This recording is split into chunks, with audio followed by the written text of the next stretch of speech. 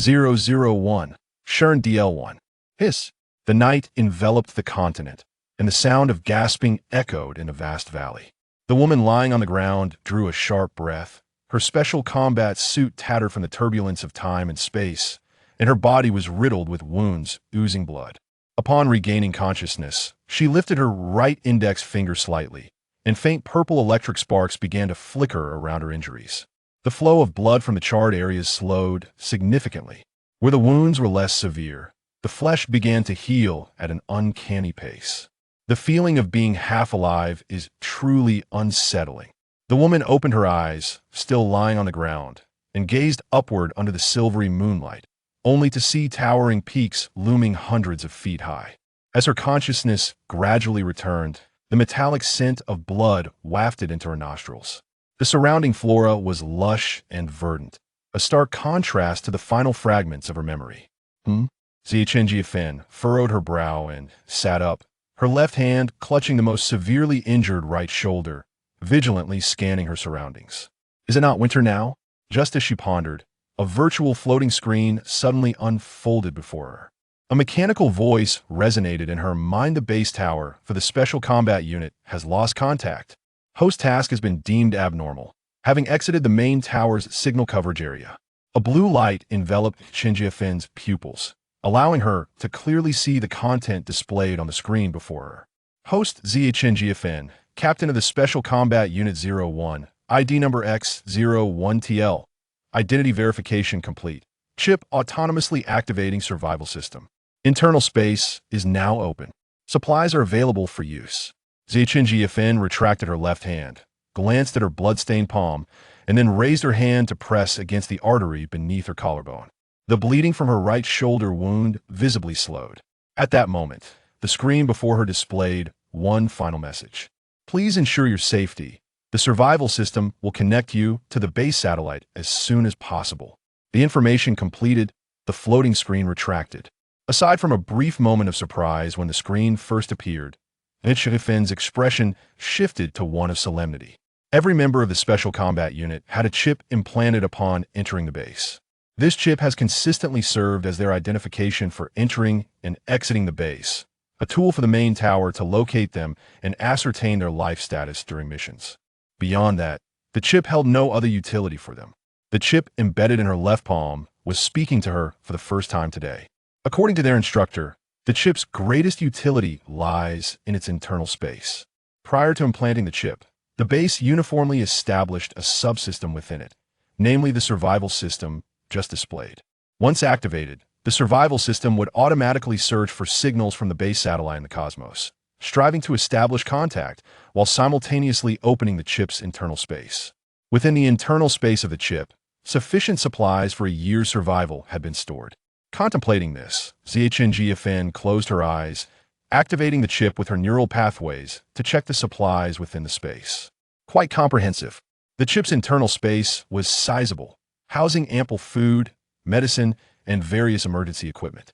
Shinjiafin exhaled in relief, opened her eyes, and caught a whiff of the metallic scent of blood emanating from her body. I need to find a place to clean my wounds. Regardless of where she was, her priority was to tend to her injuries. Otherwise, bearing this stench of blood in the woods at night would not be safe. Meanwhile, light years away, on the human planet in the Azure Star region, the Northern Hemisphere Country X was in the grip of winter. In the snow-covered mountains, the Special Combat Unit base was heavily fortified, and the control room glowed brightly, as if it were day. Alert! Alert! Special Combat Unit member X01TL has lost contact. The central screen in the control room had been flashing red for an entire afternoon. Base command personnel gathered around the table, each face etched with worry, their brows tightly knitted. Shinjiafin's mission was of utmost importance. The first to speak trailed off, and the others already understood what he intended to convey. The person beside him chimed in. We've already dispatched personnel to investigate the areas struck by lightning have turned to scorched earth, with no survivors. The elite team sent by the enemy country has not returned, including their ability users. As for the data, it's highly likely still with Shinjiafin. But Shinjiafin has lost contact. The man across from him exclaimed, exhaling heavily. The man seated at the head of the table, upon hearing this, pinched the bridge of his nose and sighed. This morning, at the border between the two nations, thunder roared through the sky, and dark clouds enveloped half the country. When the lightning struck, it illuminated half the sky, shaking the ground of the base over 1,000 kilometers away. Shortly thereafter, the control room issued a warning, indicating that ZHNGFN's chip had lost signal. Qing Shui, losing contact might actually be a good thing. At this moment, someone spoke to offer comfort. Losing contact at least proves that ZHNGFN was alive when she tore through the rift in spacetime. As long as she can survive in the cosmos, once her chip connects to the base satellite, the data can still be transmitted back. The news of losing contact was far better than confirming the death of the chip's host or her capture by the enemy country. The Special Combat Unit earned its name due to being composed entirely of ability users. Ability users are born with extraordinary abilities, and among the native ability users, the most common powers include the manipulation of natural elements such as thunder, wind, metal, fire, water, earth, and wood.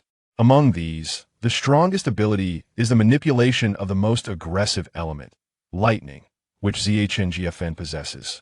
However, due to these abilities, members of the Special Combat Unit also face a fatal flaw during missions. In unleashing their full power, they are highly susceptible to tearing open rifts in space-time, becoming engulfed by the cosmos and other star regions. Even the weaker ability users are not exempt. It's just that with weaker powers, the rifts they create are smaller, and the star regions they become trapped in are closer. Once the survival system connects to the base satellite and calculates a path for their return, they still have a chance to break through the rift in space-time again. Moreover, the closer the star region they're pulled into, the higher the probability of accurate return. Conversely, the odds decrease. ZHNGFN's full-powered strike could be felt over 1,000 kilometers away, showcasing the destructive power of her lightning. It seems that ZHNGFN's return will not be as straightforward. The best outcome he could envision now was for ZHNGFN to transmit the data back, and then, supported by the stored supplies, attempt to survive in the remaining star regions. Yes, Qing Shui, compared to death or other outcomes, losing contact is indeed better for both us and ZHNGFN. Team 01 is the strongest team among the special combat units, and ZHNGFN is the captain of Team 01. Her lightning ability is unmatched. With the support of stored supplies, ZHNGFN should have no problem surviving. The urgent matter now is to investigate how the data was leaked, and Team 01, as the strongest unit, cannot be without a leader. Another captain needs to be appointed. Hearing these discussions around him, the commanding marshal could only temporarily suppress his worries and join the deliberation. Ensure that the base satellite monitoring station is on high alert once ZHNGFN's chip signal is detected. Immediately lock onto the source location and suppress information. Understood. 002. Shern DL2. All done just like that. The system hasn't connected to the base satellite yet, so let's save the data first. In the cave, ZHNGFN sat beside the smoldering fire, stretching her left arm and yawning, meticulously checking the data copied on the screen, temporarily storing it within the chip system. Subsequently, she gathered her left hand and stowed away the bloodied and flesh-strewn micro-flash drive into her spatial pocket. After addressing these matters, she once again bandaged her right shoulder wound. Although it was merely a micro-flash drive, only slightly larger than the chip implanted in her left palm, extracting it from her shoulder proved to be quite a strenuous task. Once dislodged, re-bandaging the wound was equally laborious. Qing FN grimaced in pain, beads of cold sweat forming on her forehead, yet she remained silent throughout the ordeal. After gritting her teeth to secure the bandage, she muttered, "Once the injury is healed, I shall venture out and explore. For now, it is best to remain concealed within this cave." She was utterly unfamiliar with her surroundings. This entire world felt profoundly alien to her. Remaining cooped up in this cave was not a viable option should danger approach. She would be left in a precarious position. As Qing FN contemplated which direction to take for her exploration post-recovery, a faint sound of footsteps gradually approached the cave. The sound was so subtle that it hardly resembled the tread of feet. There's a delightful scent of fresh blood inside. A child's voice, timid and innocent, echoed, only to quickly fade away. The language resembled the archaic incantations she had once encountered during ancient rituals. Awkward and obscure, but what astonished Qing FN was that she understood it. Indeed, She comprehended it. In the absence of external cultural interference, the sentient beings of each realm possess their own unique civilizations, which are often impossible to replicate in their entirety. However, this language had once been taught to her in the exact form. Ching Fn slowed her breathing, narrowing her eyes as she focused intently on the cave entrance. Listening to the footsteps linger outside, she glanced up at the cave's opening and dispelled the gathering electricity. The slightly oppressive air within the cave returned to normal the moment the lightning receded. Even her breathing became noticeably easier. Suddenly, a lioness lunged into the cave, charging directly at Ching Fn. Seemingly stimulated by the scent of blood emanating from Ching Fn, the lioness was infused with vigor, baring its sharp teeth as it aimed for Ching Fn's neck. Having endured hunger for several days, this mother and cub had finally found sustenance. As the lioness's claws approached to rend her chest, Ching Fn sat cross-legged on the ground, raising her right hand a few centimeters above her knee before forcefully slamming it down. With a thunderous crack, purple lightning descended from the heavens, shattering the glass-like shield surrounding the lioness, and continued to strike fiercely upon her back. The air was filled with the acrid scent of burnt fur and flesh. Roar! Upon hearing the lioness's anguished roar, a cub dashed into the cave. Don't come over here, the lioness bellowed at the cub. The lioness, having been struck by lightning, felt a scorching pain in her back, instinctively rising in fear of Ching Fn. Terrified of another assault, the lioness pounced onto her cub, pushing it aside. Due to the force of her actions and the confined space of the cave, the lioness crashed against the rocky walls while clutching her cub, subsequently tumbling beside the wall. Ching Fn cast a sidelong glance at them, her inquisitive gaze sweeping over the pair. The lioness was visibly anxious. Who was this female? Which tribe did she belong to? How could she possess such strength to defeat her in beast form without transforming? Moreover, the lioness detected the strong scent of blood on Ching Fn, indicating she was likely injured. What level of combat prowess did she possess? Transform into human form. Ching Fn intoned in the language of this world. The lion and her cub, having initially perceived her as a native beast woman, were unsurprised to hear her speak in their tongue. Ching Fn fixed her gaze upon the lion and her cub, her demeanor commanding, as her previous remark resembled a directive. The lioness dared not resist for such a trivial matter. Though uncertain of Ching Fn's reasons for requesting her transformation, the lioness complied, swiftly shifting from her beast form into that of a human before Ching Fn. In an instant, the fierce lioness transformed into a slender, fair-haired woman of striking beauty. Witnessing this transformation, Ching Fn's mind raced, igniting memories of her initial encounter with Ju. In those days, Ju had similarly transformed before her, shifting from a silver fox into a bewitchingly elegant silver-haired woman. Indeed, the cosmos is replete with sentient beings of diverse forms. Among them, many possess extraordinary abilities. The gifts bestowed by nature can tear open rifts in spacetime, allowing them to traverse other star domains, just as beings from those realms can enter her world. Ju is one such being, the one who had taught her the language of the Beastmen. Which tribe do you belong to? Ching Fn inquired, retracting her gaze. We belong to no tribe, we are now wandering beastmen, the lioness replied, cradling her cub, who had transformed into a 6- or 7-year-old golden-haired boy. The boy bore a resemblance to his beast mother, his youthful features delicate yet somewhat gaunt, with the contours of his bones visible beneath his skin. Ching Fn pressed further. What is the reason? The leadership of the tribe, changed the old Lion King, was too aged to triumph over the new Lion King. The new Lion King killed all of the old Lion King's cubs and demanded that his females bear his offspring. I witnessed my 4 cubs perish before my eyes. I could not bear the thought of TT meeting the same fate. In a frenzy, I fought back. During my struggle, I managed to injure the new Lion King. Enraged, he vowed to kill TT and consume him. I was no match for the new Lion King, so I urged TT to flee. After he escaped, I seized the opportunity to escape the tribe, finding TT, and thus we became wandering beastmen. As Jy recounted these events, she felt a wave of dread wash over her, grieving for her 4 cubs and her sisters. Her cubs, so young, had been taken back by the beast god. Moreover, her sisters, after losing their cubs, were forced to bear new offspring for the new Lion King, who had slain their young. Listening to the bloody tale precipitated by the change of leadership among the lion tribe, Ching Fin found it difficult to muster much sympathy.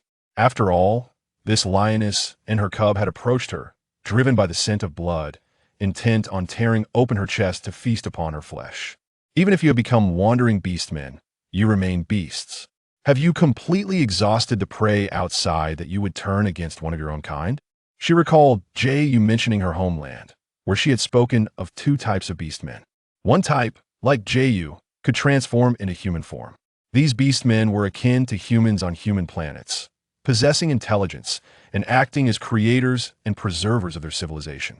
The other type could not assume human form and were referred to as meat beasts by the beastmen, essentially prey. 003. Territorial War 1. Among the orcs, conflicts may arise due to tribal wars or the shifting of power within clans, leading to fierce battles.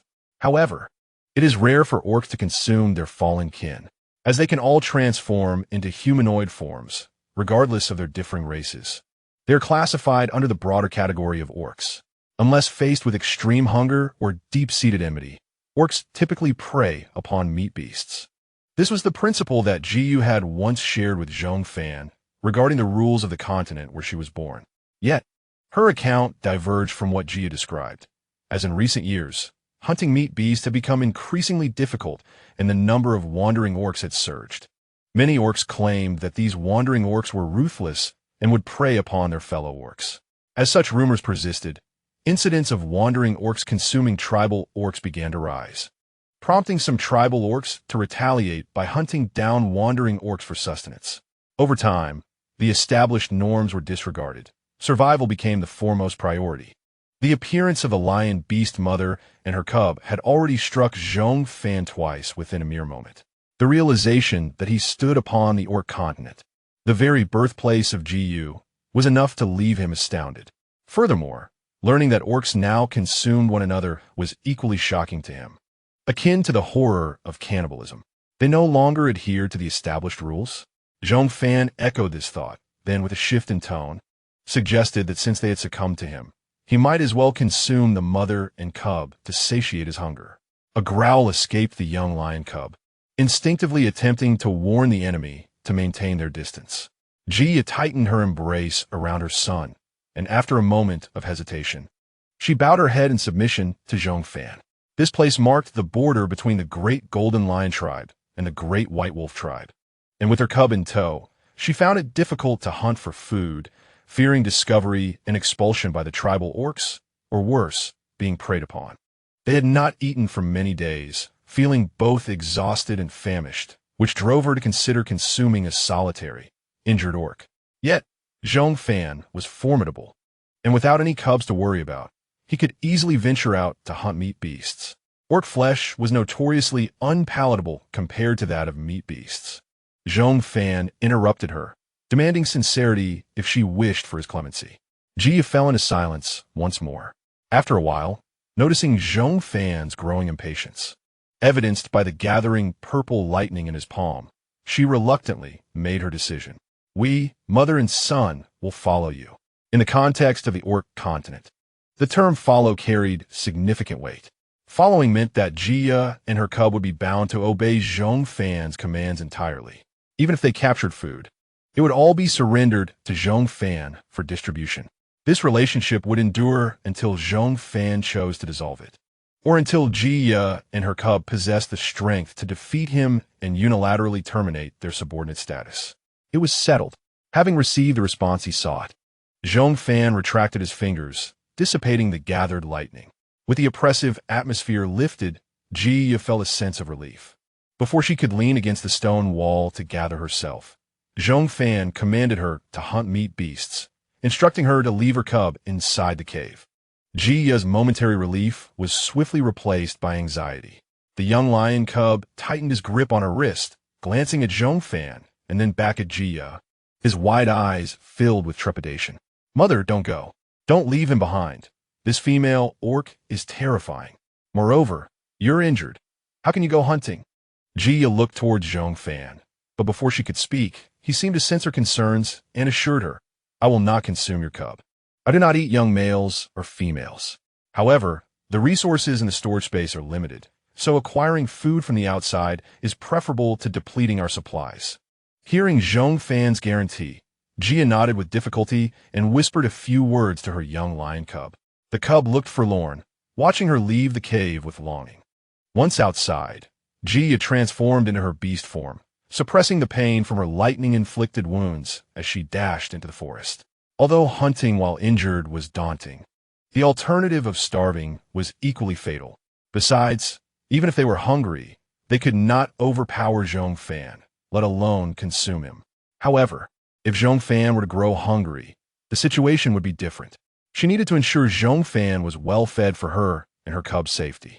Jia deeply regretted her decision to hunt Zhong Fan today, a sentiment shared by her cub, Mo Ting Ta. At that moment, while in the same cave as Zhong Fan, Mo Ting Ta could only huddle in a corner, fearing that Zhong Fan might suddenly transform and reveal her menacing jaws. He should not have called out to his mother about his hunger. If he had only waited a little longer, she wouldn't have taken the risk of hunting this female. You come here. Zhong Fan's voice sounded to Mo Ting Ta like an ominous summons. Huddled in the corner, he hesitantly inquired, "Are you hungry?" If she wasn't, he would approach. If she was, he would not. "I told you to come here. Is your questioning excessive?" The purple lightning danced mischievously at Zhong Fan's fingertips, crackling ominously. Mo Ting Ta, frightened, could no longer maintain his humanoid form. Furry ears sprouted from his head, and a long lion tail extended from his spine. Zhong Fan observed his transformation, but said nothing. It was only when Mo Ting Ta took a tentative step toward her, nervously fidgeting with his fingers, that she inquired, "Is your name Tata? Mo Ting Ta?" Zhong Fan nodded and further queried, "From the nearby Great Golden Lion tribe?" She recalled the female lion had mentioned that this was the border between the Great Golden Lion tribe and the Great White Wolf tribe. Mo Ting Ta shook his head. "No, my mother and I escaped from the smaller Golden Lion tribe further south. The Golden Lion is a large clan, and many orcs belong to the Golden Lion tribe, which comprises numerous subtribes. Each Golden Lion tribe is categorized as either large or small based on the number of Golden Lion orcs it possesses. Typically, a tribe with over 100 orcs is considered a large tribe." Zhong Fan had also heard Jiyu mention this classification of tribes. "What is your combat rank?" Zhong Fan continued to question Mo Ting Ta. Jiyu had previously mentioned that all orcs on the continent possessed abilities akin to supernatural powers, yet distinct from them. This ability was referred to as spiritual power in the orc continent. Spiritual power manifested during combat, with beast forms facilitating its expression more effectively than humanoid forms, which is why orcs preferred to fight in their beast forms.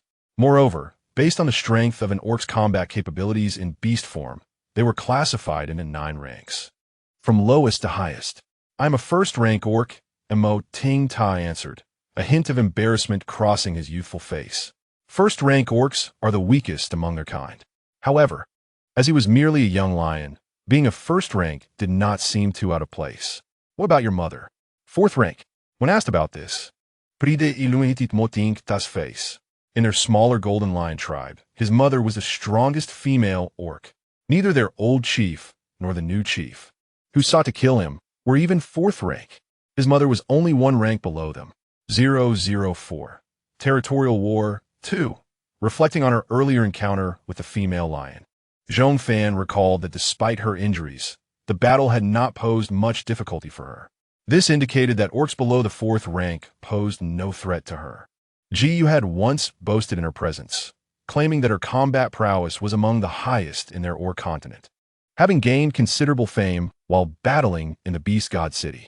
To be fair, after being swept into the human planet through a time-space rift and joining their specialized forces, Jiyu had indeed excelled. However, in her prime, Zhong Fan could easily overpower Jiyu. If Jiyu had not exaggerated her abilities with her lightning powers, she could at least rival an orc of the 8th rank on the orc continent.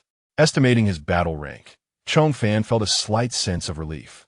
Noticing that Zhong Fan had been silent for too long, Mo Ting Ta assumed she looked down on his mother and hastily explained, 4th-tier orcs are quite formidable, capable of hunting numerous beasts for meat. In the past, half of our tribe's food was sourced by my mother. Our former tribe, the Little Golden Lion tribe, had a new leader who was merely 5th tier. Furthermore, the leaders of the Great Golden Lion tribe and the Great White Wolf tribe are both 7th tier, and they are already remarkably powerful. As for even more formidable orcs, I've heard that only in the distant Beast God City are there orcs of the 8th and 9th tiers. In the Orc continent, a battle power of 7th tier or above is sufficient to dominate a region. Zhong Fan, listening to Motinta's incessant chatter, raised a hand to scratch her ear and casually remarked, "Even while injured, I could defeat your mother. Don't you think that makes me even more impressive?" Motinta's words were lodged in his throat. Zhong Fan continued, "What is your mother's name?" Motinta answered truthfully, "Jia. My mother is named Jia." "All right, you may go and play now," Zhong Fan yawned lazily, waving her hand at Motinta before swallowing an anti-inflammatory pill. She then rose and moved to the haystack, lying down to sleep. Rest is the best form of healing. Motinta observed as she slapped her mouth a few times with her left hand, yawned, and promptly fell asleep. How audacious of this female to disregard him and simply sleep. Motinta pondered anxiously, yet dared not act recklessly towards Zhong Fan. He could only tread lightly to the cave entrance to observe her reaction. Seeing Zhong Fan lying still, her chest rising and falling gently, Motinta's eyes sparkled with intrigue. Just as a small foot was about to step out of the cave, a bolt of lightning struck down from nowhere. A deep fissure appeared on the cave floor, and Motinta froze in place. "Little one, it is best not to be mischievous. It is wiser to heed the words of the elders. If there is a next time, your mother will be saddened." Zhong Fan's voice floated lightly, her eyes remaining closed, as if she were speaking in her dreams, sending a shiver through Motinta's entire being. Meanwhile, approximately 15 kilometers away in the Lion Forest, a young man with golden curly hair pounded his fist angrily on a stone table. "Second brother, our elder brother was expelled from the tribe by our father for waging war against the White Wolf tribe privately, which caused severe losses to the tribe. Beside him, a younger-looking man attempted to persuade him. Ling Han, still filled with resentment, retorted fiercely, "Father only cares about those females. He has grown old. Must we be subject to his control for the rest of our lives? Without real power, what use is it to be the tribe's heir?"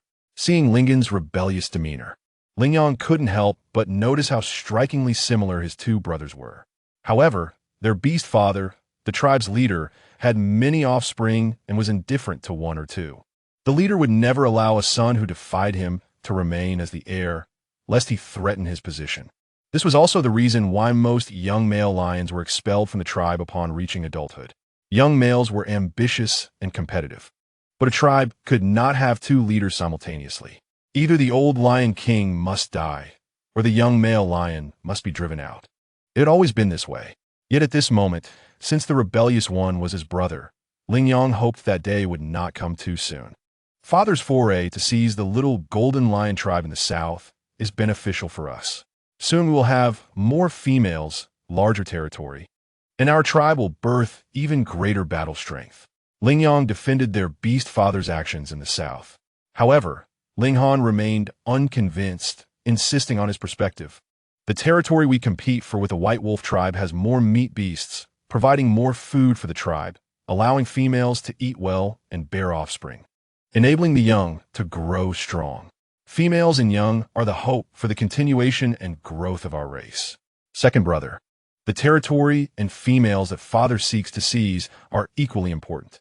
Before Lingyang could finish his thought, Linghan interrupted. That is important to him. The mothers can no longer satisfy his needs. He must seize more females. Lingyang fell silent, at a loss for words. Once he brings back those females, the tribe will soon see more young ones. It is summer now, and meat beasts are relatively easy to hunt. The tribe is not worried about food. But what about winter? Have you considered that? If those females come back and happen to bear his young, it will not only affect hunting, but also require even more food during winter. There are so many orcs in our tribe. During winter, food will already be insufficient. Bringing back so many mouths without competing with the White Wolf tribe for that territory, are we to wait for starvation? Lincoln's words were certainly grounded in his own considerations and were indeed quite reasonable. Seizing females to bear more young could strengthen the tribe. But the premise is that they can afford to sustain them.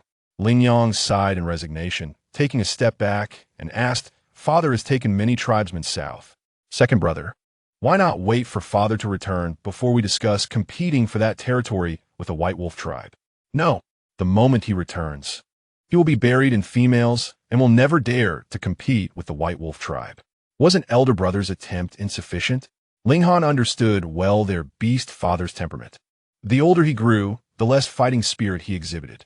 But second brother, the leader of the White Wolf tribe, is Tsangxiu. He is a 7th-tier orc, just like father. Ling Yang reminded Ling Han of this harsh reality. In their tribe, only their father's battle power reached the 7th tier. Can't you see? Although both are 7th tier, Tsangxiu is young. He is just your age, in the prime of his fighting years. Father is unwilling to confront Tsangxiu directly. He fears losing face. Ling Han cursed inwardly, calling him coward. If he had 7th-tier battle power, it wouldn't matter if he were over 50 or even 60. He would have no fear of combat. With over 50 years of battle experience accumulated, how could he be afraid of a mere 22-year-old brat like Tsangxiu? Ling Yang was rendered speechless by Lingen's words, and the dissatisfaction he harbored towards their beast father began to fester under Lingen's provocation. The aging beast father grew older by the day, becoming increasingly shameful. "I do not care.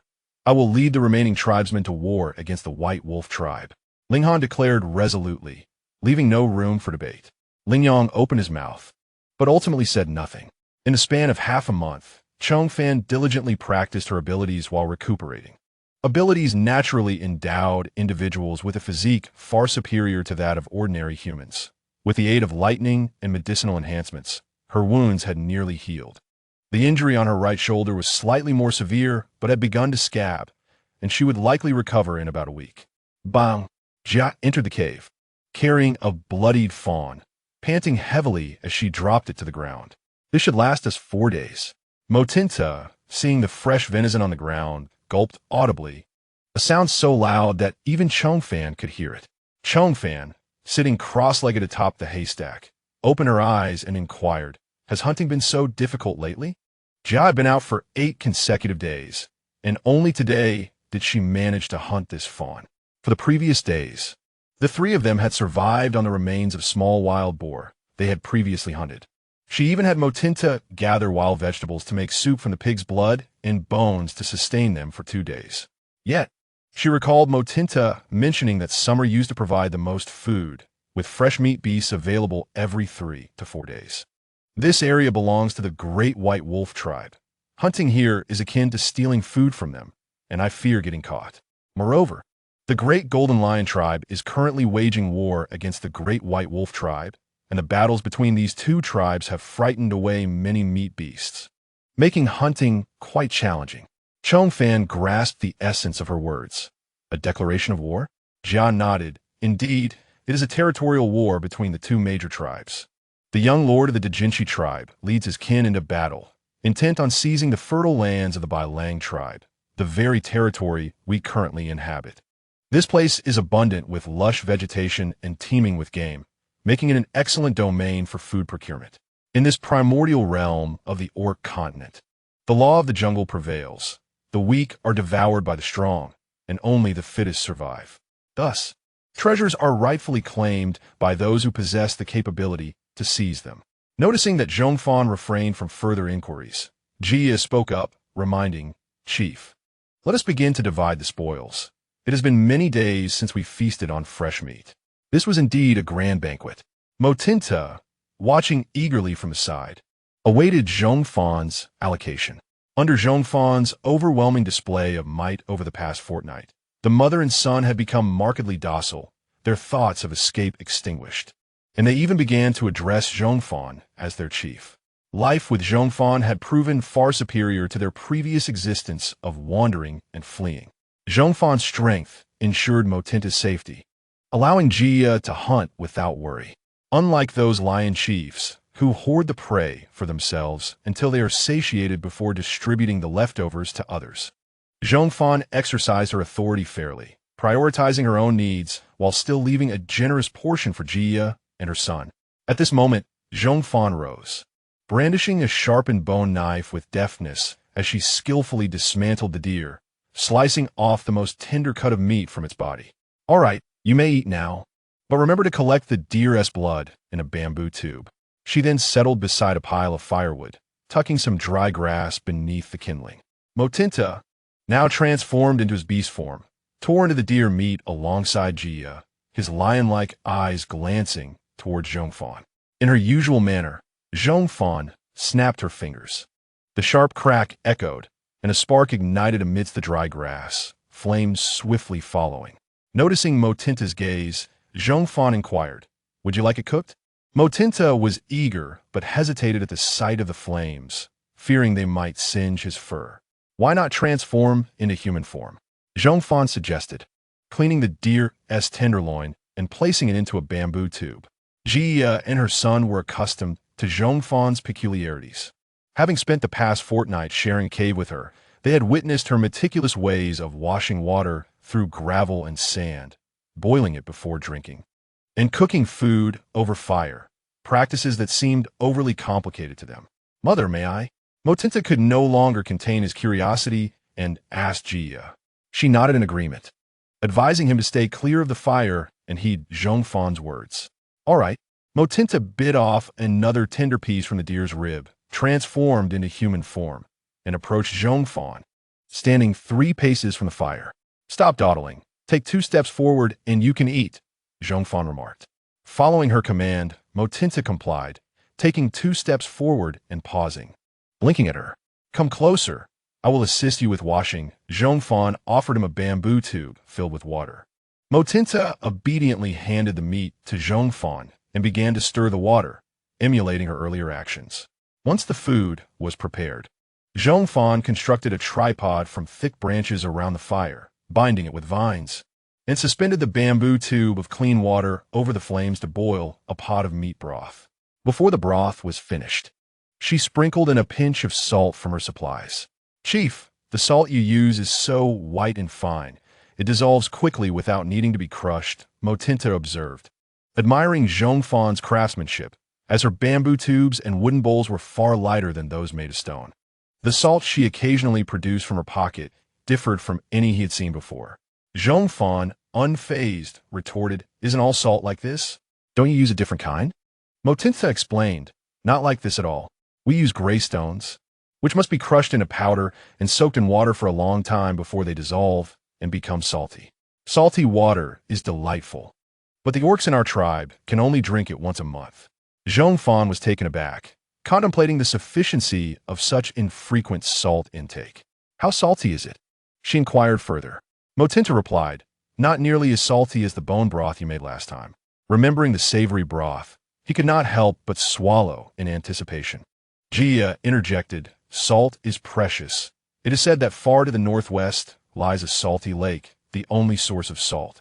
Each year, during the hottest season, orcs from the Ma-Chan tribe travel from the northwest, bringing salt wrapped in animal skins in exchange for our food. It takes a large beast to trade for a piece of salt the size of my fist." As she spoke, Jia demonstrated the size with her hand. The trade for salt requires an abundance of food, making it exceedingly rare for the tribe to acquire it. Thus, indulging in salty water only once a month is indeed a luxury. After listening, Zhong Fan nodded, understanding the situation. In her reserves, the stocks of salt and sugar exceeded those of compressed rations, alleviating any immediate concerns regarding salt. As long as she could find a means of replenishment before her supplies dwindled, she would be fine. Indeed, salt is rare. Motinta nodded vigorously, inhaling the fragrant aroma of the meat broth wafting from the bamboo tube. Zhong Fan removed the tube and set it aside to cool, distributing 2 bowls of broth to Jia and Motinta. In their former tribe, Jia and Motinta had never tasted such a delectable meat broth. Even though Zhong Fan's culinary skills were modest and her seasoning sparse, they quickly consumed every last drop of the broth. Once Zhong Fan had finished eating, Jia proactively stepped forward to tidy up the utensils, with Motinta assisting beside her. They placed the bamboo tubes and bowls into a basket, and Jia announced, "I will wash these by the river." She understood the new chief's rules. No meal comes without a chore.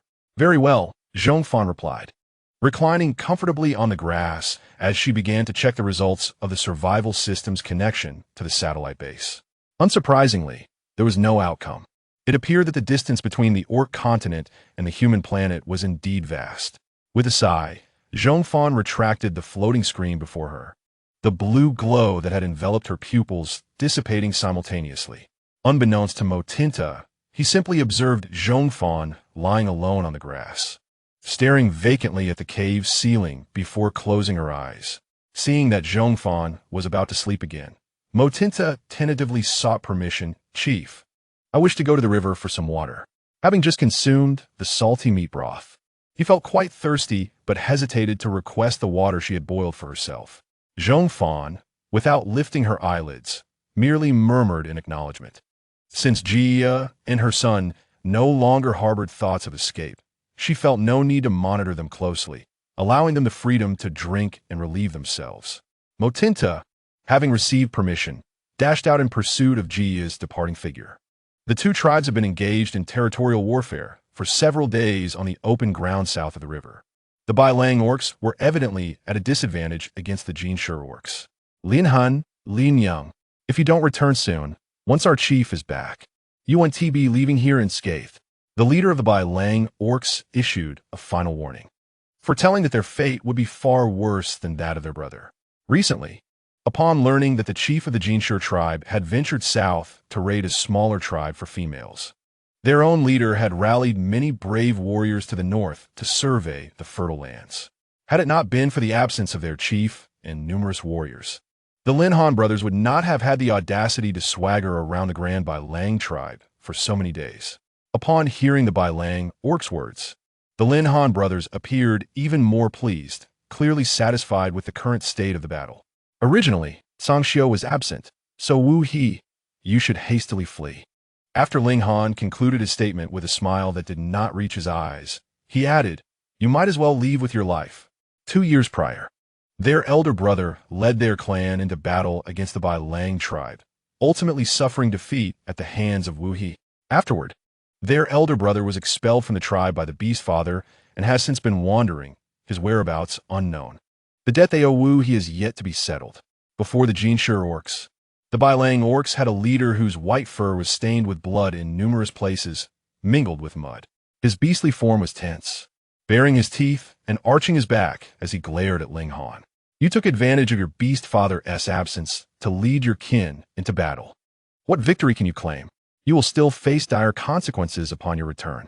Wu He was well acquainted with the old leader of the Jinshe tribe. The old Lion King had a strong desire for control and would not permit any clan member to act against his orders, including his own sons. Yet, the younger males of the Lion clan were notoriously rebellious. Seeing the darkened expression on Ling Han's face, Wu He continued, "What does it matter if you seize this land today? When our leader returns, he will reclaim it. And you, Ling Han and Ling Yang, even if you manage to take this land, you might not be hailed as heroes upon your return. It's possible that the land will ultimately belong to your Beast Father, leaving you to await expulsion from the tribe, just as your brother did." Wu He's words struck a chord with the Ling brothers, and Ling Han's face darkened further. Initially reluctant to venture deeper into the Bailang territory, he now had a change of heart. "Wu He, it's too late for you to escape now. I will surely send someone to hunt you down. You have battled our tribe's warriors for 4 days, and now you dare to confront us while injured. Prepare to meet your demise." Wu He, a warrior of the Bailang tribe, had just reached the 6th tier of combat strength, fluctuating between the pinnacle of the 5th tier and the novice 6th tier. Taking advantage of his injury to eliminate him here would prevent the Bailang tribe from nurturing another high-tier warrior in the future. Upon hearing Ling Han's threat, Wu He scoffed, "You are merely a mid-tier 5th-level orc, Ling Han. Do not overestimate yourself. Even injured, I am not so easily dispatched." Within the ranks of orc warriors, each tier was further divided into novice, intermediate, advanced, and peak classifications. Even among those of the same tier, combat prowess could vary significantly. The exchange between Wu He and Ling Han was decidedly unfriendly, with tensions escalating dangerously. Nearby, hidden within the thicket at the forest's edge, Mo Tingta concealed himself, peering through the gaps in the foliage towards the riverbank. A skirmish ensued between a dozen Bai Lang and over 20 Jinshi orcs, with the numerical advantage of the Jinshi tribe manifesting vividly. He counted the warriors on both sides, widening his eyes in astonishment as he realized that the Jinshi tribe had brought 26 orcs. Moreover, he noticed several more Jinshi orcs approaching from the distance. How could they possibly win? The Bai Lang tribe would certainly be unable to hold this territory. What are you doing? Jia approached quietly and crouched behind Mo Tingta, reproaching him in a hushed tone. Do not wander outside. Come back with me. With two major tribes engaged in conflict, he dared to observe the spectacle. Should he be mistakenly harmed or captured, there would be nowhere for him to lament his fate. Shoo! Mo Tingta clearly wished to remain, whispering to Jia, Emma, let's watch a little longer. They are all fighting. No one will notice us. The growth of young beasts necessitated guidance from adult kin, as they learned to hunt and fight through observation and imitation, a rite of passage ingrained in their very DNA. But it is too dangerous here, Jia expressed her concern. At that moment, she felt helpless regarding the differences between female and male lions. With distinct physiological structures came varying advantages and disadvantages, leading to significant disparities in hunting and combat techniques. Do not worry, Emma. The Jinshi orcs are quite focused during their battle and lack the energy to notice us. Mo Tingta peered out, stretching his neck. Jia conceded his reasoning was sound. Furthermore, since becoming a wandering beast, it had been far too long since Mo Tingta had encountered male Jinshi orcs. Learning hunting techniques from her was not an option. After considering this, Jia nodded. Very well, let us proceed with caution. Initially, Jia believed that the conflict between the two tribes would not involve them directly. At most, if discovered, they could flee quickly. However, she did not anticipate that the Bai Lang orcs arriving to provide support would encircle them from behind, severing their escape route. Mistaking them for members of the Jinshi tribe, and assuming their concealment was a ploy to ambush the Bai Lang orcs. This is truly incomprehensible. Montauk Tingta exclaimed in frustration. We are wandering beasts. Do you not understand? We merely passed through. The location marked the boundary between the Bai Lang and Jinshi tribes. If you claim to be wandering beasts, why do you not transform to show us your beast forms? If you're not from our tribe, you must belong to the Jinshi tribe. The 5 Bai Lang orcs who had come to provide assistance disregarded Mo Tingta's explanations, transforming into their beast forms and forcing Jia and Mo Tingta out of the thicket and into the riverbank battlefield, with the appearance of a female and a cub. The conflict between the two tribes came to a halt. What is going on? Wu He inquired of the 5 orcs. One of them responded. They were lurking stealthily within our territory, claiming to be wandering beasts, yet they would not transform to show us their forms. They must be sent by the Jinshi tribe. Wu He's gaze turned fierce as he looked at Jia and her cub. On the Orc continent, nearly all tribes adhered to the belief that others who were not of our kind harbor ill intentions. When it came to outsiders stepping onto tribal lands, the orc tribesmen were more lenient toward wandering beasts than toward other foreign orcs. Wandering beasts, by nature, roamed freely, and entering tribal territory to scavenge for food on the fringes was deemed acceptable. However, the intrusion of orcs from other tribes into their territory was utterly unforgivable. Are you Jinshi orcs? We questioned Jia and her cub. Ji, you could only insist. We are wandering orcs without a tribe.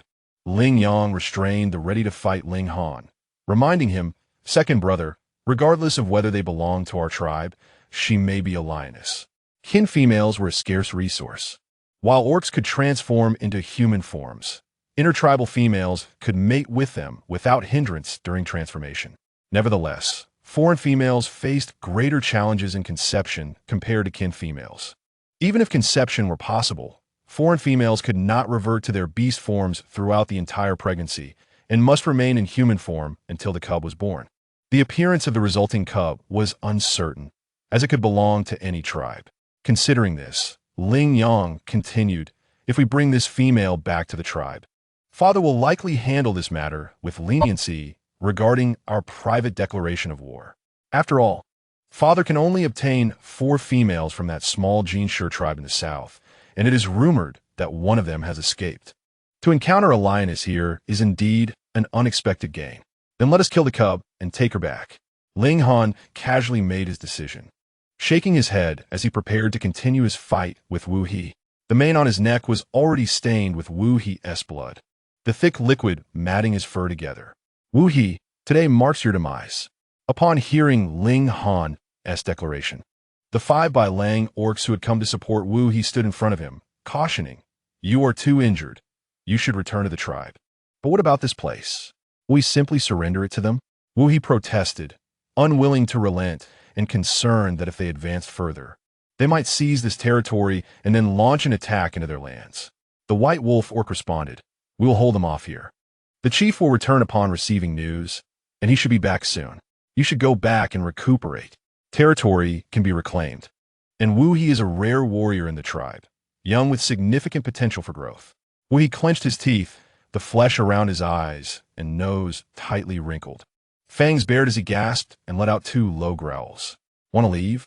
Ling Han lunged at the few White Wolf orcs guarding Wu He, exclaiming, "Did you ask for my permission?" At Ling Han's signal, a multitude of golden lion orcs surged forth to encircle Wu He. Mianwile, Ling Yang, accompanied by another golden lion orc, advanced towards Jia and her child.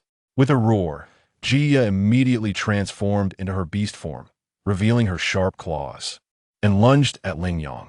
Ling Yang's combat prowess was at the preliminary 5th tier, while Jia barely reached the advanced 4th tier. Even holding him off would be a challenge, let alone facing another golden lion orc. "Tata, run!" Male orcs typically refrain from harming adult female orcs of their own kind. Even if she were captured by the Golden Lion tribe, she would not be in danger. Conversely, if Tata were captured, it would spell his doom. The male orcs of the Golden Lion tribe would kill her offspring to force her into a state of heat, diverting her energy from Tata to birthing new young. Mo Ting Ta transformed into his beast form, appearing small and hesitant in comparison to the adult male lions. Seeing him hesitate to flee, Jia pounced, clawing the adult male lion and momentarily halting the golden lion's advance. Turning to him and shouting, "Run!" The golden lion orc yelped in pain, while Ling Yang, who was catching up, grew impatient and swiftly pinned Jia to the ground, biting into her shoulder. The bite was not fatal, but sufficient to diminish Jia's combat capabilities. "Kill that cub. Hurry!" Ling Yang commanded the other golden lion orc. He knew that with a fierce female orc like Jia, if they did not kill her cub, she would never consent to bear a new litter. "No, don't touch my child." Jia's shriek was heart-wrenching. Mo Ting Ta, frightened, let tears stream down his face. Witnessing Jia wounded and bleeding while still struggling against Ling Yang, he immediately turned and dashed into the forest. His small size allowed him to evade the busy White Wolf orcs engaged in battle with the Golden Lion orcs. Mo Ting Ta exerted all his strength, stumbling through the woods. Tears the size of beans flowed from his eyes, soaking his fur. Behind him, Jia's roars gradually faded. Echoing in his ears were Jia's words, "Don't look back. Run." Meanwhile, 10 kilometers away, in a valley, a pack of wolf tribe orcs hurried towards the riverbank. 8 white wolves pursued them, led by a silver-haired wolf king, darting through the forest like a shooting star. How dare the Golden Lion tribe violate territorial agreements? One white wolf fumed. Another replied coolly, "Those cunning beings breaking agreements was to be expected. Ling Han and his brother, what they call a territorial war, is, to put it bluntly, an ambush. Truly, like father, like son. Haven't they learned from Ling Gu's lesson? Their brothers remain undeterred. We should find an opportunity to deal with them." The silver wolf remained silent, quickening its pace and creating distance from the 8 white wolves behind. The trailing white wolf orcs struggled to keep up, with no energy left for further conversation. At the riverbank, the skirmish was unaffected by the serenity of the cave. Zhong Fan was sleeping soundly. Were it not for the cries of child disturbing her, she could have continued to slumber for much longer. Woo! Mo Ting Ta fled through the forest, and after several laps, he realized the Golden Lion orc had not pursued him. Yet, he had no idea where to go. The only place that came to mind was Zhong Fan's location. "Why are you wailing here?" Zhong Fan, disturbed, sat up abruptly and frowned, asking, "Where is your mother?" Her question caused Mo Ting Ta to burst into tears. "What?" Before Zhong Fan could react, Ting Ta, having shed his previous fear, leaped into her embrace, sobbing profusely. I have no mother anymore. Zhong Fan was taken aback. Ting Ta had transformed into his human form, but due to his sorrow, he remained in a half-human, half-beast state, weeping in her arms. His furry lion ears brushed against Zhong Fan's nose as he sobbed. Ashu. Zhong Fan raised her hand to wipe her nose, feeling a sense of relief after sneezing. Seeing Ting Ta in her arms, utterly distraught, she asked helplessly, "What happened?" Ting Ta stuttered, his voice hoarse from crying, "Those golden lion orcs, they took my mother away." On the battlefield at the southern bank of the river, the arrival of a new batch of white wolf orcs caught the golden lion orcs off guard. The white wolf tribe quickly turned the tide of battle. Ling Yang, sensing the unfavorable situation, whispered to Ling Han, second brother, "They have too many numbers. We should retreat for now." Song Xiu had not only recruited 2 new white wolf orcs, but seemed to have also elevated his own battle rank. Why retreat when we have come this far?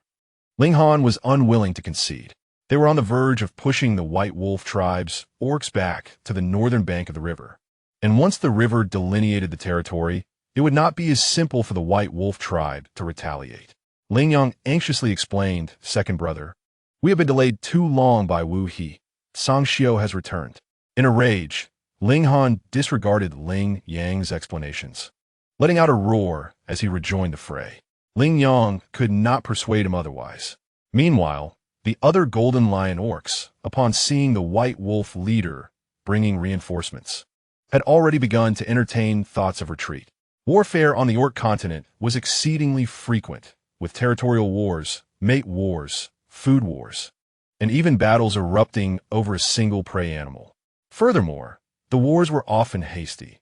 If one could fight, they would, and if not, they would flee, prioritizing survival above all. These golden lion orcs had followed Ling Han and Ling Yang to seize this land, intending to procure food within the territory of the white wolf tribe. What would happen to the land afterwards was a concern for another day. Even if it were reclaimed, there would not be a loss after a hearty meal. However, it was now clear that they might not even have the opportunity for a meal. Facing the threat of a counterattack from the white wolf tribe, why linger? Want to escape? Song Xiu discerned their intentions, biting Ling Han's neck and flinging him aside, directly tossing him to the other white wolf orcs. He then shot forth like an arrow, swiftly cutting off the retreat of the golden lion orcs. Leave none alive. Song Xiu raised his front paw, a faint silver glow enveloping its tip, and with one strike he pierced the chest of the golden lion orc before him. In an instant, blood splattered across the grass. The fourth-tier golden lion orc collapsed to the ground, forever lost to this world. The remaining golden lion orcs were greatly alarmed, and Ling Yang, holding Jia, sought to escape amidst the chaos. He could not even spare a thought for Ling Han's safety.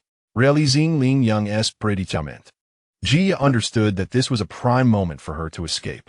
Remembering the young and helpless Ting Ta, she disregarded her own shoulder wound and immediately turned, slashing at Ling Yang's face. Roar! Ling Yang winced in pain, instinctively releasing her. However, he quickly reacted, lunging at Jia as she attempted to flee. Damn it! Ling Yang Kurset. Jia, wounded, could not manage more than a few steps before Ling Yang caught her again. Ji Yang's claw had left 3 bloody scratches on Ling Yang's face, causing his fury to surge as he bit down on her shoulder, wound once more. A bolt of lightning descended from the heavens, striking Ling Yang's shoulder with tremendous force. Jia, taken aback, quickly scrambled to her feet, dragging her injured foreleg away from Ling Yang. At that moment, Ling Yang found himself devoid of the strength to pursue her.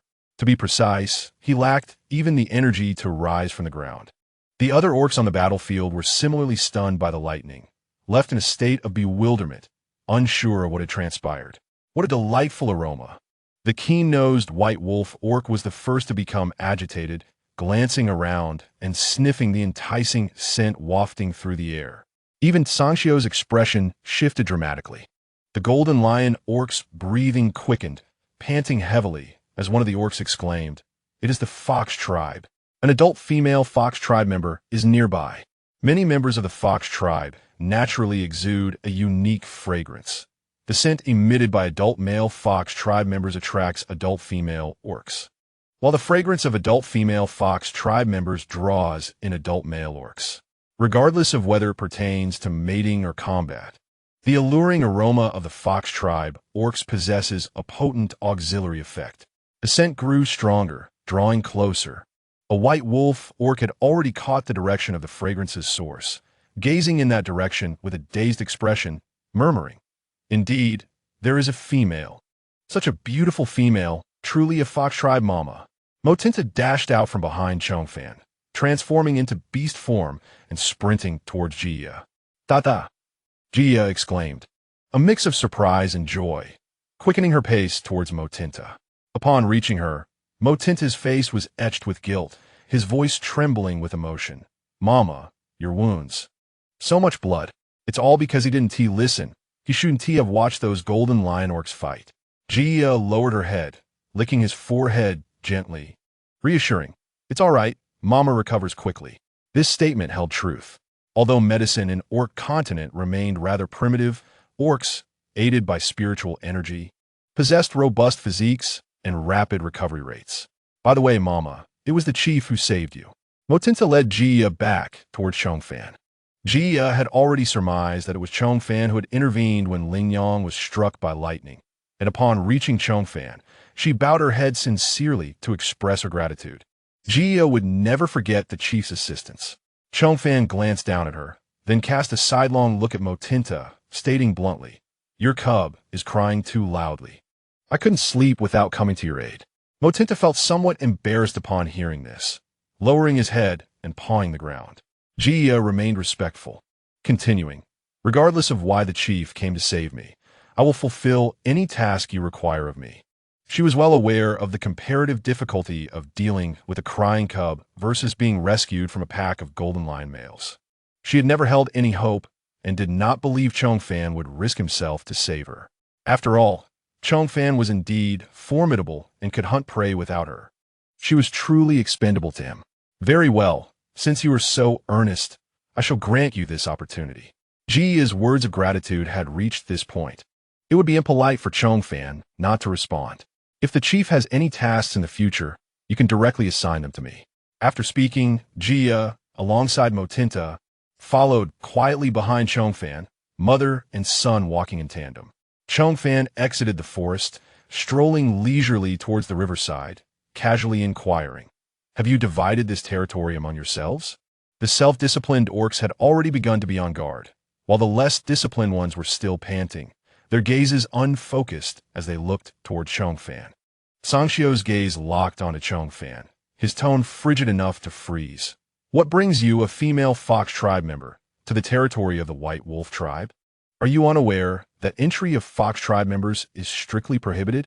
It seems you have emerged victorious."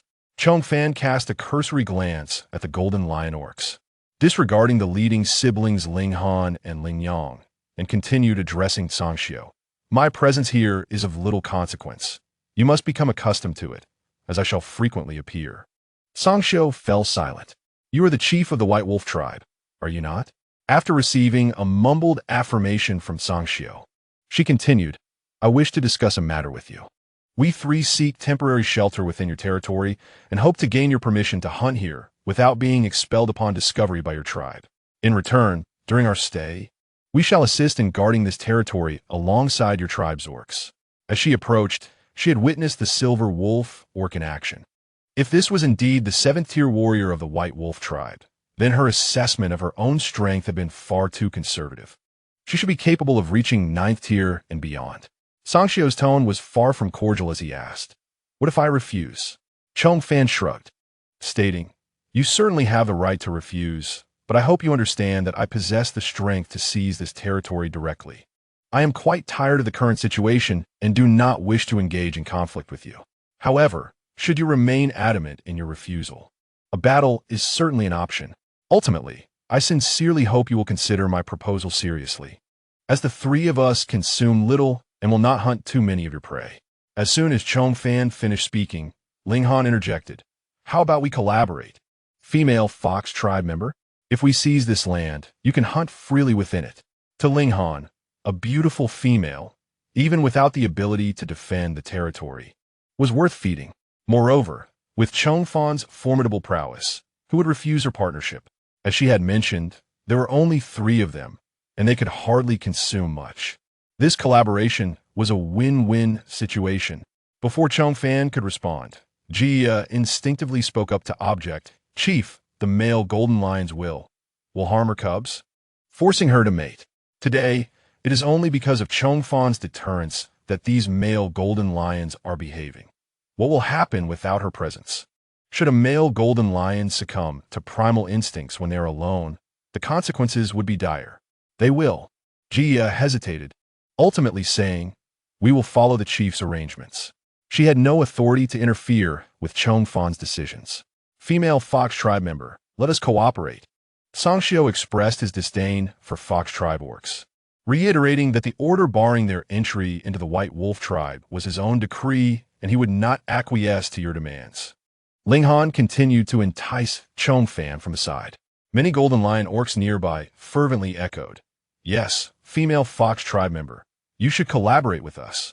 A White Wolf orc beside Ling Han stepped on his neck, silencing him, and then reminded Sangxiu, "Chief, is merely 2 females and a cub, 3 stray orcs. Allowing them to stay would not pose a problem. This Fox tribe female can even wield lightning. Her spiritual power is formidable, and it would be best not to drive her towards the Golden Lion tribe. Furthermore, the Fox tribe shares a common lineage with their Wolf tribe, and before this chief's tenure, their tribe frequently accepted female Fox tribe members. Many females successfully conceived offspring with male Wolf tribe members. The White Wolf orc urged earnestly. Initially, one might think their chief would deliberate carefully, but unexpectedly, Sangxiu flatly refused. "I have stated within the territory of the White Wolf tribe. The presence of Fox tribe orcs is not permitted."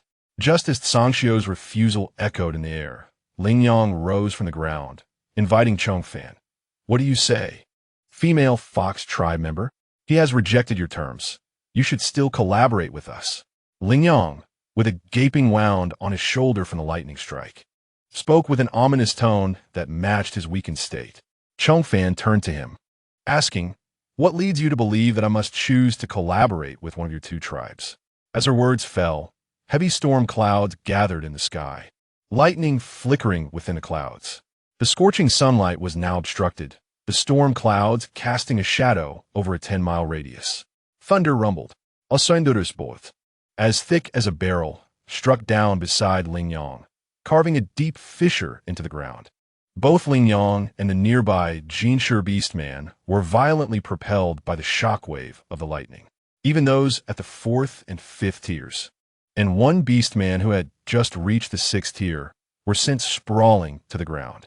Ling Yang, in particular, coughed up blood and fainted. Ling Han was utterly unprepared for such a display from Zhong Fan. "Now this territory belongs to me."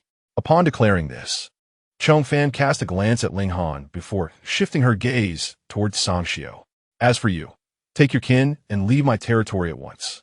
From this day forth, if any beastman of your tribe dares to step foot on my land without my consent, do not blame me for my ruthless actions."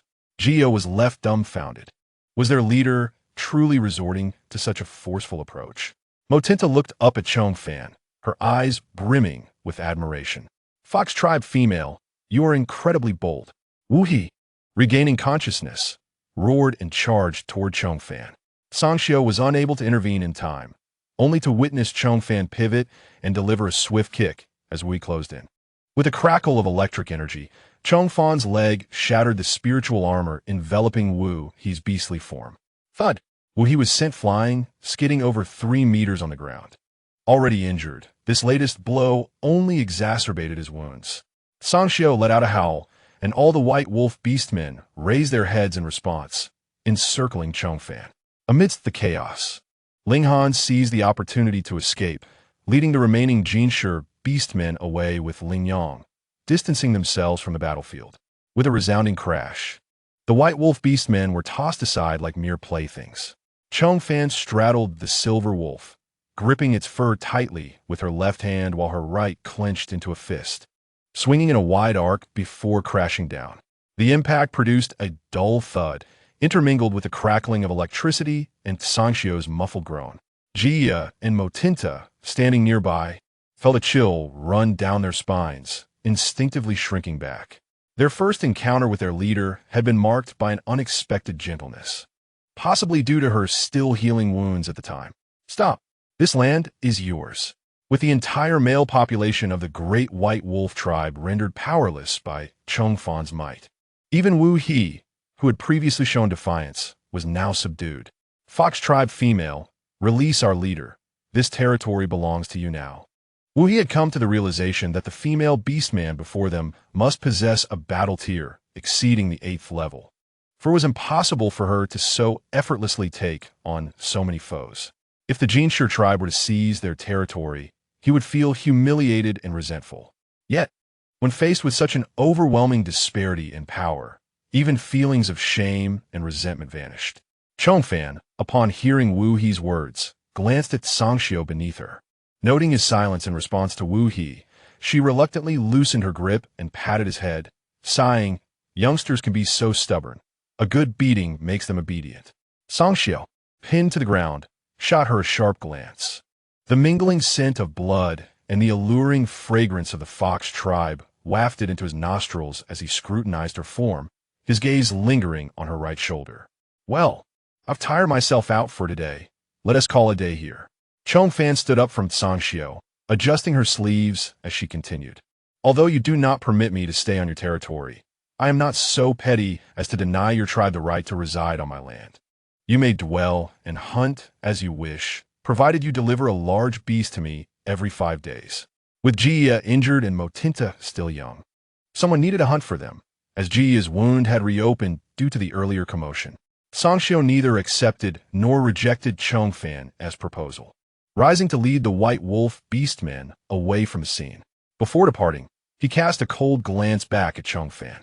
She was just as selfish and arrogant as he was, fiercely competitive and annoyingly similar to him as a female of the Fox tribe. Zhong Fan sensed his disdain and met his gaze with a nonchalant smile. A crackling sphere of purple lightning formed in her hand, and the heavy clouds above rumbled in response to her call. "Do you wish to endure another beating?" Before Sangxio could respond, the other White Wolf beastmen hurriedly urged him to leave, hastening their departure from the area.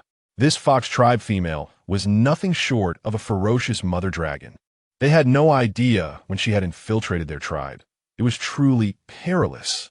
Since Zhong Fan's overwhelming defeat of the 2 tribes beastmen, the cave they inhabited and the surrounding 10 miles of forest had become her domain. The proud White Wolf tribe had simply left, refusing to negotiate for temporary lodging. Conversely, many from the great Jinshi tribe were restless, believing that Zhong Fan and Jia, being 2 female beastmen, lacked the capability to defend such a vast territory as effectively as the males of the White Wolf tribe. With this misplaced sense of security, they concealed themselves in the surrounding woods, observing Zhong Fan and Jia's movements, waiting for the opportune moment to venture into the forest to hunt. Zhong Fan, with the intent to set an example, lay in wait for them to come crashing into her trap.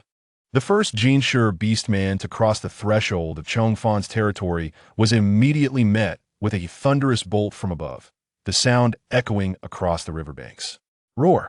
Witnessing the first Jinshi beastman reduced to charred remains beneath the lightning, the others felt a chill run down their spines and fled in terror. From this moment on, Zhong Fan's territory became a forbidden zone in the hearts of the Jinshi beastman. As for Zhong Fan herself, she now faced a dilemma even more challenging than territorial disputes or food shortages: her menstruation. "Leader, you could simply transform into your beast form. It would alleviate the hassle we female beastmen face monthly," Jia suggested. "In beast form, we do not bleed." Many female beastmen opted to shift into their beast forms during these days, finding it far more comfortable than remaining in human form. Jia, perplexed, could not comprehend why their leader insisted on enduring the discomfort instead of transforming. After all, whether male or female, the Fox tribe's beast forms were undeniably graceful. Zhong Fan was well aware that transforming would resolve her issue. She had seen Jiyu do so countless times, each occasion invoking a twinge of jealousy within her. If she could transform, she would have done so long ago. It was hardly a secret to her.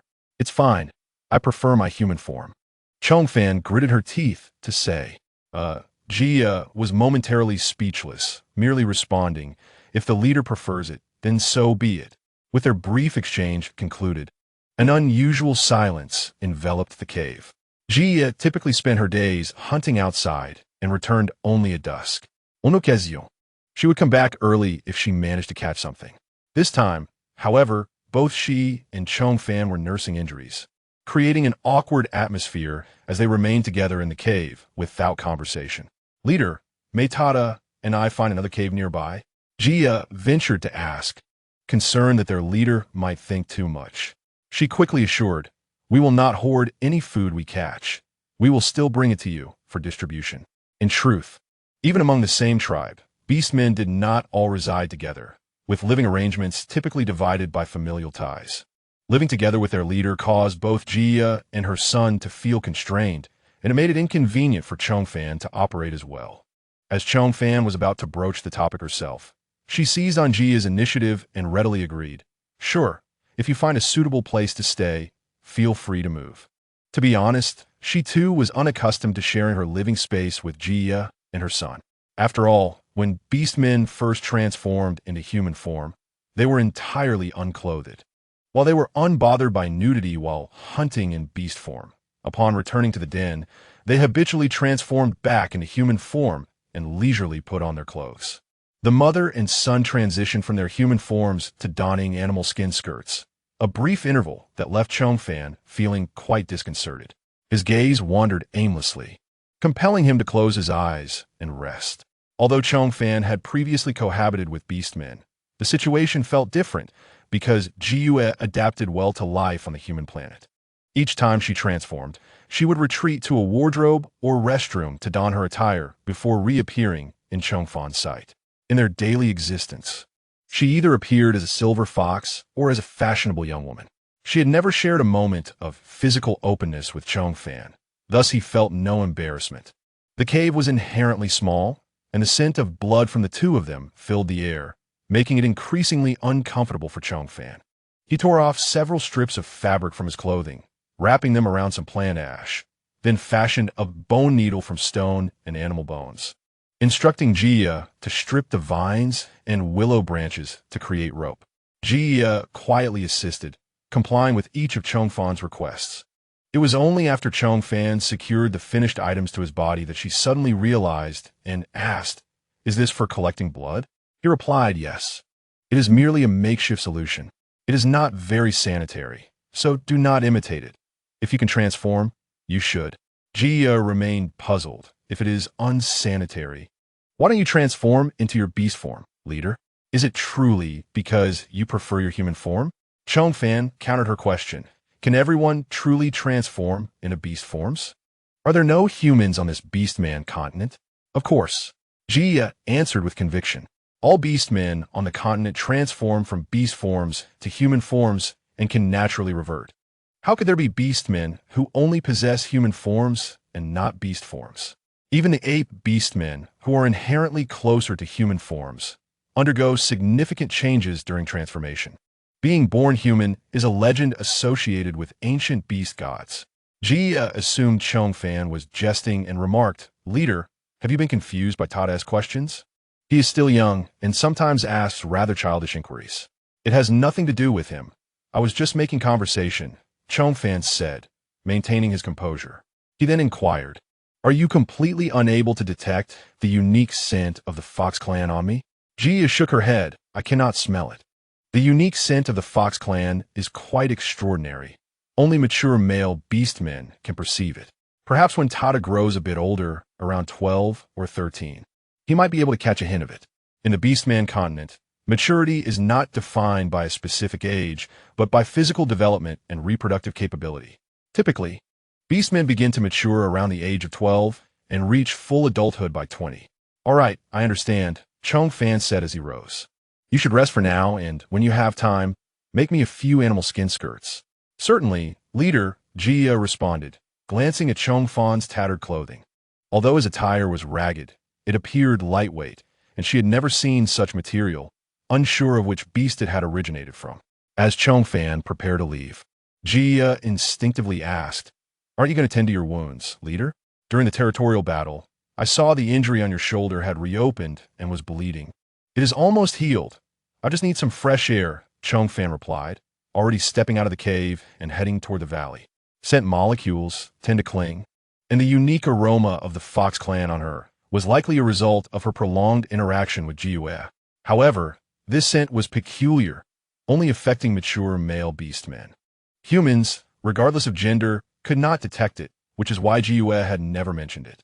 It certainly posed a challenge, for no matter how well one hid, the scent would reveal their presence, especially on the Beastman Continent, where some creatures' olfactory senses surpassed human comprehension.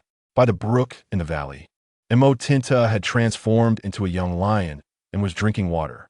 Nearby, 5 young white wolf pups were also lapping at the water. The grass by the stream bore marks of lightning, delineating the boundaries between the territory of the white wolf tribe and that of Zhong Fan. "Hey, you little golden lion, aren't you a stray beast? Where did your leader come from?" The largest of the white wolf pups inquired from across the boundary line. The other 2 pups also perked their ears up while 2 others frolicked nearby. Tinta raised his head to glance at the questioning white wolf pup, but continued drinking without responding. The inquisitive white wolf pup persisted. "I heard from my dad that your leader can summon thunder and is particularly ferocious. Do you often get beaten by her?" Tinta paused drinking, lifted his head again, and firmly replied, "Our leader is very kind and does not strike indiscriminately." "I don't believe you." The white wolf pup raised his chin, imitating what he had heard. "My uncle said your leader is fierce and not at all like a delicate and beautiful fox woman. She is more akin to a Mother T-Rex. The adults in our tribe warned us that if we ever venture beyond the stream, we might be struck by lightning. They say your leader is fierce. You're just trying to deceive us."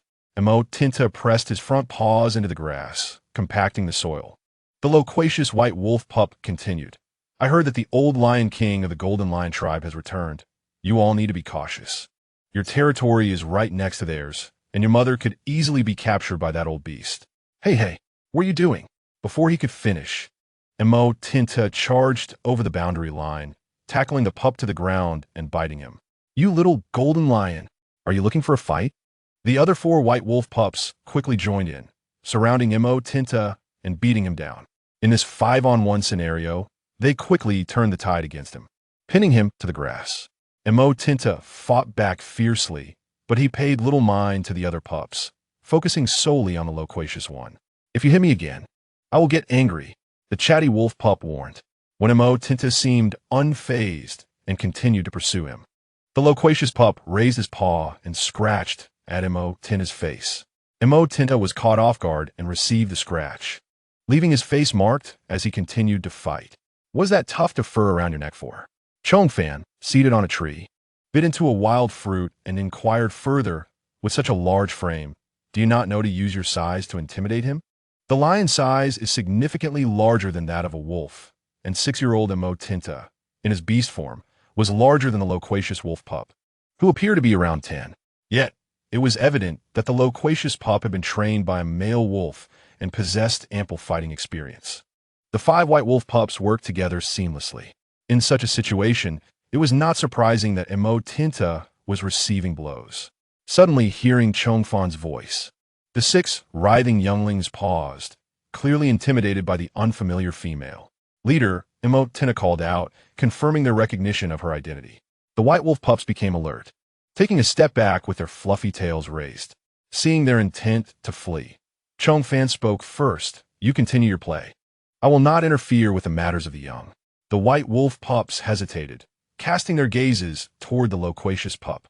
The loquacious pup, emboldened, looked up at Zhong Fan, munching on the fruit, and asked, "You truly want to intervene? If we beat him, you want to stop us?" "I will not intervene."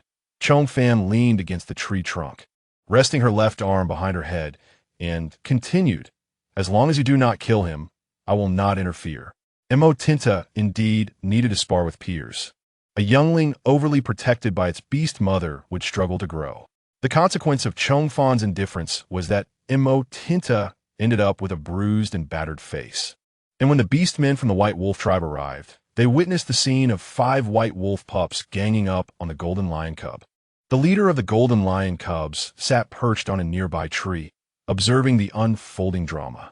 "Little uncle, look, we have triumphed over the small Golden Lion." The loquacious wolf cub scampered on its short legs towards the battered Wu-He. Wu-He took a step back, sidestepping the wolf-shaped projectile, and then turned his gaze towards Zhong Fan. "Fox Clan female, your cubs have crossed the boundary." He was oblivious to Zhong Fan's intentions and had no desire to inquire. All he perceived was that the Golden Lion cub had intruded into the territory of their white wolf tribe. Zhong Fan dismissed the matter entirely. "If you must scrutinize this boundary issue, I wouldn't mind shifting it a little further into your territory. This way, our cubs would not be considered intruders. It would be you who has overstepped." Motinta, trembling, rose from the ground, glanced at the grass beneath his paws, and then looked up at Wu-He and his group of silent white wolf beastmen. This was the reality of the higher-tier beastman's power. This was the advantage of strength. Enough, a few cubs playing around, neither seizing territory nor food, and our cubs are the ones being beaten. Why escalate this matter? Zhong Fan waved her hand at Wu-He and the others. "I do not wish to engage in conflict today. Let us all return to wash up and rest." Wu-He clenched his teeth in frustration. This Fox Clan female was utterly arrogant. "Wu-He, everyone is injured. Do not act impulsively." A white wolf beastman approached to restrain Wu-He. Speaking softly, "She indeed has no intention of seizing territory, and the cubs are fine. Let us go." As long as the cubs' play did not endanger their lives, the adult beastmen need not intervene. Wu-He had no intention of rushing back to endure another beating from Zhong Fan. Seeing an opportunity to retreat, he decided to let it go. "Let's head home for some meat." The loquacious wolf cub sprinted ahead, with 5 wolf cubs frolicking across the grass. The white wolf beastmen gradually distanced themselves, the sound of the 5 wolf cubs' laughter occasionally drifting back. Zhong Fan leapt down from the tree and beckoned to Motinta. He trudged forward heavy-footed and asked, "Leader, did I embarrass you?" Zhong Fan was somewhat taken aback. The young cub, despite his small stature, possessed a strong sense of honor. Noticing Motinta's still drooping demeanor, Zhong Fan continued, "At your age, losing a fight is nothing to be ashamed of, especially against opponents who are older and outnumber you. I certainly do not perceive any shame in it. However, if you wish to feel that way, it could be a good thing, as knowing shame can lead to courage. If you truly feel embarrassed, engage with them more often. One day, you shall be able to hold them down. The day you can break through and turn the tide. I will regard you as formidable." Rising after a fall requires immense courage to endure setbacks, patience to gather strength, and wisdom for self-reflection. Success relies on duration, not speed. An initial advantage does not equate to victory. True victory comes when one laughs in the end. "Really?" Motinta's eyes suddenly brightened, his ears perked up. Zhong Fan raised an eyebrow. "What do you mean by really? If I can defeat them, would you truly think I am formidable, leader?" At that moment, an insatiable desire for victory surged within Motinta. Zhong Fan smiled, of course. Motinta unconsciously began to sharpen his claws against the ground. Zhong Fan then inquired, "What did you gain from that fight?" Motinta tilted his head in thought and replied, "Those 5 cannot be together. Next time, I must find a way to separate them and take on the talkative one alone. Why not use their own strength against them?" Zhong Fan asked further. Motinta did not comprehend. "Leader, what does using strength against strength mean?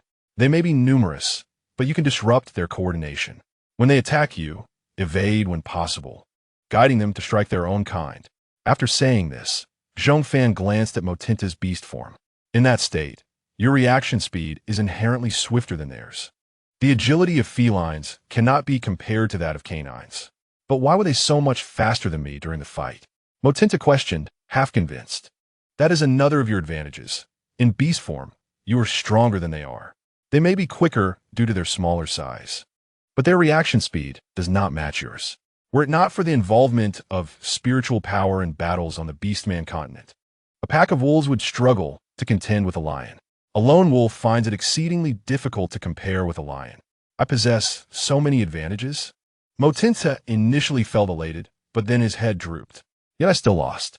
You are a lion. They are wolves. In your beast form, you hold an absolute advantage in species. Beyond that, however, you have few advantages. In terms of combat experience, you cannot match them. In terms of Beastman battle rank, you fall short. In terms of numbers and coordination, there is no contest. Moreover, a critical point is that while larger beings possess explosive power, they also expend more energy when moving. You tire quickly, while they conserve much of their stamina, waiting for you to exhaust yourself before they surround and overwhelm you. Motinta bowed his head in contemplation, reflecting on the entirety of the fight he had just experienced, confirming Zhong Fan's assertions. Therefore, I cannot linger too long with them. I must conserve my strength, disrupt the rhythm of the other's attacks, and then engage fully with the talkative one. After thinking for a moment, Zhong Fan stated simply, "That is your responsibility now. You are progressing, as are they. There is no fixed strategy for victory. Recognize your strengths and weaknesses as well as theirs, and exploit your advantages to overcome their disadvantages. This is the only lesson I can impart." Motinta nodded slowly, no longer speaking, and limped alongside Zhong Fan on their way back. He would first recover from his injuries before seeking out the group of white wolf cubs again. Meanwhile, on the path back to the tribe from the valley, the loquacious wolf cub continued to prattle on as it ran ahead. "That was so much fun. Next time, let's go by the creek and beat the little golden lion." The other 4 white wolf cubs erupted in laughter. "Moo, you are so proud." "Of course. That was a golden lion." The loquacious wolf cub lifted its chin high. The lion clan females are very united, fiercely protective of their young. Even if the cubs are not their own, they will still safeguard them, which is why one rarely sees a solitary lion cub.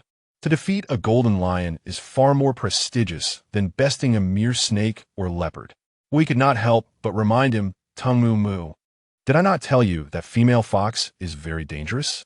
Do not bring the tribe's cubs near the border again." Upon hearing Wu, he reprimanded him. The other 4 white wolf cubs fell silent.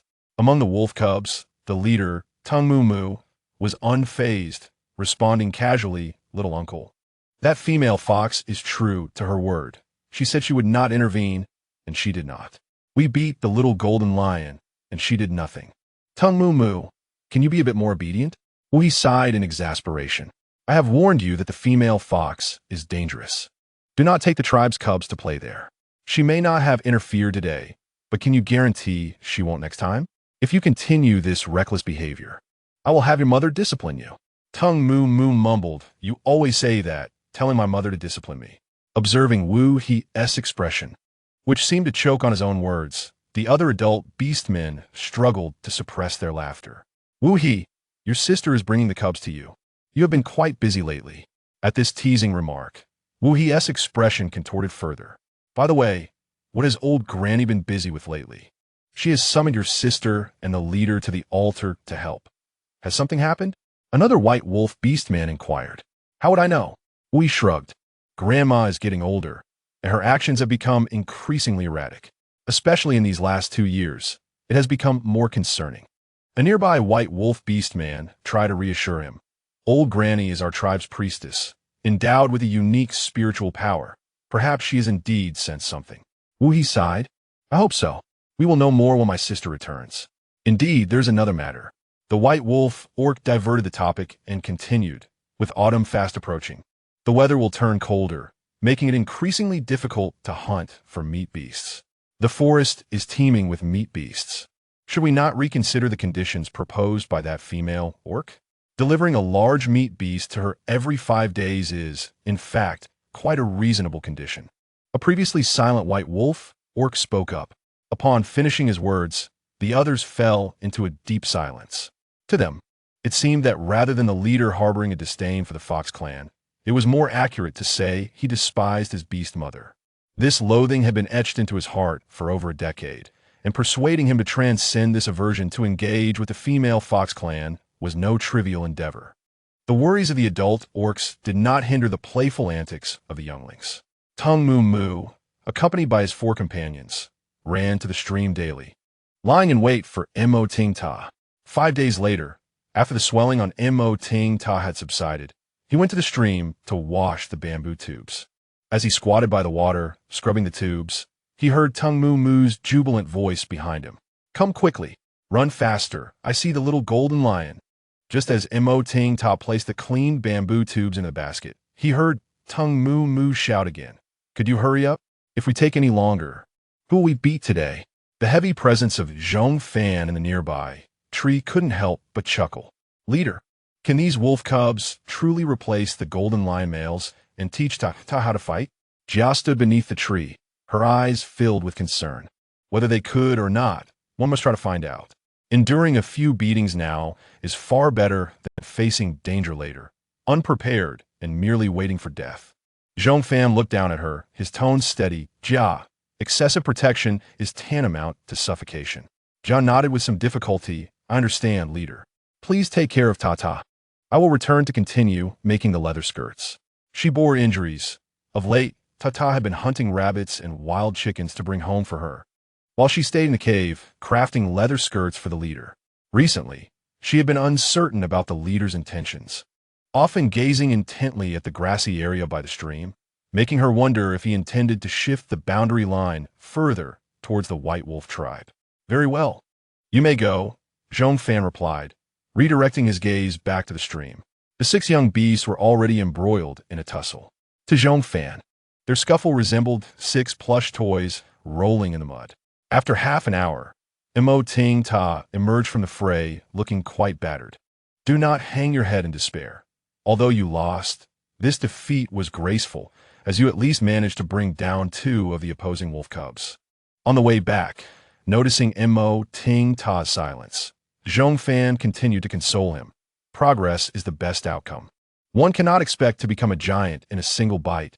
Take your time. Mo Ting Ta murmured in response, I understand, leader. Zhong Fan refrained from further words, allowing him to adjust and process his emotions at his own pace. After a while, Mo Ting Ta seemed much calmer, lifting his head to ask, leader, are you considering seizing territory from the White Wolf tribe again? Why do you ask that? Zhong Fan inquired. Mo Ting Ta responded, it is because you have been gazing at that grassy area by the stream with the hunger of a long-starved orc eyeing meat, as if you wish to take. To occupy, to devour. That is quite the description, and I shall not permit you to use it again. Zhong Fan remained composed, continuing, it is not that I am overly eager to seize their territory. Rather, that area is flat, situated near a water source, and benefits from ample sunlight, appearing to be an ideal location for constructing my dwelling. Mo Ting Ta pondered her words, then concluded, so you do wish to seize it? Zhong Fan shot him a sidelong glance, but remained silent. Mo Ting Ta pressed on, but leader, had her injuries healed? Seizing territory would surely entail combat. The last time, your shoulder wound reopened, and upon undressing, you discovered your blood had adhered to your clothing. If I had fully recovered, those 5 cubs would not have been able to approach the stream today. If she healed completely, what concern would the grassy land by the stream hold for the White Wolf tribe? Then, perhaps you should focus on healing first, and once you are well, we can discuss further. Mo Ting Ta suggested, not wishing to lose the 5 young sparring partners too swiftly. Zhong Fan raised her left hand to press against her right shoulder, the wound still throbbing slightly, indeed affecting her performance. Moreover, the recurring reopening of the wound was not favorable, wasting both medicine and resources. Currently, medicine was a scarce commodity for her, and she had no certainty when she would find a way back. The backup supplies in her chip space must be conserved. Leader, does your wound still hurt? Mo Ting Ta transformed into human form, lifting his hand to support Zhong Fan's arm. In his human state, he resembled a 6-year-old child, a small figure of 1.30 meters, struggling to support Zhong Fan. Zhong Fan found it somewhat amusing. You should revert to your beast form. With your fur, it conceals your injuries.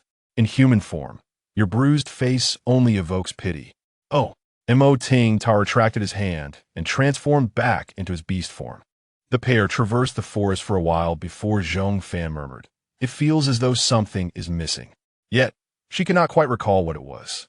Mo Ting Ta nodded vigorously. I feel that way too. Zhong Fan inquired, what were you doing out at that time? Just as her question left her lips, a flash of realization struck Mo Ting Ta, his eyes widening. Oh, I remembered. We left our utensils and basket by the stream. It was all his fault. After the fight, he had been too absorbed in his disappointment to remember the essential tools for dining. Survival is not easy, Zhong Fan sighed.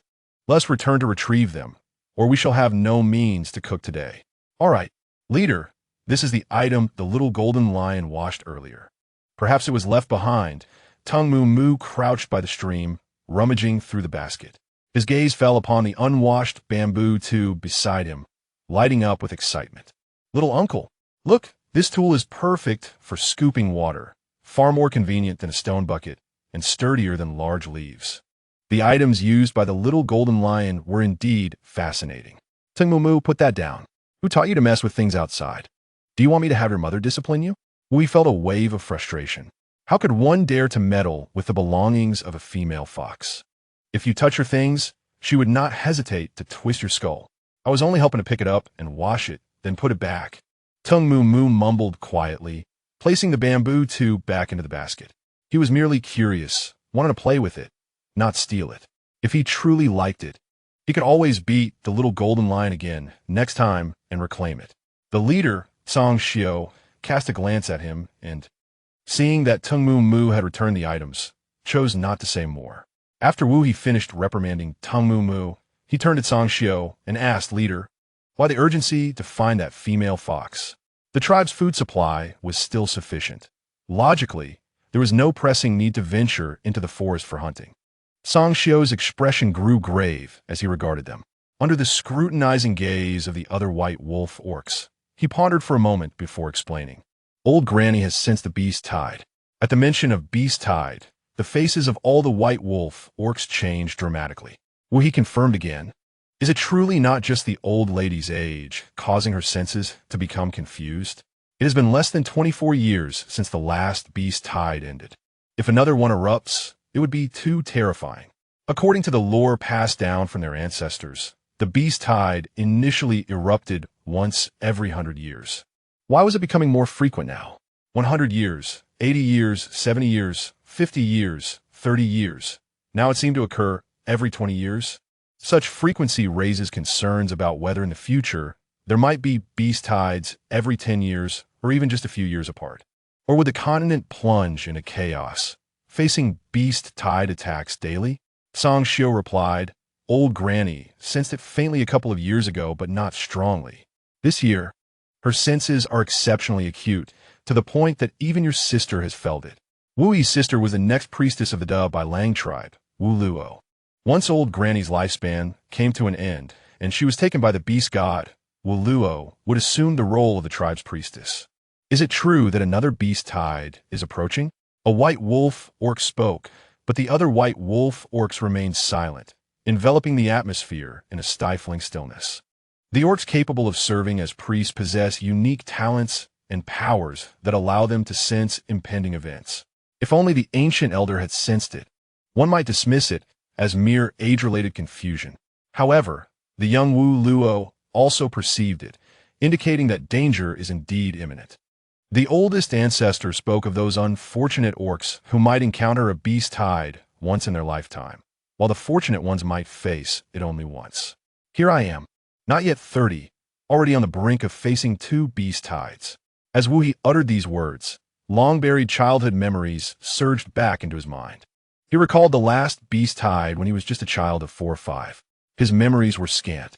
He remembered their father perishing in the beast tide while attempting to protect them, crushed under the hooves of frenzied flesh beasts. Their mother, due to a lack of food, sacrificed her own flesh to nourish them during their migration to the north. Her blood and flesh attracted numerous orcs from other tribes who, driven by hunger, were eager to tear apart both her and her 2 wolf cubs. Ultimately, he and his sister survived while their parents were lost to that tide. Afterward, it was their grandmother and sister who raised him. That dark, bloody, and painful memory was one he had long avoided recalling. Now that matters had reached this point, words were futile. Song Xiao was born only after the last beast tide. He had only heard tales of its horrors from the elders and had yet to experience it firsthand. Thus, he possessed more courage to confront the beast tide. This year, our tribe exchanged a significant quantity of salt stones with the Ma-Chan orcs, which, according to their teachings, can be used to preserve fresh meat for a longer duration. If the ancient elder was mistaken and no beast tide were to come, it would be the best possible outcome. If the beast tide did arrive, we must first ensure we have ample food, as these provisions would sustain us through the challenging journey across the stony ravines. Although Tsang Xiao was a newly matured orc, his combat prowess and calm demeanor qualified him to lead the tribe. With his guidance, the remaining white wolf orcs felt somewhat reassured. Wu He regained his focus and asked him, "So we urgently need to hunt more flesh beasts and stockpile food before seeking that fox tribe female for trade?" It is no wonder the chief is willing to set aside personal grievances to negotiate with the fox tribe orcs. In the face of tribal survival, personal animosities are indeed trivial. Before Tsang Xiao could respond, the rustling footsteps drew all the white wolf orcs' attention. How lively! Zhong Fan's gaze swept over Tsang Xiao and his companions in human form, finally resting on Tung Mu Mu's hands. Mo Ting Ta followed her gaze and stepped forward to remind him, "This is our possession. Knowing it belongs to you, I will return it." Tung Mu Mu crossed his arms and offered the basket towards Mo Ting Ta, claiming he found it by the creek and had no intention of taking it away. Mo Ting Ta glanced at him, then opened his mouth to bite the basket, returning to stand beside Zhong Fan. Zhong Fan's gaze once again fell upon the silver-haired Tsang Xiao. Why does this orc seem so familiar to her? Tsang Xiao took the initiative to speak. "Fox tribe female, we agree to the terms you proposed earlier. If you allow us to hunt in the forest, we will deliver a large flesh beast to you every 5 days." Zhong Fan gathered her thoughts and replied, "Of course, but I have a small request." Tsang Xiao narrowed his eyes, immediately on guard. "What request?" Zhong Fan pointed to the grassy area by the creek, saying, "I would like to build 2 bamboo huts here. If this encroaches upon your territory, I hope you can overlook it." "What?" Wu He expressed his outrage at Zhong Fan's sudden demand. This fox tribe female had not mentioned such a condition previously. "Rest assured, it will not encroach too much." Zhong Fan assessed them and continued, "Since you have humbled yourselves to come to me, it must mean you are in need of food. Compared to the multitude of flesh beasts in the forest, this small patch of grassland should be negligible. Right, Wolf Chief?" Zhong Fan refrained from calling him the White Wolf Chief, as Tsang Xiao's fur color was distinctly different from the other white wolves. Surrounded by the many white-haired men of the White Wolf tribe, the silver-haired Tsang Xiao appeared particularly striking. Tsang Xiao lowered his gaze, contemplating for a moment, and did not answer Zhong Fan's question but rather inquired, "Is that all? There won't be any additional conditions suddenly arising, will there?" "Certainly not," Zhong Fan replied promptly, adding with a smile, "For items not yet traded, I can adjust the terms as I please.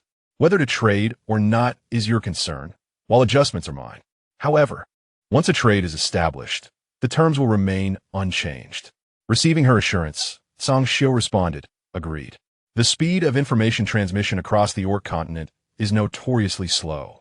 News of the conflict between the White Wolf and Golden Lion tribes took over half a month to reach the surrounding smaller tribes. The news of the small Golden Lion tribe being overtaken by the large Golden Lion tribe only reached Zhong Fan and her companions in the past 2 days through the White Wolf orcs. Tung Mu Mu incessantly chattered to Mo Ting Ta about the small Golden Lion tribe. "You won't believe it. The old Lion King of the large Golden Lion tribe actually killed their leader right in front of all the females of that small tribe, and even made a pregnant female miscarry."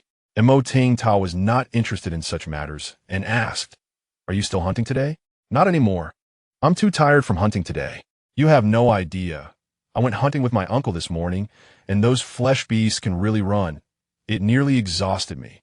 Tung Mu Mu flopped onto the ground, arms and legs sprawled out, rolling around in the dirt beside Mo Ting Ta. "Inov Mu Ting Ta replied." Sitting on the ground and yawning, "I saw you all training nearby this morning." Upon hearing this, Tung Mu Mu sat up abruptly. "You saw me and didn't come to help? Aren't you with for little brothers? Huh, you're more capable. Those 4 are still young, always playing around. Right now, even 4 of them can't handle you alone, and they're being chased by flesh beasts." Tung Mu Mu's disdain was clearly written on his face. Mo Ting Ta continued, "The chief took me for morning training. I couldn't leave midway." Tung Mu Mu exclaimed, "How strict! No wonder my uncle keeps saying that fox tribe female is not to be trifled with and advises everyone to steer clear. Discipline is for my benefit. Otherwise, would I have been able to match you so quickly?" Mo Ting Ta relished the feeling of growing stronger alongside Zhong Fan and reminded Tung Mu Mu with her teachings. Play is play, but but don't neglect serious matters, otherwise you'll truly find yourself in danger later on. I know, Teng Mu replied with a cheeky grin. Upon hearing his tone, Mo Ting Ta recognized his insincerity. She was at a loss for how to handle him. As the chief would say, one only realizes the severity of the situation after facing the consequences. With a resigned sigh, Mo Ting Ta asked, "Why are you hunting so many flesh beasts? Are you planning to exchange goods with other orcs?" The orcs of the Great White Wolf tribe seemed to have gone mad upon entering the forest, exerting all their strength to hunt flesh beasts. He worried that if he wasn't careful, the forest would soon be depleted. That's hard to say. Teng Mu pondered for a moment and replied, "It's uncertain, and I don't quite understand the scale of the beast tide. I only know that the chief and my uncle are quite anxious about it." The beast tide? Mo Ting Ta was still young and had only heard a little about it from the elders. However, he recalled that his mother had never discussed the beast tide with him. "You should return and discuss matters with your mother and the leader of your fox clan. It is prudent to prepare." After saying this, Teng Mu shifted the topic and inquired, "Once you finish your meal, will you proceed to help your leader gather bamboo for the shelter?" And Mo Ting Ta, coming back to her senses, nodded in affirmation and replied, "Of course, we must go. Otherwise, the leader will be too fatigued alone. Her wound has just scabbed over, and she cannot engage in strenuous labor." "I see." Teng Mu pondered for a moment before suggesting, "Then I shall call upon my uncle and his companions to assist. They are robust and quick at work. Will they be willing to come?" To be candid, Mo Ting Ta did not harbor much hope. Teng Mu flicked her tail. Why not give a try? There's nothing to lose. After lunch, Teng Mu truly gathered a sizable group of White Wolf beastmen and made their way to the stream. Mo Ting Ta was somewhat astonished, setting down the bamboo she had been carrying. She had not anticipated that Teng Mu would manage to rally the White Wolf beastmen for assistance. In contrast, Zhong Fan displayed no surprise. She immediately began directing the White Wolf beastmen to work according to her specifications for constructing the bamboo shelter. "How did you summon them?" Mo Ting Ta approached Teng Mu and quietly asked. Teng Mu shook her head. "I do not know. I merely asked if they wished to help build a house by the stream, and without saying anything, they all came along." Mu Ting Ta glanced at her. Then at Zhong Fan, "It feels less like you summoned them and more like our leader called them." Teng Mu nodded. "I feel the same." The way that Fox Clan female commanded the beastmen of their tribe was strikingly effortless. Indeed, we confirmed their agreement before commencing work. "We will labor for you for a day, and in return, you shall provide us with 2 large meat beasts, or 4 medium-sized, or 10 small ones." Zhong Fan crossed her arms and readily acquiesced. "Rest assured, I will honor my word." While she could not engage in much physical labor at present, channeling lightning to strike prey was within her capabilities. Coincidentally, this group of White Wolf beastmen was prone to injury when hunting meat beasts. Thus, the physical task of building a shelter was considerably safer for them. It was an arrangement that was mutually beneficial and perfectly harmonious. "Very well. We shall take charge of the bamboo shelter," Wui called out to the other White Wolf beastmen, instructing them to carry the bamboo. The unusual fragrance emanating from this Fox Clan female was overpowering. They could not draw too close without becoming dizzy from its allure. Zhong Fan also noted that the fragrance impacted their work efficiency.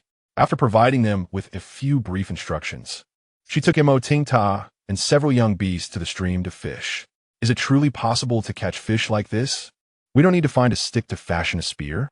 Teng Mu's chatter was incessant. She did not directly address anyone, and Zhong Fan chose not to respond. Mo Ting Ta replied, "It is indeed possible. The fish soup made by the leader is delicious. Come with me to gather some vines to weave a net. When the fish bite, we shall be ready to catch them." "All right." Teng Mumukuliput had hands, standing up and dashing into the forest alongside Mo Ting Ta. The remaining 4 White Wolf cubs hesitated to approach Zhong Fan, frolicking on the grassy ground, occasionally glancing over at her with their 4 furry heads huddled together in hushed whispers. Before long, Mo Ting Ta and Teng Mu emerged, pulling a vine net behind them. "Shoo!" Zhong Fan raised her hand to signal them to be quiet. Mo Ting Ta immediately softened her footsteps. gesturing to Tung Moo Moo to follow suit. Tung Moo Moo was brimming with excitement, her face alight with enthusiasm as if she were partaking in a clandestine operation. Ta-ta! From behind it, Zhong Fan reminded them while drawing in the line, glancing back at them and continuing to advise, "Be gentle as you lower the net into the water." Mo Ting Ta nodded and signaled to Tung Moo Moo again to approach from the side to cast the net. Tung Moo Moo, with a serious expression, nodded vigorously and followed through. Upon arriving, Song Xiao was greeted by the enthusiastic shouts of the cubs and their tribe. "Wow! Wow! We really caught some! How impressive!" Noticing that the youngest white wolf cub was too close to the stream, Song Xiao approached and grasped the nape of its neck. "Let go of me! Let go, leader!" The cub, lifted off the ground, flailed its limbs in indignation, but upon realizing it was Song Xiao holding it, it instantly calmed down. The other 3 white wolf cubs also timidly backed away from the stream. Only Tung Moo Moo remained unaffected, still calling out to Song Xiao, "Leader, look! We effortlessly caught fish. The little golden lion's leader truly knows how to have fun." Song Xiao set the white wolf cub down at a safer distance from the water. Hearing Tung Moo Moo's words, he glanced at Zhong Fan and then replied with a non-committal Zhong Fan looked back at him, catching him shifting away to maintain distance. "Is it really that fragrant?" Her curiosity regarding the Fox clan's peculiar scent intensified, were it not for the fact that this fragrance bore no effect on humans. She would have been tempted to capture a male Fox clan member to discern the scent for herself. Song Xiao's expression shifted slightly at her inquiry, and after a moment, his countenance grew stern as he retorted, "Why do you ask me? Isn't it the Fox clan that survives through such methods?" Just as he finished speaking, Zhong Fan hurled the purple lightning orb from her hand. "My apologies, I didn't quite catch that. What methods did you mention?" The orb of lightning, resembling a vine ball, crackled energetically in her grasp. We had no doubt that if their leader misstepped or uttered an unflattering remark, that orb of lightning would unleash its wrath upon her. "Leader, you've arrived. Here, to offer assistance?" Wu stepped forward to block Song Xiao and then turned to Zhong Fan with a forced smile. Old grievances, please bear with us. Our leader is not one for many words and struggles with conversing with females. Do forgive. In truth, during his childhood, the elders of the tribe had held a strong aversion towards the leader, seeking to expel him, and only their grandmother had dared to take him in and nurture him. As the leader grew stronger, the situation improved significantly. In his youth, he had heard the adults who despised the leader claim it was because the leader's beast mother had conspired with outside male beastmen to murder the leader's beast father, the then leader of the White Wolf tribe, leading to years of decline for their tribe. From that point onward, the leader harbored a deep-seated disdain for the Fox clan beastmen, and upon assuming leadership, had outright prohibited them from entering their territory. Zhong Fan was entirely unaware of these matters and dismissed Wu He's attempts to muddle the conversation. She simply focused on Song Xiao, the lightning orb in her hand showing no sign of dissipating. "It is best that you refrain from letting your subordinates explain your words. Speak plainly, Wolf Leader. What methods were you alluding to?" Song Xiao's gaze darkened, his silver hair falling between his brows, enhancing his cold demeanor. Zhong Fan regarded him with a sardonic smile, the lightning in her palm intensifying in size. Wu He, observing the scene, felt a twinge of pain, recalling the beating he had received that fateful day. The atmosphere grew tense. After a prolonged silence, Song Xiao finally spoke. "I apologize, I misspoke. You are unlike any Fox clan beastman I have encountered. Indeed, you are remarkably distinct." She possessed a formidable strength that no Fox clan beastman could emulate, as well as a resolute aura that set her apart. Beyond her peculiar fragrance, she bore little resemblance to a female of the Fox clan. Song Xiao's apology left Wu He momentarily stunned, and he instinctively rubbed his ears in disbelief. Upon hearing this, Zhong Fan's expression softened slightly, and she dissipated the gathering energy of the lightning orb in her hand. "Regardless of any past grievances you may hold against the Fox clan, they are merely between you and a small faction of them. You lack the authority to dismiss the entirety of a clan based on your experiences. The Fox clan females I know are strong, They have their principles and boundaries, their capabilities and convictions. They do not deserve to be unjustly subjected to your denigration and disdain. Song Xiu's expression fluctuated as he fell silent, while the other white wolf beastmen remained utterly mute. Tung Mu Mu lowered his head and nudged Mo Tingta with his elbow, subtly suggesting he should reach out to Zhong Fan. Their leader's demeanor was indeed peculiar and eccentric. She often spoke coldly and possessed a stubborn disposition. Yet she had dedicated so much for the tribe, striving to do good for them in every possible way. Ma Tingta gazed at him, noticing Ting Mu Mu silently moving her lips, pleading for assistance. Sighing internally, Ma Tingta turned to look at Zhong Fan and softly reminded her, "Leader, the hardworking white wolf orcs have ceased their tasks. Song Xiu has been reprimanded, and those white wolf orcs can hardly continue." At that moment, Wu Hei seized the opportunity to interject, "Indeed, we must return to our work. Remember the meat beast you promised us, female of the fox tribe?" Without waiting for Zhong Fan's response, Wu Hei casually draped his arm over Song Xiu's shoulder and strolled away, dragging Song Xiu off to work. The white wolf orcs resumed their task of constructing bamboo huts. "Leader, this fish is quite large. We can use the head to make soup, and the rest can be roasted," Ma Tingta said earnestly, diverting Zhong Fan's attention. Zhong Fan glanced at the fish caught, indeed sizable, and replied, "Let us return. We shall stew it for your mother to nourish her health." As night descended, the summer night sky twinkled with stars, and the silvery moon hung above the ancient trees on the mountaintop, as if within reach. Song Xiu sat upon the tree, extending his hand toward the moon, only to grasp a handful of its radiant light. The moonlight cascaded over his hair, adorning his scattered silver locks with a lustrous sheen.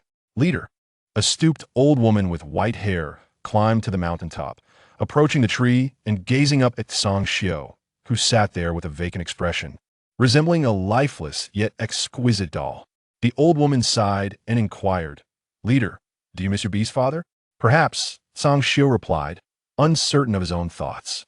The old woman stood at the base of the tree and continued, "I heard that a highly ranked female of the fox tribe has arrived near the tribe, claiming our forest, compelling us to cooperate with her."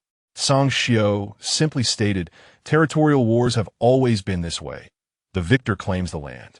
Since she has triumphed, that territory now belongs to her." "Alas," the old woman sighed, "Leader, beast tides often surge in the cold winter. We still have ample time to prepare. Shall we seek a new hunting ground?"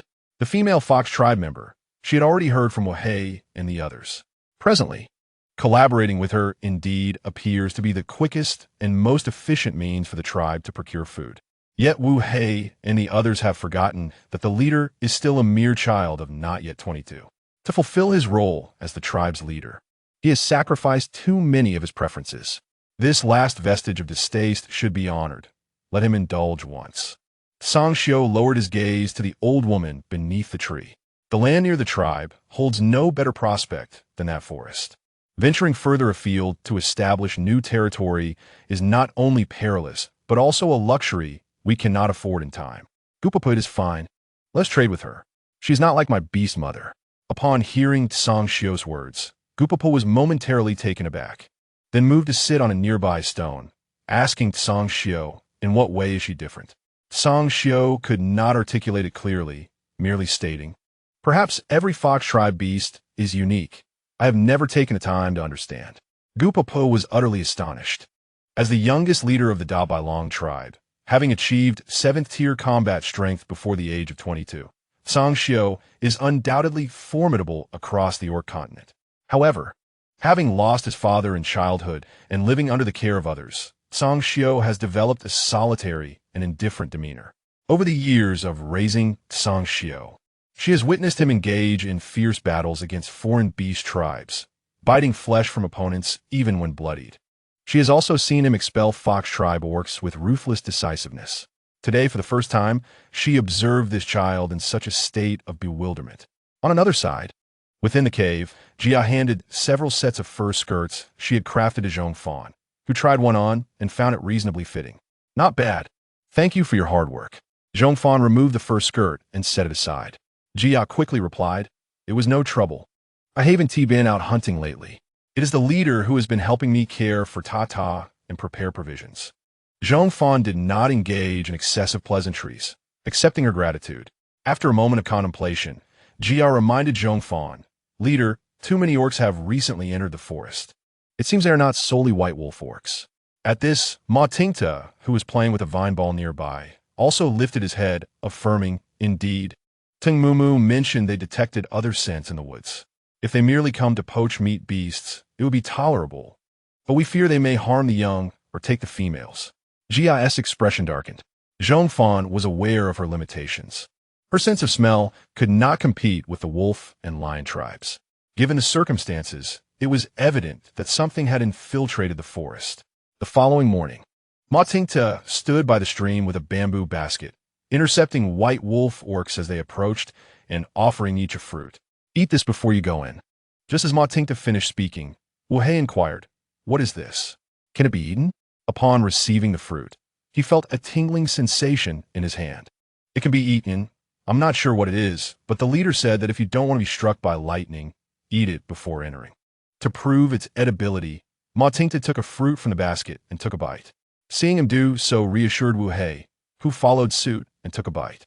As he did, an electric sensation coursed through his mouth, tingling and prickling down his throat to the very core. "Huh, what kind of fruit is this? It makes me feel tingly." Wu Hei laughed uncontrollably, his reaction amusing the other white wolf orcs. A burly white wolf orc stepped forward and slapped Wu Hei's back, exclaiming, "Is such a small fruit really that potent?" Wu Hei directly handed a fruit from Ma Tingta's basket to Ting Shan, saying, "Brother-in-law, give it a try." Ting Shan readily accepted it, saying, "Let us see." Ma Tingta stood by, eating elegantly, chewing the fruit while watching Ting Shan. Ting Shan took a few bites and was about to mock Wu Hei for being weak, but before he could utter a word, he burst into hearty laughter, clutching his chest. "Ha, what is this fruit?" Ma Tingta reassured him. "The leader said a little electricity is good. It can stimulate the blood within the body, strengthening it. It's something about accelerating blood circulation, though I didn't quite understand. Regardless, it is indeed quite amusing. I shall save a few more for Ting Mumu." "All right, once we finish the fruit, we can go in. Soon, the leader will come to check how well the bamboo huts have been built. If they are satisfactory, the leader said we could have a roasted suckling pig." Wu Hei asked again, "What is a roasted suckling pig?" "It's a young wild boar that, once cooked over the fire and brushed with a mix of salt and honey, becomes tender and fragrant." Just from Ma Tingta's description, many of the orcs were already swallowing their saliva. Tung Shan, who was there for the first time, was astonished and asked Wu Hei and the others, "That female fox tribe treats you all so well?" He had thought their relationship was tense, but upon hearing this, it seemed rather cordial. Wu Hei leaned closer and whispered, "It's hard to say. It can be good or fierce. If you listen to her and work diligently, good food and drink will be plentiful. But if you disobey, she'll pin you down and break your bones." Ma Tingta raised his head to look at him, wearing a serious expression and saying nothing. Wu Hei, noticing him, scratched the back of his head, glancing around awkwardly, then whistled to ease the tension. Let us go. We should get to work while the morning is cool." The white wolf orcs behind them finished the fruit and nudged Ting Shan and Wu Hei toward the forest. The weather was still warm, and working in the morning was cool and less exhausting. Meanwhile, Zhong Fan had just finished bathing and donned a new fur skirt. Jia stood outside the cave, and upon seeing Zhong Fan emerge, her face lit up with astonishment. "Leader, you look truly radiant." Orcs on the continent are often rugged and coarse from exposure to the elements while hunting, so it is rare to see a leader with such fair and smooth skin. She worried that the fur skirt might be too rough and would irritate the leaderess skin.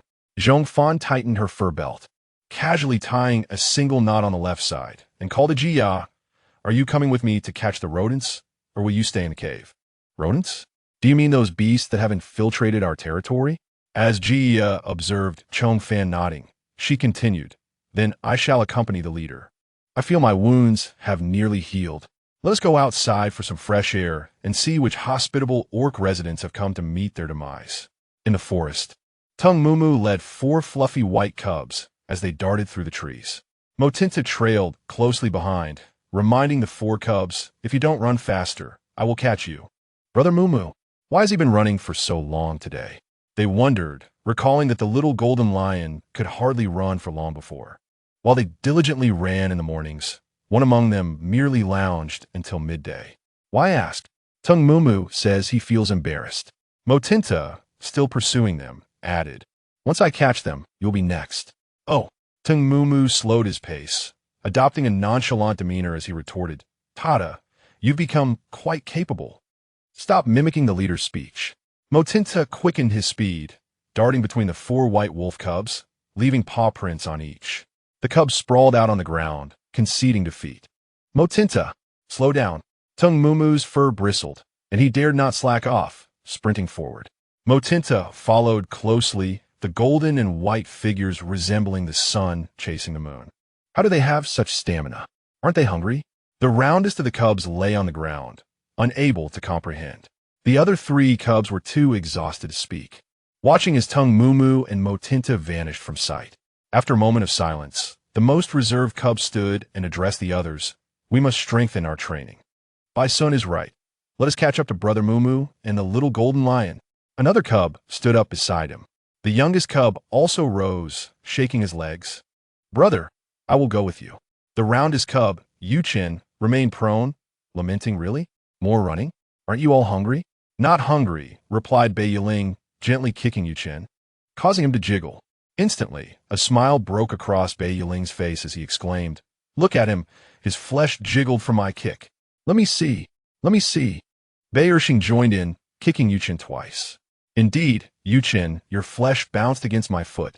Yuchen scratched his rear, warning them, "You 2 have had enough." "You 3 have had enough," Baisun chuckled, stepping forward to kick Yuchen lightly. "Get up quickly. You have truly gained weight. We must catch up, or Brother Mumu and the little golden lion will be out of sight." "Huh?" Yuchen lay on the ground, utterly unwilling to rise. Baisun ignored his protests and told the Bei brothers, "We will go ahead. You'll catch up soon." He knew Yuchen well. The more they delayed, the less likely Yuchen was to move. Once they were gone, Yuchen would eventually follow. "All right, let's go." Bei Yiling took Bei Ershing, and the 2 brothers ran in the direction Tung Mumu had departed. Baisun instructed Yuchen, "We will go ahead. You hurry up." "Huh?" Yuchen lamented for the 3rd time, seeing Baisun and the others running far ahead. Reluctantly, he rose from the ground to pursue them. The forest was eerily quiet. Baisun led the Bei brothers in front, while Yuchen trailed behind, feeling increasingly uneasy. "Baisun, Bei Yiling, Bei Erxing, wait for me." The trio ahead halted and turned back to inquire, "What is it?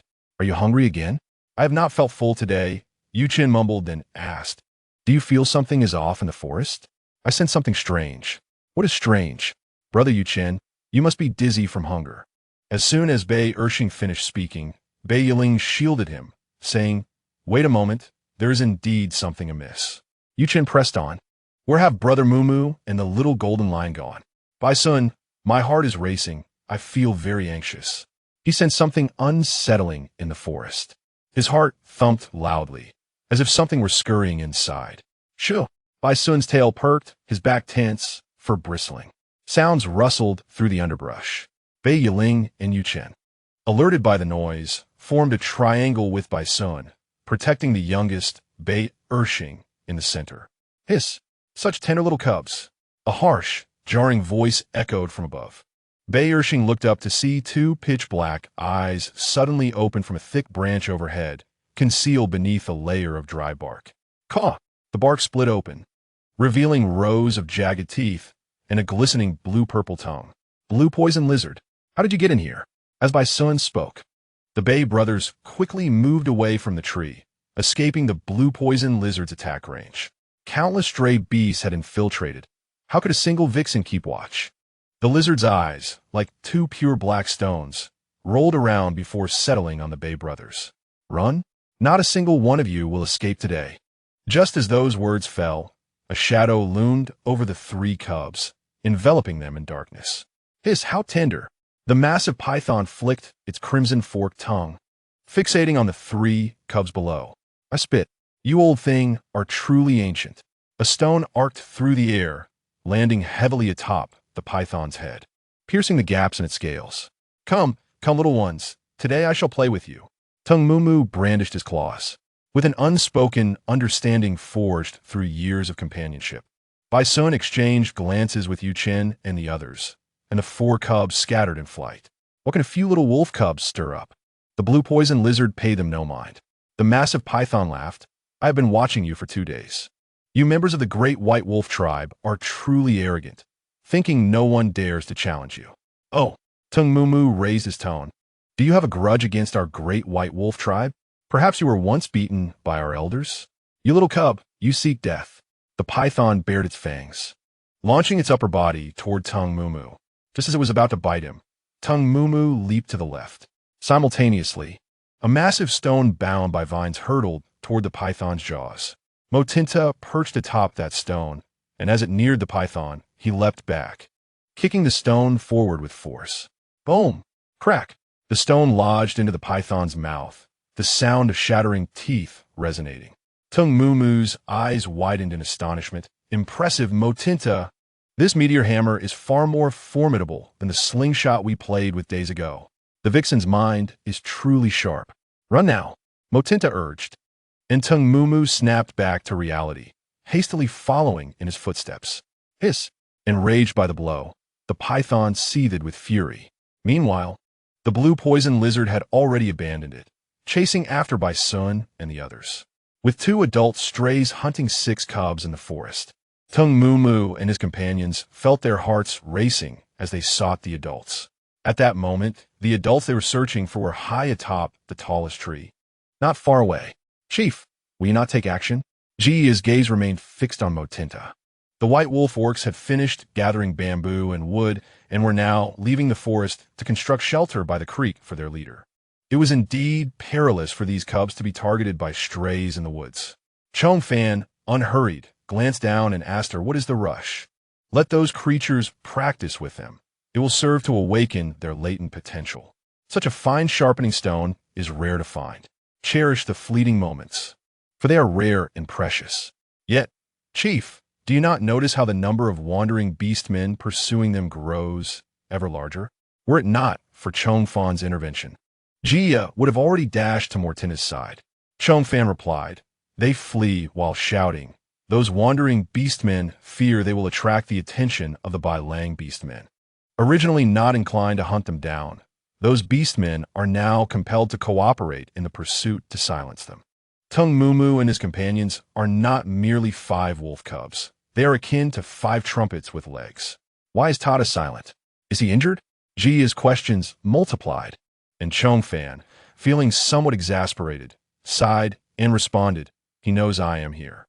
The protective instinct of a lioness towards her cubs can indeed be excessively strong. However, it is said that among the lion clan, as cubs reach a certain age, a lioness's maternal affection wanes swiftly, only to be replaced by her desire to mate. They will come into heat again, seeking a lion to bear new cubs and bestow their love anew. It remains uncertain whether this holds true on the Beastman Continent.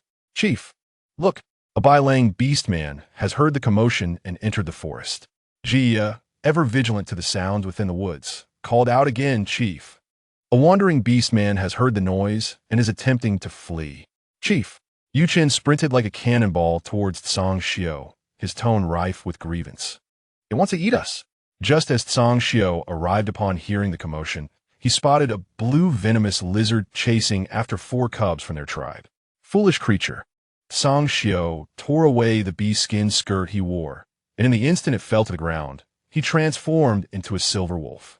The blue venomous lizard, upon seeing Tsang Xiu pursuing the 4 cubs, immediately halted, its eyes shrinking in fear, and turned to flee into the grass. Before it could fully reach the underbrush, its skin had already begun to take on the hue of the leaves. Tsang Xiu charged forward, his forepaws raised, glistening with a silver sheen like sharp blades. With a swift slash, he tore through the blue lizard skin, and in the moment the blue blood spurted forth, Tsang Xiu had already retreated 5 meters, avoiding the splatter. The lizard's blood pooled upon the grass, the sound of the leaves corroding distinctly audible. Tsang Xiu gazed at the bloodstain on the ground, then at the injured blue lizard, which glared back defiantly, baring its serrated teeth. "Tsang Xiu, you cannot kill me." As Tsang Xiu bared his fangs, exuding ferocity, the blue lizard, suppressing its own trepidation, continued, "If you kill me, you too shall succumb to my venom. Is that so?" Tsang Xiu surveyed his surroundings, having just identified a suitable route of attack, when suddenly, a brilliant purple lightning bolt descended from the sky. Boom! The blinding flash forced Tsang Xiu to avert his gaze. In the periphery, he sensed something charred and ashen had struck his face. Narrowing his eyes, he glanced at the spot where the blue lizard had stood and began to suspect that the substance that had landed on him could very well be ash. This thunderclap startled the birds and beasts residing in the forest. Soon after, ominous thunderclouds enveloped the woods, causing the Bailang beastmen by the stream to abandon their tasks and transform into their beast forms, rushing into the forest. The lightning fell like rain, and the woods echoed with cries and curses. Mortinta and Tung Mumu witnessed the enormous python that had forced them to flee like frightened mice turn to ash under the electric glow. Remarkable. Tung Mumu looked up at Zhong Fan, his gaze reflecting a newfound admiration. Zhong Fan turned to Jia beside him. "Gather several Bailang beastmen and bring any surviving wanderers to the bamboo hut by the stream." "Understood, Chief." Jia turned and departed. Mortinta stepped forward, standing beside Zhong Fan, and asked, "Chief, have I met the training standards?" Zhong Fan glanced down at him, smiled, and replied, "Quite well. I shall prepare a small reward for you, a fragrant chicken." "Really?" Mortinta's ears perked up, his eyes shining with excitement. With a reward promised, it was no longer merely about meeting standards. He had performed splendidly.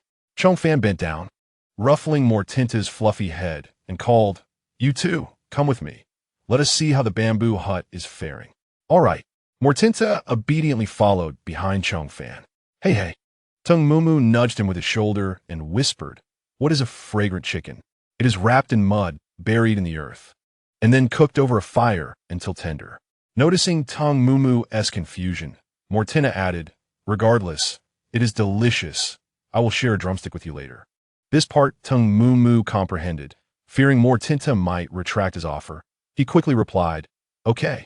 On the other side of the forest, Tsang Xiu checked on by Sun and the others, confirming their safety before turning to the charred remains of the blue lizard. At that moment, the other Bailang beastmen who had ventured into the woods joined them. Tung Shan remarked, "This thunder is quite interesting. It seems to know where we are and strikes around us." Upon getting closer, they only saw Bai Sun and the others, and Tung Shan inquired, "Where's Mumu? Where did that little rascal run off to?" Bai Sun replied, "Mumu is with that little golden lion. Earlier, a wandering beastman attacked us, and we scattered." "What?" Tung Shan's expression changed dramatically. Tsang Xiu quickly reassured him, "It is fine. That Fox Clan female is also in the woods. She is quite protective of the golden lion cub, and Mumu will not be in any danger with it." The Fox Clan female had been frequently traversing the forest lately, leaving traces of her distinct scent, varying in intensity throughout the woods.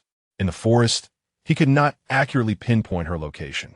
Upon hearing Tsang Xiu mention the Fox Clan female, Wu He immediately connected the dots, realizing it was she who had summoned the thunder. What unfortunate beastmen had encountered the wrath of this living deity today? Tsang Xiu retorted, "Besides her, have you ever seen lightning strike on a clear day?" He had only ever witnessed such terrifying lightning during the onset of fierce storms, capable of shaking the earth. TSK. Wu He clicked his tongue, unable to fathom the misfortune of those who had been struck.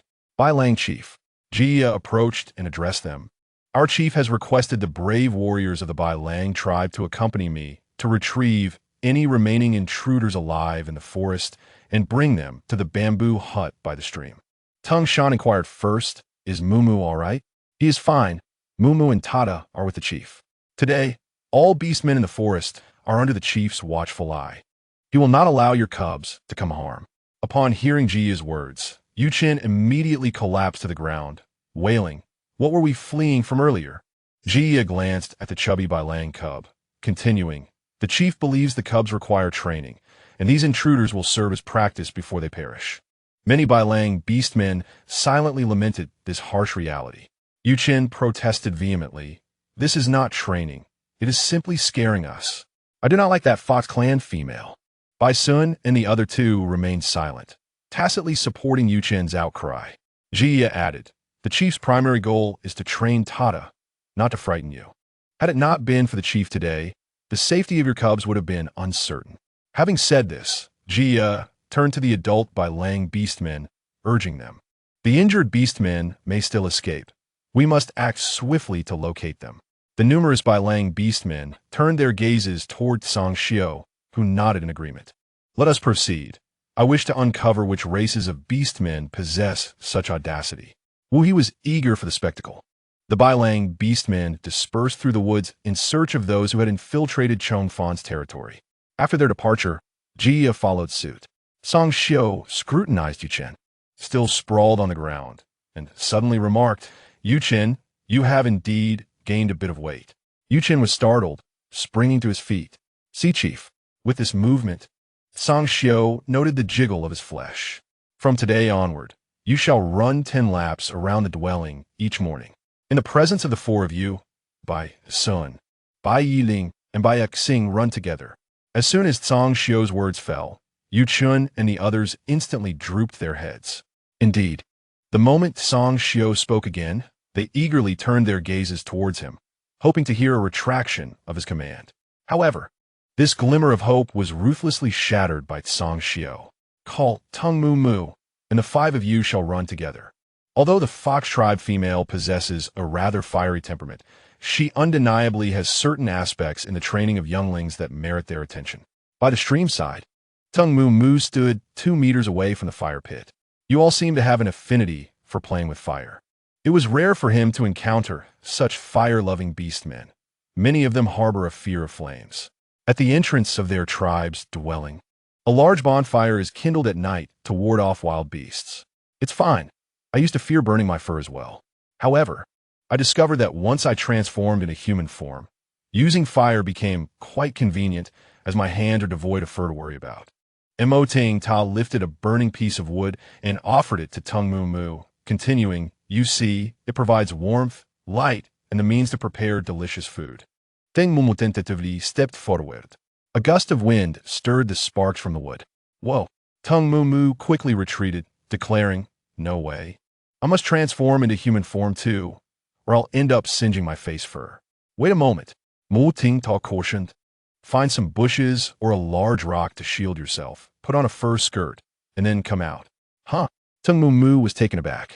Is there such a protocol for transforming into human form now? And Mo Ting Ta simply stated, just go. Are you not embarrassed for us to see you naked? The chief dislikes witnessing their transformation into human form directly. Every time he and Amma transform without clothing, the chief promptly shuts his eyes. Why should I feel embarrassed? We all look the same in human form. 2 arms, 2 legs, 1 head, and 1 mouth.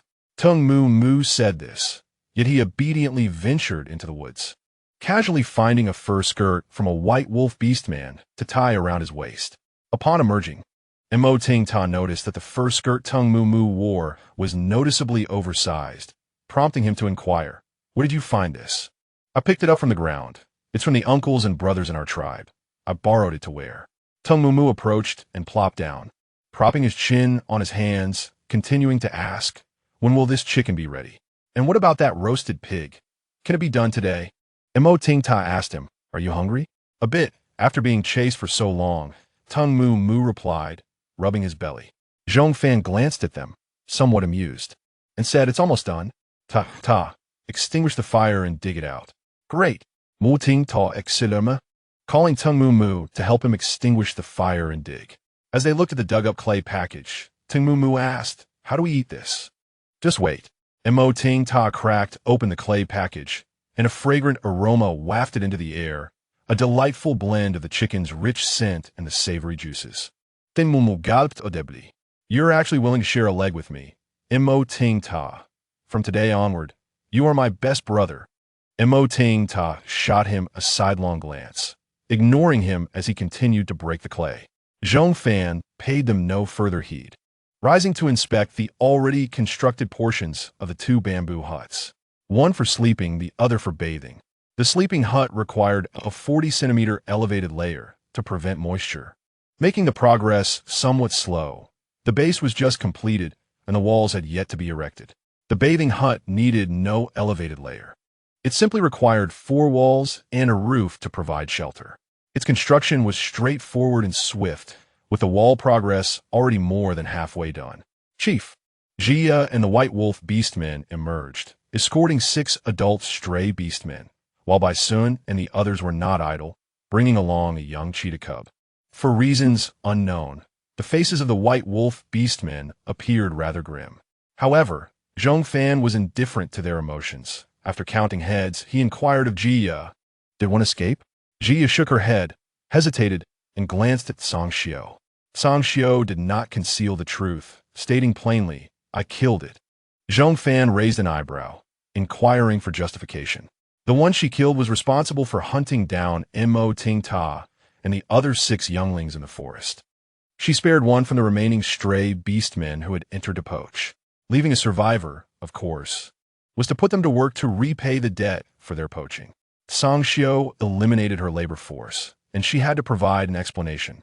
That stray beastman had been in heat and abducted a solitary female from our tribe. By the time we found her, he had already consumed half of her. After hearing this, Zhong Fan fell into a brief silence before simply responding with an acknowledgement, saying, "You all rest first. Continue your work after the meal." Understood. Song Xiao led the White Wolf Beastmen to rest on the nearby grass.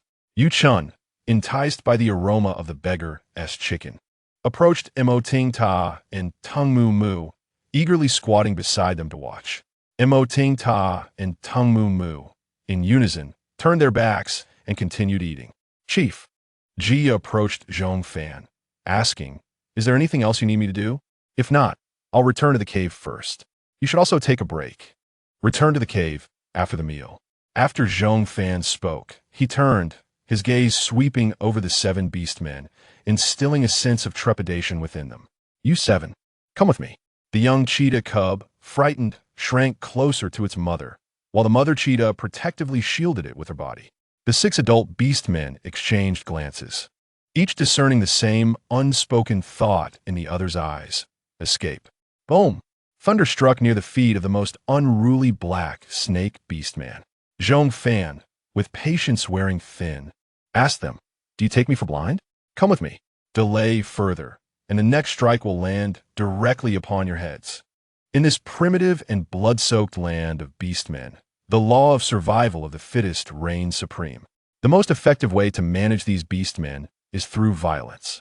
Indeed, upon witnessing the charred marks on the ground from the thunder, the 7 beastmen fell into line, lowering their heads to follow Zhong Fan. Tung Mu Mu licked the chicken bones clean and nudged Mo Ting Ta with his shoulder. "Your chief is truly kind to you. Just now, that Fox tribe female was petting Mo Ting Ta's head and preparing delicious food for him. At first glance, she seemed quite gentle. But now, it appears that my little uncle was right. When she wishes to be kind to you, she pets your head. When she does not wish to be kind, she crushes your skull. The chief has always been very good." After finishing the chicken wings, Mo Ting Ta tore off some chicken breast, munching as he asked, "Are you not full?" Before Ting Mu Mu could respond, Yu Chun and Bei Ershing nearby nodded vigorously.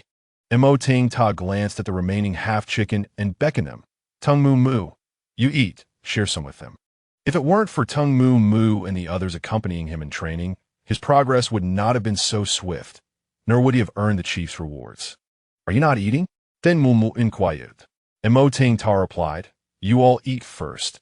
If you are hungry, the chief's food is delicious, and I often get to eat it. The chief mentioned there will be roasted pig later. I can wait to eat then." The White Wolf beastmen nearby perked up their ears at the enticing aroma of chicken. Being older, they felt too embarrassed to compete with the younglings for food, enduring hunger while savoring the scent. Yet, as the golden lion cub spoke of the roasted pig, the more he described it, the more tantalizing it became, leaving them to wonder when the Fox tribe female would prepare it for them. The numerous White Wolf beastmen dispersed, sitting on the grass, all pondering the same question. How long would it take for those 7 beastmen to finish their training? Those 7, who were deprived of food and drink, could simply lower their heads before the Fox tribe female, Why cling to that pride if it cannot sustain them? No matter how stubborn the rebellious spirit. A beating from Zhong Fan would render them obedient. When the 7 beastmen left with Zhong Fan, each harbored their own thoughts, and by the end of their conversation, their injuries varied in severity, with the obedient ones naturally suffering less. Bana, take your cubs to find Jia, that lioness, and ask her to help you find a place to settle down. You reside in close proximity, allowing for mutual care of your young. This afternoon, establish a suitable den, and tomorrow, await my command to commence your tasks. Upon finishing her statement, Zhong Fan observed as the mother leopard lowered her head in gratitude to the leader. Bana took her cubs to seek out Jia, while Zhong Fan directed her gaze towards the remaining 5 beastmen, her attention lingering on the 2 snake beasts. Wu Hai and Shan Yuzhe. Should you two behave, proceed to the territory of the Bailang beastmen to learn how to work alongside them. If you remain unruly, the Qingxi beastman immediately interjected, pledging, I will behave, leader. I promise.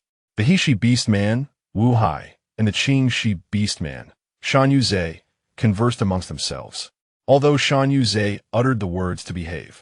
An underlying defiance colored his tone, rendering the phrase somewhat flippant. Your disobedience is inconsequential. I can discipline you until you comply or until you are reduced to ashes. Zhong Fan declared, casting a sweeping glance at them. Shan Yuzhe, inclined to engage further with Zhong Fan, was abruptly silenced by Wu Hai, who, having just endured a harsh reprimand, hissed at him to cease his chatter. Once you have settled down, approach and inquire with the Bailang beastmen on constructing a bamboo dwelling. Zhong Fan crossed her arms and stepped aside, permitting Wu Hai and Shan Yuzhe to approach the Bailang beastmen. The 2 snakes glided past her, leaving 2 gray lions and a brown bear remaining. The 2 gray lions were siblings, recently matured males who had been cast out by the elder Lion King upon reaching adulthood, becoming wanderers. They had yet to locate lionesses to form their own pride and were apprehended by Zhong Fan while poaching. Noticing Zhong Fan's gaze upon them, Dian inquired, leader, do you have something to convey to us, brothers? Arian, more reserved in nature, stood quietly by. I also possess a pair of golden lion mother and cub. As you have witnessed, as members of the Lion Clan, I wish to avoid any coercive actions, particularly concerning that golden cub, should he come to harm in your care. I trust you understand my temperament. Just moments prior in the forest, they had witnessed another mature male lion being struck down by lightning for hunting a Mo Ting Ta. And even now, the acrid scent of mingled blood and grease lingered in their nostrils. Rest assured, we understand, Dian expressed. Arian added his assurance. In times of peace, we shall maintain our distance from the golden cub. The lionesses on the continent are neither scarce nor abundant, and they certainly do not exist solely in Jia. There is no reason to risk your lives for her. That is good to hear. Now go forth, work alongside them this afternoon, and you may reside in the mountains and forests for hunting in the future. Thank you, leader. Dian and his brothers turned to join Wu Hai. After arranging these 6 beastmen, Zhong Fan's gaze fell upon the extraordinarily docile brown bear. I am quite compliant. I possess great strength for labor.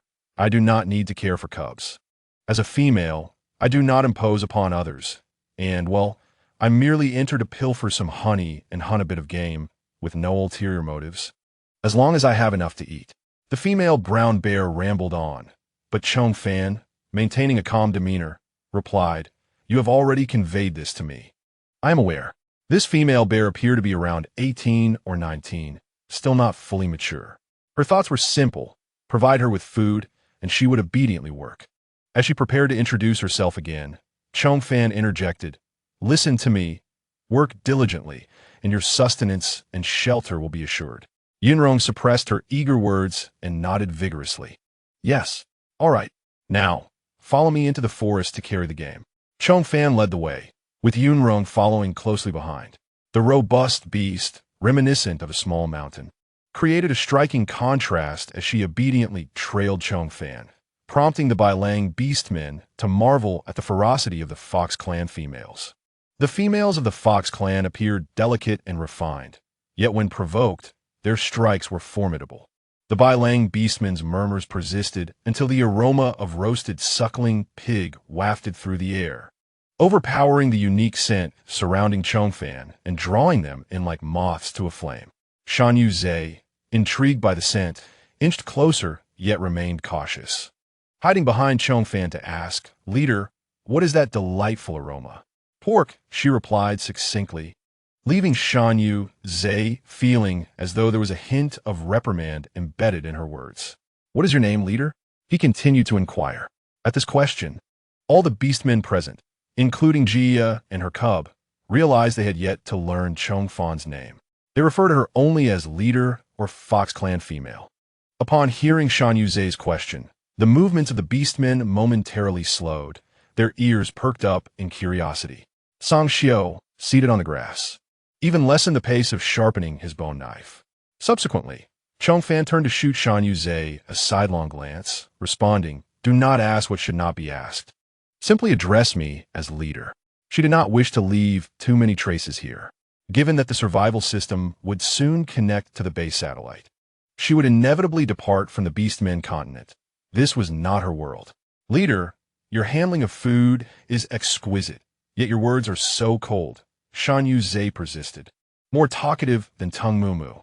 Zhong Fan chose to disregard him, taking her share of meat and turning to Mo Ting Ta, saying, "Ta-ta, bring me the cleaned leaves." "All right." Mo Ting Ta shook the water off the leaves, stacking 5 or 6 of them to create a makeshift plate and placing it beside Zhong Fan. She sliced the pork, having roasted a total of 4 suckling pigs, barely enough to serve. "Have them come over and help themselves," Zhong Fan instructed, and Mo Ting Ta called out to the Bailang tribe's beastmen, "Everyone, come over. It's time to share the food." The Bailang beastmen looked to Song Xiao, awaiting his direction. Song Xiao glanced at them, slowly sheathing his bone knife, rising to crouch beside Zhong Fan and asking, "Which portions belong to us?" Zhong Fan nudged one plate of pork slightly outward, indicating, "This plate is for you." Song Xiao took the plate from the back and addressed the remaining Bailang beastmen. "Each adult beastman receives 1 portion, while 2 young ones share 1. "Understood, leader." The other Bailang beastmen took their respective shares of food and scattered to sit on the grass to eat, before Song Xiao left with his meat. He hesitated for a moment and quietly expressed, "Thank you." Despite having claimed their territory, he still allowed them to return for hunting. Though it was a transaction, he recognized her efforts to prepare food for them, protecting the cubs of their tribe. This Fox Clan female indeed possessed remarkable grace. Zhong Fan, not fully grasping his gratitude, assumed it was merely for the pork in his hands and casually replied, "No need for thanks. Just ensure the bamboo dwellings are constructed properly." Song Xiao nodded, affirming, "Understood." In the span of just 5 days, over 30 adult beastmen collaborated in constructing the bamboo dwellings, their progress remarkably swift. On the 5th day, Song Xiao laid the final bamboo tile atop the ridge of the dwelling and instructed the others to pour water for testing, as per Zhong Fan's request. Water flowed seamlessly through the misaligned tiles, cascading down the grooves until it dripped from the eaves onto the ground below. "Leader, little uncle, have you poured it yet?" "There is no water running down inside," Tung Mumu called from the window. Wu He replied, "We finished pouring long ago. Come and see for yourself. It's all flowing out onto the ground." "Is it truly that effective?" Tung Mumu hurried outside to investigate. The mud and wooden shelters they had previously lived in had thatched roofs, which leaked easily during rainstorms, especially when strong winds blew away the thatch. It would rain both outside and inside, forcing them to seek refuge in their former caves. "It really does flow down the bamboo tiles," Tung Mumu exclaimed. Unable to contain his admiration, the Fox Clan female truly possesses a brilliant mind. She can create such wonderful things. Not just that, Mo Ting Ta chimed in from behind. Glancing at the ground with a hint of pride, it doesn't matter whether she is from the Fox Clan or not. The leader is simply exceptional. Tung Mumu elongated his tone and laughed at him, remarking on his pride as if his tail were about to stand upright. Mo Ting Ta did not respond, instead mimicking Zhong Fan with his arms crossed and a smirk on his lips. Yu Chun leaned in, mischievously nudging Mo Ting Ta's arm, inquiring, "The bamboo house is finally finished today, and after a little dusting, your leader can move in. What reward will we receive? Mu Ting Ta Kontud? Did you not say you disliked our leader? He had not forgotten that during the hunting expedition when the rogue beasts infiltrated, Yuchun had muttered incessantly about how fierce and stern their leader was, only to be silenced by the roasted chicken and suckling pig. Who said I dislike him? I rather like your leader. Yuchun, you shameless one. Bei Er Xing seemed oblivious, despite the fact that Yuchun had been the most agitated that day. Tung Mumu also questioned, Yuchun, where is your backbone? Yuchun mumbled softly, well, one cannot eat a backbone like a roasted suckling pig. Song Xiao descended from the ladder, having overheard Yuchun's comment, and felt as though the dignity of their wolf tribe had been utterly obliterated. Yuchun, from now on you will run 12 laps every morning. What? Yuchun was petrified, his expression cracking. 10 laps were already exhausting him. Now they were adding 2 more. The 4 of them immediately lowered their heads to diminish their presence upon hearing this. At that moment, Shan Yu reluctantly approached. Announcing, the leader said that today we shall hold a bonfire party and prepare a roast whole lamb for everyone. Really? Yuchun instantly felt that 12 laps were no longer a significant burden. It will commence at sunset, so remember to arrive on time. After delivering his message, Shan Yu turned and left. Their leader was excessively generous towards these white wolf beastmen. It was merely a transaction. Once the task was completed, they could depart. Yet, the leader insisted on maintaining good, neighborly relations, perhaps indicating future opportunities for mutual assistance. In his opinion, how could there be any mutual assistance? With their leader's prowess, acquiring beasts for tasks would be as easy as pie. There were countless beastmen on the continent unafraid of death. Shan Yu was perplexed and displeased. He did not relish sharing food with the other beastmen. Following Zhong Fan, the usual prey they hunted had to be surrendered, awaiting distribution by Zhong Fan. Sharing food with Jia and the others was merely under Zhong Fan's pressure. If the same leader treated them this way, how would the other tribe's beastmen fare? Yuchun was in high spirits, cheering and leaping, entirely oblivious to Shan Yu's unwelcoming demeanor. The other white wolf beastmen paid little heed to Shan Yu's attitude, for the nature of the snake tribe beastmen was inherently unpredictable. Shall we also go hunt some beasts later? We haven't hunted during the construction of the bamboo house, and it's high time we loosened our limbs. In the future, we still need to provide a large beast to the fox tribe females every 5 days. A white wolf beastman suggested. Wu he added, indeed, although she has already tamed several adult rogue beastmen and should have no shortage of food, we must adhere to our agreed conditions. Let us go, Song Xiao concluded. Pausing for a moment before continuing, you will deliver 2 large beasts today. With so many in the tribe, we must not consume too much of her food at the bonfire party. Their tribe's beastmen were not incapable of hunting. They had no intention of merely mooching food, but rather enjoyed the way the fox tribe female prepared it. No one among Wu He's group opposed this, readily agreeing. All right, they would feel embarrassed to receive free food and drink. As dusk approached, the white wolf beastmen gradually gathered by the stream. The bonfire crackled in the twilight, the aroma of roasted meat wafting through the air, making Yuchun salivate. He was the first white wolf beastman to arrive at the rendezvous. On the way to the stream, even Tung Mu was left several meters behind. Fox leader, are you ready? Yuchun eagerly squatted beside Zhong Fan. Although he had already transformed into human form, his actions still resembled those of a wolf cub. His obsequious demeanor almost made Mo Ting Ta think Yuchun was about to skip the title of Fox and simply address him as leader. Zhong Fan had been asked too many times by Yuchun and was growing weary of the question, so he sliced off a piece of meat from the lamb for him. The meat was only about medium rare, but Yuchun did not mind at all. Thank you, Fox leader. The moment he received the roasted meat, Yuchun's pointed ears perked up and a fluffy wolf tail emerged from beneath his fur skirt, swaying side to side. Young cubs were far less stable in controlling their human forms compared to adult beastmen, and it was quite common for them to occasionally reveal some animal characteristics. Are you a dog, Yuchun? Tung Mu felt embarrassed, even from across Mo Ting Ta. Calm down, Mo Ting Ta interjected, sitting between the two and pushing them apart to create some distance. Yuchun took big bites of the meat, glancing at Tung Mu, his innocent and clear eyes seemingly asking, Is it a crime to want to enjoy something delicious? Jia, who was nearby learning how to roast pork, noticed the commotion by Zhong Fan and shouted to Mo Ting Ta, go play over there and don't disturb the leader while he has cooking. Okay, mama. Mo Ting Ta stood up from the ground, brushing off the grass from his backside, and invited Tung Moo Moo and the others. Shall we go check if Sister Yunrong has finished cutting the fruits?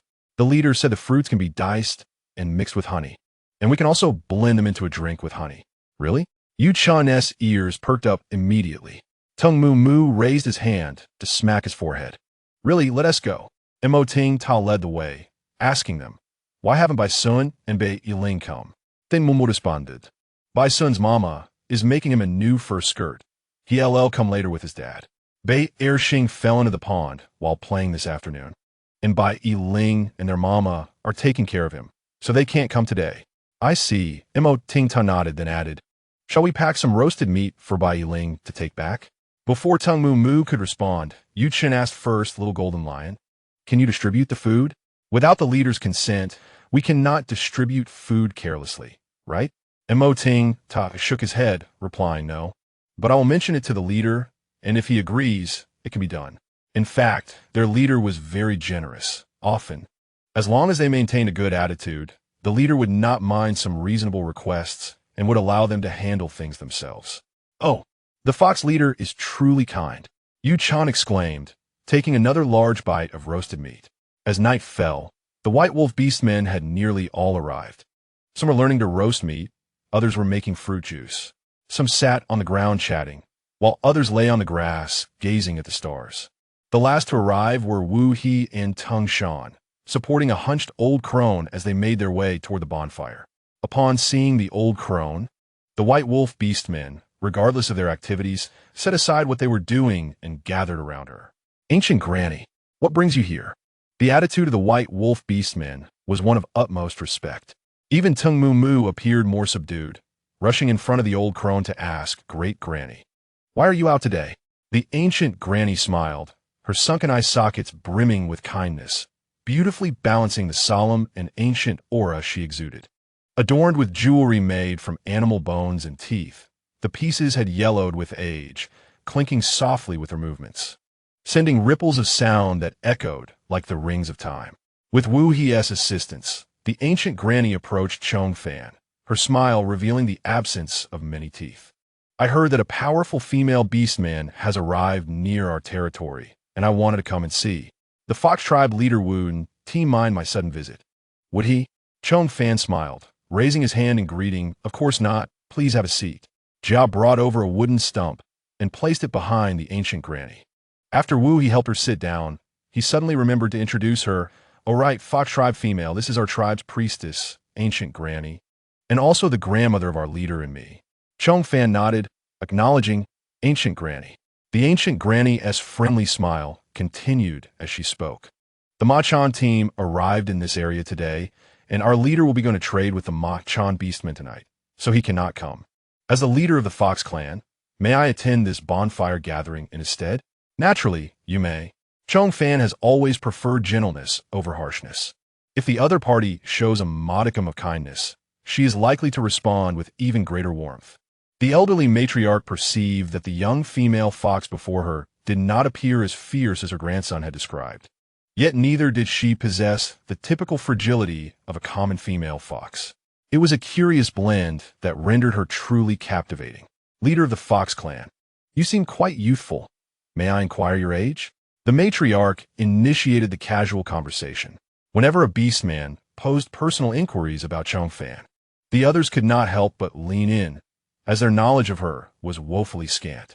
Apart from her affiliation with the Fox clan and her exceptionally high combat rank, they knew nothing of her. Age was hardly a secretive matter. Had it been a younger beastman asking, Zhong Fan might have dismissed it. However, the matriarch was venerable, having lived long enough to be half buried in the earth, making it difficult for her to treat the question with indifference. 26, she replied. 26 indeed. That is 2 years younger than Wu He. How remarkable. To possess such a high combat rank at such a tender age is truly impressive. The matriarch's intentions were innocent. merely seeking to engage Zhong Fan in conversation. Zhong Fan smiled and added, "In 3 months, I shall be 27. That too is young," the matriarch remarked, her gaze imbued with the tender affection of an elder, intertwined with a yearning that Zhong Fan could not quite decipher. The matriarch continued, "For a female to achieve such a high combat rank is exceedingly rare. In the realm of spiritual cultivation, it seems we females are lacking something essential, making breakthroughs exceedingly challenging. For nearly 70 years since I first gained consciousness, males on the Beastman Continent have consistently found it easier to elevate their ranks than females. In my youth, I exerted every effort to develop my skills, yet when the moment to break through arrived, I always felt as though something vital was missing, like having the breath drawn from my lungs, leaving me utterly powerless." Zhong Fan was not well versed in the affairs of the Beastman Continent, so she simply smiled at the matriarch. "I am not well informed on these matters. Yet, according to the matriarch's assertion, how could Ji-Yu's formidable prowess be explained? You are still young. Moreover, not feeling that invisible barrier is a blessing. Do not allow it to hinder your path." The matriarch's words were laden with blessings for Zhong Fan. Perhaps this was her blessing for all young females. Zhong Fan's smile deepened as she shifted the topic, asking, "What does the matriarch enjoy eating?" The matriarch chuckled with a hint of resignation, revealing her teeth to Zhong Fan. "I am far too old and can only manage to eat some mash meat." She felt her age acutely, nearing the time when the beast deity would claim her. Zhong Fan glanced at Jia before preparing a pot of water. "Very well, leader." The matriarch, assuming Zhong Fan had matters to attend to, said, "You all carry on. I shall sit by the stream for a while." Zhong Fan did not stop her, nodding as she watched Wu He and others assist the matriarch away before turning her attention to Mo Ting Ta. Mo Ting Ta approached and asked leader, "What is the matter?" Zhong Fan rose and gently patted his head, instructing, "Please fetch the fish we caught yesterday." "Understood," Mo Ting Ta replied before running off. San Yuze came up behind Zhong Fan, leaning close to whisper in her ear, "Leader, I heard that the old priest of the White Wolf tribe sensed a beast tide. His proximity was unsettling, and his breath felt like a serpent coiling around her, making Zhong Fan uncomfortable. "Step back," she commanded. Upon seeing San Yuze pout and retreat, she continued, "Yes, a beast tide has been predicted. Why do you ask?" San Yuze's expression shifted. "Leader, you must have experienced the last beast tide, though you were likely too young to remember. At that time, you must have been only 2 or 3 years old, which make forgetting quite normal." Zhong Fan neither confirmed nor denied this, merely inquired, "Is the beast tide truly terrifying?" "Leader, it is not merely terrifying. It is extraordinarily so, akin to a catastrophic disaster." Hearing San Yuze speak so earnestly, Zhong Fan's smile faded, prompting her to ask for a detailed account. Recently, Mo Ting Ta had warned them of a potential beast tide, and when she sought Jiya's counsel, she discovered that Jiya was of a similar age and bore no recollection of the last beast tide. Thus, they had shelved the topic until it resurfaced today. San Yuze recollected and began to narrate, "A beast tide always commences during the frigid winter, when the world is ensnared in ice and food is scarce. In a typical winter, meat beasts huddle in their dens to ward off the cold and do not venture out, making hunting exceedingly difficult for the beastmen. However, should a beast tide erupt, the situation spirals into an entirely different extreme. When a beast tide arrives, all meat beasts go into a frenzy, abandoning their dens and launching a collective assault from the edges of the continent toward its center, indiscriminately attacking all beastmen. In this chaotic state, the meat beasts are devoid of fear, unafraid of death, relentlessly attacking toward the beast deity city until the tide subsides. The beast tide may persist for 2 to 3 years or even longer before it calms." Zhong Fan seized upon a point of confusion from his words. "Beast deity city?" San Yuze explained, "Beast deity city is the settlement founded by the beast deity." "Leader, do you not know this? Which tribe were you from before?" "Founded by the beast deity?" Zhong Fan suddenly felt that her understanding of this beast deity continent was woefully inadequate. The deity worshipped on this land was indeed real? She had always assumed that the beast deity of the Beastman Continent was merely a character from myth and legend. Of course, it was established by the beast deity. Otherwise, what else could it be called? San Yu Zhe replied with certainty, then added, I have heard that all beastmen within Beast Deity City are high-ranking. Surely you do not hail from there? He had always believed that the exceptionally high-ranking beastmen, those of the 8th and 9th ranks, originated from Beast Deity City. For those far from it, attaining the 6th or 7th ranks was already a mark of supreme prowess. Zhong Fan responded, no. Then where do you come from? You seem to lack knowledge of many things. San Yu Zhe probed further. Zhong Fan cast him a sidelong glance, maintaining her distance. She was not fond of the earthy scent often associated with serpents. Oh, San Yu Zhe retreated a half-step, his eyes filled with a lingering disappointment directed at Zhong Fan. As if she had wronged him. Zhong Fan chose to ignore his forlorn expression and continued. I once resided deep within the mountains and forests and have only recently begun to venture out. Is that so? San Yu Zhe mused, stroking his chin as he appraised her. Is there any other possibility?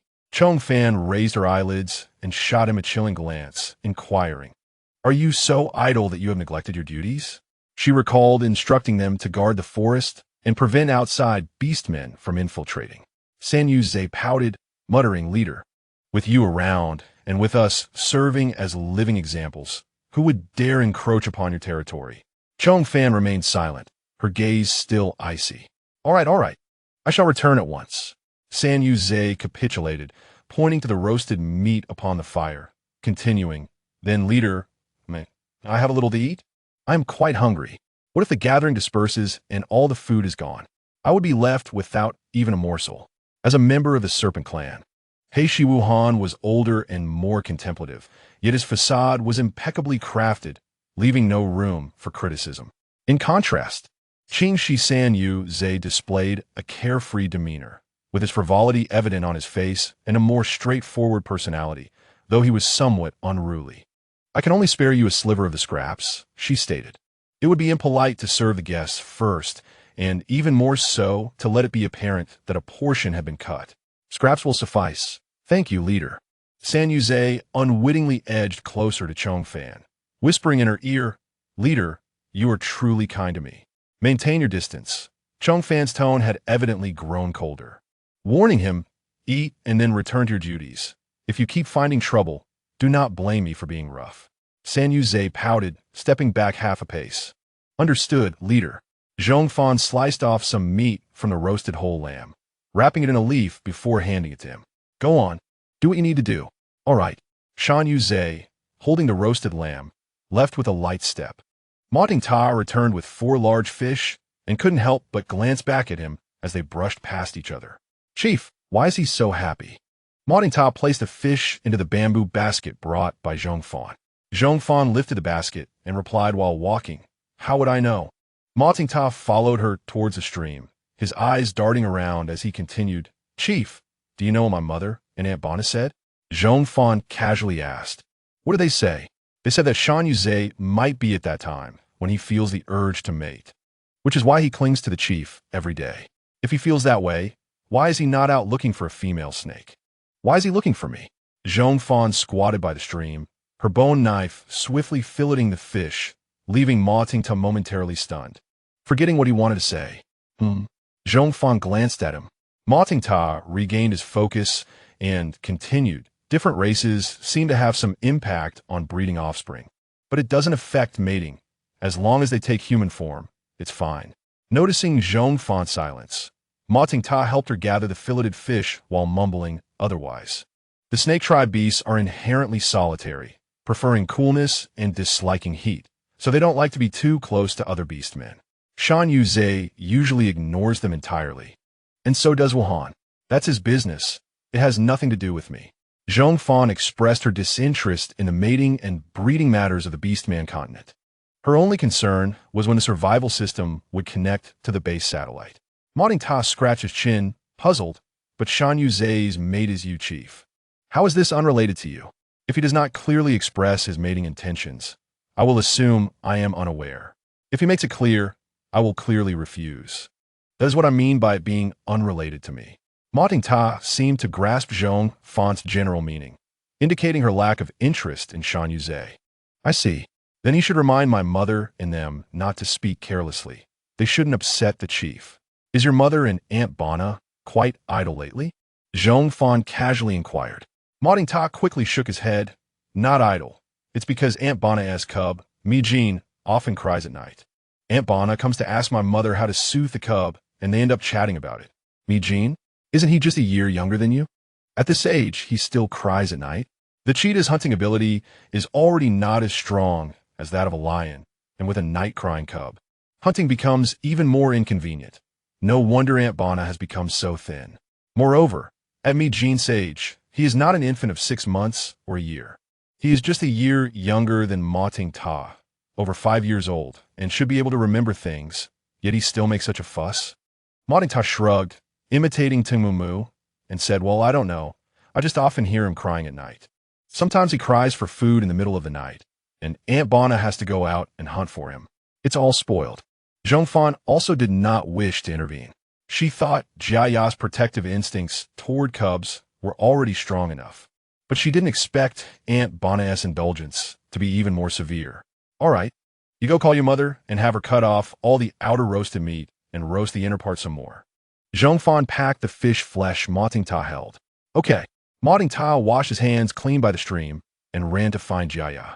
Zhong Fan approached the pot with the fish meat, placing it into a stone mortar to mash it into a paste, adding a bit of water and salt. After thoroughly mixing, she shaped the fish paste into cakes and placed them in the pot. As the roasted meat was being sliced, the white wolf beastmen, who had been eagerly inhaling the aroma, could no longer contain themselves and surrounded the area. Tingmumu instructed by Xiwen to hold back Yuqin, preventing him from embarrassing himself in public. It smells so good. What a pity I'm old and can't bite into this meat. The ancient grandmother expressed with a hint of melancholy in her eyes. Tingshan comforted her, Grandma. Let's cut some tender meat and have the fox chief grind it in her stone trough. The ancient grandmother waved her hand. I just came to take a look. Don't trouble yourselves. Go eat. At that moment, Ma Dingta brought a bowl of fish soup in a wooden bowl, Grandma. This is fresh fish soup made by our chief. It smells delightful. Ma Dingta was tempted to have a bowl himself. Yuqin sniffed a couple of times, already bewildered by the aroma in the air.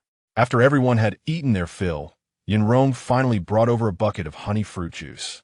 The white wolf beastmen eagerly approached, and upon receiving Zhong Fan's permission, each took a spoonful to pour into their bamboo tubes. I cannot imagine what kind of life Ma Dingta usually leads. Yuqin, having eaten and drank to his heart's content, let out a satisfied burp, his belly round and full, yet he still clutched that half-cup of juice tightly. Bai Xuan asked, Did you not say the fox tribe females are strict and fierce? And you even sympathized with the little golden lion being trained by her every day? If I were given roasted meat and fruit juice every day, I could run 20 laps around the living area every morning. Yuqin boasted. Tingmumu leaned over and whispered into Ma Dingta's ear, You're done for. He will be after you from now on. If he ever says he wants to spar with Ma Dingta again, Yuqin will undoubtedly be the fastest. I can see that. Ma Dingta mixed honey with the cut fruits, inserted 2 bamboo skewers, and brought the fruit platter to Tingmumu. Tingmumu forked a piece of fruit and bit into it, his eyes narrowing in delight. So sweet. Ta, I want to eat too. Yuqin called out, willing to use any name to get a bite. Ma Dingta gestured toward the table of utensils. You go get 2 more bamboo skewers. Get 2 more? Just as Yuqin finished asking, Bai Xuan rolled his eyes. Isn't this face of mine a mouth? The surrounding adult beastmen were amused by their antics. Even the ancient grandmother sighed. It's quite a sight to see our white wolf tribe's cubs playing together with the golden lion cubs. This is truly a first. Wu Hei casually remarked, That fox tribe female is quite adept at teaching cubs. I can see that Mumu and the others' combat abilities have noticeably improved. They could escape for quite some time from the wandering beastmen who hunted them before. Oh, you. Tung Shan was both amused and exasperated. Wu Hei, did I ask you to take Mumu for a few days and just hand him over to the fox chief? Wu Hei defended himself. I didn't throw him away. In those first few days, I wanted nothing more than to tie his legs down. You know what your cub is like. How could I possibly manage him? Oh dear. You all. The ancient grandmother chuckled, shaking her head as she leaned on her cane to stand up. Wu Hei wanted to assist her, but was rejected by her raised hand. You all stay here. I'm going to have a chat with the Fox Tribe chief. Zhong Fan was always responsible for handling food, while the cleaning of utensils was left to Jia and the others. After washing her hands, she directly returned to the bamboo house to lie down. At this moment, Zhong Fan lay on the wooden bed, her arms resting behind her head. Her pupils enveloped in a blue glow as a virtual screen floated before her eyes. The survival system is connecting you to the base satellite. Please be patient. Host. Still this phrase, please be patient. Zhong Fan had been patiently waiting for a month. There was a soft, gentle knock on the door. Zhong Fan stowed away the floating screen, got up from the bed, and walked over to open the door. Ancient grandmother? Seeing the ancient grandmother standing outside, Zhong Fan was somewhat surprised and asked, "What brings you here?" The ancient grandmother nodded. "I have something to discuss with you. Is this a good time?" "Yes, it is." Zhong Fan opened the door wider, stepping aside to let her in. "What is it?" "Please come in and have a seat." "Ah, good." The ancient grandmother entered the room and looked around at the decor, exclaiming, "This bamboo house is built really well. Did you learn this in your tribe?" Zhong Fan nodded in response, "Yes." "Very good, very good." The ancient grandmother nodded repeatedly before getting to the point. "You must have heard from Mumu about the news of the beast tide approaching. I came this time to ask if, when the beast tide arrives, you would like to migrate north with the beastmen of our white wolf tribe.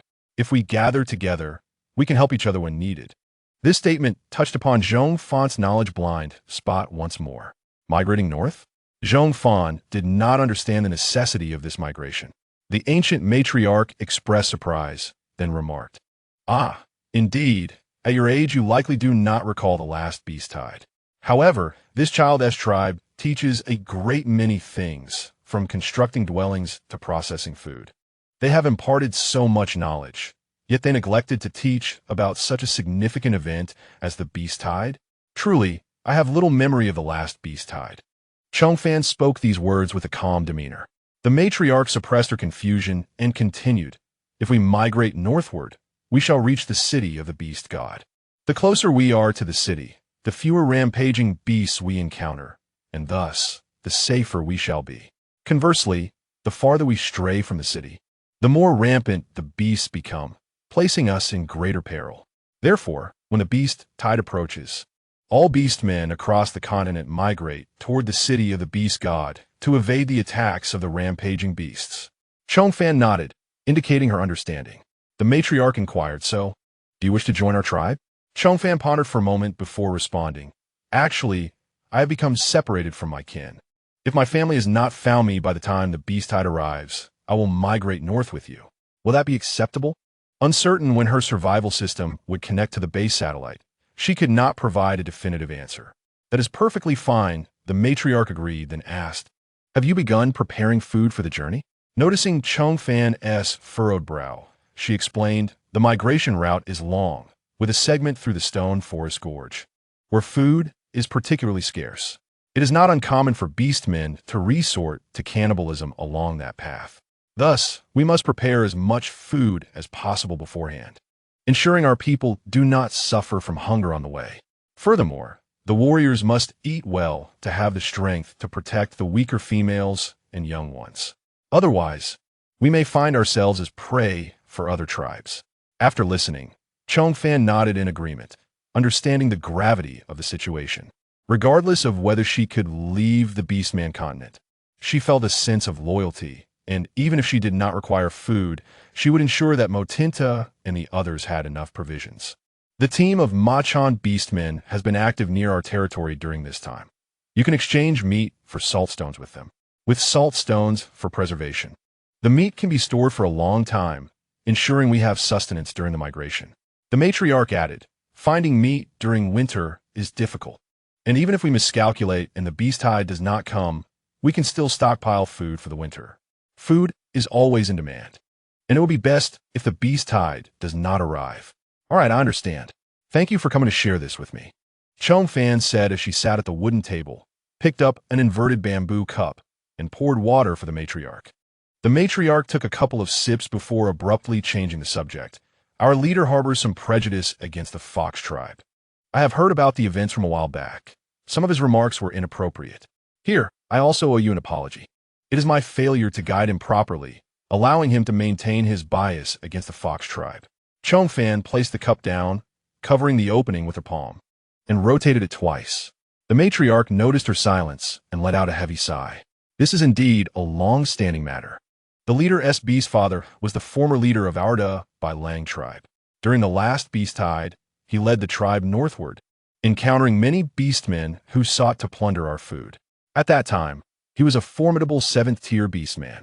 He successfully defended against the raids of foreign beastmen while attracting the attention of the Enhu tribe. The leader of the Enhu tribe sought the protection of our former leader, offering their most beautiful female, Enhu, as a bargaining chip. Enchanted by her beauty, the former leader quickly agreed to the exchange, providing food and military protection in return, and the female Enhu became his wolf queen.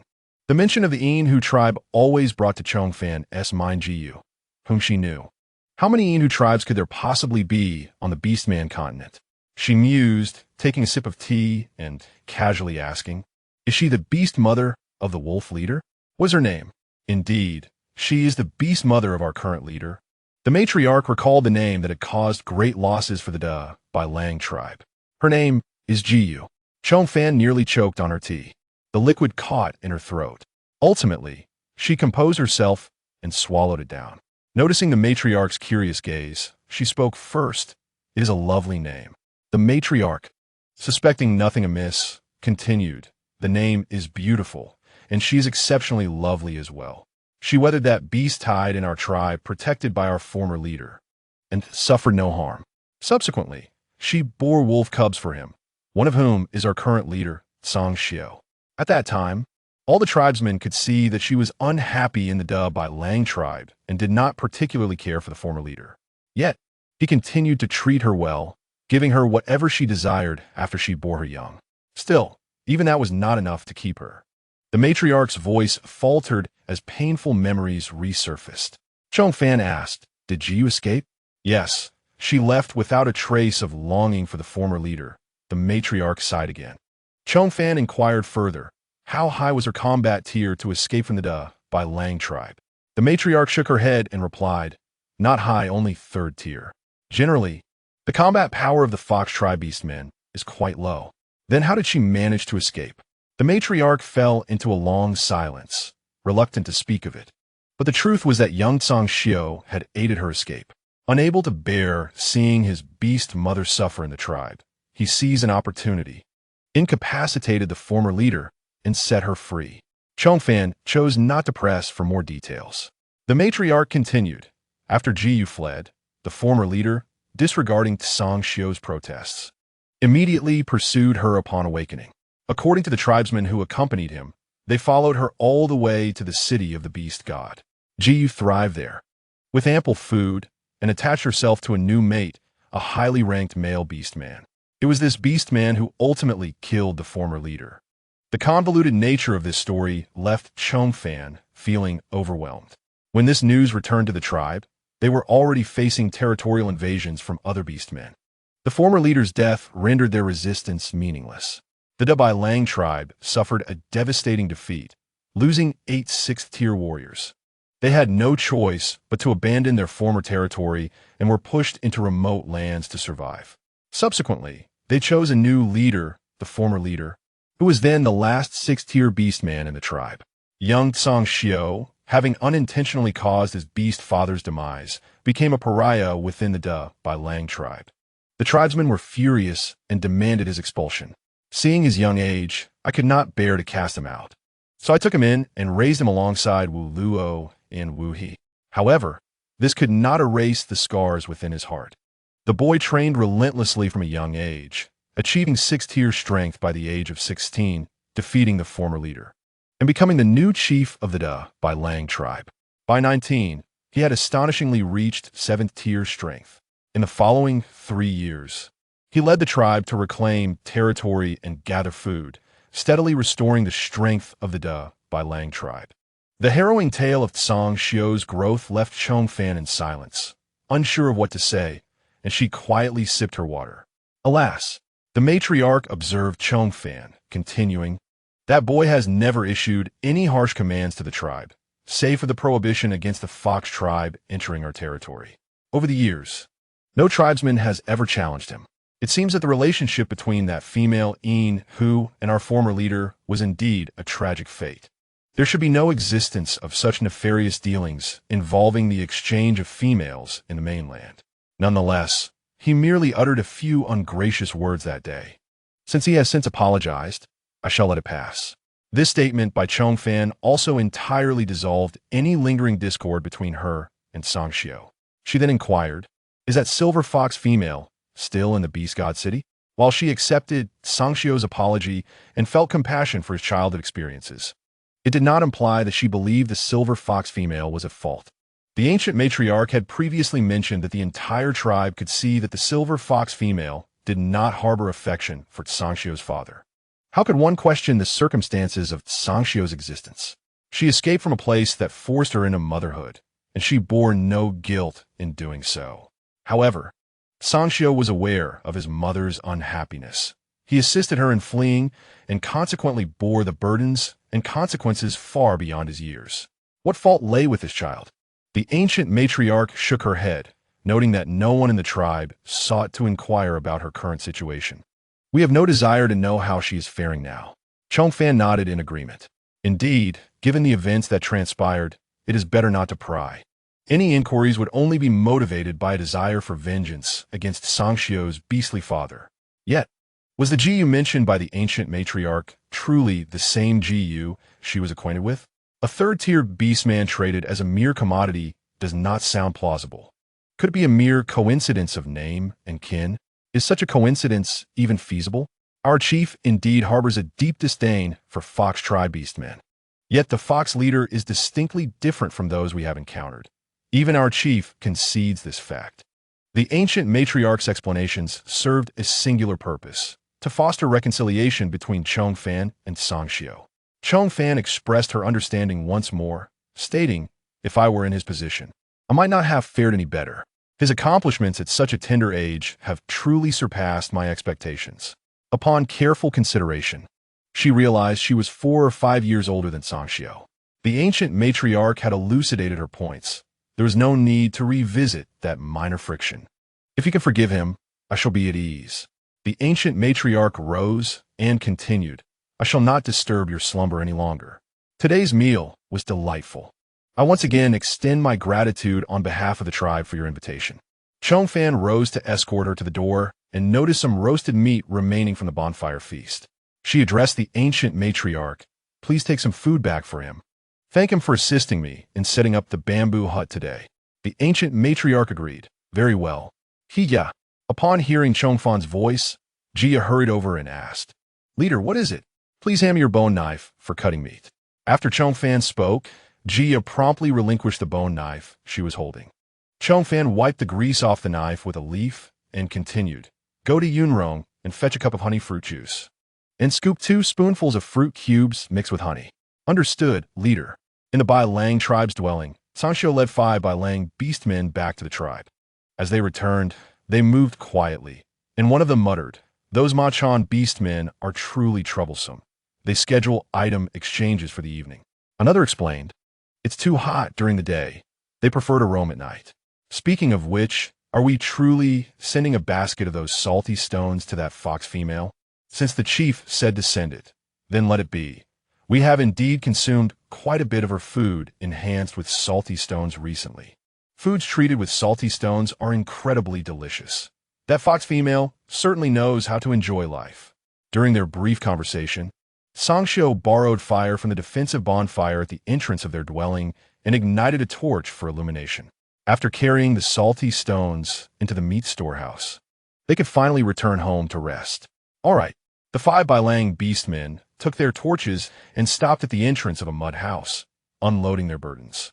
Once they had piled the salty stones from their exchange inside the mud house, Sangxiu closed the wooden door and instructed them, "Go rest. We need to hunt early tomorrow." The 5 Bai Lang beastmen complied, brandishing their torches as they made their way home. Sangxiu, however, directly walked towards the adjacent structure made of wood and stone. He resided next to the meat storehouse to conveniently oversee the tribe's food supplies. Sangxiu pushed the door open and, upon his gaze landing on the wooden box atop the stone table, he momentarily froze. With a click, he shut the door behind him, approached the stone table, and opened the wooden box. Inside, there were 2 layers stacked. The first layer, thin, contained a plate of fruit cubes mixed with honey. The second layer was significantly taller, capable of holding bamboo cups and wooden bowls. The roasted meat in the bowl had cooled considerably. Sangxiu pierced a piece with a bamboo skewer, hesitated briefly, and fed it to himself. The roasted meat, enhanced with salty stones, exuded a familiar savory aroma. The finely crafted wooden utensils were also reminiscent of something familiar. Only she would have the privilege to use these tools for distributing food. Yet, was she not supposed to harbor disdain for him as well? How could she possibly think of him amidst the lively bonfire feast? The following morning, Zhong Fan yawned as she awoke in her new dwelling. The bamboo hut's wooden bed was far more comfortable than the grassy piles of the cave. It was a pity that such a fine bamboo hut might be swept away by the beast tide before the winter this year. Having been built for less than half a year, Zhong Fan lamented internally as she rose from her bed, opened the door, and stepped outside. As she pushed open the door, a figure by the creek turned to face her. "Wolf leader up so early today?" Zhong Fan casually greeted before entering the adjacent bamboo hut for bathing. She tossed her rinsing cup and soft branches into the basin, then, clutching the basin with her arm, walked to the creek to fetch water. She rinsed and washed her face in a fluid motion. Sangxiu stood nearby, observing her actions. Once Zhong Fan returned the cup and basin to the bathing hut, Sangxiu approached and handed her the basket he had brought. Zhong Fan accepted the basket and inquired, "What is this?" "Salty stones," Sangxiu replied, enunciating each word as though fearful of saying too much. Zhong Fan continued, "For me?" "Yes." She weighed the basket, extracting a piece of salty stone wrapped in layers of beast hide. The beast hide accounted for 2/3 of the entire basket's weight. Zhong Fan placed the basket at her feet, unwrapped the beast hide, and finally beheld the so-called salty stone of this continent with her own eyes.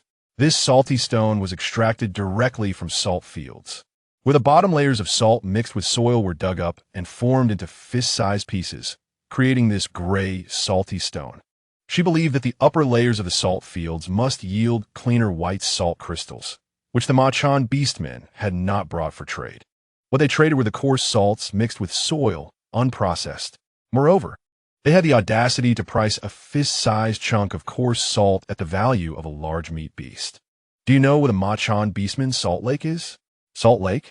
Sangxiu replied, puzzled. Zhong Fan rephrased, "I mean the salty lake." Sangxiu comprehended this time and responded, "To the northwest, quite far, farther than the beast god city. Our tribe has yet to send any beastmen there. So far, it seems that the value of this salty stone lies in its packaging and transportation." Zhong Fan rewrapped the salty stone in beast hide, placed it back in the basket, and looked up at Sangxiu, expressing her gratitude. "Thank you for the salty stones." "No need for thanks. By the way, how long will the Machan beastmen be staying here?" Zhong Fan asked as she lifted the basket and placed it inside the bamboo hut. Sangxiu remained outside her dwelling, waiting for her to emerge before answering. The Machan beastmen prefer to roam at night, conducting exchanges then. This group has brought a large quantity of salty stones and should stay for over half a month, trading with surrounding tribes of various sizes. Zhong Fan seized upon the crucial detail, asking, "Do they still have many salty stones on hand?" Sangxiu reflected on the quantity of salty stones and confirmed, "Yes, they have plenty. They split large tree trunks down the middle and hollowed them out for transporting the salty stones. When I exchanged for these salty stones, there were still 9 tree trunks filled to the brim." "Large tree trunks?" Zhong Fan furrowed her brow and inquired further, "How big is it?" Sangxiu picked up a stone from the creek and sketched a rectangle on the grass, stating, "It appears to be this large." Zhong Fan observed the rectangular shape on the ground, estimating its width to be approximately 0.8 meters and its length 2 meters. The tree trunk resembled a cylindrical form. If split in half, its thickness would measure only 0.4 meters, which would have to be reduced further by the thickness of the wood left after hollowing out. Therefore, the depth available for transporting the salt would likely be less than 0.4 meters. Upon this calculation, coupled with the need to peel back the 3 layers of animal skin packaging, It became evident that the salt brought by the Machan beastmen was not substantial.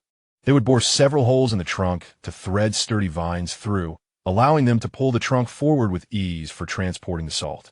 After listening to Tsang Xiu's description, Zhong Fan nodded once more, realizing it was akin to a cart without wheels. Noticing her silence, Tsang Xiu asked, "Are you planning to exchange for salt? If so, you need to act promptly, as the nearby tribes are in dire need of it. Salt is something that can be quickly traded away. One large meat beast is worth only a single piece of salt by that exchange rate.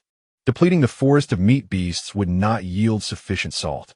After finishing her statement, Zhong Fan inquired, "Surely we could exchange for other items as well?" "Indeed," Tsang Xiu replied. "The Machan beastmen trade salt across various regions of the continent, exchanging it for anything they deem useful. If the exchanged items are not naturally gifted, but rather crafted by oneself, the method of creation can be leveraged to ensure a continuous supply of salt from the Machan beastmen for your tribe. This is precisely why the Machan beastmen possess an abundance of valuable items. Those capable of crafting exceptional goods and exchanging techniques with the Machan beastmen are often favored by their respective tribes, and may even be invited to join larger clans." The terms of this trade sounded somewhat tyrannical. Zhong Fan smirked lightly and asked, "Do you know where they will be trading tonight?" Tsang Xiu nodded. That night, the sky above the Beastman Continent was remarkably clear, as if it had been meticulously cleansed. Stars twinkled in the night sky, unimpeded by any clouds, allowing for a pristine view even in darkness. The moonlight was bright, speckled with stars. "You should transform into your beast form. Moving in human form is rather slow, and you might miss out," Tsang Xiu suggested, glancing at Zhong Fan, who appeared luminescent in the night, her skin even whiter than the moonlight. Zhong Fan reiterated her previous statement. "If I could transform into a beast, I would have done so already. Surely, I would be aware of such a fortunate occurrence?" "I do not enjoy transforming into a beast," she stated earnestly. Tsang Xiu frowned thoughtfully and replied, "I keep my word. I won't create trouble for you just because of your beast form. Even if you were to become a fox, I would strive to set aside my prejudices and regard you as an ordinary beast man." Zhong Fan raised her hand to her forehead, feeling a headache at the mere mention of transformation. Tsang Xiu, still inquiring, asked, "What is wrong? Are you feeling unwell?" Before Zhong Fan could respond, he continued, "If you're unwell, we could return today and come back in a few days. Or you could hand over the meat beast to me, and I will exchange the salt for you." Zhong Fan lowered her hand and continued his train of thought. "Indeed, I feel unwell after transforming into a beast." Tsang Xiu responded, somewhat skeptical. Unfazed, Zhong Fan continued to fabricate. "My physique is rather unique. Cultivating spiritual energy suppresses my beast form. The greater my combat power, the more challenging it is to transform.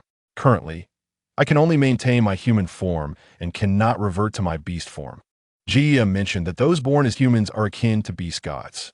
She could not ascertain what kind of commotion her lack of a beast form might provoke on this continent, nor whether it would yield benefits or detriments. To be prudent, until the chip connected with the base satellite, she would continue to live normally here. Surviving unscathed would be paramount. There was no need to attract unnecessary attention. It was too risky. After all, no one knew whether, in this primitive land rife with beastly desires, deities were to be revered or merely pieces to be devoured. Her survival strategy had always been to assume the worst of everyone. Tsang Xiu pondered for a moment, uncertain of her sincerity, and asked, "What about now?" "Now what?" She replied, "Are you feeling unwell now?" He recalled that her right shoulder had seemed injured previously. Understanding his concern, Zhong Fan responded, "As long as I maintain my human form, I shall not feel unwell." "Then you should hop on," Tsang Xiu said. Before Zhong Fan could inquire further, Tsang Xiu turned his back to her and began to untie his leather skirt. The skirt slid down along his waist, and before Zhong Fan could see anything below, a silvery wolf tail filled her vision. "I will carry you. Come on," Tsang Xiu said as he turned to face her, slowly crouching down. The silver-white fur fluttered in the air, the moonlight casting a cold gleam upon him. The Wolf King lowered his head, suppressing his wild nature. Zhong Fan instinctively regarded him as a horse, reaching out to stroke the fur on the back of his head, trailing her hand down to his neck. Sangxiu instantly tensed, his muscles coiling tightly. "What are you doing?" he exclaimed, feeling exceedingly stiff. Realizing the awkwardness of the situation, Zhong Fan lightly patted the back of his neck and asked, "How do you maintain this lovely coat? It's quite shiny and beautiful." Taking the initiative, she rendered Sangxiu's potential follow-up inquiries somewhat trivial. "I haven't paid attention to that. Hop on," he said, finding it tiring to remain in a crouched position. "All right," Zhong Fan replied, lifting the leather skirt slightly with one hand while the other rested on Sangxiu's back, gracefully arcing through the air. Sangxiu caught her securely and reminded her, "Sit tight." "Okay," she affirmed, grasping the fur on his neck. Sangxiu lowered his body, coiling like a spring, and propelled himself forward like a silver meteor. In a mere 10 minutes, though she rarely suffered from motion sickness, Zhong Fan felt slightly dizzy from riding on a wolf. As Sangxiu darted through the woods, he executed sharp 90-degree turns multiple times, nearly tossing Zhong Fan off. When he finally slowed to a stop, Zhong Fan, who had not flinched even amidst chaos, experienced for the first time the sensation of surviving a perilous encounter. She felt immense relief at still being alive. "We have arrived," Sangxiu said, crouching down a bit. Zhong Fan slid off his back, her complexion visibly paler. "What is wrong?" Sangxiu asked, clearly unaware of the speed at which they had traveled. Zhong Fan waved her hand dismissively. "I'm fine. Let us go." "All right," he replied, maintaining his beast form as he led Zhong Fan towards the market constructed of grass shelters. Within the market, newly erected grass huts lined both sides of the path, where the Machan beastmen spread out their animal skins, igniting torches to illuminate their goods while sitting on the ground and calling out to passers-by. The beastmen traversing the path were primarily inhabitants of the region, both in human and beast forms, mostly tribal beastmen carrying meat beasts for trading salt. There were also a few wandering beastmen, albeit in smaller numbers.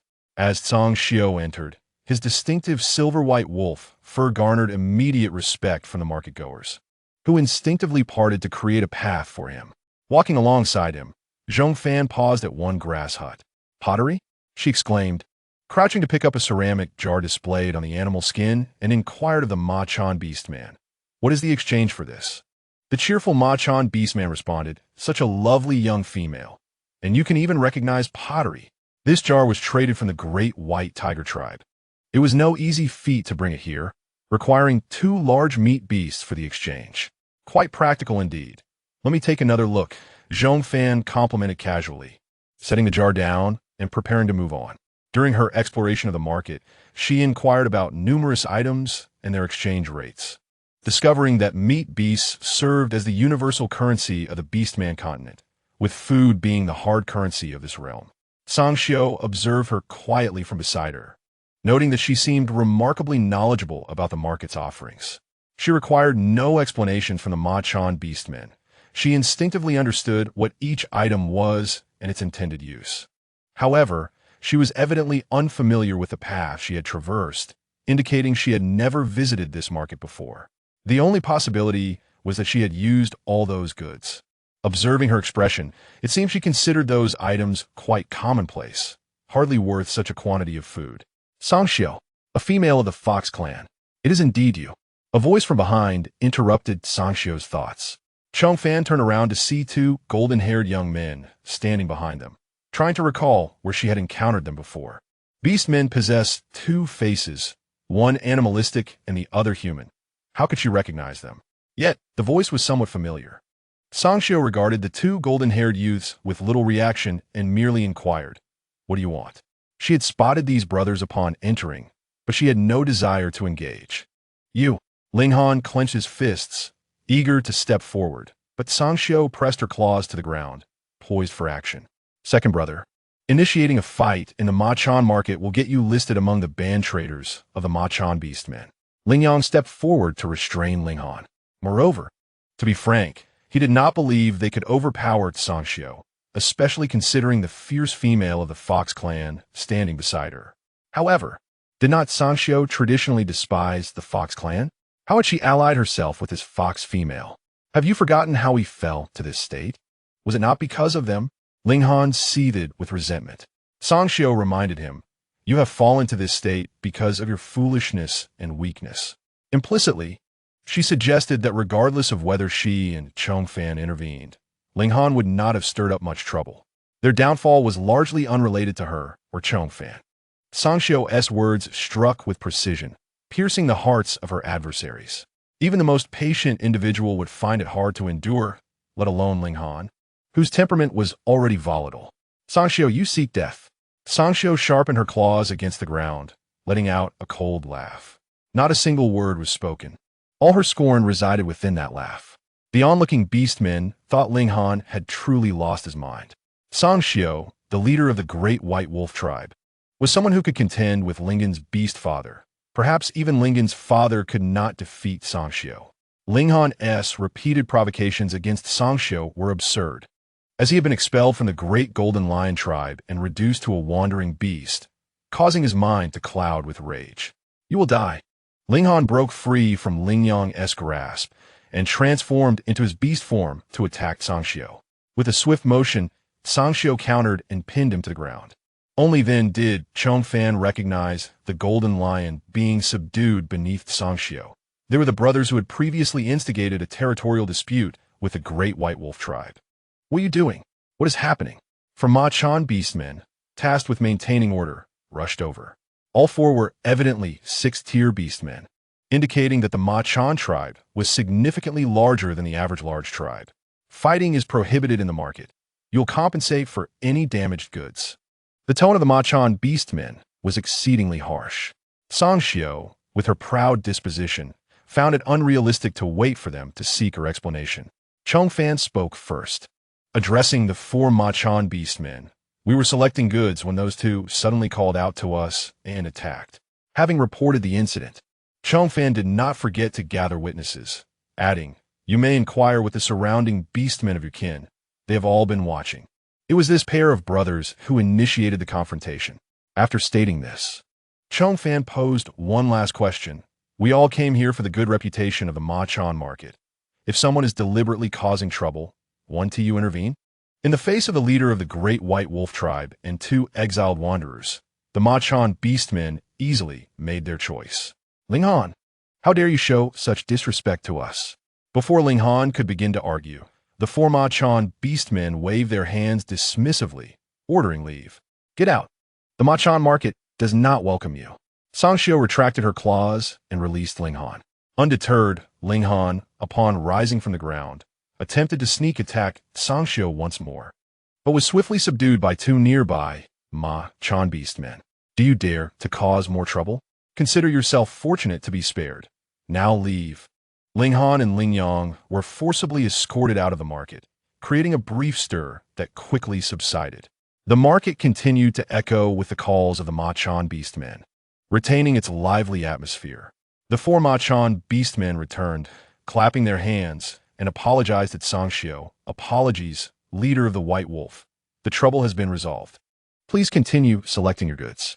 Their apology was laced with insincerity, and Song Xiao's response was equally indifferent, merely acknowledging with a non-committal grunt. The 4 Ma Chan beastmen turned to leave. At that moment, Zhong Fan, who had remained quietly observing, suddenly called out to them, "Wait. I have tools that can facilitate your transportation of goods. I wonder if you would be interested." The Ma Chan beastmen turned back to look at her, inquiring what tools. Zhong Fan produced a wooden toy cart from the pocket of her animal skin skirt. This. She knelt and slid the wooden cart across the ground with ease. With the addition of wheels, the cart glided effortlessly. The onlooking beastmen were captivated. This item was quite intriguing. With a simple push, it rolled a considerable distance. If a beastman were to pull it with a rope, who knows how fast it could go. Such a small thing, while it seems rare and amusing. What could it possibly carry? Onemahan Beastman remarked disdainfully. Ignoring him, Zhong Fan gazed at the leading Ma Chan beastman, who remained silent, fixated on the wooden cart. "I can create smaller versions. Naturally, I can also craft larger ones." Upon her words, the expression of the leading Ma Chan beastman shifted slightly, and his tone softened considerably as he said, "Fox female, please wait here. I will summon our squad leader." The peculiar fragrance emanating from this fox female, though faint, was undeniably enticing, unmistakable as that of a Fox Clan beastman. Zhong Fan smiled and nodded, all right. The Machan beastman turned and hurried back, his pace unusually brisk. The remaining 3 Machan beastmen stood silently observing Zhong Fan, particularly the one who had previously mocked her. At that moment, a Machan female, selling goods at a nearby stall, approached. Fox female, how can you possibly store items in that animal skin skirt? Zhong Fan glanced toward her stall, where various animal skin skirts were displayed. Some were not skirts at all, but rather more practical skirt pants. The pant legs were wide and knee-length, suitable for any normally sized male beastman to wear comfortably. Seeing Zhong Fan remain silent while gazing at her stall, the Machan female continued. If you tell me how to store items, I will give you 10 large pieces of animal skin, along with 5 of my newly made skirt pants. What do you say? Reflecting on Sangxiu's earlier words regarding the wealth of the Machan tribe, Zhong Fan considered the offer of 50 large pieces of animal skin and 10 pairs of skirt pants. You know about skirt pants? The Machan female expressed surprise. She had seen a priest from the Great White Tiger tribe wearing such convenient animal skin attire, which inspired her to create similar designs. In the Great White Tiger tribe, all beastmen referred to them as skirt pants. Yet, the Great White Tiger tribe was far to the north, quite distant from here. How could this fox female know? You need not concern yourself with how I know. Just tell me if you agree, Zhong Fan replied, hands casually tucked into her pockets. The Machan female scrutinized her animal skin skirt for quite some time without discerning its secrets, finally stating, your location is too remote. Transporting goods is too laborious. We did not bring enough prepared animal skins. Noticing Zhong Fan's silence, the Machan female proposed, how about I trade you some brimstone? I can offer you 50 pieces of large brimstone, as long as she could ascertain the method of affixing objects to her body. Acquiring 50 units of cianure from her father would pose no challenge. After all, their tribe possessed an abundance of cianure. 50 units amounted to 2 substantial baskets, a rather exorbitant price. The surrounding orcs from various tribes cast eager glances, their covetousness plainly etched upon their faces. Had it not been for Sangxiu standing behind Zhong Fan, they might have rushed forth to tear away Zhong Fan's beastskin skirt to uncover its secret storage. I do not require your cianure at present. I shall be able to procure more later. Instead, you might contemplate what other items you can offer for exchange. Thus, the initiative in the transaction fell into Zhong Fan's hands. Sangxiu felt as though, in the blink of an eye, this female fox had unexpectedly transformed into the principal vendor at the Machan marketplace. I have no idea what I could possibly offer in exchange. The female Machan exclaimed anxiously, stamping her feet. Why not tell me what you desire, and I will see if it is feasible. As Zhong Fan pondered this, the male Machan who had mocked her earlier interjected, Sasha is the youngest daughter of our leader. You, female fox, ought not to adopt such an indifferent demeanor. Be courteous to her. Before Zhong Fan could respond, Sasha turned and shouted, silence. Do you think you have any right to speak? It was truly distasteful how males became brazen during their mating season. Sasha found him bothersome and turned back to Zhong Fan, inquiring, forget him. Have you decided what you want? Zhong Fan smiled, contemplating her response. I do not have any particular desires at the moment. I shall see how things unfold. Should we finalize a trade? I will certainly inform you. Very well. Sasha, intrigued, could only hope her father would arrive swiftly to negotiate with Zhong Fan. Upon hearing her kin describe Zhong Fan's wooden cart, Sha Long hurried over. Just as he arrived, Zhong Fan and Sangxiu had completed their exploration of the marketplace. Father, come quickly. Sasha leaped up, waving excitedly. Look at her beastskin skirt. It can hold things. As Sha Long approached, the Machan orcs along the way bowed their heads and greeted him leader. Zhong Fan leaned against Sangxiu to rest, standing upright only when Sha Long drew near, greeting him with a smile. Greetings, Leader Sha. Oh, greetings, greetings. Sha Long had presumed that such salutations were absent in the southern continent, only to discover otherwise. Zhong Fan produced a wooden cart from her pocket and approached him. Please take a look. This is my model for trade. If we reach an agreement, I shall return to construct a larger one. A model? Sha Long replied, perplexed, accepting the wooden cart from Zhong Fan. This female fox spoke in a manner reminiscent of the shaman from the Great White Tiger tribe, often uttering terms they could not comprehend. Zhong Fan elucidated. A model is a miniature version of an object presented to give you an idea of its design. Sha Kulong nodded, though he only needed to understand that it could be made larger. What is this called? He inquired, squatting to examine the wooden cart. Zhong Fan responded, the four-wheeled one is a horse cart. If attached to a beast, it can transport goods and passengers alike. As she spoke, Zhong Fan retrieved another wooden cart from her pocket. The two-wheeled one is a hand cart, easily maneuverable by individuals even in human form. This is excellent. No, I mean both are excellent. Sha Kulong's eyes lit up as he received the handcart model. After tinkering with it for a while, he declared female fox. If you can teach us how to make larger horse carts and handcarts, we shall gladly provide your tribe with ample cianure for eternity. I do not intend to trade the methods of production with you. Zhong Fan's statement extinguished all of Sha Kulong's excitement. You do not wish to trade? He asked, bewildered. It is not that I refuse to trade. Rather, I propose an alternative form of exchange, Zhong Fan clarified. We will supply you with finished horse carts and handcarts, and in return, you will provide us with 50 jars of cianure contained in the ceramic jars displayed outside. Should any damage occur within 3 years of use, we will replace each damaged cart for 5 jars of cianure. Additionally, the cianure in the jars must be clean and close to white, not the kind you currently possess. Sha Kulong scrutinized her for a long moment before responding. You seem quite knowledgeable, but do you not think your demands are a bit excessive? 1 horse cart and 1 hand cart for 50 jars of the finest cianure? I believe it is worth that much, Zhong Fan asserted, lowering her hands and continuing, Leader Sha, I trust your tribe possesses far more cianure than this. The ceramic jars displayed outside are not large, and 50 jars would hardly impact your tribe's cianure production. Noticing Sha Kulong deep in thought, she added, transportation over long distances is challenging, and a smaller quantity of cianure for exchange would render it all the more precious. I understand the leader's perspective and kindly ask not to complicate matters for me. If the leader seeks to raise the price of cianure, I too wish to elevate the value of the carts and handcarts, making future transactions with other tribes significantly easier. Do you not agree? Zhong Fan had indeed never engaged in commerce and was not particularly adept at negotiating prices. However, she firmly believed that items in demand would always find a market. Sha Kulong pondered for a moment, then sighed with a smile. Very well. Since you have articulated your intentions so clearly, let us consider ourselves friends. It is a deal. Upon uttering these words, Sha Kulong stood and extended his hand toward Zhong Fan, proclaiming, pleasant cooperation. Zhong Fan's mind raced as she regarded Sha Kulong's outstretched hand, slowly rising. Oh, I forgot. Handshakes are not customary in the South. Before Sha Kulong could finish his sentence, Zhong Fan grasped his hand, uttering a string of words he could not comprehend. What are you saying? Sha Kulong appeared utterly confused.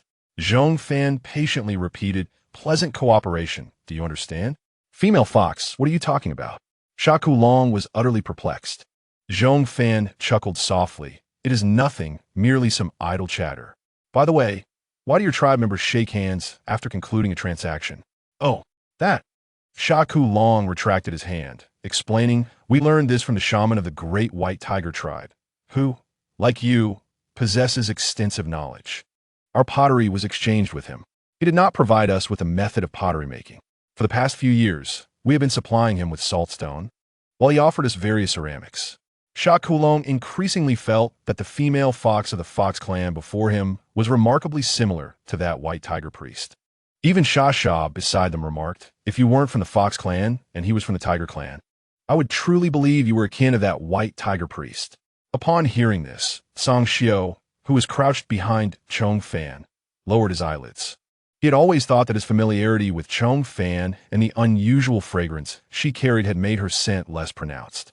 However, now he sensed that it was not his sense of smell that was at fault. The unique aroma of the Fox clan emanating from her seemed to be genuinely fading. Was she truly a Fox clan beastman? I also feel that this White Tiger priest should be someone I could converse with. Perhaps when you meet him next time, you could extend my greetings? At that moment, Zhong Fan's curiosity about the White Tiger priest surged. What if they were from the same hometown? Sha Kulong replied. That may be a bit difficult. Each of our teams of Machan Beastmen is responsible for different areas, and the White Tiger tribe is not under my jurisdiction. I am not well acquainted with the White Tiger priest. Most of what I know comes from the tales shared by my kin upon returning to the tribe. I see. Then I shall not trouble you further. After speaking, Zhong Fan extended her right hand once more, signaling for a pleasant collaboration. Sha Kulong was taken aback, but then reached out to shake hands with her, reiterating their joyful cooperation. When will your cart and wagon be ready for us? 10 days.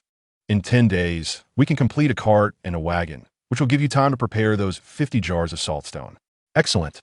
Just as Sha Kulong was about to retract his hand, he suddenly heard Zhong Fan say, "Hello." What did you say? Sha Kulong did not comprehend. Zhong Fan smiled and explained, "This is a dialect of our tribe, often used by kin and friends when they meet. It means I'm delighted to see you." How melodious! After hearing her explanation, Sha Kulong felt that this brief phrase held a unique charm, prompting him to mimic it. "Hello." Zhong Fan's smile deepened as she replied, "Hello." The two retracted their hands in succession. Sha nearby followed suit, turning to Zhong Fan and saying, "Hello?" Zhong Fan's lips curled upwards as she responded, "Hello." As expected, the Machan Beastmen had a fondness for novelty and a strong desire for exploration and imitation. Otherwise, they would not have been able to gather the finest treasures from the Beastman Continent. "Hello, hello." Sha approached and grasped Zhong Fan's hand, asking, "Now, can you teach me how to place things in a leather skirt?" "Of course." Zhong Fan slipped her hands into her pockets. Flip one out for Sha to see. You make an incision where you wish to place items, then sew a pouch that can hold things, attaching the opening of the pouch to this incision on the leather skirt, allowing for direct storage. This pouch seemed to test the spatial imagination of the Beastmen. Sha crouched down, feeling Zhong Fan's pouch, slipping her hand in and out while diligently studying how it connected to the opening.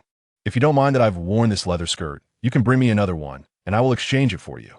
Seeing that it was getting late, Zhong Fan noticed Song Xiao crouched motionless beside her, unsure whether he was sitting or sleeping. Clarifying the pouch details with Sha would allow them to return to rest sooner. "All right, you wait here for a moment. I will go fetch the latest leather skirts I made." Sha dashed out swiftly. Before long, she returned with 8 or 9 skirts in her arms. "These are for you. Quickly, take off your leather skirt and give it to me." As she spoke, she reached out to tug at Zhong Fan's skirt ties. Zhong Fan swiftly caught her wrist. "You wait here. I will change and be back soon." "Huh? Is it such a hassle to change a leather skirt in public?" Sha did not perceive any issue with changing her skirt in front of others. Zhong Fan nodded. "I am not accustomed to being seen while changing my leather skirt. Please wait. I will be quick." After saying this, Zhong Fan released her wrist and took a skirt to step outside. At that moment, Song Xiao, who had been sitting with his eyes closed, stood up and followed her out. Outside the tent, Zhong Fan scanned her surroundings and found a dense thicket. Noticing Song Xiao had followed her out, she inquired, "What are you doing here?" Song Xiao, equally puzzled, retorted, "Aren't you the one who wanted someone to keep watch?" He had never seen her without a leather skirt. In his memory, no one had witnessed her in such a state. However, he had seen other beastmen moving about without their skirts in her presence, and she would simply close her eyes. He speculated that she disliked being seen without her skirt, just as she did not like seeing others in that state. Zhong Fan, hearing his response, did not hesitate and said, "Then turn around and keep watch here. I will be quick." It was preferable to have someone guarding her, but she could change without anyone present. "Go ahead." Song Xiao turned away, casting a shadow like a small mountain. Zhong Fan stepped into the thicket and quickly changed into the skirt. When Sha received the leather skirt that Zhong Fan had worn, she practically cherished it, nearly cradling it and kissing it. Zhong Fan interrupted her enthusiasm, gathering the leather skirts Sha had brought and announced, "It is getting late. We must return. We shall meet again in 10 days.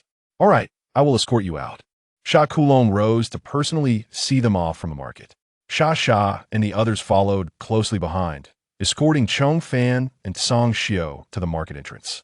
"Be careful on your way back," Sha Kulong casually reminded them. "Thank you." Zhong Fan waved as she departed. Song Xiao crouched beside her, lowering his body.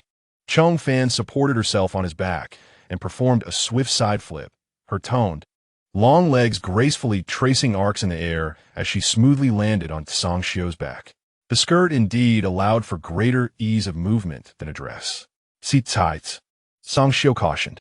Feeling Zhong Fan lean against his back, her chest pressed against him, her hands grasping the fur at his neck, Song Shio's ears inexplicably warmed. If Zhong Fan were to tug at his ears now, he would distinctly feel the different temperature. "All right," Zhong Fan signaled. Hearing her voice, Song Shio softly responded and retraced their steps. "Hello." Sha waved at Zhong Fan from behind, continuing, "Fox Clan female, it was a pleasure to meet you today." Zhong Fan turned to look at her, smiling as she waved back hello. As Sha watched them leave, holding Zhong Fan's leather skirt, she sighed and remarked to Sha Kulong, "Father, it is rare to encounter an educated female in this area. I truly wish to converse with her more." However, at that moment, Sha Kulong was contemplating another matter. The White Wolf leader, Song Shio, actually allowed a female fox to ride him. They had been exchanging goods in this area for several years, and while they had not spoken much, there was a rough understanding between them. He recalled that Song Shio was not known to be on friendly terms with the Fox Clan beastmen. What is so strange about this? The female fox is intelligent and beautiful. Undoubtedly, many male beastmen seek her favor. Sha lifted her chin, feeling a sense of pride. Sha Kulong replied, "You do not know, Song Shio has a bit of a grudge with that Silver Fox Clan member." "Which one?" Sha inquired. Sha Kulong waved his hand. "It was many years ago. It is a taboo in Beast God City. It is better for you not to speak of it." In truth, he did not know much about that incident, only that the Silver Fox Clan member had once given birth to a cub in the Great White Wolf tribe, and that cub was Song Shio. "Forget it. If you don't want to say, then don't. I am not particularly interested in hearing it." Sha pouted. The Silver Fox Clan, which relies on the trade of females for sustenance, shows no interest in the tales of powerful tribes. Enough of that. Return to your crafting of leather trousers. That female from the Fox Clan is clever, and my daughter, Sha Kulong, is no less impressive. Sha Kulong affectionately patted Sasha's head. Sasha smiled indeed. At dawn the next day, sunlight burst forth from beneath the horizon as the sky began to lighten. Chan Yuze and his companions were summoned by Modingta to chop wood. Thunder struck the trees like a massive bolt, felling large trunks with just a few blows. The White Wolf beastmen carried the timber felled by the heavy strikes to the creek. "Chief, can these trees truly be exchanged for that much saltstone?" Well, he asked, skeptical. Song Shio replied, "The trade has been arranged. We have only 10 days to build the carts. Do as she instructs without questioning further. If we can indeed obtain that much saltstone, I would even eat dung if she asked me to." We proclaimed boldly. Tung Mumu ambled over, rubbing his eyes and yawning, mumbling to Wu He, "Your tastes are getting rather peculiar." Wu He shot him a glance, inquiring, "What brings you here? What can these 3 short-armed, short-legged youngsters do?" Tung Mumu retorted, "That's none of your concern. Modingta called us. The Fox Chief wants us to chop wood together to build our strength." Just as he finished, Modingta dragged over a basket of stone axes, already sharpened, which Shan Yuze and the others use to chop wood. "Come on, we need to work quickly. We will also have to cut the large logs into many small pieces and shape them in various ways." Modingta was full of enthusiasm, eager to see what kind of carts and wagons their chief would create. "Here we go," Tung Mumu said, yawning yet again. Behind him, Bai Sun and Yu Chun were also yawning incessantly. Modingta asked, "What were you all up to last night? You both look so lethargic. Even the 2 chiefs aren't as tired as you." The chiefs had gone to the Ma Chan market last night and were busy for quite some time before resting, far less fatigued than the youngsters. Tung Mumu responded, "Bei Ershing fell into the water pool, didn't he? He has woken up now, but he is still confused while eating and speaking. Bei Yiling said his brother hasn't fully recovered yet and needs someone to help care for him. So we took turns looking after Bei Ershing." Song Shio furrowed his brow and asked, "Is his brother all right?" "I don't know. When I was watching him, Bei Ershing kept asking for water, and I fed him several times." "Nothing else seemed wrong," Tung Mumu replied. Bai Sun chimed in, "But I feel that Bei Ershing seems a bit dazed now that he is awake, as if he doesn't know what he is saying." Yes. Yuchi nodded vigorously. "I also think he seems confused, and his head feels so hot. Is he really all right?" Tung Mumu scratched his chin, recalling, "I remember the elders saying that it's common for young ones to have hot heads." We all had it when we were little. Adults would soak their hands in cold water, wring them out, and press them against our foreheads to cool us down, and it would be fine. Bison whispered, "What if it doesn't cool down?" He had heard that some young ones could become increasingly hot, eventually losing their ability to speak, mumbling, and closing their eyes, never waking again. Bei Yiling and Bei Ershing's brother were such cases. "He will definitely wake up. Don't speak such gloomy words." Teng Mumu picked up an axe, changing the subject, and called out to them, "Let us get to work. After finishing today's tasks, we can return to check on Bei Ershing." "All right," Bai Sun and Yu Qin replied, picking up axes from the basket and asking Modingta, "How do we work? Teach us. Follow me." Modingta led them to strip the bark from the trees. Stone tools could not accurately pierce the wood, and bone knives lacked the hardness to penetrate solid timber. The Machan beastmen had gathered many fine items across the continent, yet even a Machan market had no metal tools, indicating that the Beastman Continent had likely yet to mine for metal, still distant from the age of using both stone and metal. Since the existing resources did not support car construction, Zhong Fan could only seek tools from her chip space. Fortunately, the spare supplies included not only firearms but also cold weapons. "This one will do." The steel dagger coiled like a serpent around Zhong Fan's fingers before she grasped it firmly. Thud! The dagger plunged into the wood, and a stone hammer struck the top of the dagger's handle, chiseling out tenons and mortises. As all the beastmen returned to rest, Zhong Fan worked through the night, staggering her labor with theirs. In the early hours of the morning, when Song Xiao and another white wolf beastman rushed to the creek, Zhong Fan's bamboo house was still illuminated by oil lamps. Bang! Bang! The knocking at night was particularly urgent. Zhong Fan retracted the steel dagger into her chip space and stood to answer the door. After sitting and working all night, her legs felt numb. Bang! Bang! Coming! Zhong Fan unlatched the door, and upon opening it, she saw a newly transformed white wolf beastman standing at her bamboo house entrance. The sight of a beastman in human form was certainly a spectacle. Zhong Fan hesitated to close her eyes, feeling it would be impolite, so she averted her gaze downward and asked Song Xiao, who remained in beast form behind her, "What is it?" Song Xiao, seeing the flickering light within her house and the wooden components scattered across the floor, spoke solemnly, "You've worked hard. We didn't realize you were still busy." "There is an urgent matter," old Granny said, "that only you might be able to help." The middle-aged man standing at the door of the bamboo house broke down, exclaiming, "Fox Clan female, my little cub is getting hotter and hotter.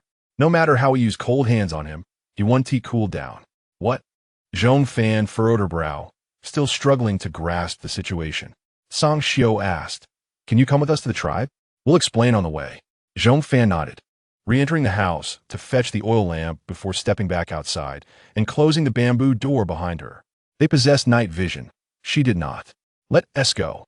Zhong Fan blew out the oil lamp, moved naturally, and climbed on its Song Xiao's back.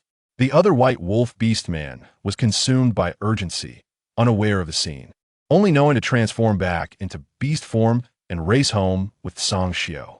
As they hurried to the white wolf tribe's settlement, Song Xiao and Zhong Fan outlined the situation. In brief, Bei Ershing had fallen into a water pool a few days prior, and after being rescued, he began to run a fever. Despite a day of cold compresses, his temperature continued to rise, culminating in unconsciousness that night. All the beastmen in their tribe were at a loss. As Bei Ershing's parents faced despair, old Granny suddenly thought of Zhong Fan and instructed Song Xiao and Bei Ershing's father, Bei Tong, to invite her to see if she could offer any remedy.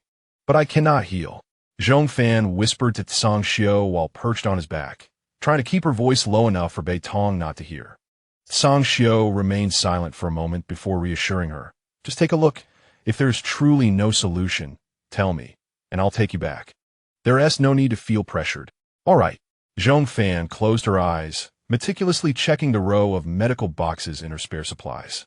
Antipyretic and anti-inflammatory medications were basic necessities, surely present in the medical kit. However, she was uncertain whether the potent antipyretic designed for human enhancers could be administered to beast folk. "Let us first assess the situation. If necessary, one can only resort to desperate measures. The young are the future of the tribe. Even the life of a single cub could plunge the entire tribe into chaos. At this moment, the White Wolf tribe's settlement was brightly illuminated by torches. Bei Ershing's home was crowded with White Wolf beastmen, the cries of females echoing with helplessness and despair. Why is he still so hot? Is there any other way to cool him down? Upon hearing Sure Kai's question, the surrounding beastmen fell silent. Even old Granny shook her head without a word. Aluo, is there really no way at all? Does the beast god truly intend to cruelly take away my second cub? The last flicker of hope in Sure Kai's eyes dimmed. Standing beside the ancient matriarch, the female White Wolf opened her mouth, yet ultimately refrained from speaking, merely averting her gaze from Shurasai and raising a hand to wipe away her tears. Tingmumu stood beside her, tightening her leather skirt. This was perhaps her most tranquil demeanor. From the back of the crowd came the sound of rustling, as the White Wolf beastmen pushed aside to allow Beitong and Zhong Fan a path. Song Xiao maintained his beast form outside the doorway, choosing not to enter. Upon seeing Zhong Fan enter, the ancient matriarch rose with Walua support. Fox tribe leader, do you have a method to cool the cub? The matriarch bypassed pleasantries and directly inquired. Shurasai rushed to kneel before Zhong Fan. Please, I implore you, save my cub. Help him. I will do anything you ask. Stand up. Let me examine him first, Zhong Fan replied, moving past them to the stone bed, reaching out to touch Bei Ershing's forehead. In that moment, Zhong Fan felt the cub's temperature had undoubtedly soared to 40 degrees. Even adults could hardly withstand such fever, let alone a cub. Is there any way? The ancient matriarch's weary eyes glimmered with tears. These cubs were nurtured under her watchful eyes. Each one that survived was a piece of her heart. I cannot guarantee his recovery. If you have methods, please try them first. If you choose to entrust him to me, but I ultimately fail to heal him. The matriarch interjected. Then it is simply the cub's fate, and we shall accept it. Fox tribe leader, we have truly exhausted all options. Shurasai clung to the last shred of sanity and hope, begging, please just try. Let me be blunt. If I fail to save him and you harbor resentment towards me, especially you, Zhong Fan gazed at Shurasai and continued, for my own safety, I would have no choice but to eliminate you. All right, please do try. Shurasai's face was streaked with tears, her mind fraying.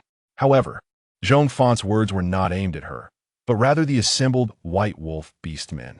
If the female wolf bore animosity towards her, she would be compelled to act, hoping the White Wolf tribe would comprehend. Beitong knelt before Zhong Fan, lowering his head to speak. Please, do attempt it. We will bear the consequences. Very well. You must go out now, boil a pot of hot water, and prepare several large warming animal skins. If you do not know how to boil water, let Tingmumu take you to find Jiya and Ma Tingta in the cave, and have them teach you, Zhong Fan instructed, looking at all the White Wolf beastmen in the room. Everyone, leave and close the door. The White Wolf beastmen at the entrance immediately retreated. The beastmen inside hastily exited, leaving only Shurasai, still kneeling, pleading, may I stay here with him? No, you must go out now. The longer you delay, the more severe his condition will become. Zhong Fan insisted, needing to retrieve supplies from her space. No one could remain by her side. The ancient matriarch urged Shurasai with her cane, come out with us. Beitong rose, lifting Shurasai and carrying her outside.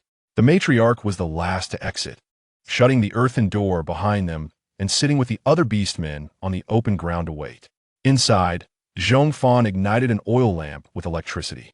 Confirming that the earthen house had no gaps through which to be peered at, Zhong Fan crouched down, placing the lamp on the ground, retrieving water and potent antipyretic medicine from her space. They determined the dosage based on each individual's physical data.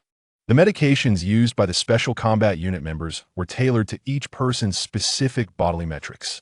Each member's dosage was precisely calibrated, and taking one pill was the standard amount. Zhong Fan stood, walked to the bedside, and lifted Bei Ershing for a moment. She recalled he was half a year younger than Tada. Bei Ershing had just turned 6, weighing a little over 50 pounds in human form, roughly half of her own weight. The antipyretic medication she held was intended for individuals of her level of ability. For a child of Bei Ershing's age, even half a pill seemed excessive. Yet, given his current fever, she feared it might not suffice. I hope your beast physique is robust enough. Zhong Fan twisted open the water bottle, tilting her head back to drink most of it, leaving just 50 milliliters. Then, she poured a white pill from the bottle, broke it in half, and crushed it into powder, mixing it into the water bottle before sealing it tightly and shaking it. Bei Erxing had already lost consciousness from the fever. Zhong Fan did not expect him to drink on his own, so she pried open his mouth and carefully administered the mixture. After completing this, she stored the water bottle and medicine bottle back in her chip space. Bending down to touch Bei Erxing's forehead. I can only assist you this far. The rest is left to fate.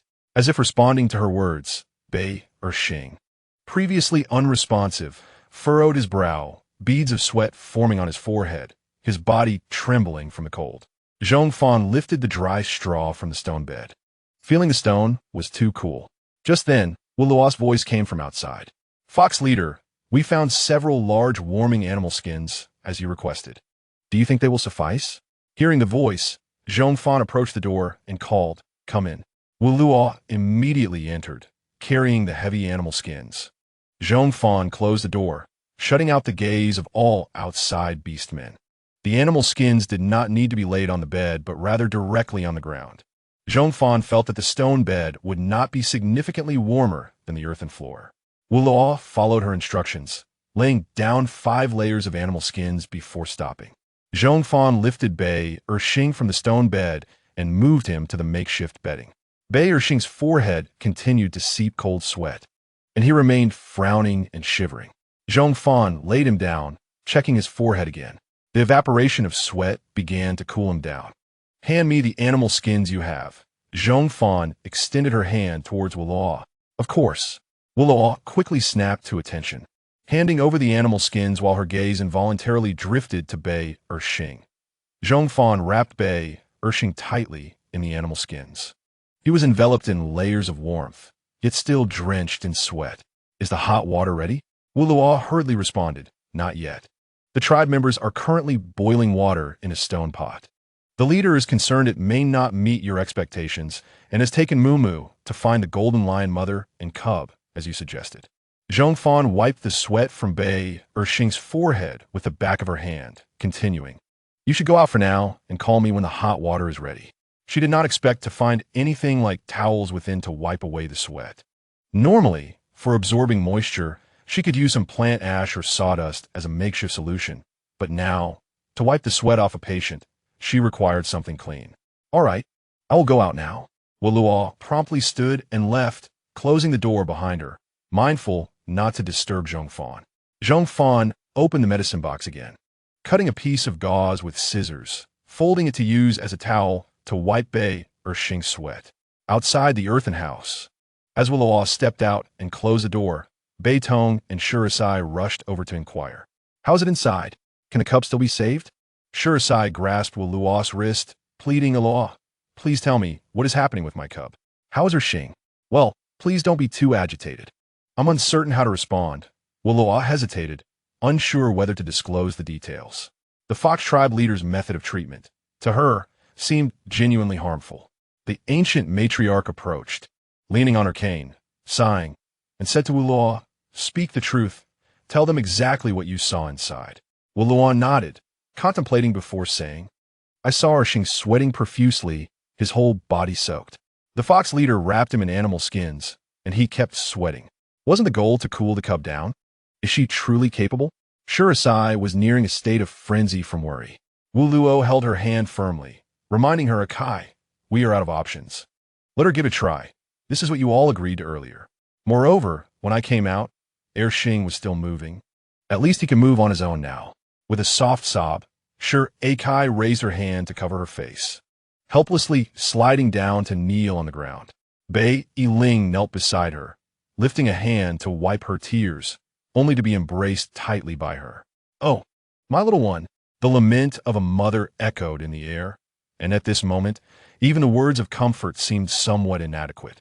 In fact, Bei Yiling and Bei Erxing had another younger brother, born in the same litter as Bei Erxing, but taken back by the beast god 2 years ago. Akai had lost a child 2 years prior. The surrounding white wolf beastmen fell silent, enveloped in a heavy stillness, as if mourning. Outside the earthen house, the atmosphere was bleak. Inside the dwelling, the effects of the special medicine were overwhelming. After drinking the potion, Bei Erxing was drenched in sweat, appearing as though he had just emerged from water. Zhong Fan sat on the ground, wiping his sweat every 5 minutes. 20 minutes passed, and the cloth had become heavy, soaked with his perspiration. Thirsty, Mama Bei Erxing's lips were cracked and dry, and though Zhong Fan was not blind, she could see it. However, the only available supplies contained bottled cold water. Drinking it would be futile, so she decided to wait a little longer for hot water. Zhong Fan turned her upper body to the side, wringing out the sweat-soaked cloth. The droplets fell to the ground with a soft patter. "Chief," a voice called from outside. It was Jia. Zhong Fan retrieved the wrung cloth into her chip space and stood up to open the door. Jia stood outside with 2 containers of hot water, surrounded by white wolf beastmen with various expressions, ignoring their gazes entirely. Zhong Fan took one container from Jia and said, "Pour out the other container and bring me the bamboo tube." Jia stepped a few paces away into an unoccupied area, discarded the hot water, and returned with a bamboo tube, handing it to Zhong Fan. Taking what she needed, Zhong Fan retreated a few steps back inside the house and promptly closed the door, cutting off all external views once again. After closing the door, she crouched beside the bedding, retrieved a bottle of water from her chip space, and poured out one container of slightly hot water and another of warm water. "Manga, dirsti. Em thirsty," Bai Xing continued to whimper. Zhong Fan stored the bottled water back in her chip space, then helped him sit up, bringing the warm water to his lips. Bei Erxing drank eagerly from the bamboo tube, as if he had just escaped from a desert, not even opening his eyes until he had emptied the container. Once he had quenched his thirst, Zhong Fan carefully laid him back down. During this process, he finally allowed himself to open his eyes, looking at the person who had patiently cared for him throughout the night. "Fox Chief?" Bei Erxing's voice was weak and hoarse. Zhong Fan slowed her movements, tucking the fur blanket around him snugly, and said, "Sleep now. When you wake, you can train with your brothers." Bei Erxing obediently nodded and closed his eyes. After replenishing his fluids, his breathing gradually steadied, and the rate of perspiration began to slow. Zhong Fan sat quietly beside the bedding, waiting a moment until she was sure he had fallen asleep. Then, she took out the cloth again, rinsed it in the other container of warm water, wrung it out, and continued to wipe him down. This night was destined to be sleepless. Several hours later, the first ray of dawn pierced the darkness. As day broke and the sun rose, Zhong Fan organized all the materials she had used, storing them back in their designated spaces, and then picked up the bamboo tube to open the door. As she pulled the door open, she found a golden lion cub sleeping outside. Upon hearing the sound of the door, the cub's ears twitched, and it instantly woke. Looking up at Zhong Fan, "Chief," Mo Ting Ta's wariness vanished, and he rolled over at Zhong Fan's feet before standing up to peer into the earthen house. Zhong Fan lowered her gaze, observing his curious demeanor. "If you wish to see, you may go in. No one will stop you." As soon as her words fell, Mo Ting Ta darted in said, "Can we go in now?" Seeing Zhong Fan nod without objection, Bei Tong and Shi Kai, who had been anxiously waiting outside, rushed in. The many beastmen sleeping outside the earthen house awoke one after another upon hearing the commotion. Zhong Fan approached Jia, handing her the bamboo tube, saying, "Thank you for your efforts. You have no further business here. Go rest." "Understood, Chief," Jia replied, taking hold of the bamboo tube's vine strap and turning to run into the forest. Song Xiao walked up to Zhong Fan, squatting down to ask, "Who is Bai Xing?" Zhong Fan casually replied. He wet the bed. Before Song Xiao and the others could fully grasp the weight of her words, laughter erupted from within the earthen house, courtesy of Tung Moo Moo. How embarrassing. 6 years old and still wetting the bed. Just hearing that voice conjured an image of Tung Moo Moo's insufferable expression. Before long, Bei Yiling emerged carrying several thick furs, stacking them beside the door. How much water did he drink to create such a huge puddle? Bei Yiling muttered while placing down the furs, then approached Zhong Fan with a somewhat awkward expression of gratitude. "Fox Chief, thank you for saving my younger brother."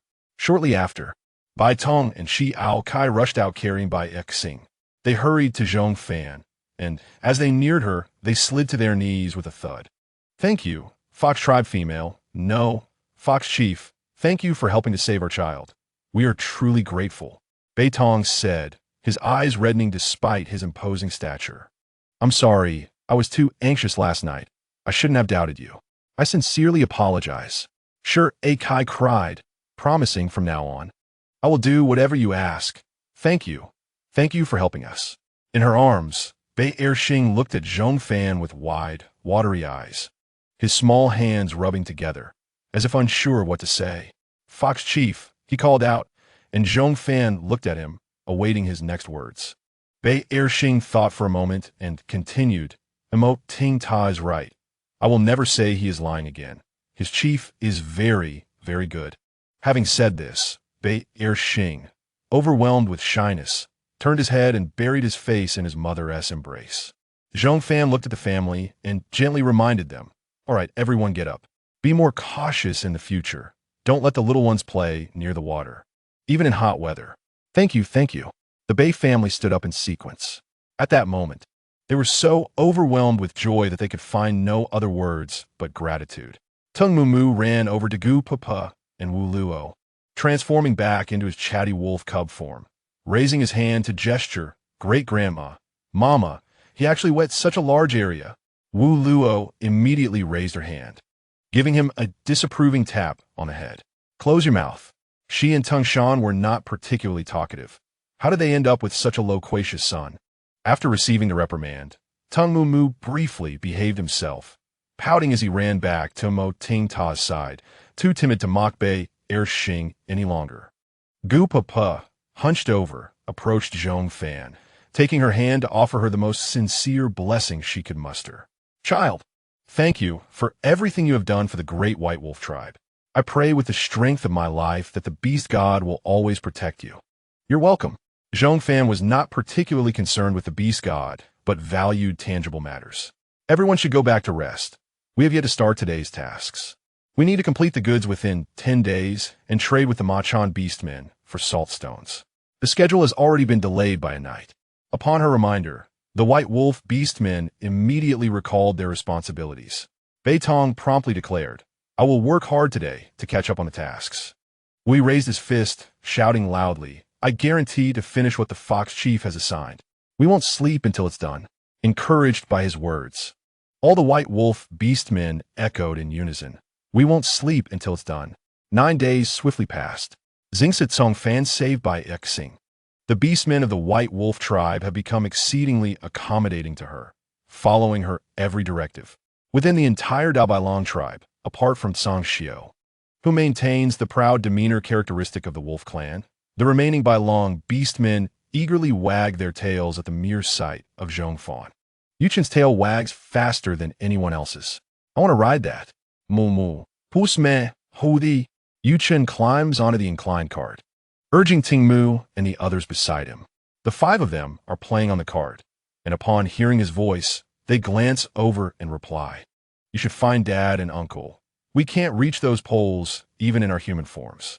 The entire cart is constructed of wood, and to ensure quality, Zhong Fan has had to reinforce all components at the wheel section, making even the wheels twice the normal size. When the cart comes to a stop, the load end is pressed down into the ground, causing the handle end to rise high, reaching nearly 1.8 meters, which indeed makes it out of reach for Tengmu and the others. Let me. Wu Hei strides over, cracking his knuckles as he begins to make an attempt. The entire cart tilts like a balance scale, the lighter end pressed down while the other slowly rises. Yuchen on the cart wags his tail vigorously. It's moving. It's really moving. Un so vedu pen. Pus fasto. In the future, the Fox Clan females will be his absolute favorite. No, his 3rd favorite female beastman. The first is his mother, and the second is Gu Papa. "Push now. Hold on tight." After saying this, Wu Hei takes a large step forward, transitioning from small jog to a full sprint while pushing the cart. "Wow, this is so much fun." Yuchen yells from atop the cart. On the wagon, Bei Ershing quickly calls out to Beitong, "Dad, come push us. I want to ride that too." "Coming." Beitong rushes over, effortlessly pushing the cart forward without needing the harness. When the Machan beastmen escorting the salt stones arrive. They witness the scene of two wooden carts swiftly moving across the grass. The joyful laughter of the young ones spreads infectious delight among all beastmen. Hello. Sha finds Zhong Fan amidst the crowd, waving her arms enthusiastically before running over. Fox Clan female. We meet again at last. I've missed you. Zhong Fan smiles gently and nods. Hello. Did you make both of these carts? You are truly impressive. I can't wait to ride on them. Sha unabashedly praises her, linking arms with Zhong Fan and leading her towards the Machan team. Come and see if you like these salt stones. My father and I gather them from the surrounding area. Zhong Fan follows her over. Upon seeing Zhong Fan approach, Sha Kulong shifts his gaze from the wooden cart, bending down to lift a ceramic jar, opening the lid to show Zhong Fan. In contrast to the color of the jar, the slightly yellowed salt crystals inside appear exceptionally white. Sha picked these out for you from the other tribe members. This is the best salt we could find nearby. Sha Kulong begins to worry that Zhong Fan might not be satisfied with this batch of salt after seeing the finished wooden carts. However, this is indeed the finest quality salt available in the vicinity, and it is quite precious even within their own tribe. When trading with the Dabai tribe, they use salt of this quality. Salt that is whiter and finer is generally supplied to the Shoshin city.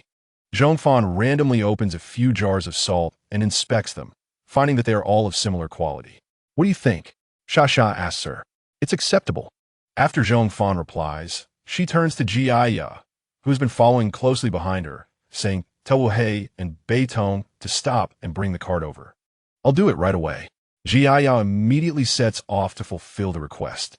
Upon hearing Jiaya call for them to stop, Wu-hei and Beitong immediately halt their movements, allowing all the young ones to disembark from the cart. The two then push the cart over to Zhong Fan. Zhong Fan addresses Sha Kulong. You all check it first and let them explain. If there are any issues, feel free to come back to me. Wu-hei and Beitong exchange glances. Beitong, being somewhat slow-witted, signals Wu-hei to take the lead. Vedu henot, losing his usual playful demeanor as he earnestly explains to the Machan beastmen. This cart is quite simple. When you use it, grasp these two poles and press down to lift the other side. As long as the other side is off the ground, the cart can be easily pushed or pulled. Sha Kulong nods in understanding. Then, Wu-hei moves to the wagon, stating, This one is even simpler. It can be used in both human and beast forms. You can push it, or several beastmen can pull it together for more efficiency. The wagon has 4 wheels, so it doesn't need to be lifted to be moved. It can be pushed or pulled freely. By the way, the more complex components are here on this wagon. As Wu-hei speaks, he circles to the back of the wagon. The wagon is lacking a roof or similar covering, only having a surrounding barrier to prevent the cargo from falling. Take a good look at this wooden panel. Wu-hei approaches the rear of the wagon, tapping the barrier on that side, and removing the pins used to secure it on both ends, continuing, once you pull out these 4 wooden rods. This panel can be taken off the wagon, allowing you to load the cargo and then replace it afterward. Sha Kulong's eyes light up with increasing excitement, nodding throughout. Only after Wu-hei finishes explaining does he turn to Zhong Fan and ask, Can we give it a try? Of course. Zhong Fan raises her hand towards a wooden cart. Shaoling DUI, take your team to give a try and verify the cargo while you're at it. All right. Sha Kulong rubs his hands together, eager to participate. The other Machan beastmen are equally enthusiastic. Sha, unable to contain herself, runs over and climbs onto the wagon, calling out, Dad, come push it. Sha Kulong brings along a Machan warrior to push the cart. Wu-hei and Beitong stand by to instruct them. Realizing she is no longer needed here, Zhong Fan moves to the side to examine the cargo closely. The nearby Machan beastmen do not obstruct her.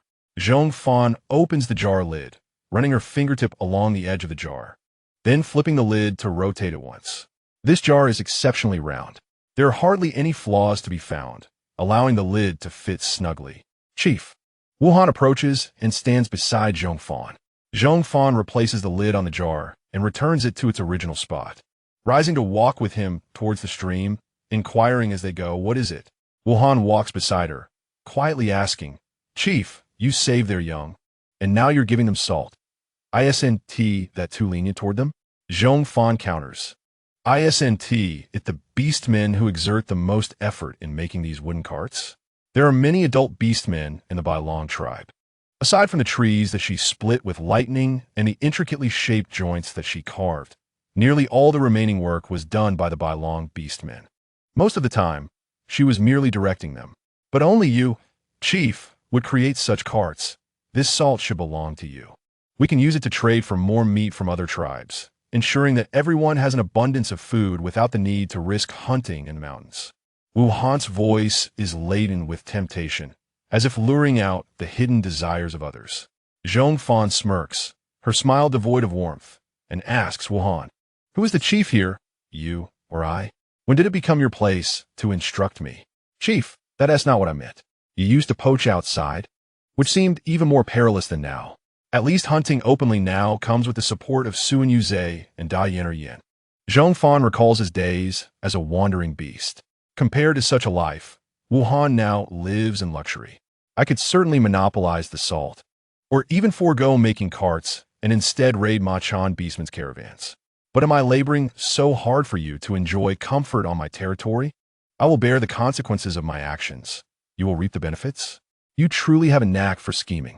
Zhong Fan's tone grows colder, her presence formidable. Vedu Pang, I will warn you one last time. If you do not learn to be content and continue to covet my capabilities to satisfy your selfish desires, you ought to seriously consider what benefits you can offer me in return. I extend my protection to you in exchange for your labor. Remember this clearly. I am not your mother, and I will not indulge you like Jaibana does with her young. As Shan Yuze arrived, he overheard this proclamation from Zhong Fan and hesitated for a moment, uncertain whether to approach while Zhong Fan was evidently irate. Zhong Fan glanced at him sideways and inquired, "What is it you wish to discuss?" Shan Yuze, resembling a thief, crept closer and replied, "Leader, it seems that the great Golden Lion tribe across the river is attempting to lure away our people. Lately, several female Golden Lions have been wandering around the borders of our territory, particularly in the areas guarded by Dian and Aryan." Zhong Fan raised an eyebrow, intrigued by this information. The beauty trap is indeed simple yet effective, explaining its prevalence since primitive times. "Really?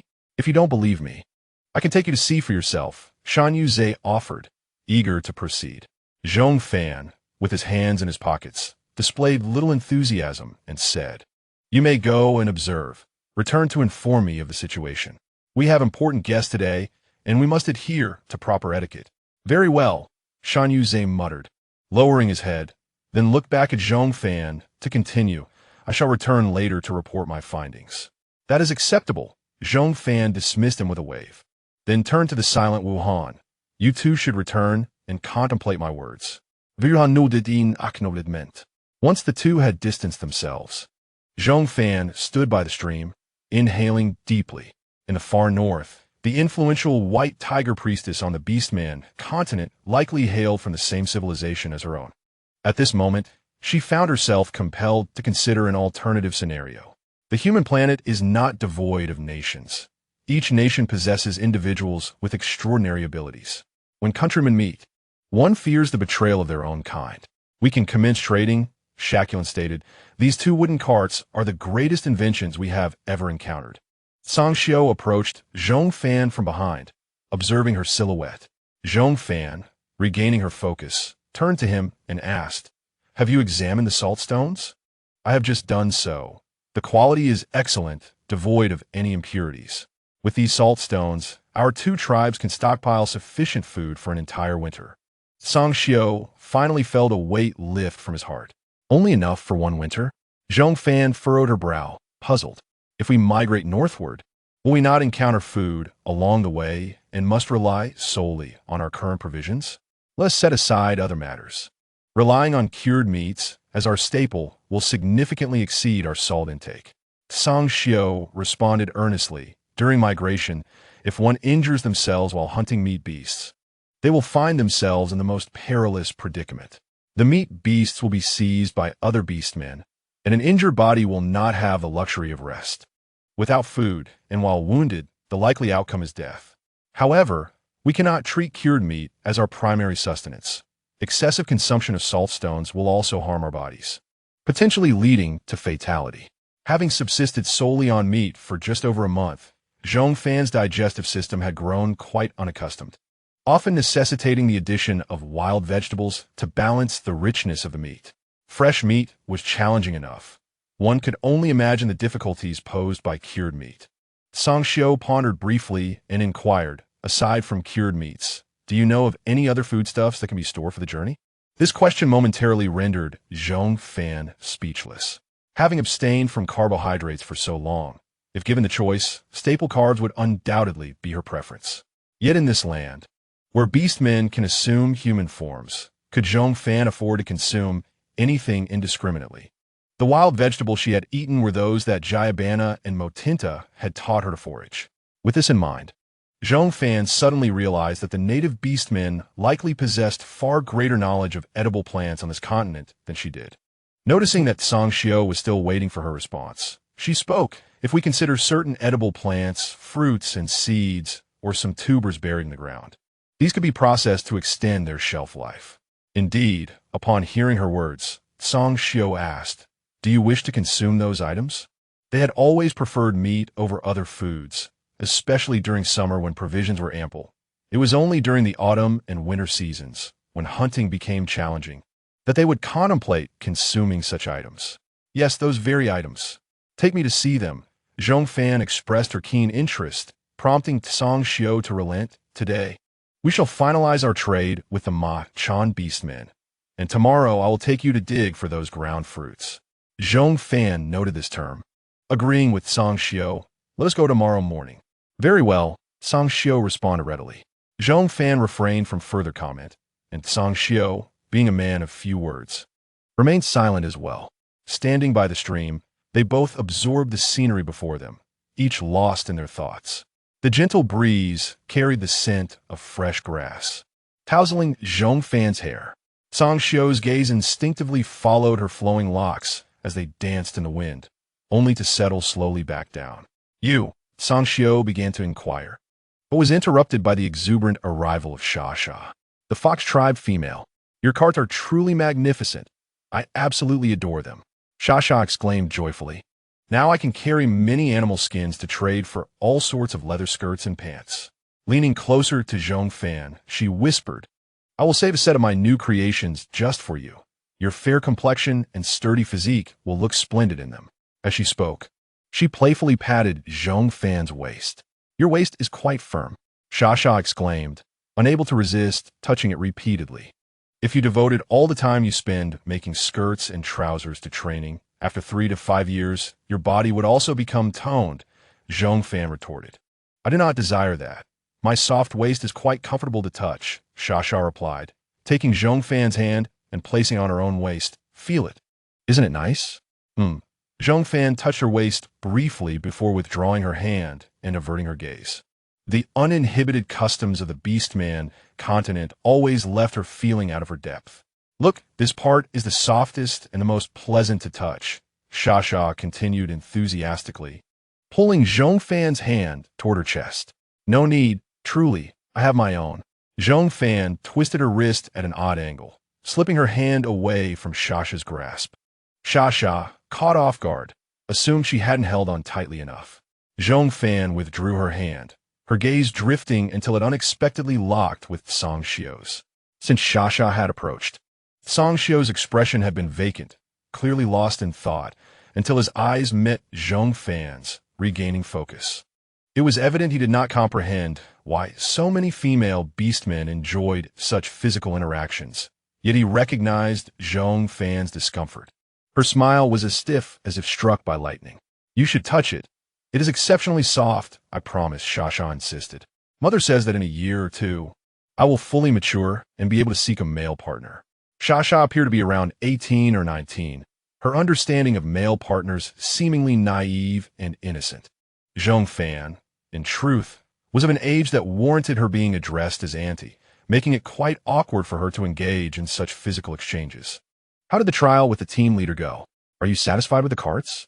Zhong Fan forced the conversation to shift. Sha Sha unconsciously released Zhong Fan's hand. Following a new topic, of course, I'm very satisfied.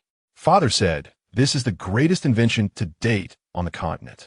As long as you are satisfied, let us proceed with the delivery. Zhong Fan took the lead, walking towards the gathering of beastmen. Xia hurried to keep pace with her. Song Xiao followed behind them, maintaining a distance of approximately 3 meters, neither too close nor too far. Both parties were pleased with the goods, and the delivery process unfolded smoothly.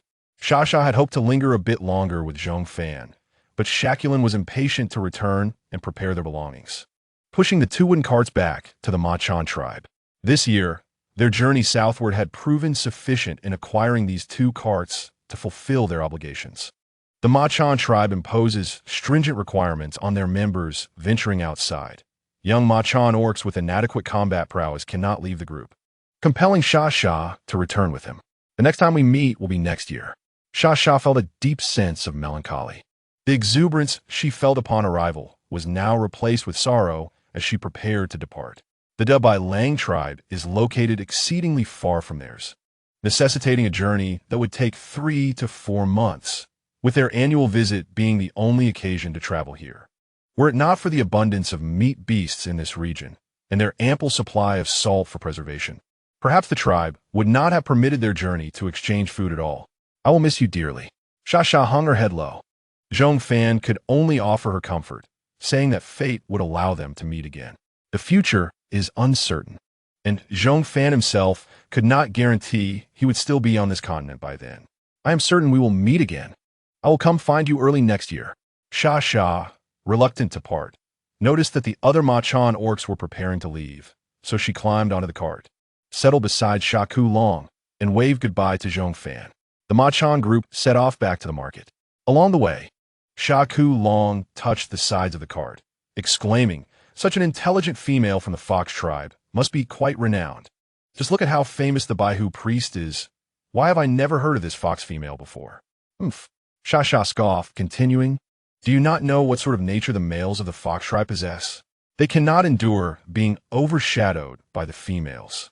Having never witnessed Zhong Fan in action, Xia naturally regarded her as one of those delicate and fragile females of the Fox tribe.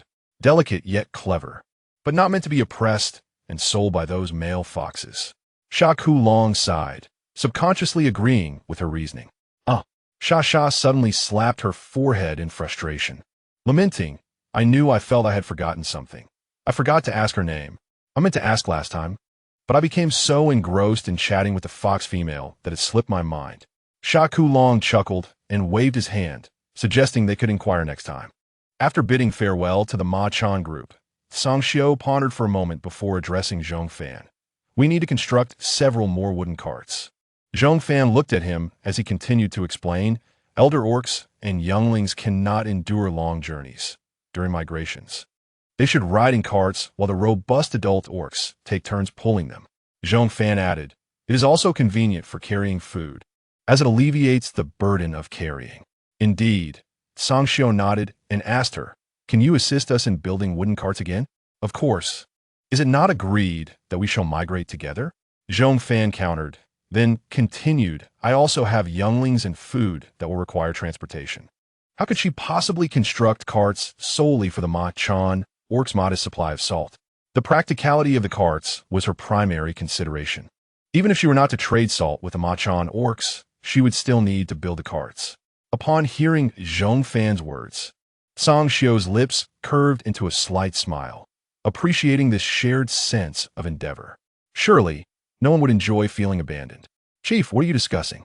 Bai Xing approached, clutching a bouquet of wildflowers.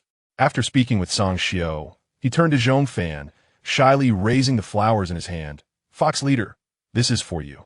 Zhong Fan raised an eyebrow. For me? Indeed. Bai Xing nodded vigorously. Zhong Fan bent down to accept the bouquet, smiling at him. Thank you. Bai Erxing's face flushed red, and after mumbling a shy response, he turned and ran off.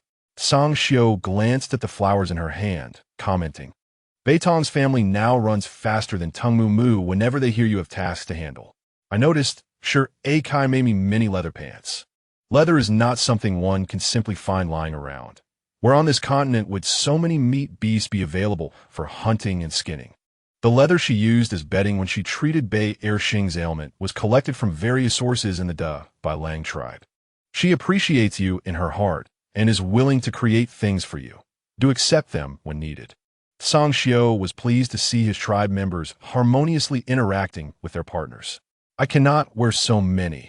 If she offers me more, I will tell her to send wild fruits and vegetables instead to alternate gifts.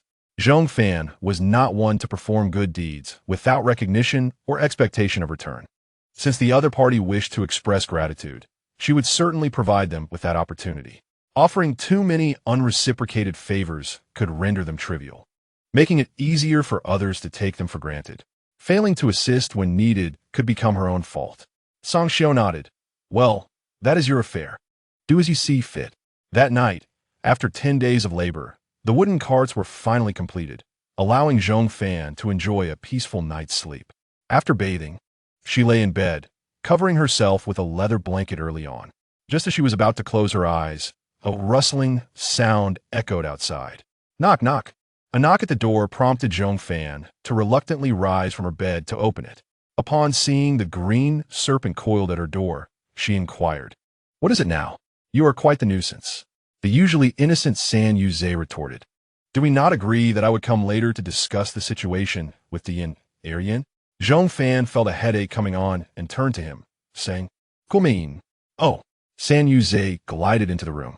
As Zhong Fan prepared to close the door, she noticed him transform into human form right inside her room.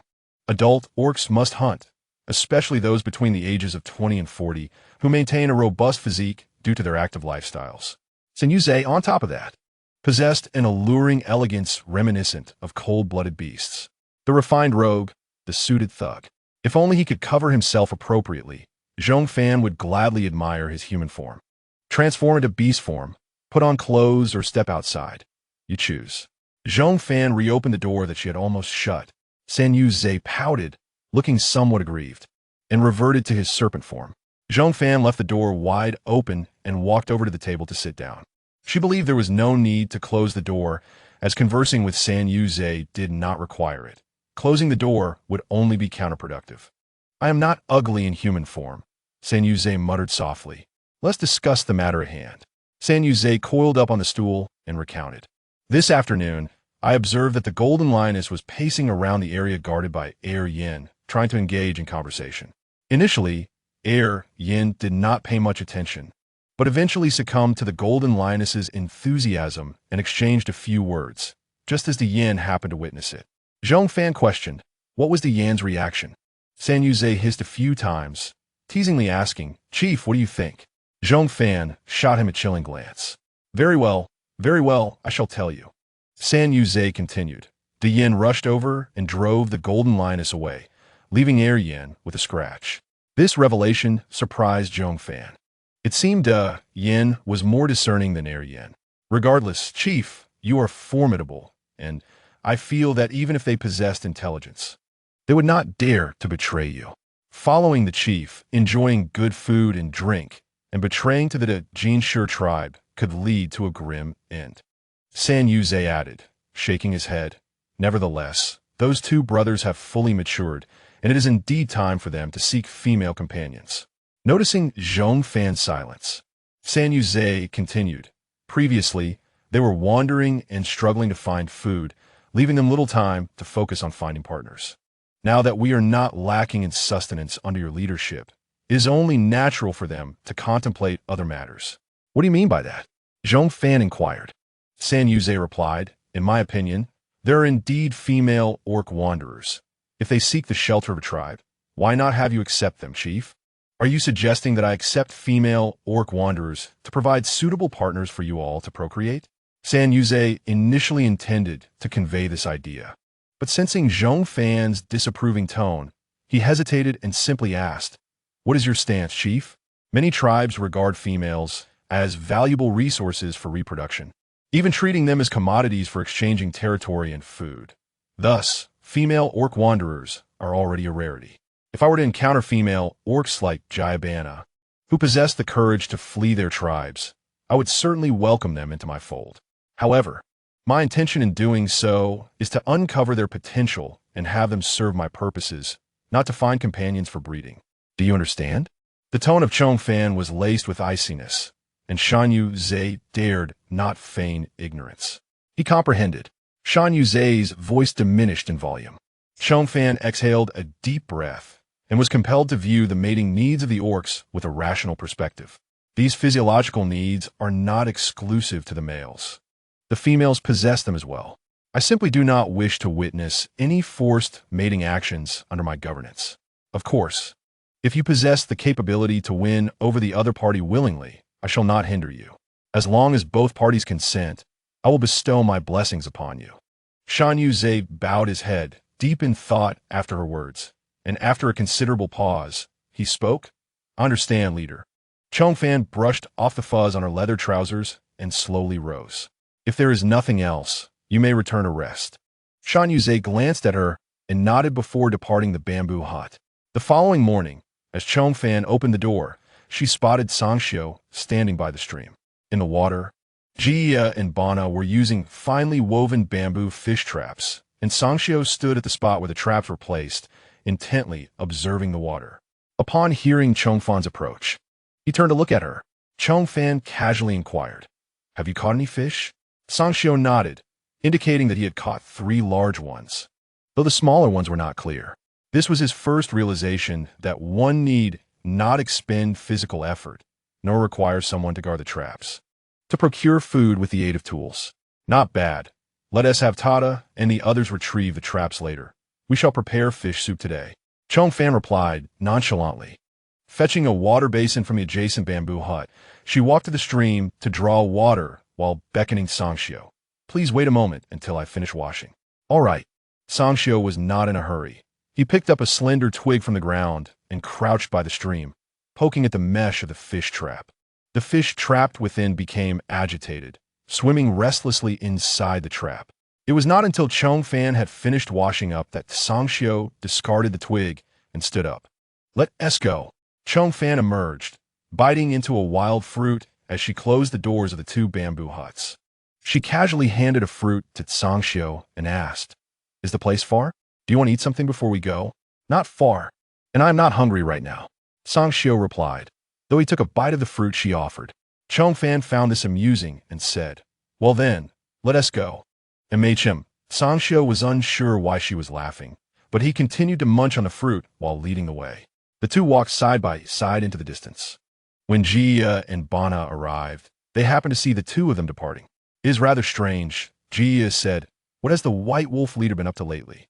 He often seeks our leader. Does he not harbor any animosity towards the Fox tribe orcs?" The more Bana observed, the more she felt it was not animosity, but rather a prelude to mating. Recalling their previous discussion about Zhong Fan and Shan Yu-zhe, which had been interrupted by Motinta as a reminder not to gossip about the leader's private affairs, Jia chose not to engage in that topic this time. The leader has agreed to ally with the Great White Wolf tribe. We must collaborate on building vehicles and preparing food for migration. And the leader surely has much to discuss with the White Wolf leader. After Jia spoke, Bana nodded thoughtfully, acknowledging the point. All right, let us quickly retrieve the fish traps. I can hardly wait. Ever since savoring the delectable fish soup, Jia felt uneasy if she went days without eating fish. Within the territory of the Great White Wolf tribe, Sangxiu led Zhong Fan around several hills until they reached the edge of a thicket on their land. The ground was covered with a layer of yellow-green vegetation, with weeds and vines intertwined in a chaotic mess. After fashioning shoes from tree bark and binding them to their calves with vines, they stepped into the underbrush. Zhong Fan crept behind Sangxiu, who cleared the thorns ahead while she carefully maneuvered behind him. After walking about 100 meters, Sangxiu slowed his pace, crouched down to inspect the leaves on the ground, and said to Zhong Fan, "We've arrived. This is it. This." Zhong Fan crouched beside him, using a twig to poke at the branches and leaves on the ground. The leaf veins of these plants were unfamiliar to her, and without Sangxiu's guidance, she would not have noticed them while walking over. The tubers are beneath. Sangxiu picked up a stone from the ground, using its sharp edge to dig into the soil, while warning Zhong Fan that this plant has a rather unpleasant taste. Whether the taste is good or bad, let me take a bite and I will know, Zhong Fan replied, her expectations still high. Sangxiu sighed internally and hastened to unearth the tubers. The object he dug up had an elongated shape, and Zhong Fan could not discern whether it was a stem tuber or a root tuber, though root vegetables generally contain a high starch content. Can it be eaten raw? Zhong Fan asked. Yes, wait a moment. I will peel off this skin. The inside should be tenderer. Sangxiu replied as he retrieved a bone knife from his waist and began to peel off the outer skin of the tuber. Once he finished, he handed the whitish root to Zhong Fan. She took it and bit into it, chewing carefully. The unprocessed tuber indeed had an unpleasant taste. It resembled a sweet potato, but lacked even its sweetness, only possessing astringency. How is it? Do you want more? Sangxiu asked. Zhong Fan felt a hint of laughter in his inquiry and replied, Dig out a few more. I will try roasting them. How many ingredients taste good when eaten raw? Cooking them makes all the difference. All right, you can sit over there for a while. Zhong Fan agreed, sitting down nearby while watching Sangxiu at work. Over the days spent with Sangxiu, she discovered that he was quite agreeable, never quarreling over trivial matters, and almost always willing to oblige. He was efficient in his tasks and attentive. Why do you keep watching me? Sangxiu's speech was somewhat stuttered, and his movements unconsciously slowed.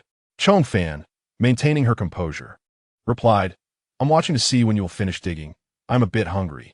Upon hearing this, Sangxiu did not ponder further and focused on his work with renewed vigor. Noticing that he was uncomfortable with her watching, Zhong Fan stood up and moved to a more open area, beginning to dig herself.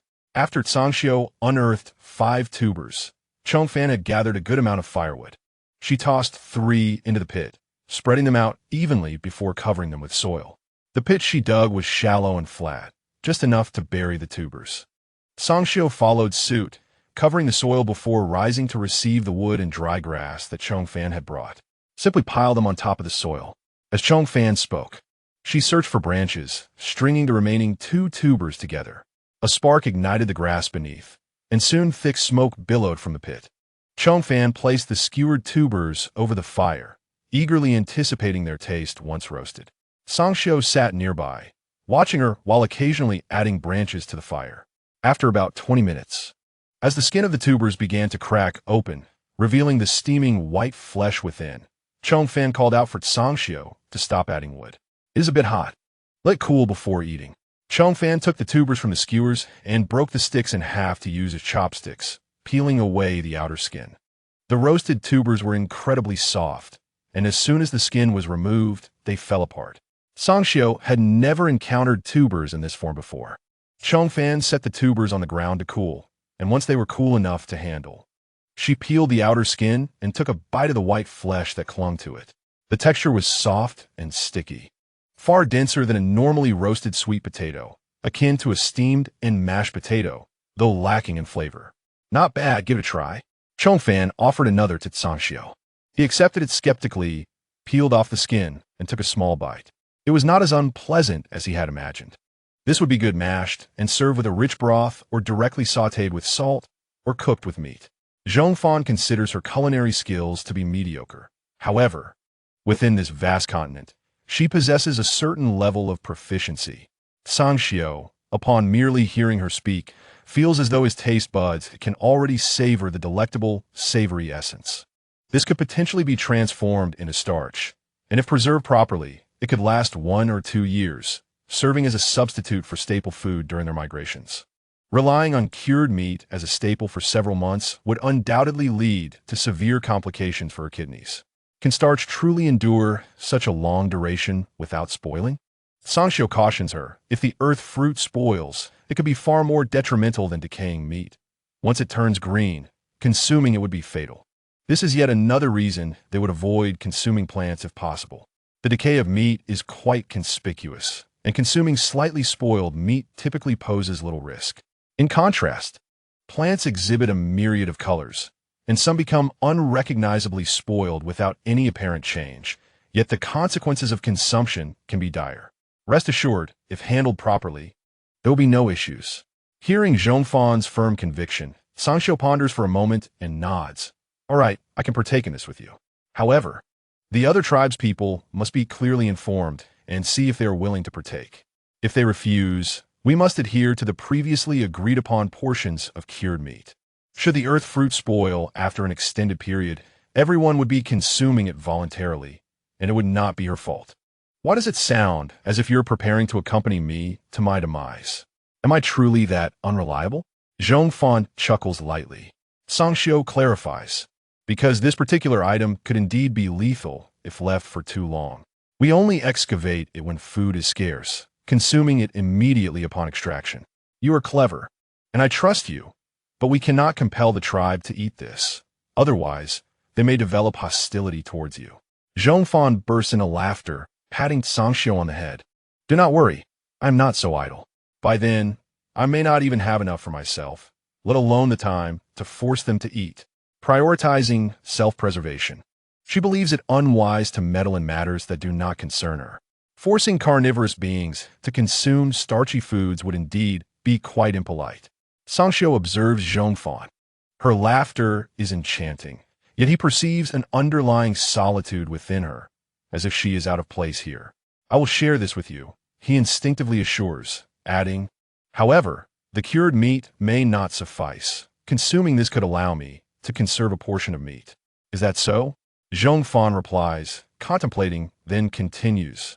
Then let us prepare as much as possible, starch from the earth fruit and cured meat. Let's gather whatever we can. Very well. I will inform Jia Yunrong and the others shortly, encouraging them to come here to excavate the earth fruit. Could you find a beastman to guide them? Given their alliance, as the Bailong beastmen hunt in her mountains, it should be feasible for her to have them gather the unwanted earth fruit. Certainly. Let Shirisai find a few females to accompany them. They will work much faster together. Zhong Fan nods, using a stick to clear the extinguished fire pit, unearthing 3 earth fruits buried in the soil, and handing one to Sangxiu. Eat this. Once finished, we shall return to our tasks. With the construction of vehicles, curing meat, and preparing starch from earth fruits, there is much to be done ahead. The withered leaves dance in the wind, settling upon the soil of early autumn. Over the course of half a month, the Bailong beastmen leisurely constructed a cart, during which they also hunted numerous meat beasts. Gupopo and Wuluo have begun leading a portion of the tribe's females to cure the meat. Due to the ample sunlight and ventilation where Zhong Fan is erecting bamboo shelters, they have set up rows of bamboo racks to hang the cured meat. With the cart, transporting the cured meat has become much more convenient. Wuhei pushes a cart laden with cured meat and 5 wolf cubs toward them. Wuluo had already led 10 female Bailong to await him. Upon his arrival, they stepped forward to assist in unloading the wooden barrels from a cart. Tengmumu and the other 5 eagerly jumped down as well. Mother, I have delightful news. Tengmumu exclaims, his tail nearly soaring with excitement. Wuluo feigns ignorance, inquiring about the good news. Tengmumu, upon her prompting, places his hands on his hips and proudly lifts his chin. Father says I have reached 2nd-tier combat strength. Wow, how did you progress so remarkably? Wuluo responds theatrically while moving the barrels off the cart and placing them beneath the bamboo poles. Observing her reaction, Tengmumu's enthusiasm wanes. What is this? Did father inform you already? Mother, you seem completely unfazed.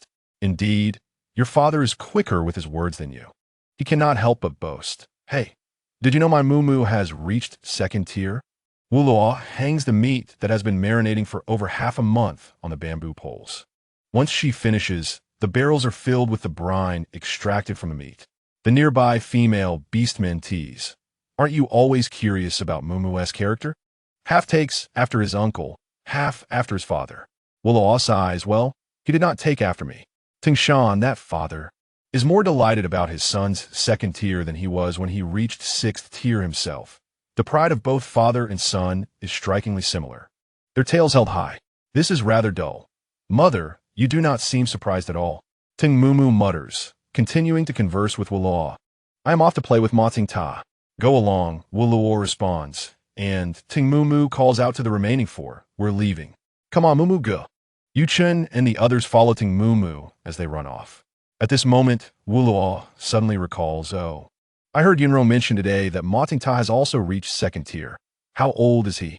The nearby female Bailong exclaims, 2nd tier?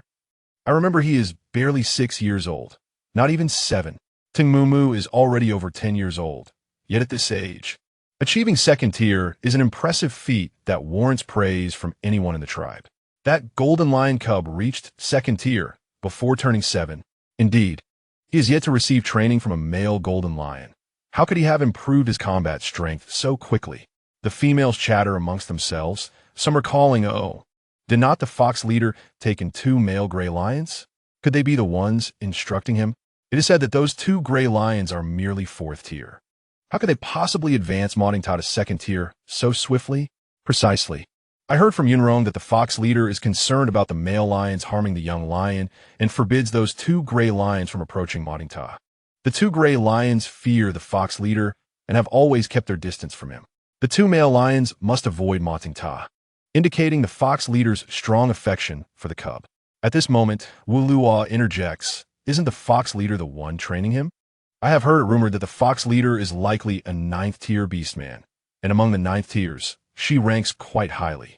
With her guidance, even being female, she should be able to teach Motingta well. However, a fox tribe and a lion tribe, a female and a male, their bodies are entirely different. How would she teach him? That is unclear. She must have her methods. I only know that the fox leader is quite formidable. Even my grandmother holds her in high regard and encourages me to learn from her." As Wu Luo continues to dry the meat, she reminds, while you converse, "Do not let your hands idle. There are many matters piling up behind us." Yunrong shook off their hands, scratched her belly, turned over, and continued to sleep with her back to them. "Do not disturb me. I shall not go." The task assigned to her by the chief was merely to guard the boundary of this territory and drive away the orcs from external tribes. But it did not include taking the cubs. She would not take the cubs. She desired rest. If she truly wished to venture out to care for cubs, she would have already raised a litter herself. Why bother to wander about? Seeing Yunrong's resolute refusal, Tung Mumu and the others felt collectively disheartened. "Let us go." Tung Mumu waved to Yu Chun and Bei Yiling, and one by one, the 4 descended from Yunrong's side. Standing nearby, Mo Tingta and Bai Sun observed their dejection. Stifling laughter.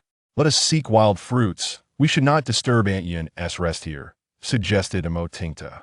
Tung Mumu and the others nodded vigorously, eager for a quick exit. "Off we go." Tung Mumu raised his hand, leading the way as they transitioned from the forest area guarded by Yunrong to the adjacent territory overseen by Wuhan.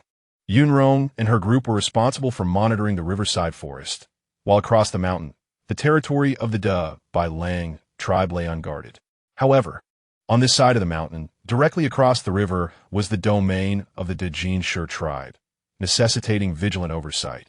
Yiyo, Bono, Aryan, Doyan, Yunrong, Wuhan, and Shan Yuzhe formed a line from west to east, guarding 7 forest sections along the riverbank.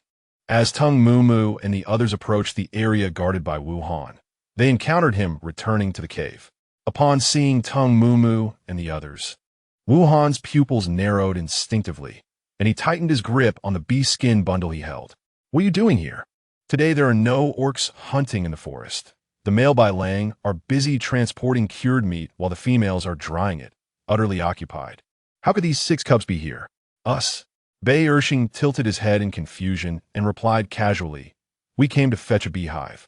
"Isn't it allowed, since the fox chief permits them to play in the woods?" Before Wuhan could respond, Mo Tingta interjected, asking, "What is that you have in your hand? What is so secretive?" Wuhan retorted sharply, "Why should I tell you what I have?" Yuchen mumbled beside him, "TCH. So fierce." Ignoring him, Wuhan prepared to bypass them and return to the cave. Mo Tingta exchanged a glance with Tung Mumu, who stepped forward, familiar and unreserved, asking, "We spotted a beehive, but cannot reach it.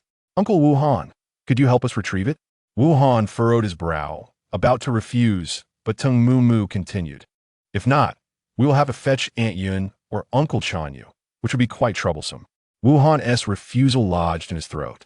If he called Yunrong and Chanyu Zhe over, it might cause more trouble than it was worth.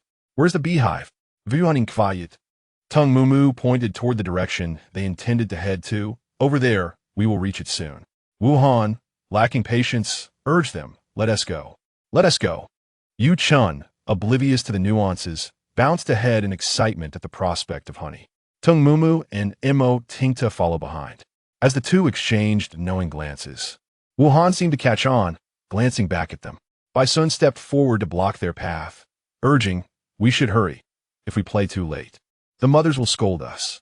Tang Mumu quickly quickened his pace, rushing to the front of the group, turning back to urge the others, "Hurry up. Why are you so slow?" Yu Chun, Bei Yiling, and the others hastened to keep up. Wuhan turned around and continued walking, ignoring Imo Tingta, who lagged behind. Imo Tingta, trailing at the back of the group, scanned the surroundings, his gaze occasionally darting to the beast's skin bag in Wuhan's hands. They swiftly arrived at the tree harboring the beehive. "This is the spot. Aunt Yin taught me last time to first use the stinky thorns to smoke the bees out of the hive, then grab the hive and run." Yu Chun rubbed his hands in anticipation, asking, "I will go pull the stinky thorns. Who will go up to get the hive?" The other 5 cubs turned their eyes toward Wu Han in unison. "Uncle Wu Han, you do it. I will help you carry things," Tung Mumu offered with a smile. "No need," Wu Han coldly declined, muttering in annoyance about the trouble, his fangs extending outward as the upper part of his body morphed into a serpentine form. The transformation from human to snake head startled Yu Chun and the others. Bai Elxing was so frightened he hid behind Bai Yiling. "Wuhan isha nik alungata." The snake head slithering up the tree trunk to the branch holding the beehive. Yu Chun didn't even have time to fetch the stinky thorns before he saw Wu Han open his mouth and exhale a cloud of toxic gas toward the beehive. The bees surrounding the hive plummeted from the air. Wu Han bit down on the hive, retracting his neck until the snake head was replaced by his human head once more. "Take the hive and go." Wu Han handed the hive to Yu Chun. Yu Chun didn't dare reach out to take it, asking, "You blew toxic gas into it. Can we still eat the honey?" "After a while, the poison will dissipate. That little poison can only kill insects, not you. Take it or leave it." Wu Han simply placed the hive on the ground and turned to leave. "Hey!" Tung Mumu wanted to find some reason to delay him, but Imo Tingta stepped forward to restrain his wrist, shaking his head. Tung Mumu immediately changed his tune, calling out, "Uncle Wu Han, wait up." Wu Han found it somewhat perplexing and glanced at him before departing. Once Wu Han was far away, completely out of sight, Tung Mumu asked Imo Tingta, "Why did you stop me?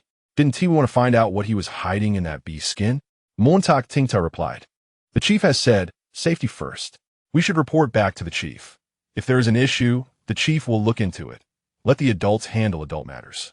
Their highest combat power is only at the initial level of the 2nd tier, consisting of himself and Tung Mumu. Wuhan, being at the initial level of the 6th tier, was not someone they could confront directly. So, shall we return now?" Tung Mumu asked. Montak Tingta nodded. "Let us all head back." Nearby, Yu Chun, preoccupied with thoughts of honey, finally looked up upon hearing Imo Tingta's words, asking, "Are we going back? What about the beehive? Can we still have it?" Bai Sun sighed in exasperation. "All you think about is eating. If you had the ability, you wouldn't eat anything." Yu Chun murmured, feeling wronged.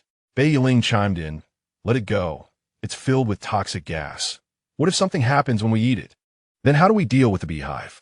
Yu Chun continued to inquire. The other 5 exchanged glances, and finally, Tung Mumu stepped forward, suggesting, "Let us toss it into the grass over there and smash it to prevent anyone else from taking it back to eat." Yu Chun hesitated, pained at the thought, but reluctantly nodded, "Fine then." In the afternoon, after Zhong Fan and Ji Yabana returned from digging up the ground fruits, the sun had already set, casting the last remnants of orange light upon the trays, drying the ground fruit starch. Wu Luo and the others were tidying up their belongings in preparation to rest when they happened to see Zhong Fan return. She greeted him, stating, "We followed your instructions to move the ground fruit powder onto the wooden racks to dry. Today, a lot has dried, and the small pieces crumble easily into powder." They hadn't expected that so many ground fruits would reduce to these dozen trays of white powder blocks. The fox chief had instructed them to cut the ground fruits into small pieces, add some water to mash them into a paste, then squeeze out the water from the paste. After letting it sit for half a morning, they would pour off the murky water, leaving a layer of white mud settled at the bottom. By adding water and letting it sit again, then pouring off the water, repeating this 2 or 3 times, they could extract the white mud at the bottom, crush it, and dry it to create these white powder blocks. However, They were uncertain how to consume these powders. They certainly did not appear edible. One bite of the powder would surely choke them, akin to eating dust. Zhong Fan approached the wooden rack, picking up a stick resembling a rolling pin to crush the starch blocks from the tray. They had dried quite well. I appreciate your help in coming over. The weather has been fine these past few days. If we move them out to dry for 3 more days, this batch of ground fruit starch will be ready for storage. Recently, the Bailang Shorin have not only been crafting wooden carts, but have also fashioned numerous wooden barrels and woven mini baskets from bamboo to store food during their migration. She has already prepared 7 barrels of starchy earth fruits, and with this batch, it will total 8, sufficient for her sustenance for half a year. However, there is concern that an increase in consumers may lead to a rapid depletion of the starch. The fox leader, with graciousness, simply requested that the barrels be brought out to bask in the sun, a task that was neither arduous nor taxing. After Wu Luo finished speaking, she noticed that the other Bailang females had packed their bundles, so she shouldered her own and addressed Zhong Fan. We shall take our leave for today. We will return tomorrow. Should you require anything, do not hesitate to inform us. Zhong Fan smiled and nodded in acknowledgement. Wu Luo and her companions waved farewell to Jia before recalling something and turning back to Zhong Fan. By the way, it seems that Mo Ting Ta child has something to discuss with you. He went back to the cave to fetch tools for us and mentioned hearing cries, then proceeded to Ba Na's cave. Speaking of which, the 2 cubs under the fox leader's care are indeed peculiar. Mo Ting Ta is intelligent and responsible, taking his training seriously and getting along well with the Bailang cubs. When they borrowed tools from him, he patiently returned to fetch them, which endears him to others. As for the other cheetah cub, Mi Jin, she only learned of its existence through Tang Shan. During her visits, she had never encountered that cub. Upon hearing Wu Luo mention the cries from Ba Na's cave, before Zhong Fan could respond, Ba Na hurriedly set down her bundle and said to Zhong Fan, "Leader, I will go check." Zhong Fan glanced at her and nodded, as Ba Na transformed into her beast form and dashed toward her dwelling. Zhong Fan withdrew her gaze and addressed Wu Luo and the others. "I am aware of this. I appreciate your assistance. It is no trouble at all." Wu Luo and her friends replied courteously to Zhong Fan, and after exchanging pleasantries, they departed. Once they left, Zhong Fan turned to Jia and inquired, "Does Ba Na's cub often make such a commotion in the cave? In times of hunger or illness, newborn cubs cry to attract their parents' attention, seeking care and affection. However, in a primitive era fraught with dangers, excessive crying could lead to catastrophic consequences. Moreover, Mi Jin is no longer a newborn. He possesses basic language skills. Why is it that he cannot articulate his needs?" Jia hesitated to speak ill of others and responded to Zhong Fan with gentle words. "He could be a bit noisy. Perhaps he is still too young. The stronger the tribe, the more patience and protection they afford their young. Conversely, the weaker the tribe, the more imperative it becomes for the young to learn to remain quiet, as this could mean the difference between life and death. Noisy cubs in a vulnerable community are often more easily abandoned or eradicated. Thus, Jiao was at a loss as to why Mi Jin was so prone to crying, as it offered no benefit and only detriment to Ba Na and her cub's survival. "Place the starch on the wooden rack in my dwelling. I'll go take a look." "Understood, leader." Ba Na's cave is situated very close to Jia's, merely a couple of 100 meters apart. It was so near that Zhong Fan wouldn't need directions. Upon arriving at the cave she once shared with Jia, she could easily follow the sound of crying to locate Ba Na's cave. The quieter the forest, the more deafening Mi Jin's cries echoed. "Wah, I do not want this. I want roasted meat." "All right, enough of the fuss. Do not cry, my dear. I will prepare it for you, all right? I want it now. Right now." As Zhong Fan stepped inside, a toppled wooden bowl rolled to her feet, spilling its contents of cooked meat slices and broth all over the floor, still steaming. Ba Na had just returned, evidently not the one responsible for this mess. Zhong Fan looked towards Mo Ting Ta, whose expression was frozen in shock, revealing for the first time a palpable desire to unleash his frustrations. Even when Tung Moo Moo had been so talkative and annoying, he had never appeared this upset. Upon seeing Zhong Fan enter, Mo Ting Ta approached and called out, "Leader, MHM." Zhong Fan raised her hand and ruffled his slightly curled golden hair. Bana, flustered by Mi Jin's antics, got up to greet Zhong Fan. Leader. Zhong Fan nodded, her gaze fixed on Mi Jin. Mi Jin let out a sob, frightened, and darted into the grass bedding, clearly still intimidated by Zhong Fan, just as he had been upon their first encounter. Hasn't he stopped crying now? It seems he can't be soothed. The more you try to comfort him, the more he cries. Once he realizes there's something to fear, he ceases his wailing. Zhong Fan walked over and sat down heavily on the grass bedding. Mi Jin jumped in fright, retreating to a corner. Why are you so afraid of me? Do you think I will eat you? Zhong Fan's question startled Mi Jin, causing tears to stream down his face. Yet he dared not vocalize his cries. Large tears rolled down like a frightened little rabbit, glancing at Zhong Fan and then at Ba Na, making Ba Na's heart ache with concern. Leader. Mi Jin is a bit timid. Timid? Zhong Fan glanced at the bowl on the ground and the spilled broth. I observed him display considerable audacity when he overturned the bowl. Does he think that Tata would not dare to scold him and would indulge him like you do? Instead of saying he is timid, it would be more accurate to say he is a coward who fears the strong. Ba Na was left speechless by Zhong Fan's words. Noticing Ba Na's silence, Zhong Fan issued a directive. No food for him today. His portion has already been overturned. After that, she looked at Mi Jin, whose eyes were red from crying, and continued, Tonight, I will patrol the mountains. If I hear you crying, I will toss you out of the territory for the Jin Shorin of the rival tribe to feast upon. Mi Jin shivered at the threat, letting out another sob. Do you understand? Zhong Fan lowered her voice. Mi Jin, his fear rendering him speechless, nodded vigorously, clearly terrified. Ba Na, seeing Zhong Fan's anger, dared not interject further. At that moment, Zhong Fan stood up and faced her. Take care of your cub. The migration journey will not be as comfortable as it is now. We cannot bear a delicate cub who cries incessantly. If you do not want him to be devoured by other ravenous beasts, you must start teaching him discipline from this moment on. Ba Na lowered her head in shame. I understand, leader. Zhong Fan extended her hand towards Mo Ting Ta. Still sulking, was momentarily taken aback. His anger diminished significantly, and after a moment's hesitation, he reached out and grasped Zhong Fan's hand. The leader's hand was warm and soft, much like his mother's. Zhong Fan led Mo Ting Ta away.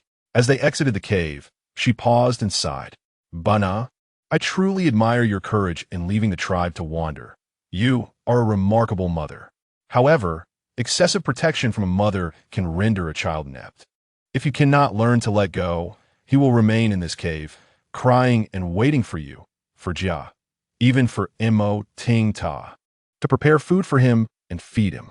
If left outside during migration, should you be delayed even slightly, he could become a meal for someone else.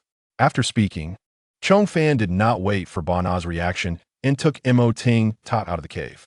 On the way back, Mo Ting Ta's steps were light, the warmth of Zhong Fan's hand feeling particularly real. Zhong Fan looked down and asked him, I heard from Tung Mu Mu's mother that you wish to speak with me? Mo Ting Ta exclaimed in realization, his mind racing as he finally recalled his business. Oh, earlier today, I was with Tung Mu Mu and the others, digging for beehives in the forest under Wu Han's watch. Mo Ting Ta recounted the events of the morning to Zhong Fan and asked, Leader, you did not assign any special tasks to Wu Han, did you? What special tasks could I assign him? Zhong Fan scoffed. It seemed Wu Han still had not learned to behave. You all handled this matter excellently, remaining vigilant and clever. Zhong Fan escorted Mo Ting Ta back to Jia's cave. Releasing his hand, I will keep an eye on Wu Han. Now, return and have your meal. Understood. Mo Ting Ta clasped his hands behind his back, rubbing them together, and looked up at Zhong Fan to say, Goodbye, leader. MHM. Zhong Fan ruffled his hair and turned to leave. Ma Ting Ta gazed at her silhouette for a moment, her bright, sparkling eyes curving into crescent moons, before she turned and walked into the cave. As she moved, her steps were remarkably light, as if she were about to leap into the air. Today, the chief had taken her hand and escorted her home. 2 days later, Song Xiao encountered Zhong Fan for the first time as she proactively visited the living quarters of the Dabailong tribe. With the arrival of autumn, dawn broke later, and Zhong Fan arrived at dawn, not expecting Song Xiao to already be preparing to patrol the territory at such an early hour. They met just outside the living area. What happened? Song Xiao inquired. With winter approaching, more tribes sensed the impending beast tide. News spread, and many smaller tribes and wandering beastmen began to poach. The forest occupied by Zhong Fan was the most resource-rich land in the area and was undoubtedly the most heavily poached. He did not believe Zhong Fan would visit without reason. It's nothing serious, just a little saltstone stolen by a rat from my home. And now the rat has run off to my subordinate's place, Zhong Fan explained. Song Xiao asked that Wuhan. Zhong Fan not that. Song Xiao continued. Didn't he, just a couple of days ago? At that time, when she seized that forest, she had 6- and 7-tier beastmen from her tribe pinned down, including me. A 5th-tier beastman is like a mere cub before her. She could send them flying 10 meters with a wave of her hand. How could Wuhan escape her grasp? Song Xiao was clearly skeptical. There's no rush. It's a minor issue. After sharpening the knife for 2 days. Today we shall make an example, Zhong Fan said nonchalantly. She seemed to regard Wuhan lightly, playfully patting Song Xiao's shoulder. Shall we have your tribe's people help load the cart and accompany me? Song Xiao lowered his gaze, glancing at her hand, and asked, Where are we going? To experience the thrill of robbery, she replied. In this lawless land, stealing was of little consequence. The true skill lay in being able to protect what one had stolen. Similarly, there need be no justification for robbery. Her fist was reason enough. Upon hearing that Zhong Fan intended to lead them to rob the Dajinshi tribe, the Dabai Long tribe erupted in excitement, eager to awaken everyone with drums and gongs. Wu Hei, startled from his dreams, sat up and called out to the clansmen outside. What did you say? Tung Mu Mu, who had been sleeping on his belly, tumbled off the bed with a thud due to Wu Hei's sudden movement. What is going on? Deng Mu Mu Mumbao Sleepy Li. The Fox tribe leader is going to rob the Dajinshi tribe and wants us to help carry things. Hurry up. If we're late, we'll have to stay behind to guard the territory and food. Those who woke early could accompany the raid on the Dajinshi tribe, while those who lagged would be assigned to guard the forest. Get up quickly. I won't wait for you. I'm leaving first. The white wolf beastmen outside dashed away, ignoring Wu Hei's calls, receiving no response. They're so fast. Wu Hei quickly threw off the animal hide blanket, got out of bed, and searched for his animal hide pants. Tung Mu Mu, still half asleep, rolled over and asked Wu Hei, What are you doing? Going to rob the Dajinshi tribe with the Fox tribe female. Wu Hei replied, stepping out the door in haste. Half awake, Tung Mu Mu mumbled, Oh, robbing the Dajinshi tribe. Suddenly, his white fur bristled. His tail shot up, and he opened his eyes wide, exclaiming, Robbing what? The Dajinshi tribe? This is something a warrior of the wolf tribe. Tung Mu Mu cannot miss. Wait for me. Tung Mu Mu dashed outside, dropping his human form entirely, maintaining his beast shape to join the throng. Upon his arrival, he climbed onto the cart and saw it surrounded by burly men in white fur skirts. The allure of robbery clearly captivated the Dabai Long beastmen, especially when it involved robbing their arch-rivals, the Dajinshi tribe, which heightened the temptation to an irresistible level. Observing the scene with a smile, Zhong Fan leaned against the cart's railing. Song Xiao stood beside her, silent, realizing for the first time how swiftly his kin could gather. All right. Zhong Fan clapped her hands on the cart's railing. The white wolf beastmen, who had formed 3 rings around her, instantly fell silent and looked her way. Zhong Fan counted the number of people and continued, We have enough. Let us go. Load up the cart. We are off to rob. After we finish robbing the Dajinshi tribe today, we shall come back for a feast. All right. The cheers of the Dabai Long beastmen resounded, each voice louder than the last. At high noon, the sky was clear and bright. Inside the Dajinshi tribe, the old Lion King was hosting a lamb feast to welcome Wuhan's arrival. Bloodied lamb carcasses lay on the stone platform, and numerous lion beastmen stepped forward to partake, their mouths smeared with blood and meat shreds. Wuhan approached and ate a few bites alongside them, feeling somewhat disdainful. Once he returned to his quarters, he intended to prepare cooked meat. The old Lion King strode over to Wuhan. His dark, thick mane billowed in the wind. Your presence adds another 6-tier powerhouse to our tribe. When the beast tide arrives, you'll be a warrior to protect the young and the females. Before the beast tide, many tribes would offer favorable conditions to shelter wandering beastmen, who in turn sought refuge in tribes. The larger the tribe, the more beastmen would survive the beast tide. After the old Lion King spoke, the other lion beastmen cheered, expressing goodwill toward the newcomer, Wuhan. While enjoying such a warm welcome, Wuhan grew serious and said to the old Lion King, "You must keep my presence here a secret. That fox tribe female must not know." He had stolen the saltstone and fled the forest, seeking comfort and luxury within the Dajin tribe. This must remain concealed from the fox tribe female. Having heard of Zhong Fan's prowess, the old Lion King, noticing Wuhan's evident fear, became even more curious about her origins. "Rest assured, we will arrange for you to stay in the most secluded cave where no one will know of your presence. Recently, we housed a female from the snake tribe. She will also be placed with you." Wuhan's smile finally became genuine. "Thank you, Chief." The old Lion King exchanged pleasantries, assuring him to treat the Dajin tribe as his own. The banquet atmosphere was harmonious until a golden lion beastman rushed in, shouting to the old Lion King, "Chief, it's bad. That fox tribe female has brought several wandering beastmen and many from the Dabai Long tribe into our territory." What? Upon hearing this, Wuhan became more anxious than anyone. The old Lion King also asked, "What do they want?" Boom! Before the golden lion beastman could respond, a thunderous explosion shattered the stone gates of the Dajin tribe's defenses. "Oh, Wuhan, quite popular, aren't you?" Suan Yuzhe sauntered over, disdainfully poking at the torn lamb on the table, clicking his tongue in distaste as he wiped the blood off his hands on Wuhan. Vedu Han stut Fazen. Too terrified to move, Suan Yuzhe continued to mock. "I thought you found a much better place. Is this what you eat? Not even as good as what the chief casually makes." At this point, Suan Yuzhe paused and added, "Oh, I forgot. Our chief is not your chief anymore. You have a new chief." Suan Yuzhe stepped aside. Zhong Fan's orb of lightning energy grew ever larger in her hand. "All right." Suan Yuzhe quickly sidestepped, grinning at Wuhan as he waved goodbye. "Best of luck, neighbor." It was only then that Wuhan trembled back to his senses. "Wait, Chief. I was wrong. I know I was wrong." Boom! Suan Yuzhe was blinded by the blinding lightning, raising his hand to shield his eyes and turning his head away. The thunder roared, and the crackling of electricity lingered. The lightning coursed through Wuhan's charred flesh and bones, exploding with a crackle. Witnessing such a formidable sixth-tier orc succumb to eternal rest, those unacquainted with Zhong Fan among the Jinshi orcs were understandably shaken.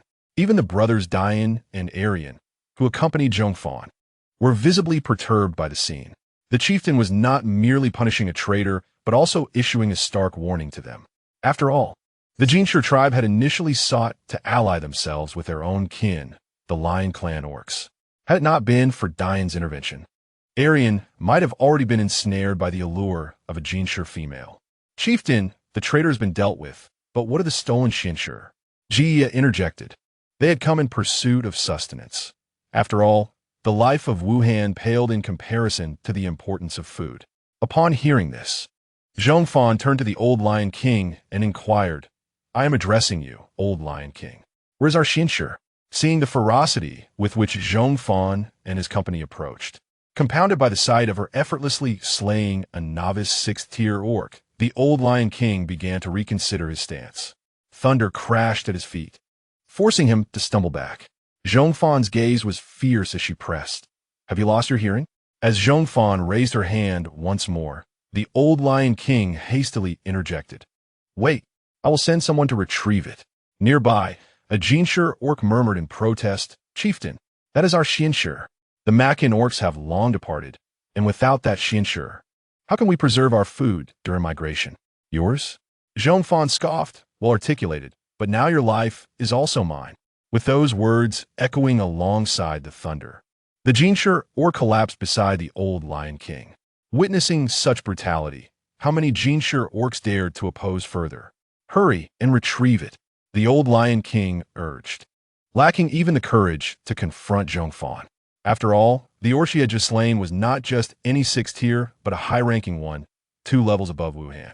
If even he could not withstand Zhong Fan's might, one could only imagine the futility of the old Lion King's efforts.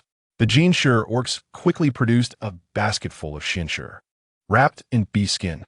Jia and Bana stepped forward to inspect it, turning back to report to Zhong Fan, Chieftain, several large packages of Shinshi are missing.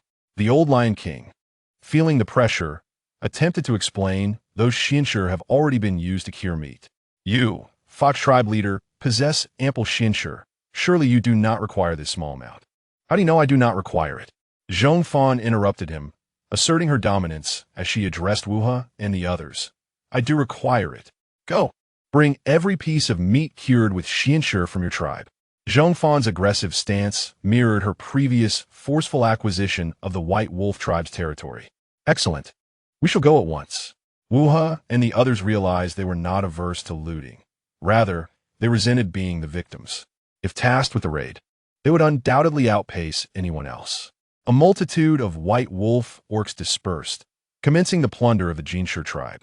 The old Lion King watched in despair, his forelegs trembling with the thought of how they would face the beast tide after losing so much food. Fox tribe female. We do not require as much Shinshi for our meat. At least half of it was procured by our tribe. Another male lion stepped forward to speak. Zhong Fan cast a glance at him and retorted, Isn't it you who taught me that by any means necessary, what lands in my hands becomes mine? The male lion fell silent, and Zhong Fan scoffed, continuing, The food I seize by my own merit has no correlation to how your tribe acquires it. What a splendid justification for her actions. Sangxiu was profoundly impressed by Zhong Fan's bandit logic, secretly giving her a thumbs up in admiration. Truly, she was remarkable. Zhong Fan took her position, instilling fear in all the orcs of the Jinshi tribe. Wuha and the others ransacked the Jinshi territory, loading barrels of cured meat onto their carts. By the end, their carts were filled to capacity, stacked 2 layers high, while each individual still carried a significant amount of cured meat, with half of it left untransferred on the ground. What shall we do with this? Wuha inquired. Tangshan replied, Let's first transport 1 cart back, leaving a team to guard here, then return for a second trip. Wuha countered, By the time we return with this cart, it will be nearly dark. How will we manage a second trip?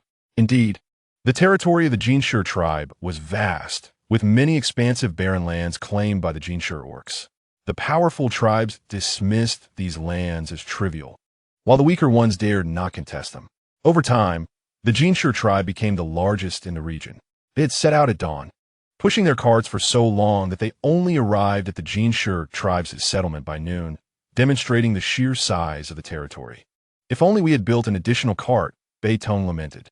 Had we known we would be raiding the Jinshi tribe today, we would have been far more prepared, constructing 2 or 3 carts. This is troublesome, Zhong Fan remarked, glancing at the heaps of cured meat and then at the numerous Jinshi orcs. She proposed, Why not assist us in carrying it back? The Jinshi orcs were momentarily stunned, and when they regained their composure, they were filled with indignation, unable to voice their anger. This Fox tribe female was simply too arrogant. Just kidding. Wasn't that amusing? Zhong Fan approached the stone platform where only the Lion King could sit, confidently taking her place and beckoning Motingta over. Motingta, somewhat puzzled, trotted at her side. Chieftain. Zhong Fan patted the space beside her, signaling him to sit. She then turned her gaze to the old Lion King, his dark mane a testament to his age, along with the array of strong male lions nearby, continuing, It seems that you, old Lion King, should step aside. The remaining cured meat shall serve as our admission fee to this spectacle. You may begin your contest for the chieftaincy. What do you mean? A male lion stepped forth to inquire. Zhong Fan placed her hand on Motingta's head, ruffling his fur, and explained, No hidden agenda. Simply, our tribe's cub wishes to witness the might of the male Jinshi lions. If you perform well enough for him, the remaining cured meat will be yours. Should you fail to give it your all, I shall assume you are conserving your strength to help carry the remaining cured meat back. Motingta sat quietly beside Zhong Fan, hands resting on his thighs, gazing up at her in awe. So this is the true power of a high-ranking beast. Begin at once. Do not waste time.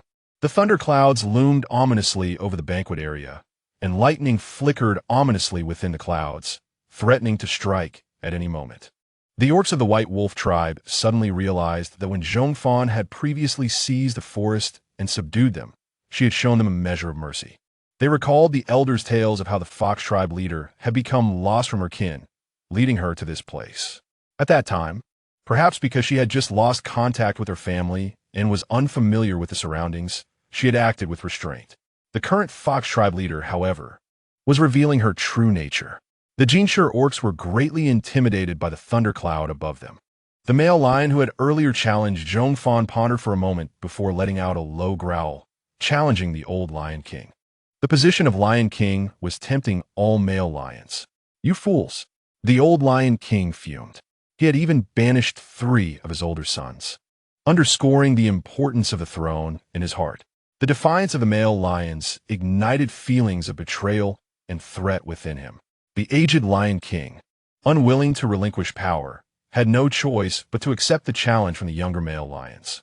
Thus, the battle for the throne was imminent. Tengmu squatted beside Tsangxiu and asked, "Chieftain, who do you think will ultimately become the leader of the Jinshi tribe?"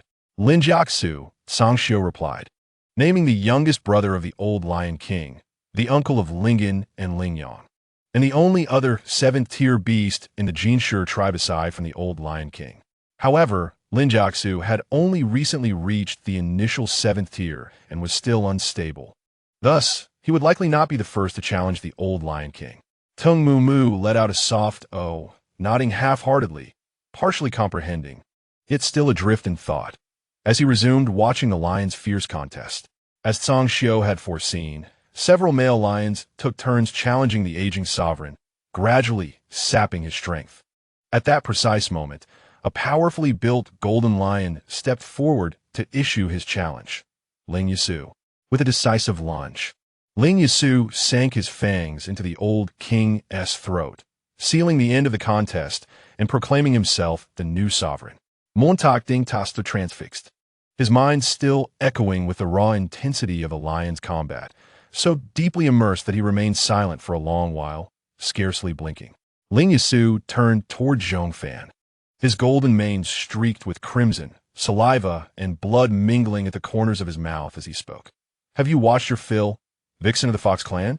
Zhong Fan yawned languidly, stretching with effortless grace before turning to Mo Dingta and asking, "And you, have you watched your fill?" Her nonchalant posture invited silent speculation among the onlookers. If not, let them fight again. Mo Dingta finally stirred from his reverie and nodded, no words escaping his lips. Clearly, his thoughts ran deep. Zhong Fan smiled faintly, rising from the stone dais with poised elegance.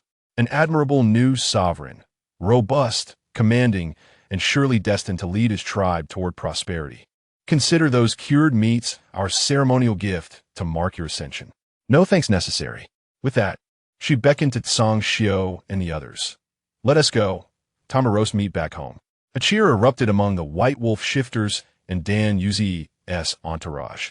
Mo Dingta slid down from the dais and took his place beside Zhong Fan, ready to depart from the great Golden Lion tribe. Then, Ling Yisu spoke again. "Vixen of the Fox clan," he said, voice low and deliberate, "Golden Lion cubs require instruction from mature males and benefit greatly from training alongside their peers. To remove him from the pride is to stunt his growth. And what precisely do you propose?" Zhong Fan asked, her tone deceptively light. Ling Yisu continued.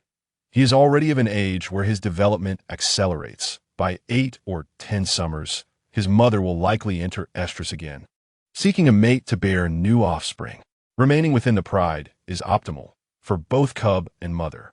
Mo Dingta flinched, fear flickering across his face, and instinctively grasped Zhong Fan's hand, his small fingers gripping tight, a silent plea not to be left behind. At that moment, Jaya recalled with sudden clarity. Her own estrus cycle was drawing near once more. "Have your brains been kicked in by a mule?" Zhong Fan's disdain was written plainly across her face. "Your cubs couldn't even hold their own against one of his litters. Yet you'd entrust him to you? To raise him into your kind of mediocrity?" A wave of stifled indignation rippled through the Golden Lion shifters, including Ling Yisu himself. "Since you've raised the matter," Zhong Fan said, her voice sharpening with challenge, I would like to see precisely how your pride trains its cubs. She bent down to meet Mo Dingta's eyes. Would you like to spar with a golden lion cub? Mo Dingta, who had long trained with white wolf cubs, now eagerly nodded, his heart alight with ambition. Yes, I want to become as strong as our chieftain. Zhong Fan's lips curled into a bold, radiant smile as she turned back to Ling Yasu. Then summon all golden lion cubs under 10 summers. Let them assemble before us. 046. A lavish hospitality, too, that day. The great golden lion tribe became Mo Dingta's personal arena, a crucible of learning and trial. Golden lion cubs under 10 summers lined up in disciplined rows, one by one stepping forward to face him, only to be swiftly, systematically unseated. By the end, they abandoned decorum entirely, swarming him in desperation, yet still fell, one after another, beneath his relentless, precise strikes. Not as good as by Sun, Mo Dingta declared, assessing the lead cub. A peak first-rank fighter with no sense of rhythm. No instinct for coordination. Truly, he falls short of by Sun. And he certainly pales beside Tang Mumu. Amid the sparring, Mo Dingta's battle tier ascended, from second-rank novice to second-rank adept, fluctuating subtly between the two as his body and spirit synchronized. That a cub under 10 could achieve such a tier left the golden lion shifters utterly astounded. Even the white wolf shifters exchanged stunned glances. How'd he rise so swiftly? Murmured onlookers. Tung Mumu, sensing his own standing imperiled, turned to Wu He and declared, "Uncle, I'm resuming training immediately." Wu He, already wearied by the boy South's relentless drive, sighed, dragging out his words. More training again? In truth, the most rapid ascent in battle tier occurs between 15 and 30 summers, during which elite shifters may soar from 2nd to 6th, or even 7th, rank. Beyond 30, progress continues, albeit at a gentler pace. Yet both Tung Mumu and Mo Dingta were hurtling toward 3rd rank before 15, a trajectory mirroring their chieftain's own meteoric rise. The cubs show no fatigue, Song Xiu remarked coolly, casting a glance at Wu He. Why do you complain? Wu He fell silent at once. Once Mo Dingta lowered his fists, Zhong Fan turned to Ling Yasu, whose expression had darkened to near storm cloud severity, and asked, "Is this what you meant by the best choice?" She did not wait for his reply, only let out a soft, derisive laugh. "Our tribe's affairs require no counsel from you. As for Jaya, the cub's mother," she paused, her gaze shifting to Jaya. Jaya met her eyes and shook her head, firm, unequivocal. "I do not wish to stay." Zhong Fan turned back, voice calm but edged like tempered steel. Whether or not she requires a mate, and when, is her sovereign choice. You need not impose your will upon her, nor parade your presumption like a banner. Even if she were starving, must she eat excrement simply because it is offered? There are countless 5-limbed lions, more still, males of other clans. Should Jaya ever feel the call of biology, she is under no obligation to bind herself to you. Her words cut like fine, coal blades, so sharp, so unrelenting, that every shifter present winced inwardly. Had fur not veiled his face, Ling Yasu's crimson flush would have been visible to all. Clap, clap. Zhong Fan raised her hands, 2 crisp, deliberate claps, and all eyes snapped to her. Today we extend our gratitude for the great Golden Lion tribe's most generous hospitality. Then, with regal finality, she issued her command. Load the carts. Hoist the meat. We return home. Home we go, cried the white wolf shifters, hurrying to hitch the wagons with gleeful haste. The golden lions watched, jaws clenched, as cart after cart groaned under the weight of cured meats, instinctively stepping forward to intervene, only to halt mid-stride at the sight of Zhong Fan. "So warm-hearted," Zhong Fan said, waving lightly. "No need to see us off, nor to linger. We know the way." They stood rooted, teeth grinding, helpless as Zhong Fan and her entourage departed, leaving behind not just provisions but pride in tatters. By the time Zhong Fan's party reached the bamboo cottage beside the stream, dusk had settled, soft and violet-hued. Along the return path, white wolf sentinels posted at forest boundaries gathered around the convoy, their eyes alight with wonder as they inspected the overflowing wagons. Ancient Granny Goo, leaning upon Wu Luo's arm, approached with quiet relief, her gaze lingering on each face, confirming their safety. Tangshan couldn't resist slapping the cart's frame in delight. If only we'd brought more wagons, we'd have taken all the meat. None left for those golden lions. Every white wolf shifter who accompanied them marveled aloud at how much food remained behind.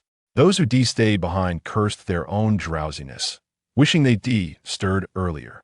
Zhong Fan listened, amused, until she interjected, "Doesn't the beast tide advance inward, from the periphery toward the beast god city?" We blinked. "Yes, so." Granny Goo lifted her cane and tapped his temple, gently, but with unmistakable meaning. "The great golden lion tribe lies to the south. When the beast tide surges, the frenzied flesh beasts will first overrun their territory, buying us precious time. If their entire tribe perishes, starving, defenseless, the tide will rush unimpeded straight toward our lands. Even with swift flight, evading the beast tide during migration would prove arduous." We rubbed the spot where his grandmother had tapped, comprehension dawning. "Ah, so it is. The vixen's mind is sharper than it appears," he added, glancing at Zhong Fan. Sang Xiao, having absorbed the exchange, dispatched a contingent to escort the provisions to the meat stores, assigned the rest to their duties, and left the tribe's females and cubs behind to assist Zhong Fan in preparing the evening's bonfire feast. The raiding party dissolved seamlessly into daily life. Zhong Fan entrusted the preparation of meat to Jia and Bana, then carried a basket of earth fruits to the stream for washing. A female approached, crouching beside her. Zhong Fan assumed it was sure Akai, but upon glancing up, she found Yunrong. "What is it?" she asked, her tone direct, knowing full well that Yunrong, since joining her, had cultivated the art of minimal effort, moving only when nudged, lying still when left unprodded. As long as she does not specifically assign tasks to Yunrong, Yunrong can comfortably hibernate in her forested domain throughout the summer and autumn. Unless there are intruding beastmen or she feels hunger, nothing else can disturb her. Upon hearing Chong Fan's inquiry, Yunrong asked her, "May I know how you cultivate your spiritual power?" "Chief, I have tried numerous methods, wandering to various places for cultivation. Ultimately, I discovered that the farther I am from the beast god city, the more conducive the environment is for my training. Previously, I ventured to the southernmost reaches of the Golden Lion tribe's territory, progressing from the third to the peak of the fourth stage. However, every time I was on the verge of breaking into the fifth stage, I felt as though something was siphoning away my spiritual energy. Thus, my battle rank has remained stagnant at the pinnacle of the fourth stage." Yunrong, feeling thoroughly frustrated, continued to recount her cultivation journey, peeling the skin off a fruit in her hand. Chong Fan initially intended to mock her lackadaisical attitude, but instead listened as Yunrong continued. "I genuinely wish to cultivate diligently and attain greater strength, so that I do not have to bear offspring like the females in the tribe, who are constantly pressured by the males. Yet, despite my countless attempts, I simply cannot ascend." As she expressed her frustrations, the weight of her futile endeavors overwhelmed her, and she burst into tears. It seemed that no matter how hard she tried, her power was capped at this level, and when faced with stronger males, she could only submit. This feeling intensified as she observed the rapid progress of the male cubs, including Motinta and others, further deepening her discontent. After hearing Yunrong's lament, Chong Fan swallowed her initial retort and instead encouraged her, "Please elaborate." Yunrong, with tears glistening in her eyes, replied softly, "I've said all that I could. Just what I mentioned earlier." Chong Fan, exasperated, prompted her further.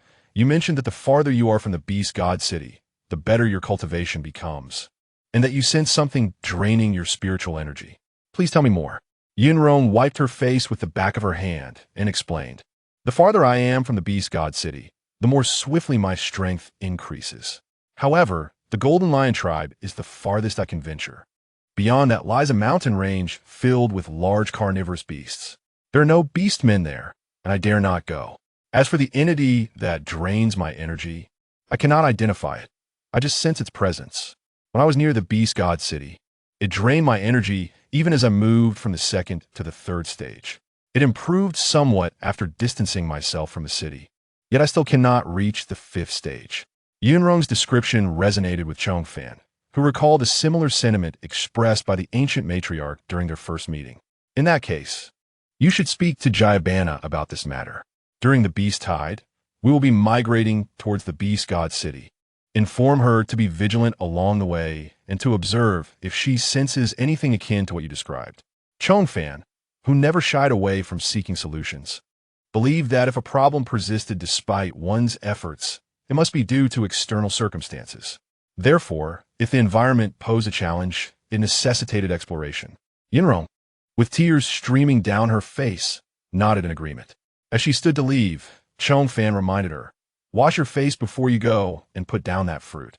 You have barely done any work and still wish to take one of my fruits." Yunrong set the now clean fruit aside, scooped some stream water to wash her face, and departed. After her exit, Shurasai approached the stream to assist, washing the fruit while asking Zhong Fan, "Chief Fox, why was Yunrong crying?" They had always perceived Yunrong as carefree, a small she-bear living a comfortable life, concerned only with eating and sleeping. Zhong Fan replied, "She is upset because her battle rank has not improved. The peak of the 4th stage is already quite high. In fact, very few female beastmen on the continent can achieve such a level. The highest-ranked female I have encountered is the ancient matriarch, who has reached the peak of the 5th stage, though she is now aged." At this point, Shurasai suddenly realized, "Oh, wait. The strongest female beastman I have seen is you, Chief Fox." Chief Fox's extraordinary strength had fostered an instinctive sense of loyalty among them, overshadowing any consideration of her gender. Why is it that males can reach the 7th or 8th stage, yet females struggle to even attain the 5th? Zhong Fan inquired. Shurasai pondered for a while, but could not arrive at a satisfactory explanation, ultimately stating, "It seems to have always been this way. We have grown accustomed to being protected by the males of the tribe, focusing on nurturing offspring and engaging in tasks suitable for us."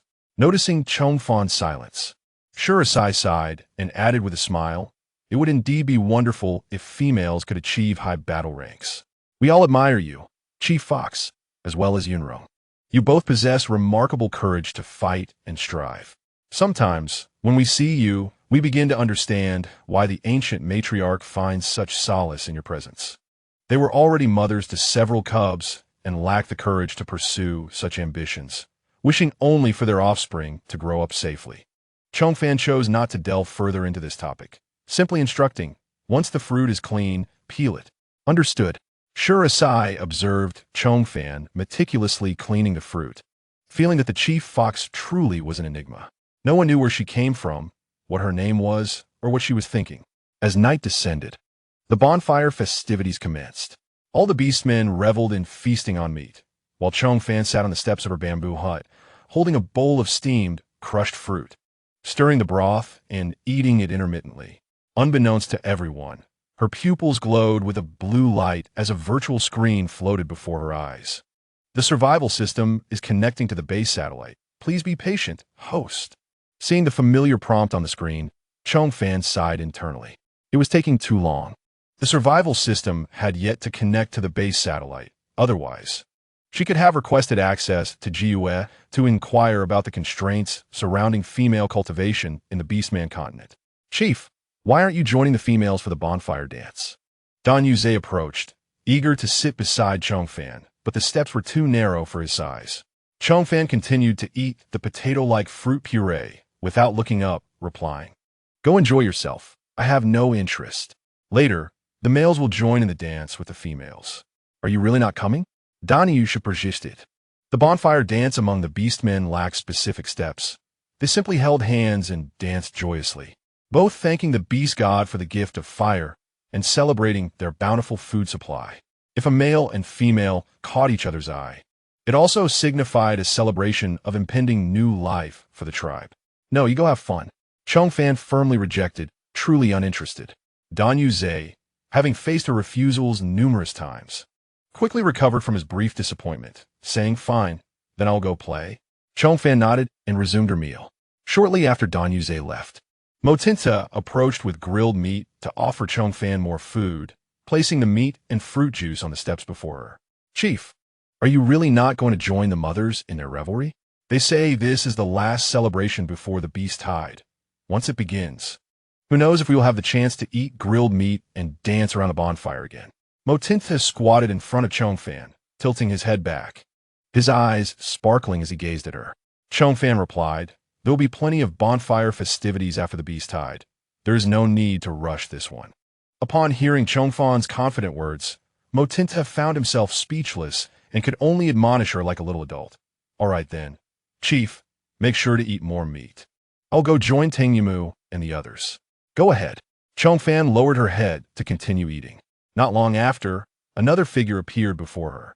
This time, Zhong Fan did not lift her head, but simply said, you all play. There is no need to call for me. I'm not here to call you. The voice of Tsangxiu resonated above her.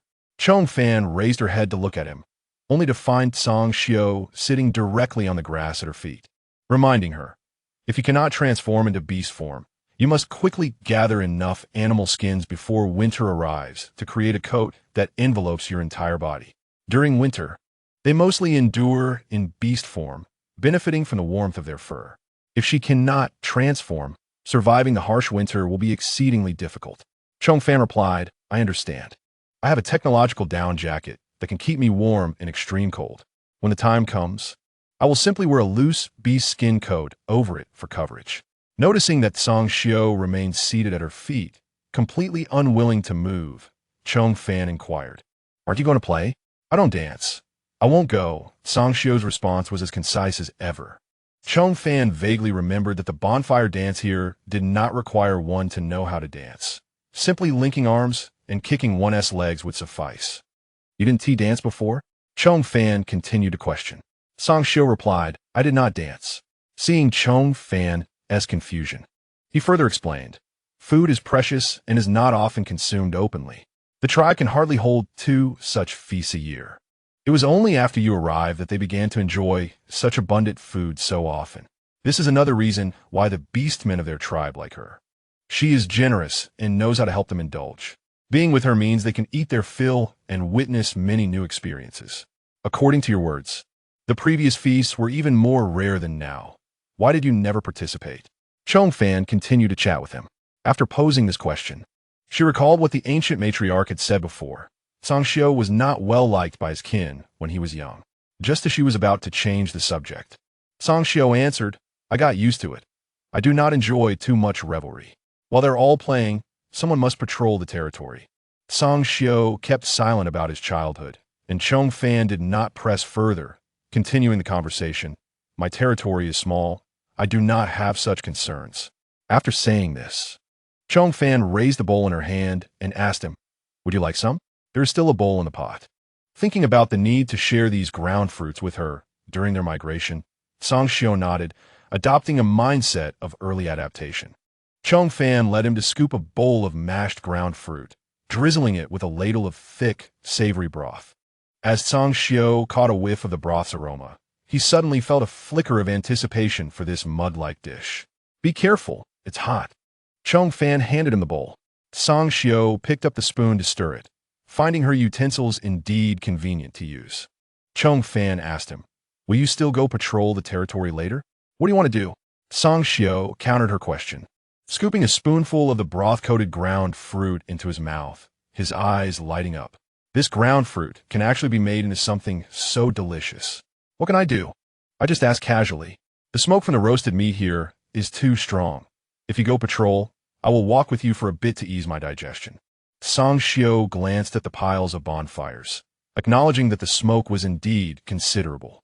Originally not intending to patrol, he suddenly changed his mind. Let us go to the mountain top. We can see the entire territory. If we don't go up now, there won't be another chance once the beast tide begins. Such beautiful scenery should be shared with her.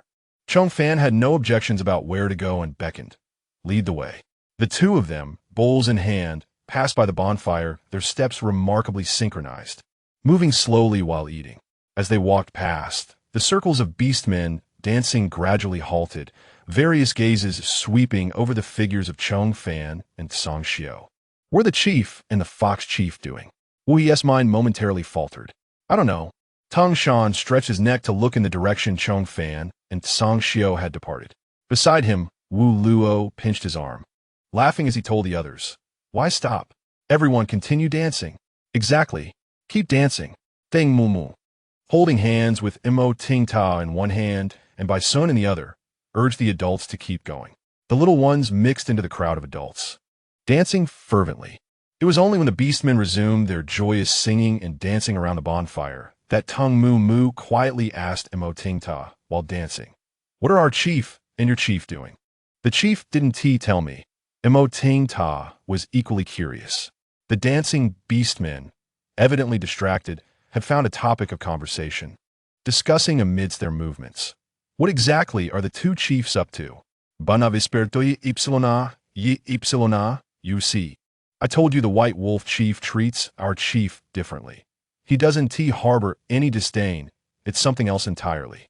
Jia could previously argue that the two chiefs were busy with serious matters during the day, but now she found no strong reason to counter. Merely telling Bana, "Don't gossip about the chiefs." Shan Yu Zhe, overhearing these whispered discussions, felt a wave of irritation wash over him, losing all interest in dancing. He released Yin Rong's arm without explanation and walked away. Yin Rong and the others had long since grown accustomed to Shan Yu Zhe's unpredictable temperament. Pay him no mind. "Come here." Yin Rong boldly beckoned to Arian. Arian glanced at Shan Yu Zhe's retreating figure, feeling perplexed, and walked over to link arms with Yin Rong, continuing to dance. As night fell, the temperature dropped, and a few withered leaves fell from the old trees atop the mountain. The autumn wind whispered. Song Xiao placed the bowl on a stone beneath the tree and swiftly climbed the old tree, ascending the thickest branch in just a few moments, turning back to extend his hand to Zhong Fan. "Come up. From here, you can see the entire territory."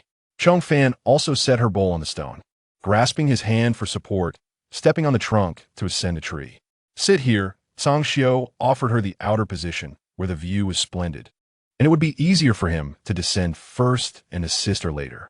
Zhong Fan sat on the branch, looking down at the moonlit trees and streams, her gaze lingering on the clusters of flames by the brook. From afar, the bonfires resembled sparks scattered across the grass. The flickering lights cast shadows, reminiscent of an ancient civilization long nestled in the earth's embrace, pulsating with life. "Is it beautiful?" Song Xiao gazed at the scenery before him, feeling an indescribable tranquility. Ever since the tribe migrated to this land, he had always enjoyed coming here to admire the view. This was his favorite place. Zhong Fan sat on the branch, taking in the picturesque landscape illuminated by moonlight, and exclaimed, "It is beautiful." In truth, the phrase beautiful felt woefully inadequate to describe the scene before them. Yet at this moment, she could find no more elaborate words to express her sentiments. There is still some time before the beast tide. You can come here often if you like. The scenery is also lovely during the day, allowing for a clear view. Song Xiao tilted his head to gaze at the night sky, continuing, "The night obscures the view below, but looking up, the night sky is clear. The stars visible here shine the brightest. I always feel as though I could reach out and pluck one from the sky."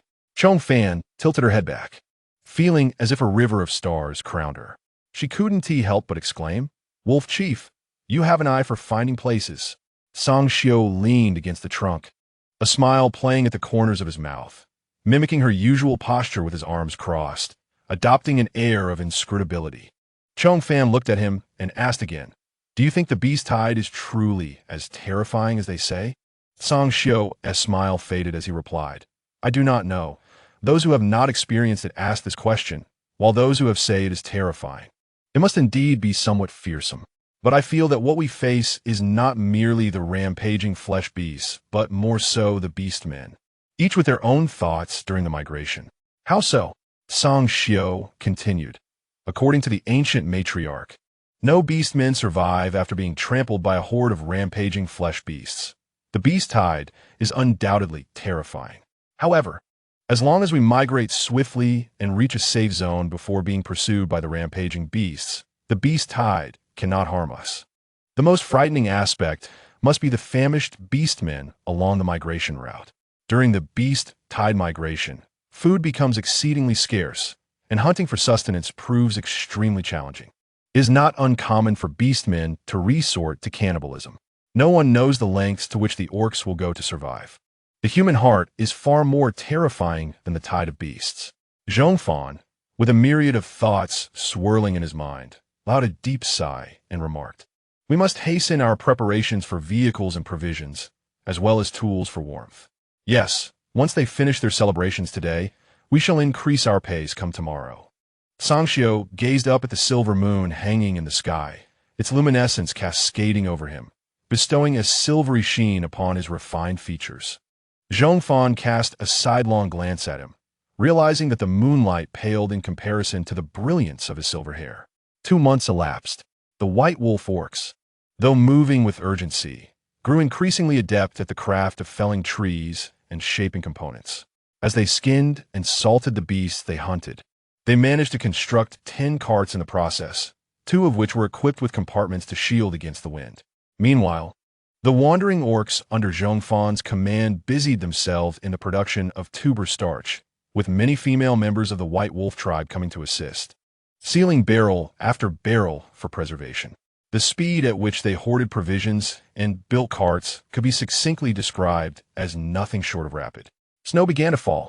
The younglings playing outside hurriedly scurried indoors. As autumn transitioned into winter, heavy clouds drifted across the sky, heralding the arrival of the season's first snowfall. Along with this wintry onset came the grave warning from the ancient matriarch. The beast tide was approaching, and migration must commence swiftly. Provisions accumulated over 3 months were meticulously counted and loaded onto the carts over 3 days and nights. Along with these were the beast skin tents crafted by Zhong Fan and her cooking utensils, all ready for departure.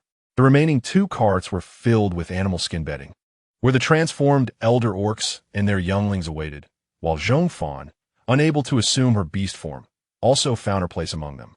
"Let us set forth," Sangxiu commanded, and the carts began to move slowly as the 2 tribes embarked on an uncertain journey. Inside the cart, Zhong Fan found herself rather idle, seated face to face with Motinta, both lost in thought. Motinta inquired, "Leader, shall I transform into beast form and walk alongside?" Given that Tengmiamu could accompany the adult orcs, he believed he too could manage the same without taking up space in the cart. The ancient matriarch, having been resting with closed eyes, opened them and interjected, "Tuh, the younglings under 10 years are still too small. A prolonged journey could injure their bones, hindering their growth." Bei Ershing added, "Just sit, Tada. Brother Mumu and Brother Baixuan will carry them after a while, or they can switch places with you and Brother Yuchen to rest before walking on their own." During migrations, all tribesmen prioritize the best resources for the younglings, followed by the warriors tasked with defending the tribe. The elderly orcs, however, are the first to prepare for the possibility of death. If the tribe is strong and resources are abundant, they may survive. Otherwise, they must be ready to not burden the tribe. Zhong Fan also advised, "Tada, do remain seated. If boredom strikes, a nap might serve you well." The cart swayed along the road, with the occupants cushioned by thick animal skin bedding and draped in fur blankets, akin to being cradled in a plush cocoon. In such comfort, even if one is not weary, sleep would soon beckon. The migration party continued northward, halting only when hunger became unbearable for the tribe. Conditions were harsh, and provisions could not be squandered. Only when starvation threatened would they sit down to eat. At such times, having 2 meals in a day was considered a sign of a well-off tribe. Most orcs opted for meat when food was available. Only the elderly orcs, including the ancient matriarch, would choose to dine on the starch noodles made from tuber flour alongside Zhong Fan, reserving the meat for the stronger orcs and the younglings. "Leader, go and eat meat," an elder orc suggested at Sangxiu. After so long, it was uncertain whether the tuber flour made into food would cause any adverse effects. If misfortune befell these old ones, it would be of little consequence, but the leader must remain fit to guide the tribe through the beast tide. Sangxiu resolutely lifted a bowl and declared, "I shall partake of this." Her culinary creations were delightful, and he was more than willing to eat roots if necessary. Freshly cooked pancakes, filled with salted meat, awaited them. Zhong Fan placed 2 large bowls of salted meat noodles upon a stone and arranged a platter of pancakes between herself and Sangxiu. Yunrong approached with a bucket, serving 2 ladles of noodle soup to each elder of the white wolf orcs, the broth infused with finely chopped salted meat. The elderly orcs hesitated, bowls in hand, as the enticing aroma wafted towards them. Zhong Fan sat across from Sangxiu, gracefully wielding her chopsticks in slow motion before him.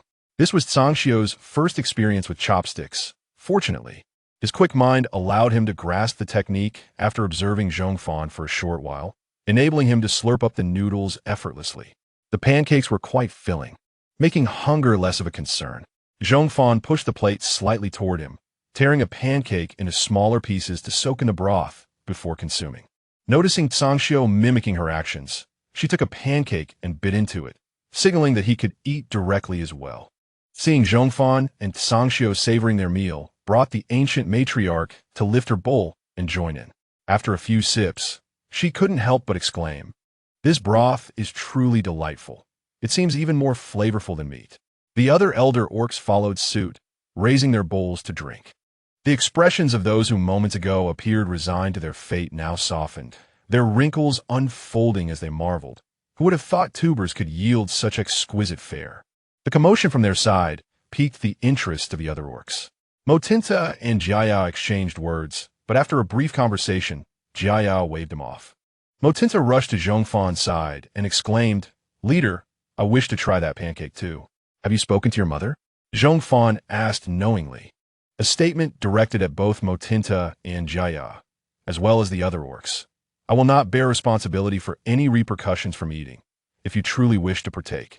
Perhaps wait a few days to see if we remain alive before deciding." Motinta replied, "I told my mother, and she said it was up to me." Recently, his mother had been preoccupied and left him to make his own choices. Zhong Fan gestured toward the platter of pancakes, allowing him to take one for himself. "Very well." Motinta picked up a pancake and took a bite while standing beside Zhong Fan, his eyes squinting in satisfaction. "Your creations are indeed delightful, leader. Don't eat too quickly. Take a sip of water if you choke," Zhong Fan cautioned, handing him a cup. Before he could choke, Motinta gulped down the water, paused to catch his breath, and quietly remarked to Zhong Fan, "Leader, the salted meat is a bit too salty."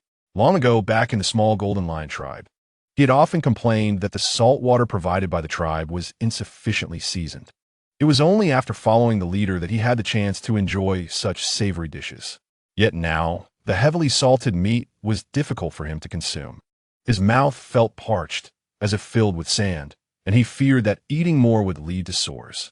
Pondering this, Zhong Fan turned to Sangxiu and suggested, "For the next meal, let the tribe cut the meat into smaller pieces and boil them in water to lessen the saltiness." Sangxiu, engrossed in slurping noodles, replied with a simple "Ahem." The members of the party continued their meals in silence, each respecting the other's space. The orcs consuming meat were only partially sated, as there was not enough salted meat for them to feast fully at every meal. In contrast, the elder orcs dining on the starch-based fare prepared by Zhong Fan found themselves pleasantly satisfied, reluctant to waste the bits of salted meat mixed within the broth, each finishing their bowls completely. Once the meal concluded, they tidied up their utensils, sealed the remaining food, and loaded everything onto the carts, continuing their northern migration. After traveling for 2 to 3 hours, as other orcs began to voice their hunger, Sangxiu remained unperturbed. At that moment, he recalled Zhong Fan's words, "These are truly filling. They will keep hunger at bay." Those pancakes were indeed substantial. Even with a number of orcs expressing their hunger, the caravan persevered until evening before halting. As the carts came to a stop, they were confronted by a group of badger orcs. "White Wolf, how did you arrive here?" the badger chieftain inquired, a heavy weight settling in his chest. Wu, he replied, "Are you unaware of the beast tide migration? Hurry back and gather supplies. Take your kin and flee north. There is still time to stop us." The mention of the beast tide ignited the suspicions harbored by the badger chieftain. Yet he could scarcely believe that such an event would arrive so soon. The badger beastman behind him stirred restlessly upon hearing Wu He's words. Wu continued to assert with a tone heavily influenced by the banditry of Zhong Fan, "Our tribe is migrating north and will pass through your territory. Will you graciously allow us to rest for a night, or shall we test our strengths against one another?" The two tribes were not far apart, and the reputation of the great white wolf tribe was known to the badger chieftain from times past. There was no need for a contest of strength between a large tribe and a small one. We can designate a segment of the forest for you, but your lodging will be confined to that area. You are not permitted to traverse further into our territory. Tomorrow morning, I will arrange for the beastmen to guide you out of our lands. Wu glanced at Song Xiao, who nodded in agreement, prompting him to respond, agreed. The territory of the badger tribe was modest, and the designated forest area for Song Xiao's group was equally small, offering scant caves for shelter. The females and their young were crammed into two large caves, while the male beastmen found whatever cave space they could, with those unable to locate one resting near the carts. Zhong Fan erected a few tents for them to make do for the night. Song Xiao insisted on guarding the carts and would undoubtedly share a tent with several white wolf warriors, which was pitched nearby. Observing that Zhong Fan completed setting up the tent without any intention of departing, Song Xiao inquired, "Aren't you going back to the cave to sleep?" Zhong Fan shook her head. The caves were overcrowded with 20 to 30 females and young, leaving no space to even stand. Moreover, they all slept in beast form, and a simple turn could crush her. The slightest scratch from an errant claw could injure her. She could not possibly squeeze into the wolf den in her human form. "I will sleep on the cart and help you guard it." With only one tent missing, Wu He occupied another cart that had a compartment, leaving one available with a compartment as well. Song Xiao cautioned her. The pelts on the cart had been taken by the females to cover their young. "It will be cold inside, and you cannot endure it without transforming." "I will retrieve my pelts and lay them on the cart," she replied, recalling that she possessed many pelts. However, those garments were small. How much warmth could they provide? "My human form is not very large," she reasoned. Standing just over 1.70 meters, she believed herself quite diminutive compared to the male beastmen of the white wolf tribe, who towered around 1.90 meters in their human forms. Even the female beastmen she encountered rarely stood shorter than 1.70 meters. Yun Rong, in her human form, stood at 1.80 meters, towering over the other female beastmen. "Very well, let's try this first." Song Xiao, unable to resist her determination, reluctantly nodded. The two returned to the cart, where Zhong Fan laid all her pelts across the floorboards in 2 layers. Song Xiao watched and asked, "Will this suffice?" Once those 2 layers were laid down, she would have no blanket left. "It will do," Zhong Fan stated.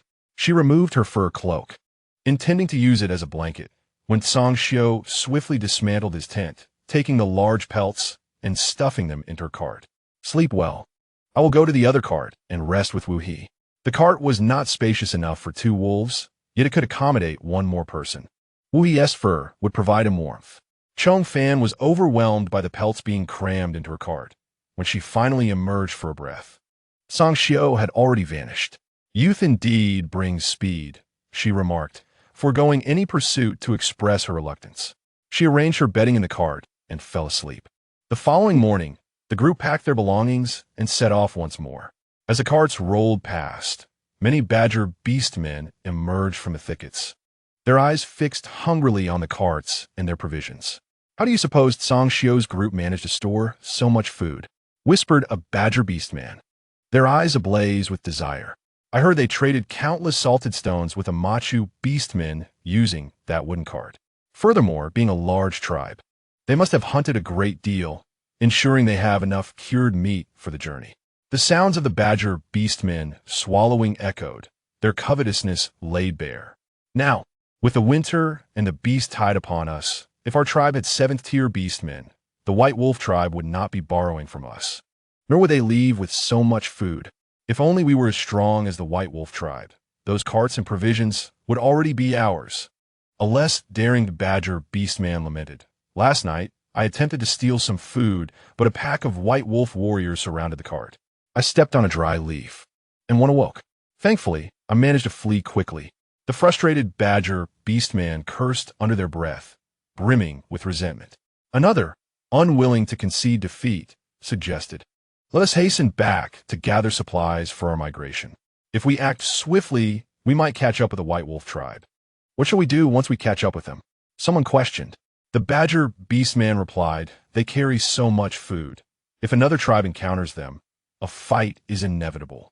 If we follow closely behind, we may reap some benefits. Indeed, what a splendid idea. Let's hurry back. The migration party journeyed northward. Whether due to their direction or the onset of winter, temperatures plummeted dramatically within a mere half-month. The air grew increasingly dry, with only occasional rain or snow. As they traveled further north, the humidity diminished, leaving a cold and arid climate. Elderly beastmen and young children dismounted from the carts, compelled to shift into their beast forms to withstand the bitter cold. Yet, Zhong Fan maintained her human form, causing concern among her companions. "Fox Chief, you should transform. It is far too cold outside," urged Old Granny, who had just dismounted and turned back to counsel Zhong Fan. Aside from Tsundere, none were aware that Zhong Fan was unable to shift into her beast form. They merely assumed she was unwilling. In their perception, they are unwaveringly convinced that orcs cannot exist without their beast forms. They would rather believe that Zhong Fan, for various reasons, prefers not to transform into his beast form, than accept the notion that he lacks one entirely. Tsundere has been tight-lipped, always safeguarding Zhong Fan's secrets, never revealing a single word about his private affairs. The elderly matriarch and her companions are entirely oblivious to Zhong Fan's situation.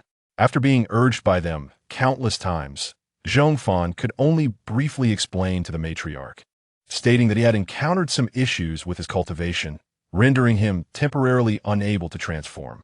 What? The matriarch, having lived over 70 years, had never heard such a claim. It seemed trivial, merely an inability to transform into a beast form. Just as Zhong Fan was about to descend from the carriage, Tsundere approached, carrying a plate of pancakes and offering it to her. "Here, have this. It may not be as delicious as what you would make, but you needn't get out. You can stay in the carriage and eat, where it's warmer." As the weather grew increasingly frigid, the orcs in the caravan consumed their food directly, with no one willing to revert to human form to prepare meals. Had Tsundere not learned to cook with starch, Zhong Fan, being sensitive to the cold, would find it inconvenient to step out and prepare food, leaving the orcs who relied on starch to simply drink it in water. The matriarch had already prepared herself for a meal of starch water, but was taken aback to see that Tsundere had silently mastered the art of making pancakes. "Leader, what is this?" Observing Tsundere presenting pancakes to Zhong Fan, the matriarch couldn't help but entertain other thoughts. After all, she had watched Tsundere grow up and knew his character all too well. In such bitterly cold weather, he donned a thick bee skin cloak simply to make this plate of pancakes. The more she thought about it, the more suspicious she felt. After handing the plate to Zhong Fan, Tsundere pulled back his hand, tightened his cloak, and said to the matriarch, "Go eat, matriarch. We must continue our journey after." The matriarch glanced at them several times, repeatedly murmuring her assent, and then walked away with a smile. Tsundere turned to Zhong Fan and continued, "You eat first. I'll come back to collect the plate after I finish." "All right." Zhong Fan retreated into the carriage with the plate, feeling no particular sentiment towards the pancakes. Nor did she dwell on the matriarch's earlier reaction. She had contributed significantly to both tribes, and she could certainly afford to eat this plate of pancakes. It was her due. Even if Tsundere hadn't prepared them, Jia and the others would have made them for her. Sitting in the cart, Zhong Fan took a bite of the pancake while checking the status of her survival system connection. The progress remained at 0. With a sigh, she put away the floating screen and continued eating. Suddenly, a tremor shook the ground, causing the cart to vibrate. Zhong Fan paused, then bit into the half pancake she was holding, crouched down, and prepared to step outside for a look. Motinta dashed to the side of the cart ahead of her, transforming into human form and darting into the carriage, wrapping himself in the beast skin blanket and peering out at Zhong Fan. "Leader, the Djinshi tribes group has caught up. They have formed an alliance with another Jinsher tribe and are approaching with great fervor." The leader of the other Jinsher tribe immediately engaged in a fight with Tsundere. "What?" Zhong Fan returned to her seat, continuing to nibble on her half pancake. Motinta elaborated, "I heard from Uncle Wuha that the leader of the other Jinsher tribe is named Lingu, the eldest son of the old Lion King of the Djinshi tribe, and the older brother of Ling Han and Ling Yang. Previously, Lingu led his people to seize territory from Tsundere and was defeated. Upon returning to his tribe, he was expelled by his beast father, the old Lion King. And hasn't he been seen for years? Uncle Wuha and the others were quite surprised to see Lingu. They thought he had perished during his wanderings. After listening, Zhong Fan nodded and inquired, "What is the situation outside?" "It is manageable."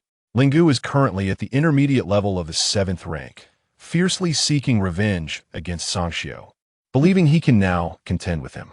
However, he was swiftly laid on the ground by Sangxiu. "I didn't see anything worth watching outside, so I came back to chat with you, leader." Motinta was not one to enjoy watching commotion unless he could learn something. Zhong Fan asked, "Why not watch Lingu and Sangxiu fight?" Motinta, lacking enthusiasm, replied, "There's no need to watch. It's just a straightforward defeat, much like how you would subdue someone." Speaking of this, Motinta's interest was piqued, and he continued, "Sangxiu's combat prowess has actually reached the pinnacle of the 7th rank. It's truly impressive.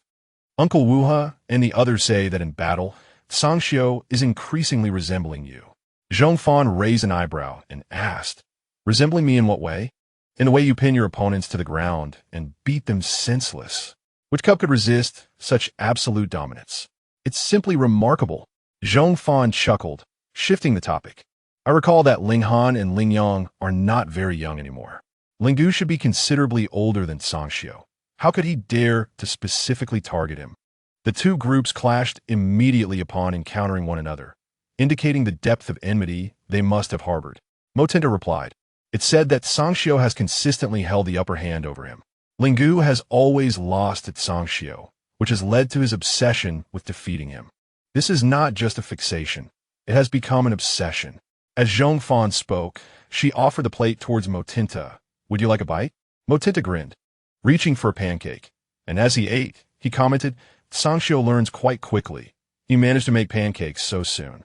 Earlier, I thought he wouldn't be able to make them after ruining several. These pancakes taste decent, though they don't compare to yours. With more practice, he will surely master it."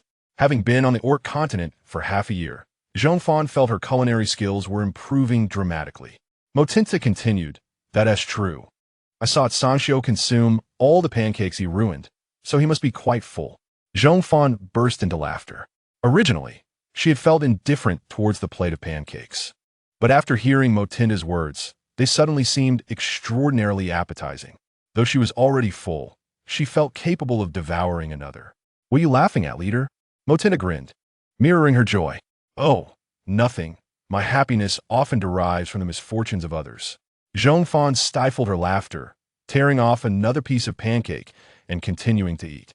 Just as she mentioned the suffering of others, Sangxiu approached and asked, "Are you full?" "Of course I'm full. Are you satisfied?" Zhong Fan glanced at the plate and added, "There is still one pancake left. If you're not full, you can have it." Sangxiu leaned against the carriage, shaking his head. "I'm full." He had eaten his fill. She had anticipated that such a small bowl of starch could yield so much batter to make so many pancakes. No wonder she said it was more suitable as a staple food. It truly conserved resources. "Then I'll share the last one with Tarda. We shouldn't waste." Zhong Fan chuckled slightly, but did not linger on the topic, tearing the last pancake in half and offering part to Motinta. As she returned the plate, her expression turned serious as she asked Sangxiu, "What is the situation with the Jinshi tribe? How could they catch up so quickly? Did they bring food?" They had set out earlier and had carts for transporting people and goods. If the Jinshi orcs had to carry food along with their elderly and young kin, their migration speed would certainly be slower, making it implausible for them to catch up so swiftly. Sangxiu took the plate, pondering for a moment before replying. "Their group has no elderly orcs, only young ones, and they do not have much food." The elderly members of the Jinshi tribe had already been abandoned. Motinta, upon hearing this, dared not interject and silently took a bite of his pancake. Zhong Fan inquired further, "What is the overall combat strength of their alliance?" "Lingu is at the intermediate level of the 7th rank, Lin Jiaxu at the beginner level of the 7th rank, Ling Han at the beginner level of the 6th rank, and Ling Yang at the pinnacle of the 5th rank. Additionally, there's another at the beginner level of the 7th rank, 19 6th rank warriors, and over 65th rank orcs, totaling no less than 300 in their group."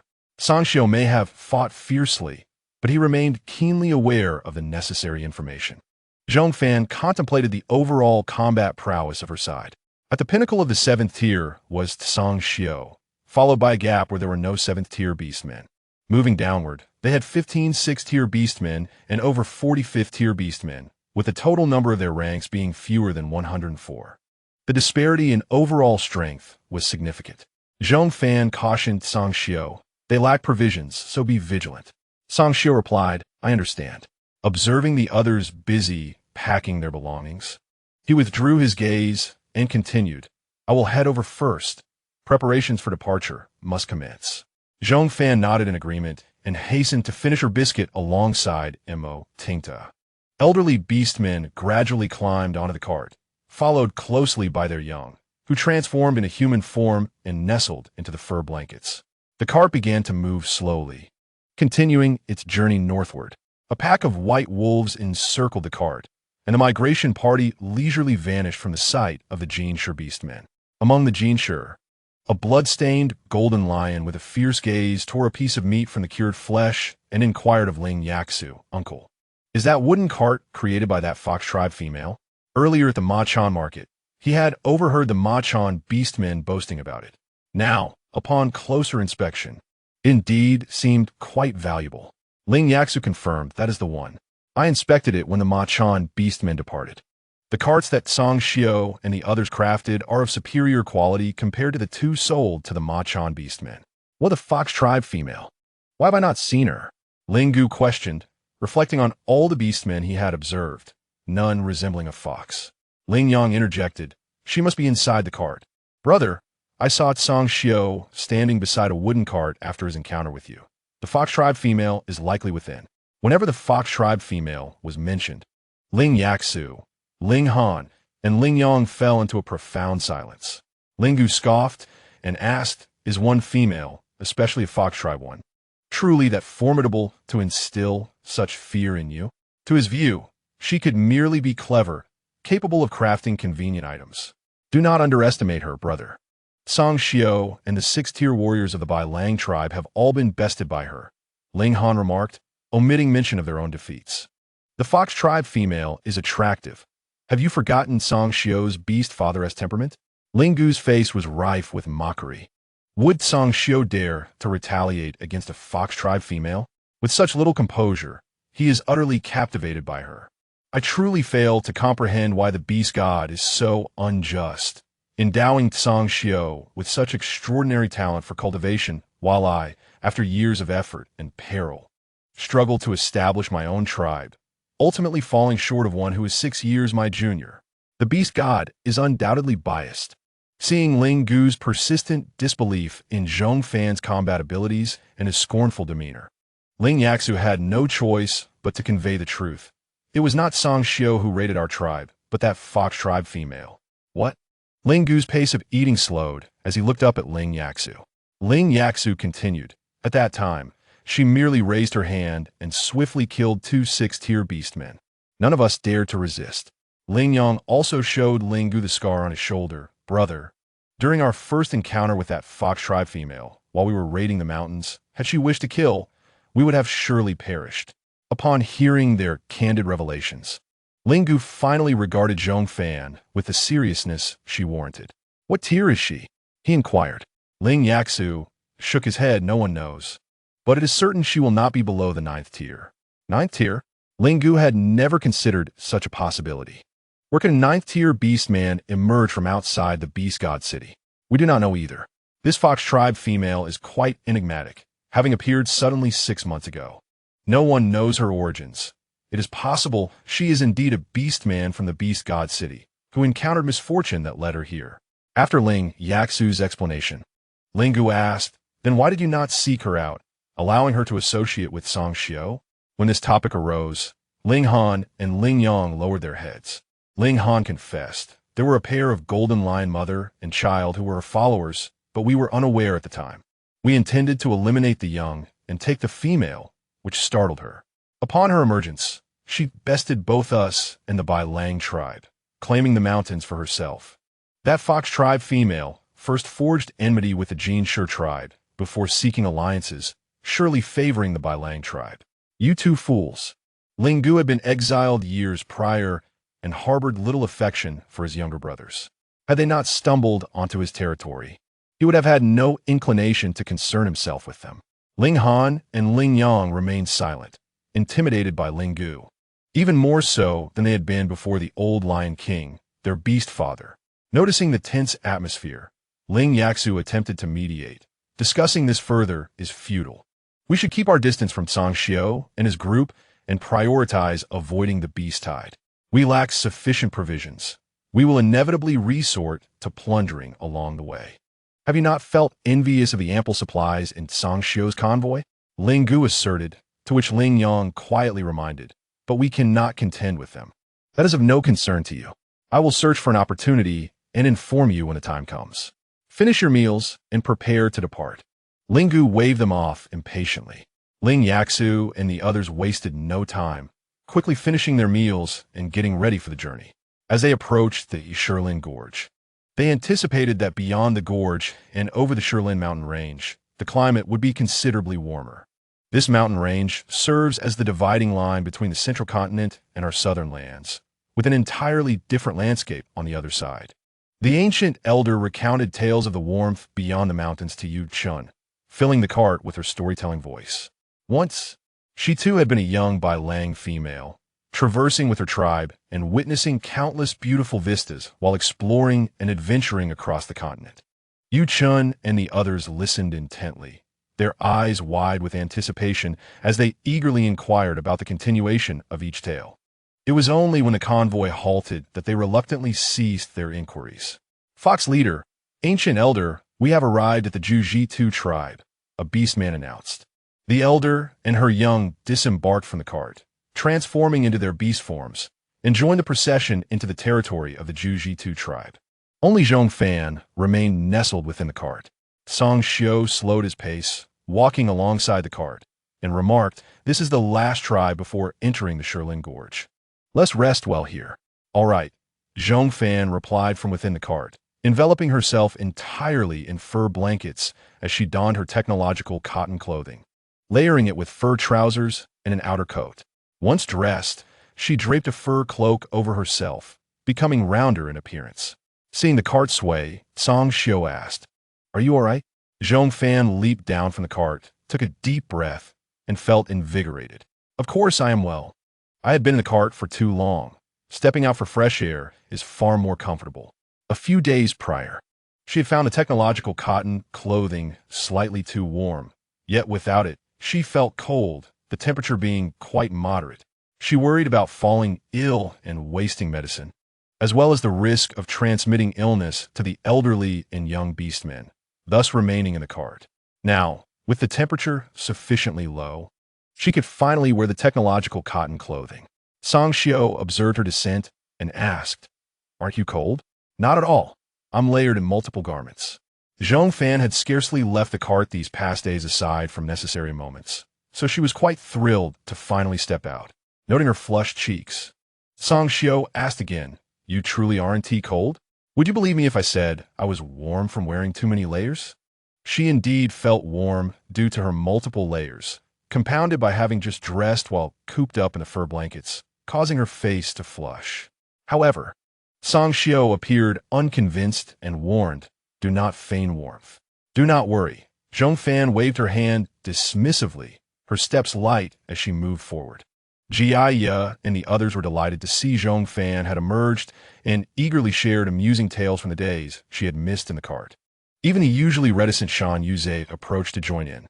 Amidst the laughter and chatter, the convoys swiftly reached the stone cave prepared for them by the Jiu-Jitsu tribe. The stone caves of the Jiu-Jitsu tribe are truly magnificent. Upon entering, one realizes that each cave is astonishingly spacious, with numerous passages leading to a grand chamber. Unlike the tribes they had previously stayed with, the Jiu-Jitsu tribe exhibits remarkable generosity. Here, there is no need for negotiation.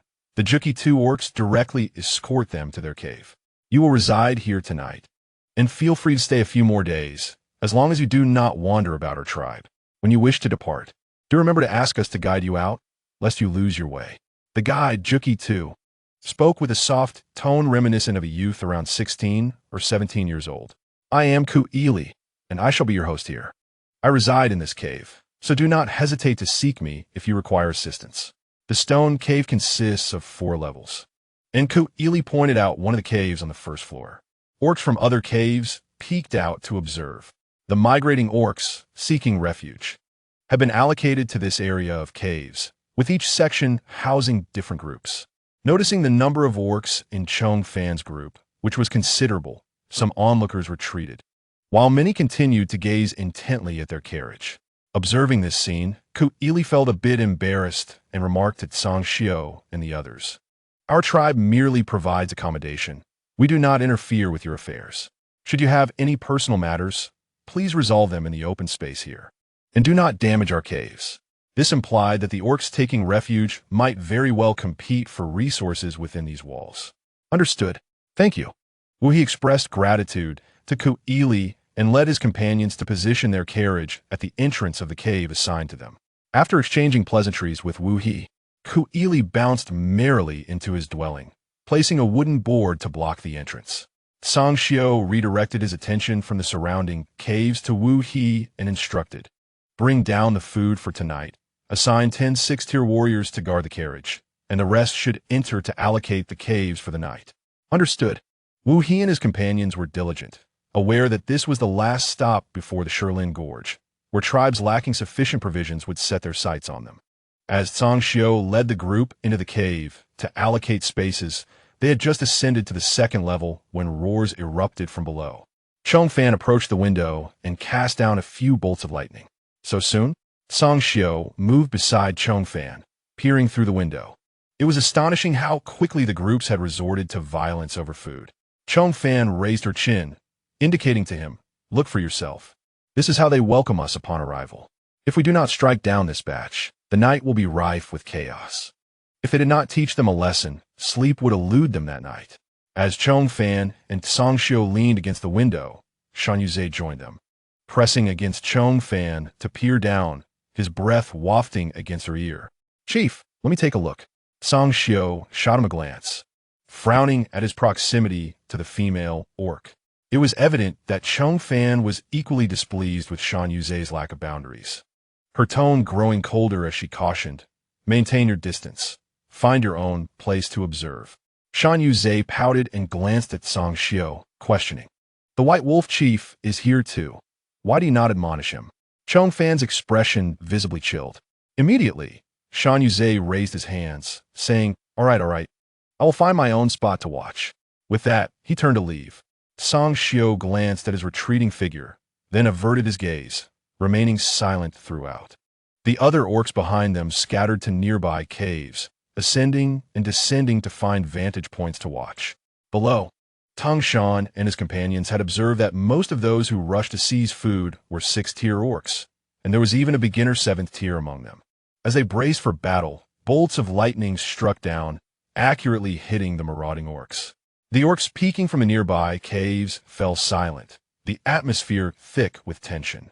Within mere moments, the raiders lay charred at their feet. Wuhi, having gained an advantage, called up to the upper levels, "Fox Chief, it has been days since we encountered such audacity. Allow us a chance to stretch our legs." The surrounding silence made his words resonate clearly. Zhong Fan, standing by the window, replied, "I too have not had the chance to stretch my legs in days. Why don't you let me go first?" "All right then, you first." Wuhi seized the moment, preparing to call 2 others to clear the charred bodies when Zhong Fan continued, "Leave them. I want to count how many come to meet their end tonight. Let them serve as a warning to others who wish to seize food." As the Golden Lion tribe arrived, they witnessed the scene of Zhong Fan striking down their adversaries from the window. Hearing the exchange between Zhong Fan and Wu He and recalling Zhong Fan's propensity for ruthless slaughter, the orcs who had previously encountered her felt a chill run down their spines, as if a storm were imminent. Ling Gu, the leader, beheld Zhong Fan for the first time, and being one who preyed on the weak, he was significantly intimidated by her formidable presence. "Is she the one you speak of? The female of the Fox tribe?" Though he posed the question, he already held the answer in his mind, seeking confirmation. Ling Yasu affirmed, "Indeed, it is her."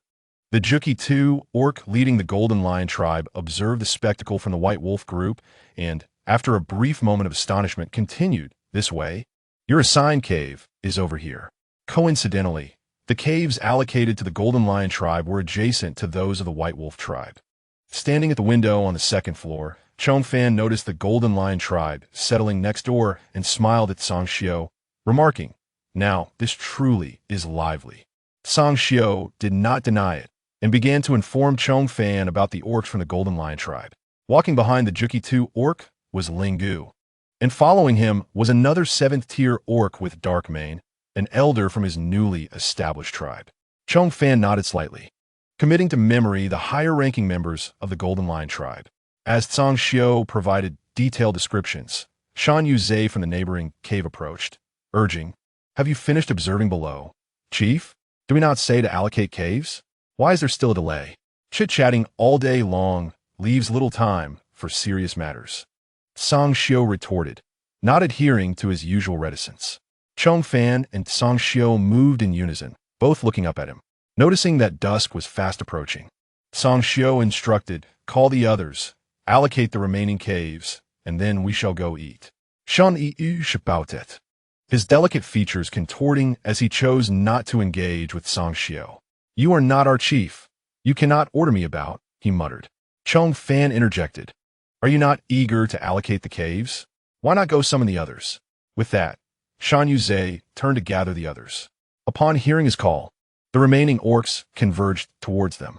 Song Xiao guided the group through the caves, arranging the elderly orcs and female younglings on the first and second levels while ensuring the remaining orcs filled the other caves in rotation. Once the allocations were complete, the orcs from the group gradually descended, processing food in the spacious area outside the cave in preparation for their meal. The orc dwellings lacked many functions. They primarily served as shelter from the rain and a place to rest, with only minimal food storage. Within the caves, they seldom bathed, cooked, or used the facilities. Outside in the open space, not only Song Xiao's group was eating at this time, many other migrating groups were also consuming their meals. Observing the White Wolf orcs transforming into human form and cooking, the other orcs began to perceive them as overly meticulous.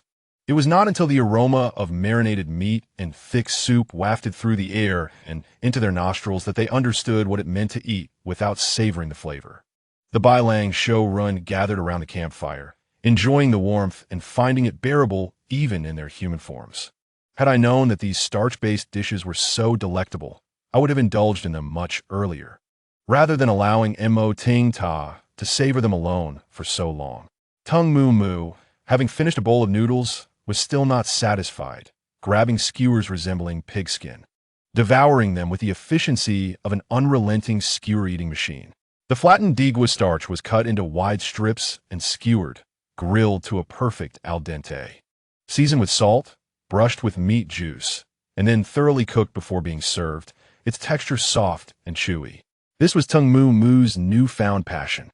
The other Bailang Shou Rin also dug into their bowls, slurping noodles voraciously, then returning for another bowl of pickled meat soup, and still managing to consume a couple of flatbreads. They had observed that the elderly beastmen who consumed starch appeared to be in perfect health, well-fed and satisfied. Unable to endure the overly salty pickled meat any longer, they reluctantly surrendered to the allure of starch. It must be said, the more they ate, the more delicious it became. "Yin Rong, do you still have that treasured honey you've been hoarding?" Zhong Fan poured the steamed starch onto a plate, cutting it into small, square pieces. Yin Rong muttered, "Leader, it's not hoarding. You agreed I could bring it."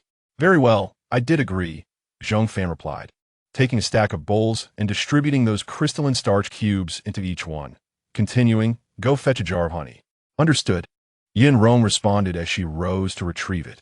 Zhong Fan accepted the jar of honey from her, and under Yin Rong's pained gaze, scooped out 2 generous spoonfuls before returning it to her, mixing the honey with warm water. Yin Rong hugged her honey jar back, feeling its weight significantly lessened. "Don't fret over it. Quickly put it back, where Yu Chun's eyes will shine with desire," Zhong Fan reminded her. Upon seeing Yu Chun's wolfish gaze, Yin Rong took off with the honey jar. Zhong Fan poured the prepared honey water over the starch cubes, the sweet liquid enveloping them, creating an enticing sight. There were only 10 bowls in total. Zhong Fan took one, stirring the honey water with the starch cubes, and under Yuchen's intense scrutiny, took a spoonful. "Is it delicious, Fox Leader?" Yuchen inquired, feeling that the flavor of his flatbread had faded. Zhong Fan smacked her lips, exclaiming, "Of course, it's delicious." Yuchen swallowed hard, asking again, "What does it taste like?" "Sweet," she replied. One was feigning ignorance, while the other was clearly aware. With Zhong Fan's joy today rooted in the antics of the little carrot head, Yuchen, the surrounding beastmen chuckled at their exchange. Realizing that Zhong Fan was teasing him, Yuchen straightforwardly expressed, "Fox Leader, I also wish to taste this." Seeing Zhong Fan glance at him, he playfully raised a finger, asking, "Just one bite, please?" Zhong Fan reluctantly nodded in agreement. "All right." "Really?" Yuchen's face lit up with delight. Zhong Fan continued, "You older cubs, come over and grab bowls to share with your younger siblings. Just one bite each, that will suffice." Given the limited resources, Zhong Fan naturally prioritized her own share. Desserts were not a necessity. It was sufficient for the young ones to have a taste, and missing a few bites was inconsequential. Holding a full bowl for herself, she thought, why should she suffer alone? Yuchen and the others, completely oblivious to the unfairness, merrily went to enjoy their sweet treat. The hierarchy within the Beastmen tribe was generally strict, with leaders entitled to the best of everything in the tribe. This was both their privilege and a reward for protecting and leading the tribe. On the Bai Lang team's side, the younglings scampered around the mature beastmen, sharing the dessert joyfully. The adult beastmen sat by the fire, enjoying their cooked meals, occasionally rising to add more to the pot. Laughter and chatter filled the air, creating a warm atmosphere. The migrating beastmen nearby could not help but glance over, then return to their food, tearing into their pickled meat with frustration. After dinner, the able-bodied males and females quickly tidied up the cooking utensils and food, returning everything to the cart. 10-6 by Lang squatted around the cart, remaining vigilant, not daring to miss even the slightest rustle. In the lower 3 levels of the stone cave, numerous beast dens were tightly packed. The beastmen of the migration team slept huddled together in these 3 levels, finding warmth without needing to climb high. Thus, very few beastmen slept on the top level, with enough dens for each to have one. On the top level of the stone cave, the Zhu tribe offered an exceptionally warm welcome, even preparing hay for all the migrating teams staying in the cave to use as bedding, providing warmth underneath. Zhong Fan lay atop a thick layer of hay, with a bee skin spread over it, feeling extraordinarily cozy. Moonlight streamed through the window, illuminating the cave. Some walls had been carved too thinly by the Zhu beastmen, allowing light to filter through, making the stone textures visible. Such craftsmanship. No wonder they say the animal kingdom has many architectural masters. Zhong Fan couldn't help but murmur softly. The load-bearing areas of the cave were thick, while the rest were thin, with the stone walls dividing spaces transitioning smoothly from thick to thin with rounded curves. The interiors of the dens resembled elongated ovals, with soft and smooth lines. Especially in the thinnest areas, light beams penetrated the stone, revealing intricate patterns. As Zhong Fan was lost in thought, a shadow at the bottom of the wall suddenly perked up 2 ears. The fluffy ears bounced in the air with a noodle-like resilience, the tips quivering. Puffed. Zhong Fan chuckled softly. If she remembered correctly, it seemed she shared a wall with Tsundere. Upon hearing her laughter, the shadow of those 2 ears quivered, shaking even more. Zhong Fan reached out to poke the ear tips on the wall. From Tsundere's side, he could only see the shadow of her hand on the wall, unaware of what she was poking, perhaps the stone texture, and he was still awake, murmuring something he couldn't quite catch. Perhaps he wanted to feel the stone texture, or maybe remind her to sleep early. Tsundere himself was unsure of his own thoughts, raising his paw to press against her hand shadow. Zhong Fan could only see a shadow approaching her hand, surrounded by fluff. Concerned about disturbing the other beastmen, she bit her lip to suppress her laughter, shaking with barely contained mirth. She hadn't been laughing long when the shadow on the wall stood up and headed towards the cave entrance. After a few breaths, Tsundere walked into her den. Zhong Fan was momentarily taken aback, her face still adorned with residual laughter as she lowered her voice to ask, "What brings you here?" Upon seeing her in good spirits, Song Xiao was also momentarily stunned, then explained, I heard you humming, and when you were shaking earlier, I thought you were freezing. Not at all. Zhong Fan shook her head, then asked, could you hear what I said? Her earlier remark had been close to lip service, producing only a slight airflow, barely louder than the wind. Could he really hear it from next door? I wasn't asleep. When I'm awake, my ears are quite sensitive, so I can hear a little of your voice. If I were asleep, I wouldn't hear it unless it was louder, Song Xiao clarified. Zhong Fan nodded, realizing this. Noticing her face was still holding back laughter, Song Xiao curiously asked, what were you poking at the stone wall? He seemed to be able to see the shadow opposite.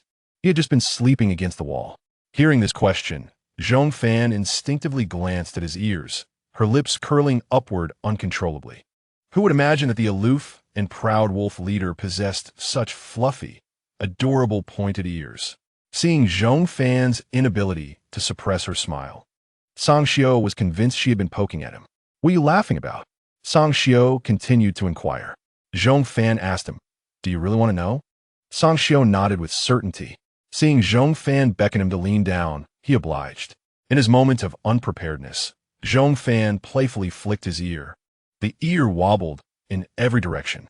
It resembled noodles freshly extracted from the bottom of a bowl, bouncing in the air to showcase their elasticity. Song Xiao never anticipated that Zhong Fan would pull such a stunt. An overwhelming sense of embarrassment surged within the heart of the 22-year-old wolf leader. Song Xiao gritted his teeth, forcing out the words, what are you doing? Previously, when he carried her, she merely patted his head and the back of his neck. But today she even flicked his ears. Zhong Fan hastily pinched his ears, making them stand at attention, then released them, explaining, I apologize, your ears are simply too adorable. I couldn't resist. You have them too. The Fox clan's ears are even larger. At this moment, Song Xiao felt a surge of irritation upon seeing her suppressing her laughter. Zhong Fan, with an ostensibly innocent tone and glimmering eyes of mirth, replied, you know I can't transform right now. Song Xiao held back a deep sigh. Zhong Fan twirled her fingers, reminiscing about the sensation she had just experienced, and continued, I haven't touched such fluffy silver fur in ages. It brings me great joy. Jiyu had entered the human planet when she was just over 9, brought to the base by others. To her, Jiyu was like a mother and a sister. Witnessing her rise and accompanying her from a naive recruit to the leader of the strongest team. Whenever she felt downcast, Jiyu would transform into a silver fox and become her pet, allowing her to pet her. Really? Song Xiao found it hard to believe. Indeed, Zhong Fan said solemnly, asking him, when you played with other wolf cubs as a child, scratching each other's fur and biting each other's ears, wasn't it relaxing and joyful? Song Xiao paused for a moment before responding. When I was a child, there were no other wolf cubs to play with. When his beast father was alive, he was very strict with him, forbidding him from playing. After his beast father passed away, even though he was raised alongside the siblings Wuhua and Wuha by the ancient matriarch, they seldom played with him, and the clan members treated him differently. A brief moment of stiffness crossed Zhong Fan's smile, but she quickly returned to her carefree demeanor, replying, what a coincidence. I'm the same. She had been subjected to various rigorous training at the base from a young age, crafted into a finely tuned weapon, leaving her without companions or friends. Even Ji was initially placed by her side merely for the purpose of mutual instruction. She taught Ji how to survive on the human planet while Ji supervised her training. Song Xiao raised his gaze to her. Her nonchalant smile at this moment was less appealing than her earlier suppressed laughter. After contemplating, he took a deep breath, suppressing the overwhelming sense of embarrassment within him, and lowered his head once more, presenting his ears to Zhong Fan. Go ahead. Zhong Fan snapped back to reality, raising an eyebrow as she gazed at his ears. The moonlight illuminated them, and she could see the soft fur clearly. They resembled a piece of fluffy tofu, warm and tender. Could she be polite with him? She raised her hand and flicked his ears, causing him to wince. Song Xiao gasped, an even stronger feeling of humiliation washing over him. She was more difficult to handle than Tung Moo Moo. At least Tung Moo Moo held some reverence for him and wouldn't dare touch him. Zhong Fan, however, exhibited no fear whatsoever. It was likely that no beast on the continent could instill such reverence in her. She truly treated his ears as if they were a dough ball. Zhong Fan burst into laughter upon witnessing his distressed expression, tilting her head to reveal her own ears. Why don't I flick yours a couple of times? I only have these ears. Sangxiu glanced at her ears, which were small and exquisite, and imagined they would feel as soft and slippery as a well-steamed dough ball. Below her ears was a slender neck, fairer than the moonlight streaming in. Sangxiu quickly averted his gaze, turning his head away as he said, I'm not as playful as you. Seeing Zhong Fan remain silent, resembling a playful cub, she insisted on tilting her head for him to flick her ears. Sangxiu reiterated, I'm in beast form. You don't have a spiritual barrier. Her ear skin appeared thin and delicate, and he feared that a mere scratch could draw blood. Hearing Sangxiu's reminder, Zhong Fan regained her rationality, glancing at his beast form and muttering, true. If he used his claws, it would indeed be easy to injure her. Then I won to retaliate. It's your fault for not flicking. Zhong Fan turned back, and in that moment, her hand couldn't resist flicking his ears again. Sangxiu gritted his teeth and asked her word by word, What is your name? Huh? Zhong Fan was momentarily taken aback. What is your name? Sangxiu repeated, mimicking her earlier tone, as if to suggest that those who played together should know each other's names. After a moment of thought, Zhong Fan's expression became serious as she told him in her native tongue, Zhong Fan. Zhong Fan? Sangxiu echoed, finding it slightly difficult to pronounce, unsure of what he was saying. That is how we refer to it in my tribe. After explaining, she reiterated in the language of the Beast Continent, My name is Zhong Fan. Zhong Fan? This time, Sangxiu understood clearly, and his tone unconsciously became lighter. Zhong Fan, it is quite late. You should rest. All right. Zhong Fan lay back on the grass, covering herself with a fur blanket. Waving goodbye. Sangxiu, have sweet dreams. Sangxiu responded coolly with an turning to exit the beast den. Behind him, that fluffy silver tail puffed up, resembling a startled creature, the tip curling upward in an arc as it swayed from side to side. The next morning, anyone could discern the peculiar atmosphere between the two leaders. They occasionally stole glances at each other's ears. Bana observed Sangxiu, then Zhong Fan, and approached to inquire, Leader, the weather is too cold. Mijin is struggling a bit. I noticed many young cubs in the White Wolf tribe are coughing. Can we rest for 2 days before setting off? Zhong Fan beckoned Mijin, who appeared somewhat frightened, and stepped forward toward her. Before reaching her, he slowed his pace and bent down to cough a few times. Zhong Fan crouched down, placing one hand on his forehead and the other on her own, comparing their temperatures. His temperature was relatively normal. He had likely caught a slight chill from the cold wind over the past few days. However, if they pushed them to endure any longer, the younger ones would undoubtedly struggle. It would be concerning if they spread illnesses among each other, as having both the elderly and the young fall ill would complicate matters further. First, let us take him back to the beast den to rest. Wrap him warmly in furs, and give him some warm water. Not too hot and not too cold, Zhong Fan instructed, handing Mijin over to Bana before rising to approach Sangxiu. Sangxiu was currently discussing the matter with the parents of the young cubs. Those under 5 years old were coughing the most, and some older beasts were also showing signs of cough. After a brief discussion, they agreed, let us rest here for 3 days.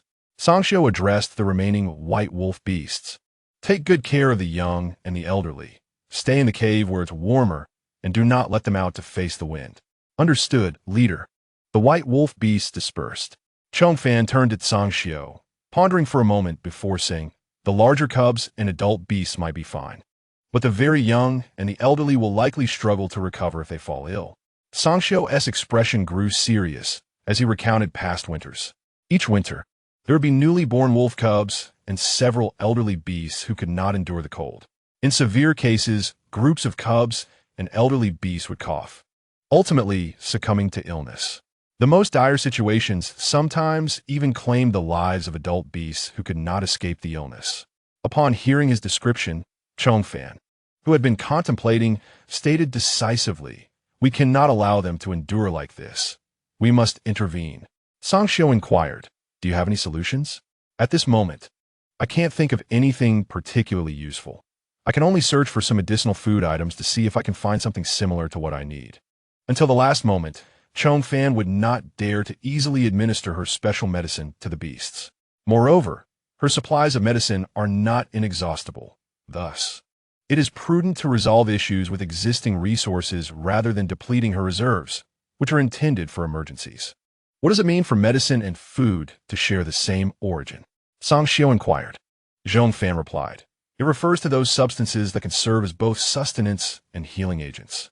Please guide me in searching for edible plants nearby, regardless of their palatability. Any plant that is safe to consume will suffice. I wish to bring back a sample for examination. The flora of the Beastman Continent undoubtedly contains medicinal varieties. I am particularly interested in ginger and loquat leaves.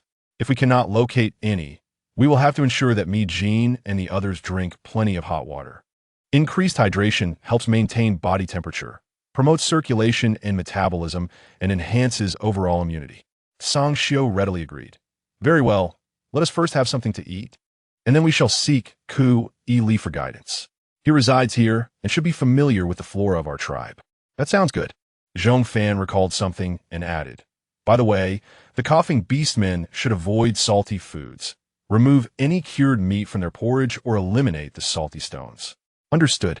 Song Xiao stepped out to coordinate the food preparation, while Zhong Fan entered the beast inn to check on the young and the elderly. Ku Li was quite accommodating. Upon hearing Song Xiao's request, he paused briefly before consenting. Initially, Song Xiao believed that taking an outsider through the territory of the sawtooth rabbit would require reporting to the chief and obtaining permission. However, Ku Li clarified, it is not so complicated. We have often hosted passing beastmen who wish to stay or explore our territory, and the chief allows us to take guests on tours. At this point, Ku Li added, the chief is my father. As Song Xiao listened, he observed the modest beast den where Ku Li resided. The den was small, filled with wooden and stone boards, both laid flat and standing upright. So much so that they obscured the floor and walls entirely. Noticing Song Xiao's gaze, Ku Li turned around to scan the interior and asked, White Wolf Chief, what are you looking at? Nothing in particular. I merely thought your den must be quite warm, as all openings to the wind are blocked. Song Xiao averted his gaze and responded casually. Ku Li, unable to discern any exposed areas in his den, smiled faintly after hearing Song Xiao's remark. Our clan members tend to be sensitive to the cold, so of course, we need to shield the den from the wind. Song Xiao nodded, expressed his gratitude once more, and departed. In this frigid weather, not only were the young and elderly in Zhong Fan's group falling ill, but the other migrating tribes were faring no better. As one approached the Stone Forest Canyon, the temperature dropped further and the number of ailing beastmen increased. Nonetheless, this morning, several weaker tribes set off northward. Perhaps they believed that the stronger tribes were resting, and by departing early, they could avoid having their food supplies raided. Zhong Fan witnessed firsthand that they only carried seemingly healthy younglings on their backs. As for the elderly beastmen, those who were unwell remained behind in the stone caves, while the healthy ones transformed into their beast forms and followed the migrating group northward. This solution was indeed primitive yet brutal. In this primal era, devoid of medicinal remedies, such a resolution might be the most optimal from the tribe's perspective. To preserve the primary fighting strength and the majority of the young, they had to sacrifice a small portion of their kin. Emoting Ta stood beside Zhong Fan and asked, Chief, if I were to fall ill, would you abandon me? My mother said that when I grow up, she would no longer care for me. A lion must learn to face all challenges alone. He did not comprehend precisely what his mother meant by growing up, but he felt a deep fear.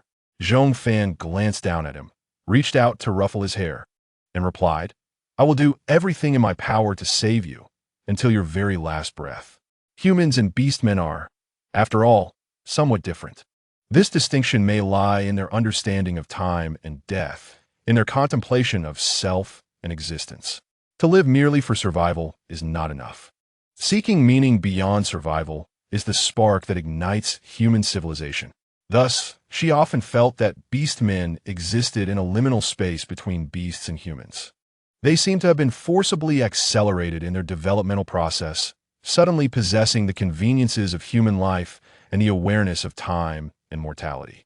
Yet, in their thought patterns and interpretations of life's significance, many beastmen remained akin to beasts, living solely for the sake of survival. Zhong Fan sighed softly. patting Mo Ting Ta on the back of his head, and urged, "If you fear falling ill, why not return to the den and rest instead of exposing yourself to the cold?" And Mo Ting Ta fiddled with the ties of his bee-skin trousers and replied sullenly, "That the yin is in our den. Da yin, yin, the pair of gray lions." The thought of Da Yin visiting Jia, another member of the Lion clan, led Zhong Fan to ponder further. "Is he seeking to mate with your mother?" Zhong Fan asked, and Mo Ting Ta replied, "Mother is preparing to bear new younglings." Zhong Fan momentarily found herself at a loss for words. After some contemplation, she asked Mo Ting Ta, "Are you unhappy about this?" He nodded and then shook his head. "My mother is happy with the yin, and I want to see her happy. However, if she and a yin have new offspring, I fear she may forget about me." Zhong Fan sighed again, removed her cloak, and squatted down to drape it over him, continuing, "Please go to my den and stay there for now. Do not fall ill." "Very well." Mo Ting Ta expressed his gratitude to Zhong Fan, lowered his head, and turned to ascend the stairs, his small frame dragging the long cloak behind him as he climbed. After watching him go, Zhong Fan contemplated for a moment before heading towards Jiya's den. Inside Jiya's den, when Zhong Fan arrived, the yin was about to engage in another bout of activity. Upon suddenly spotting Zhong Fan, the yin's expression fell, and he wilted, transforming into his beast form alongside Jiya, lowering his head and addressing Zhong Fan. "Chief." "Yes." Zhong Fan regarded them, easily discerning that both were willing participants. Jiya was the first to inquire. "Chief, what brings you here?" "Nothing in particular. I merely came to see what you two, who often disappear, are up to." Jiya nearly bowed her head to the ground, and the yin spoke first. "Chief, we have a mutual affection for one another and wish to mate. Furthermore, the birth of new younglings will benefit the growth of our wandering Beastman tribe." "Indeed, but in your eagerness to grow our tribe, you plan to have Jiya bear young while we are migrating north? Have you forgotten that we are currently on a journey?" The yin was left speechless by Zhong Fan's reprimand, and he lowered his head along with Jiya. Zhong Fan observed them and said to the yin, "After this beast tide passes and we have migrated to a safe area, I will not hinder your mating. However, at present, during our migration, I do not wish to see her belly swell. Otherwise, should anything happen on the journey, whether that newborn can be preserved is another matter entirely. If complications arise during pregnancy, and we lose an adult female, can you bear the consequences?" The air was thick with the scent of mating. What began as a primal instinctual release now filled the yin with an unfamiliar sense of shame. "I understand, Chief. I will exercise restraint. Once we reach a safe haven, how you choose to bear young is your own business. I will not interfere." After Zhong Fan concluded, she turned to the yin. "Please step outside. I have words to share with Jiya." The yin glanced at Jiya and then replied, "Understood, Chief." After he exited, Jiya tentatively asked, "Chief, what did you wish to discuss with me?" After asking, she lowered her head, contemplated, and inquired, "Is it about Tata?" She understood that the leader held a great fondness for Tarda, akin to that of another mother. However, it was not entirely the same. To articulate it more precisely, the leader's relationship with Tarda resembled a fusion of a beast father and beast mother. She not only instructed Tarda in the art of combat, but also bestowed upon her the nurturing affection characteristic of a mother. Jia did not know how to aptly describe such a role. Had she ventured to the human planets, she would have recognized a term that stands equal to that of beast father and mother, teacher. Zhong Fan slowly exhaled. "Jia, if you become trapped by a child for a lifetime, I would lament your fate. You were first a complete and free individual, and only thereafter a mother. Yet, the child you have brought into this world does indeed merit your responsibility. Motinta is a remarkably sensible child. You need not forsake your life for him. You can establish a new family. However, when facing him, I still hope you can share a measure of maternal love, as you did before. Provide him with time to adjust. Do not let him be too sorrowful." John nodded softly, responding to Zhong Fan. "Leader, do you know how Tarda came into being? Long before I bore Tarda, I had a litter of cubs. They were my first brood, and I cherished them dearly. Later, Tarda's beast father discovered me, and he killed that litter, abducting me from my tribe. I bore Tarda and her 4 deceased siblings. Out of that litter of 5, Tarda was the most intelligent and robust. Subsequently, the new Lion King ascended to power and slaughtered Tarda's beast father. Once again, I witnessed my offspring being killed one by one. This time, I finally grasped the need to resist, to protect him, and to escape the so-called tribe that was meant to safeguard us. The tribe never protected us. It merely served as a playground for those male lions. We were nothing more than tools for their reproduction, even resources to barter during the tribe's times of peril. Their conflicts, their triumphs and failures, dictated the fates of us and our young. Why should this be so? My escape with Tarda was not solely for his protection. It was also for my own. I could no longer endure that tribe. Zhong Fan beheld Jia's frantic demeanor, a sight she had never before witnessed.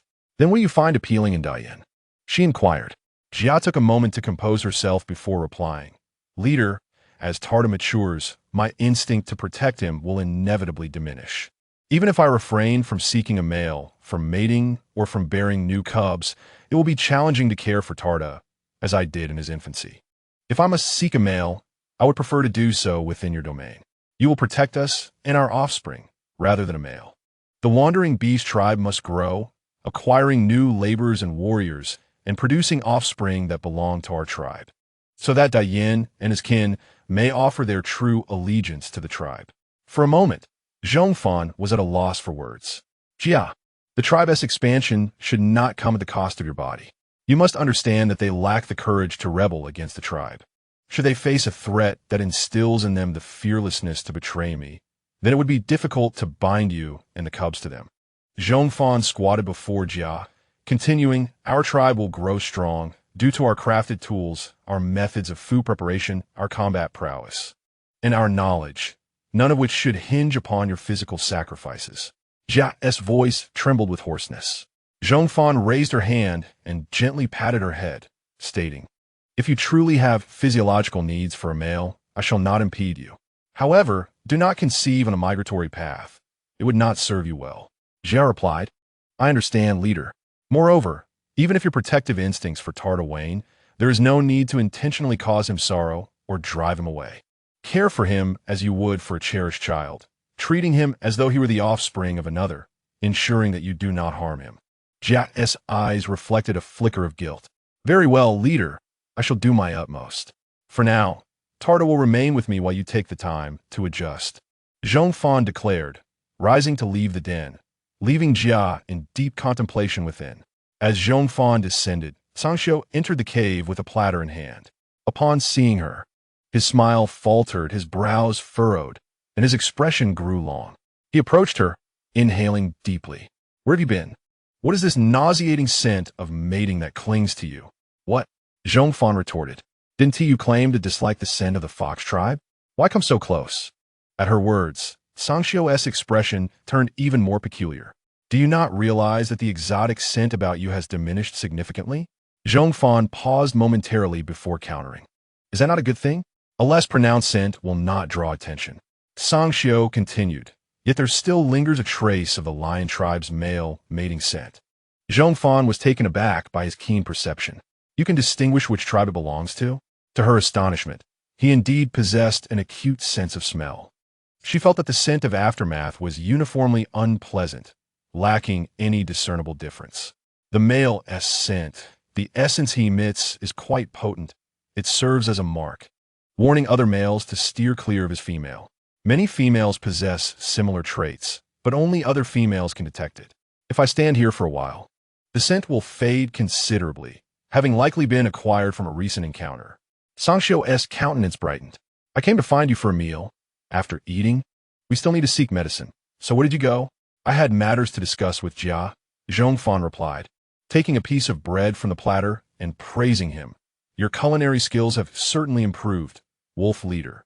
If Sangxiu were a young cub struggling to control his transformation abilities, his ears and tail would have sprung forth immediately. Is there more? Let us take some up to share with Tarda. Zhong Fan counted the breads on the platter and instructed him, you take this platter up first, and later come down to assist me with the rest. All right, where is Motinta? Why isn't he with his mother? Sangxiu inquired casually. Zhong Fan responded, he is in my den, accompanying me for the time being. Accompanying you? Sangshio suddenly recalled how the gray lion from their tribe had fawned over Motinta's beast mother on their way here. Very well, I shall take this to your den. Sangshio refrained from probing further into Jia and her childess affairs, adopting an approach of not questioning, not meddling, and not worrying. During the meal, Motinta quietly ate from his bowl, hardly speaking, maintaining a tranquil demeanor. Zhong Fan nudged a cup of honey water closer to him. Thank you, leader, Motinta murmured, setting down his chopsticks to gulp down half a cup of honey water before resuming his meal. Zhong Fan allowed him to proceed at his own pace, understanding that children require space to process their feelings. Forcing an unhappy child to conform to adult expectations is inherently selfish and incompetent. If he is unhappy, let him be. He has the right to his feelings of discontent. Sangshio cast a glance at Motinta, but chose to ignore him, turning to Zhong Fan. By the way, later we will accompany Keely to search for medicine in the rest of the Zoida tribe. Exercise caution. Zhong Fan looked at him, querying, what do you mean? Sangshio replied, I have a lingering sense that their tribe is somewhat peculiar, though I cannot pinpoint why. This morning, I visited Keely's den, which was cluttered with stone and wooden boards, purportedly to shield against the wind. However, simply blocking the entrance would suffice. He has overly filled the space. Furthermore, their tribe has thrived here for centuries, possessing far more resilient to the cold than ours. They never complain of the chill outside, and with such a large hay nest inside, they surely wouldn't feel cold. In short, I find the Zoida tribe to be quite odd, distinctly different from the tribes we have encountered along our journey. Zhong Fan gently divided the 3 remaining flatbreads on the plate, serving them while responding to him. Let's wait and see after we arrive. There is no need to rush. Sangshio nodded in agreement. Zhong Fan continued, by the way, could you tell me about the Juchita tribe? I'm quite curious about them. Although the Juchita tribe resides on the southern continent, they are quite distant from our tribe. The tales I have heard about them come from the ancient grandmother. The Juchita beastmen generally possess low combat prowess, yet their teeth and claws are exceptionally hard, allowing them to consume foods that we cannot bite through and to construct grand nests.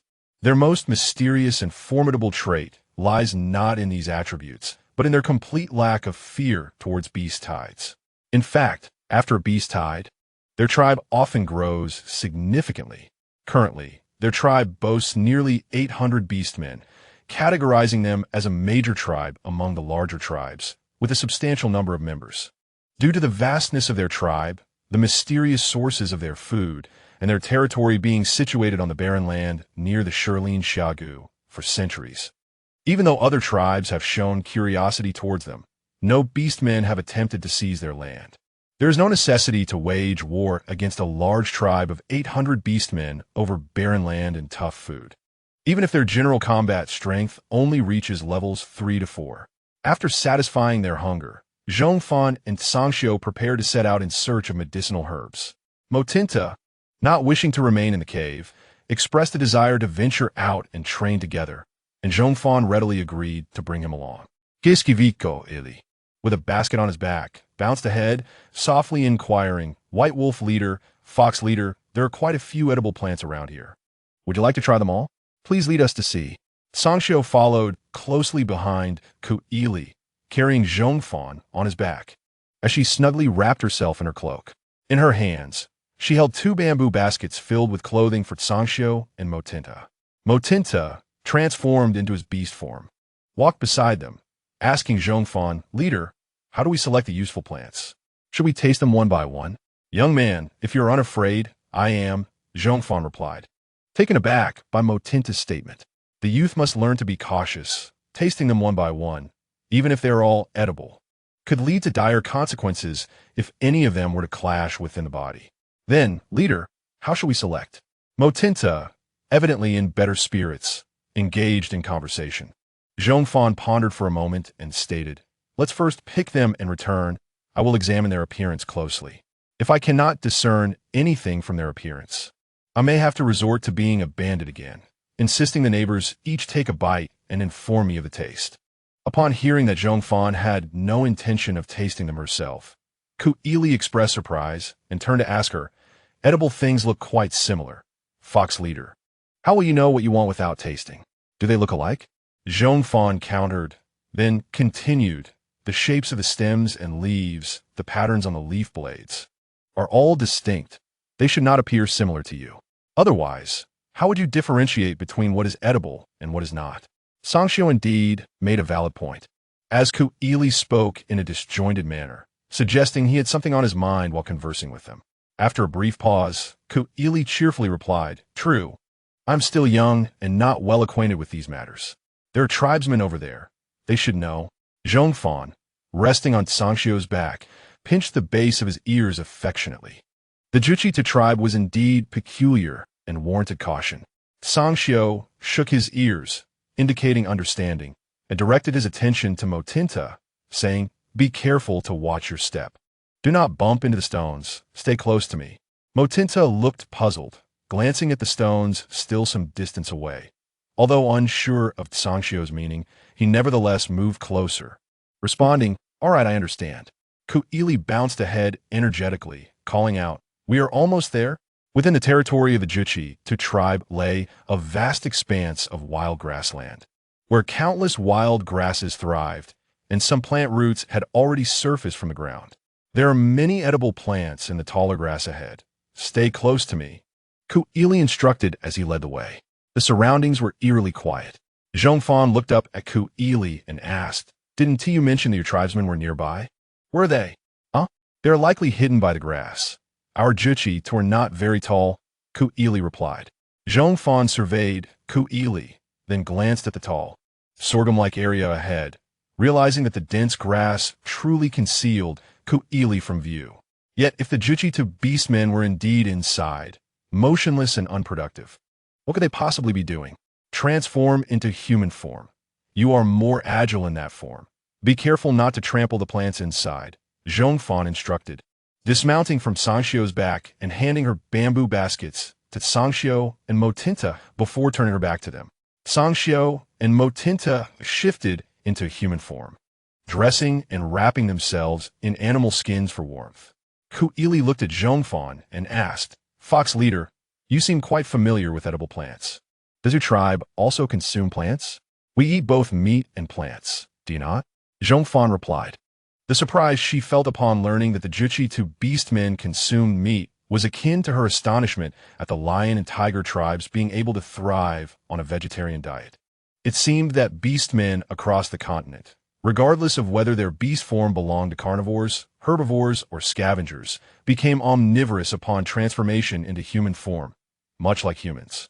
Zhong Fan even speculated whether, upon transforming, the anatomical structure of beastmen mirrored that of her own species entirely.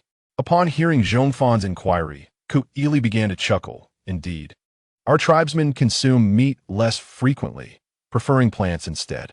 Your tribe likely consumes more meat and fewer plants. If you are unfamiliar with what is edible, wouldn't it be wise to seek help from a few tribesmen?" Zhong Fan returned to the topic at hand. Ku Ili continued, "Then you should look around. I will find an elder to assist you with identification." With that, Ku Ili leaped into the tall grass. The grass swayed in waves, swiftly enveloping his figure. Sangxiu approached Zhong Fan and asked, "Shall we venture in? This grassland feels rather eerie." "Venture where?" "We shall wait for them right here," Zhong Fan replied, crouching down and gesturing for them. "Come and guess how many rabbit burrows are beneath." Sangxiu and Motinta knelt beside her, following her gaze. The dense leaves of the upper layer of grass obscured any view of people, while the roots below were much sparser. If any rabbits were hopping beneath, they would at least be partially visible. However, they currently could see nothing. "Leader, how do you know there are burrows below?"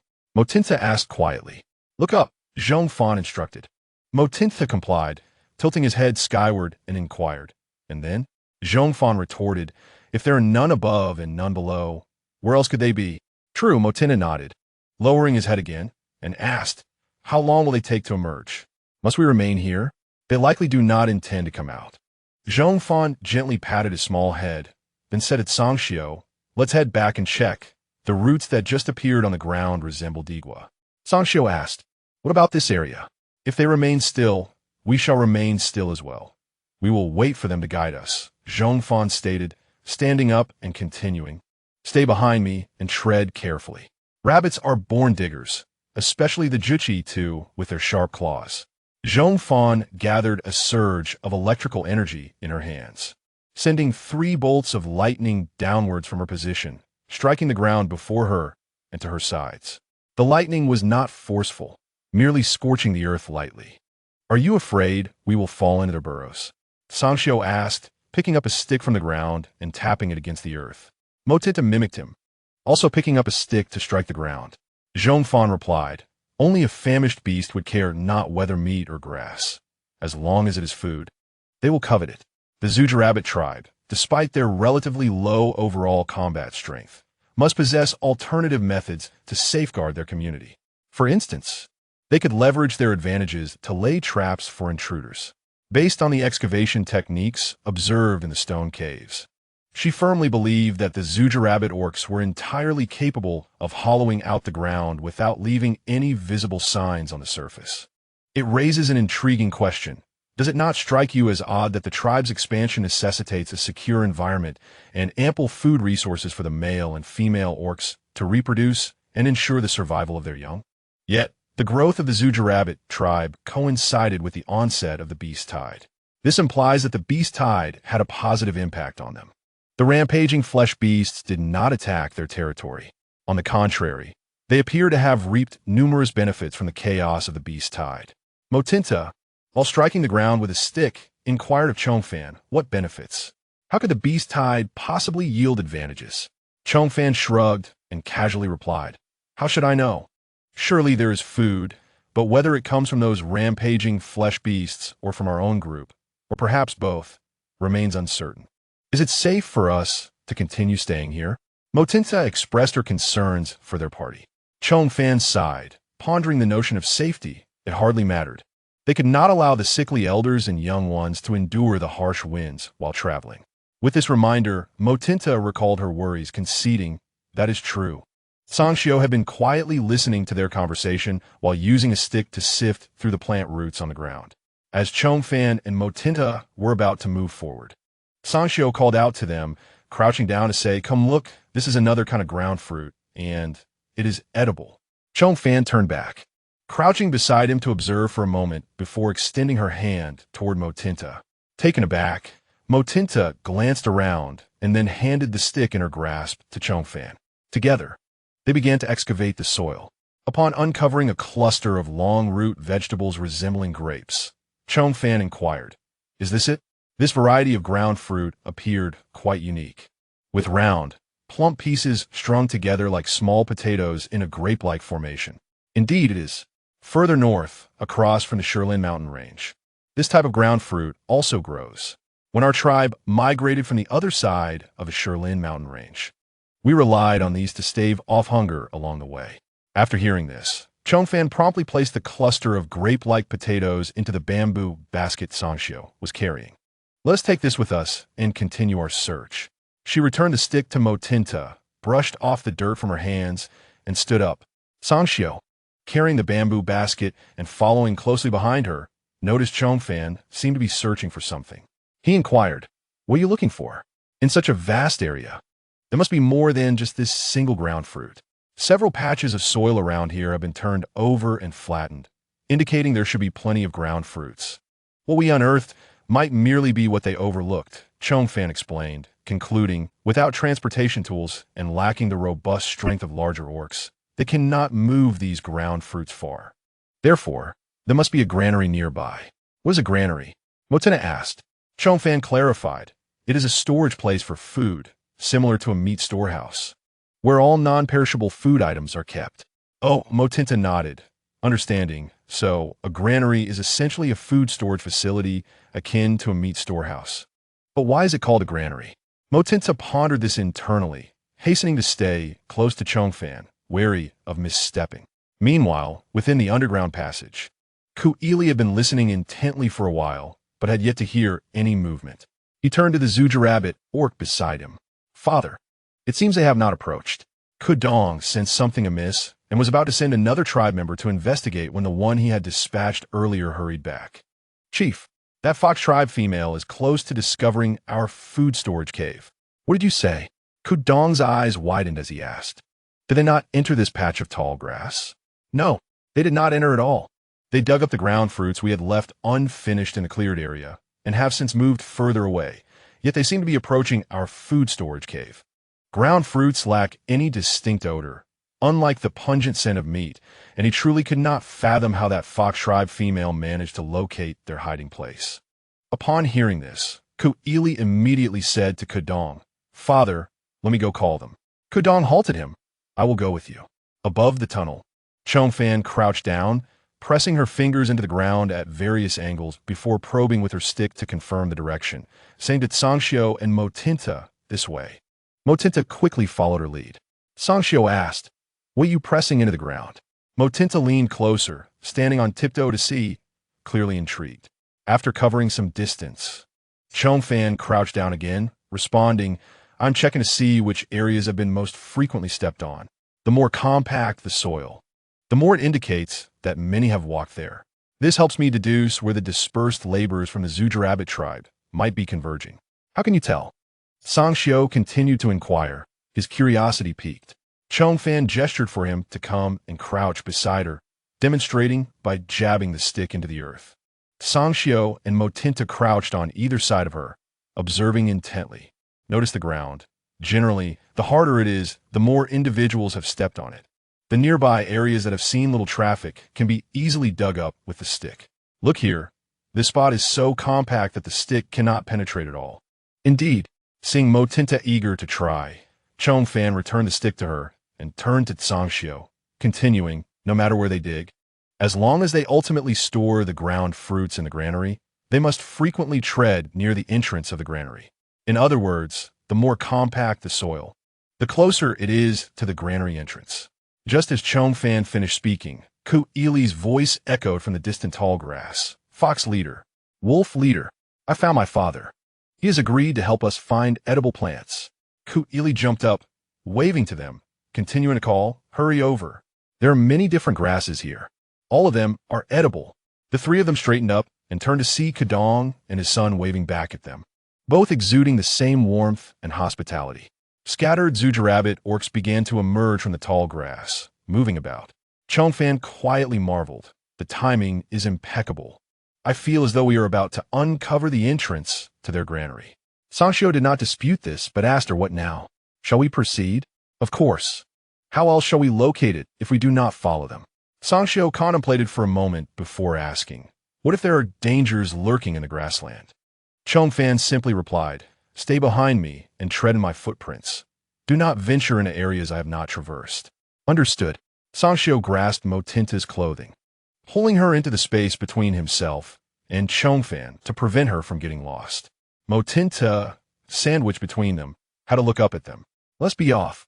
Zhong Fan dusted her hands and led them toward the tall grass. He tugged at Zhong Fan's cloak, signaling discreetly. Due to their unrefined rapport, this attempt at subtle communication was akin to winking at a blind person. Zhong Fan furrowed her brow, observing his exaggerated gestures.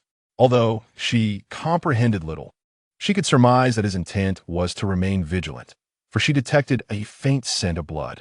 Several traps had already been disturbed by the orcs, possibly by the flesh beasts as well, as they were covered with a layer of hay rather than the original soil.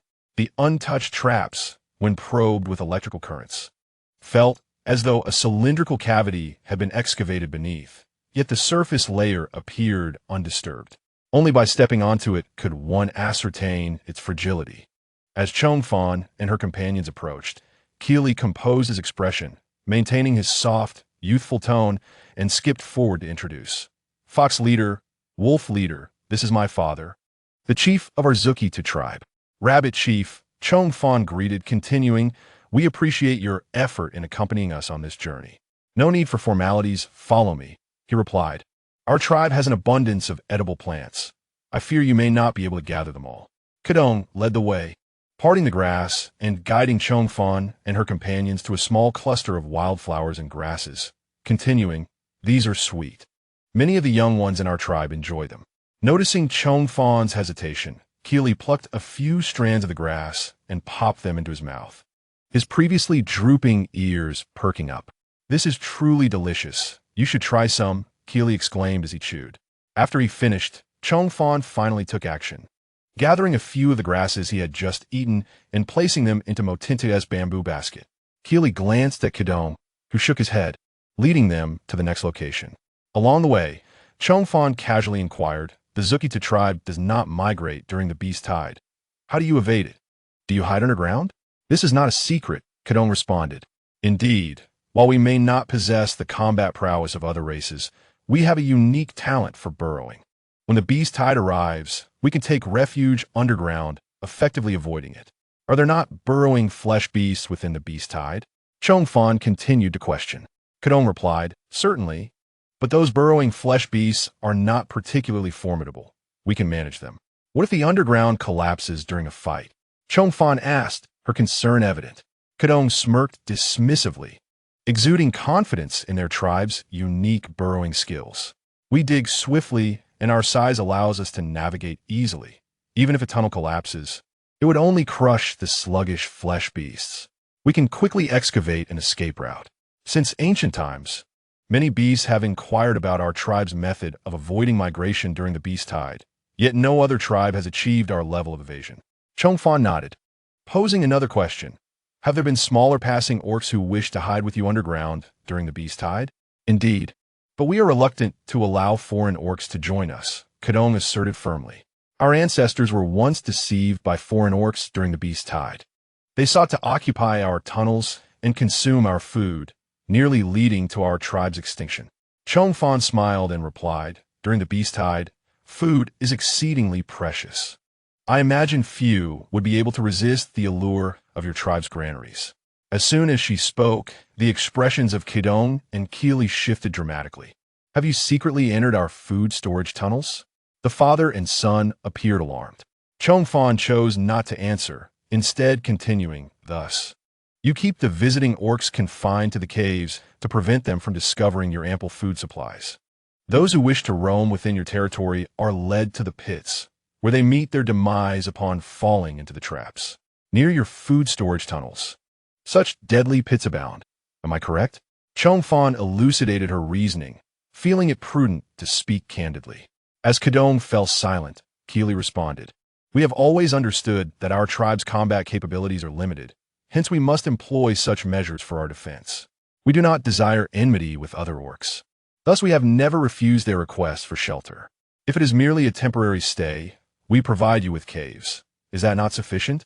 To reside in our territory while coveting our food, those orcs deserve their fate." "Indeed," well articulated, Zhong Fan replied, "So if I have no interest in your food, should I also be subject to this dire treatment?" Keely stated, visiting the tribe and foraging for plants. "Those orcs wishing to wander in our territory will use such justifications against us. Our ancestors once believed them until our food was stolen. Thereafter, those who claimed such were all found dead near our food storage tunnels. It was not I who led them there. They ventured there of their own accord, much like you did. The only distinction is that this peculiar female of the fox tribe evaded all their traps. Now that we are candid, I shall be forthright with you. We are indeed here to search for plants, specifically those that can remedy coughs. Once the elder and young in our group recover, we shall depart your territory and continue our migration northward." Zhong Fan's gaze swept over the faces of the father and son, emphasizing her point. "Moreover, do you believe you can prevent me from seizing what I desire?" Kedong and Keely appeared despondent. The traps dug into the ground posed no threat to Zhong Fan, who would not personally sample the plants, making prevention impossible. "We are grateful for your hospitality and for arranging our accommodations. And we assure you that we will not repay kindness with malice, nor will we actively seize your food. As you have seen, our supplies are ample, and we have no need to steal yours. Carrying excess food would not facilitate our migration." Upon hearing this, Kedong and Keely's faces revealed traces of shame. "Are you truly not here to seek the food stored by our tribe?" Keely confirmed with Zhong Fan once more. Her voice resolute, she replied, "No."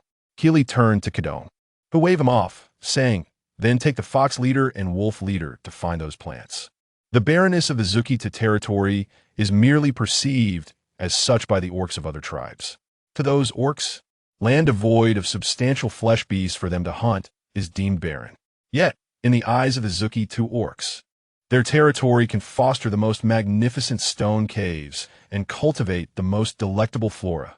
This is their home. They have dwelled here long enough to gain profound knowledge of every plant on this land. They have even discerned which plants are toxic and which can serve as antidotes. Furthermore, they have developed a concept of agriculture. They extract the edible tubers from their territory and transplant them to specific areas. When the tubers mature, they harvest them and store them in granaries. In Zhong Fan's eyes, their tribe seems to have established its own agricultural civilization. After gathering the plants and returning to the caves, Zhong Fan, Tsundere, and Motinta acted in unison, each taking a bamboo cup and downing a full glass of water.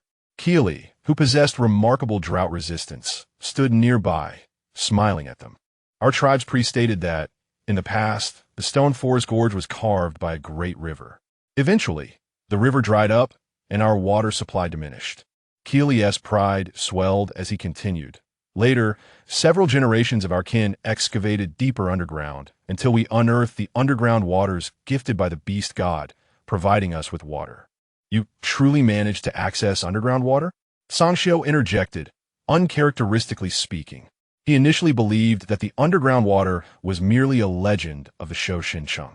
It was only after hearing Kuili's account that Zhong Fan discovered that the water they had been using these days, supplied by the Jagged Rabbit Beastmen, was actually sourced from wells.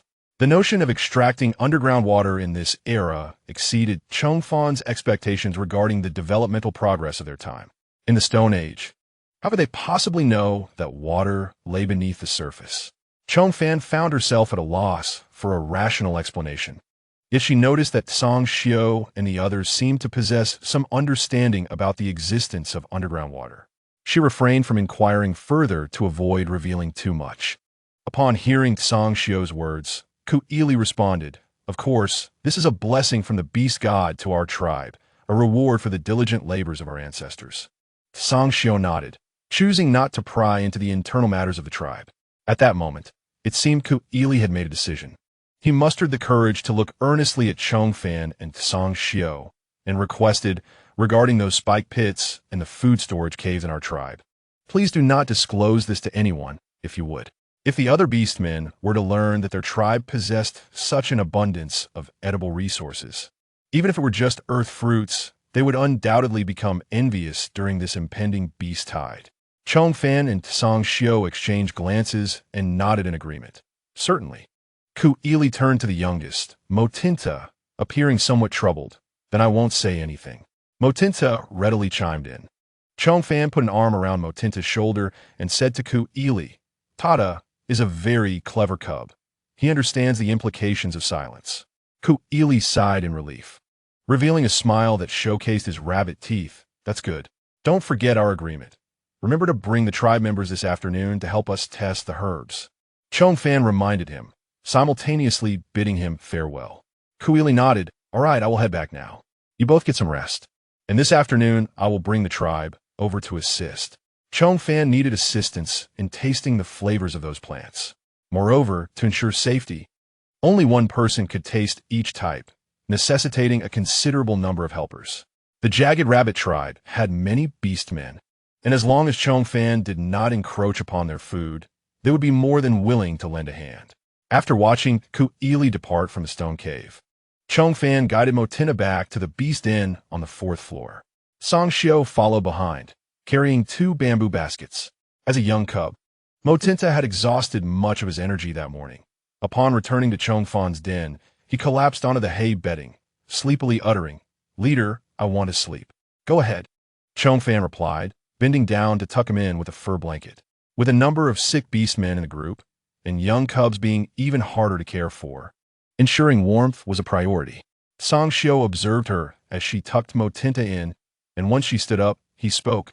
"I never understood why the Jagged Rabbit tribe could thrive during the beast tide. Now I finally comprehend. The beastmen who perished in the spike pits would provide food for the Jagged Rabbit tribe, sustaining them through their bountiful underground existence. Additionally, during the beast tide, many savage meat beasts would pass through. These meat beasts lacked intelligence and would not scout for traps, making it more likely for them to fall into the spike pits. With ample food, the Jagged Rabbit tribe would not need to worry about other beastmen invading their territory during the beast tide. Throughout this period, they could merely enjoy their well-deserved sustenance and multiply in their underground realm. Under such circumstances, it would be difficult for their tribe's population not to increase. Hearing Zhong Fan's words, Zhong Fan lamented, if only they were given a bit more time, they would become a formidable tribe. Indeed, Zhong Fan affirmed, his gaze subtly lingering on the neckline of Zhong Fan. Sensing his scrutiny, Zhong Fan narrowed her eyes, assessing him. Just as she was about to inquire about his gaze, she saw Zhong Fan reach out towards her ear. A spark of realization ignited in Zhong Fan's mind, and she swiftly grasped his wrist, sidestepping to trip him at the ankle and executing a powerful shoulder throw, sending Zhong Fan sprawling to the ground. He seized her wrist, forcefully pulling her down with him. You rascal! Zhong Fan landed atop him, seizing his ears and playfully tugging. Almost simultaneously, Zhong Fan's hands gripped her ears in retaliation. Damn it! You really hold a grudge. Feeling Zhong Fan's muscles tense, as if he were about to retaliate, Zhong Fan released one of his ears, reaching to tickle him under his armpit and at his waist. What are you doing? Zhong Fan chided in a hushed tone, though his mouth twisted in a grin that he could not suppress. Writhing like a fish on a cutting board. At that moment, Motinta, nestled on the hay bedding, turned over, cocooning himself in the fur blanket, sleepily asking, Leader, are you fighting? Yes, want to join? Zhong Fan replied, sitting astride Zhong Fan, her eyes sparkling with fierce competitive spirit. No, I can't compete with you two, Motinta mumbled, pulling the fur blanket over his head and turning back to sleep.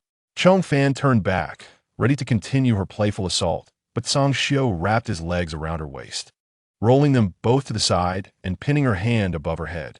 Only ears are allowed to be tugged, no tickling, Zhong Fan declared with utmost seriousness. His eyes sparkled with mirth, glistening with moisture at the corners. Zhong Fan's gaze was intense as she scrutinized him from head to toe, her eyes undressing him as if she intended to tear away the fur clothing covering his armpits and waist. Then, she slowly curled her lips into a smile. Oh, are you ticklish? Zhong Fan experienced a sense of wicked delight at the sight of her smile. Before he could fully process it, Zhong Fan thrust her knee forward, directly rubbing it against his waist. Zhong Fan instantly succumbed to fits of laughter, collapsing onto her. What are you two doing? San Yuze stood at the entrance of the beast den, utterly incredulous at the scene before him. Upon his call, Zhong Fan and Zhong Fan ceased their playful skirmish. Previously, Zhong Fan had been pinned beneath Zhong Fan, but now that she had retracted her leg, he finally had the chance to straighten up and catch his breath. With him no longer restraining her, Zhong Fan braced herself on the ground with both hands, lifting her upper body to face San Yuze, her tone as casual as ever. What's the matter? Zhong Fan glanced at San Yuze, stood up, and extended a hand toward Zhong Fan. She placed her hand on his, using his support to leap to her feet, continuing to inquire, What is it? San Yuze asked. What were you just doing? Zhong Fan shoved her hands into her pockets, casting a sidelong glance at Zhong Fan before coolly responding. We were play fighting. She had never realized before that Zhong Fan could hold a grudge so long, seizing any opportunity to retaliate. Can a fight turn into that? San Yuze pressed, his tone bordering on accusatory. What is it to you? Zhong Fan retorted, frowning at the question. He held a disdain for this serpent tribe male. San Yuze clenched his fists, his pupils narrowing in his slits as he fixed his gaze on Zhong Fan. Zhong Fan stood with one hand behind his back, claws tightly clenched. Just as he prepared to confront him, Zhong Fan reached out to grip his wrist, pulling him back a couple of steps. Then, she turned to San Yuze, asking, Are you the chief, or am I? Do I need to explain my scuffle with him to you? Can't you discern who holds authority here? But I am courting you, and everyone knows. San Yuze finally voiced his intention to court Zhong Fan, albeit in this rather awkward context. Huh? Zhong Fan scoffed, stifling the urge to roll her eyes as she turned to Zhong Fan. Zhong Fan, you step outside. I need to speak with him. Zhong Fan's brows knitted tighter, reluctantly responding with a HM, and exited Zhong Fan's den, returning next door. Once he left, Zhong Fan finally turned to San Yuze, saying, First, your courtship is your personal desire. It doesn't mean I have to consent just because you asked. And don't use everyone knows to pressure me. I believe everyone is also aware that I have no such intention. Secondly, I solemnly refuse you and hope that you will no longer disturb my life under the pretext of courting me. Even my partner has no right to interfere with my personal freedom. I have not accepted your courtship, and you have even less right to interfere. Dan Yuze could not comprehend Zhong Fan's words and asked her, "Is it that I have not shown enough enthusiasm or treated you well enough? What exactly do you want from me? Could you please tell me directly?" He believed he had displayed the utmost passion of the snake Beastman and had been sufficiently submissive to her. Was that not enough? Zhong Fan spoke plainly and clearly. Dan Yuze, do not presume that your kindness entitles you to a reciprocation of my enthusiasm. You are a snake Beastman, and I understand that you inherently shy away from social interaction. The fact that you have reached this point is commendable, and I have never placed excessive demands upon you. Everything you have done for me and the tribe may seem substantial to you, but to me, it is merely what a typical tribe member ought to do. In fact, your contributions are even less than those of other members. If we speak of courtship, your constant presence behind me while I handle food, waiting to eat, or watching me work, do you consider this enthusiasm? Please clarify, for it holds no significance for me. As for following, I am your leader. When has it become your place to question me? Your obedience to my commands does not signify your goodwill. It is your duty, a testament to my strength. Whether as a suitor or as a member of my tribe, Dan Yuze, you currently fail to meet the standards. Zhong Fan believed that had her combat strength been inferior to Dan Yuze's, according to the brutal law of the jungle on this continent, he would have simply forced her to become his mate, or even one of his mates. The reason he stood there attempting to win her over with these gestures of goodwill and moral coercion was rooted in his inability to surpass her in strength. After a prolonged silence, Dan Yuze finally inquired, "So, does the leader intend to expel me from the tribe? You must know that I will not leave any future trouble for myself. In my tribe, expulsion is not an option. Once you enter my tribe and learn all its secrets, the only way out is sideways." Zhong Fan gazed at him and continued, "Although you have shown little enthusiasm towards the other members of the tribe, they have grown accustomed to your presence. Along the way, they genuinely wish to regard you as a companion." Dan Yuze remained silent, patiently awaiting Zhong Fan's next words. She presented him with two choices. "Now, you may choose to stay in the stray beast tribe, contribute your labor, and enjoy the tribe's protection, or you can choose to leave sideways." As her words fell, the air was thick with silence. Mo Ting Tun nestled in the hay bed, enveloped in a fur blanket, resembling a little mound that dared not breathe. Life under the leader was indeed far more stimulating. It had barely been a morning, yet he felt as though he had aged a year. Mo Ting Ta quietly lowered his presence, not wishing to eavesdrop on the conversation between the leader and Dan Yuze, but he had nowhere else to go. Finally, as he held his breath in anticipation, Dan Yuze spoke again. "I will stay." Zhong Fan was not surprised by this answer. "Very well. Today's matters will conclude here, including your courtship of me. Let it end today and do not mention it again. You are a member of the Stray Beast tribe, and obeying the leader's commands is your duty. Do not negotiate conditions with me. From now on, attend to your responsibilities and do not overstep your bounds."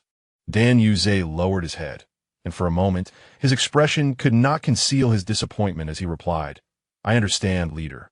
Zhong Fan inquired, "So, what was the matter that brought you to seek me out?" Dan Yuze truthfully responded, "It was nothing. I merely came to ask the leader what we would be having for lunch, as per yesterday's arrangements." Zhong Fan replied casually, then added, "If there is nothing else, you may leave." "Yes." Dan Yuze turned and exited the beast den. Mo Ting Ta finally breathed a sigh of relief. Lifting the fur blanket slightly to let fresh air in, Zhong Fan glanced at him, observing the little mound on the hay bed tremble stealthily, and said directly, "The person has left. You can show your head now. If you linger in bed any longer, you will need to get up and prepare for food." Mo Ting Ta extended his hand, grasping the edge of the fur blanket and pulling it off his head.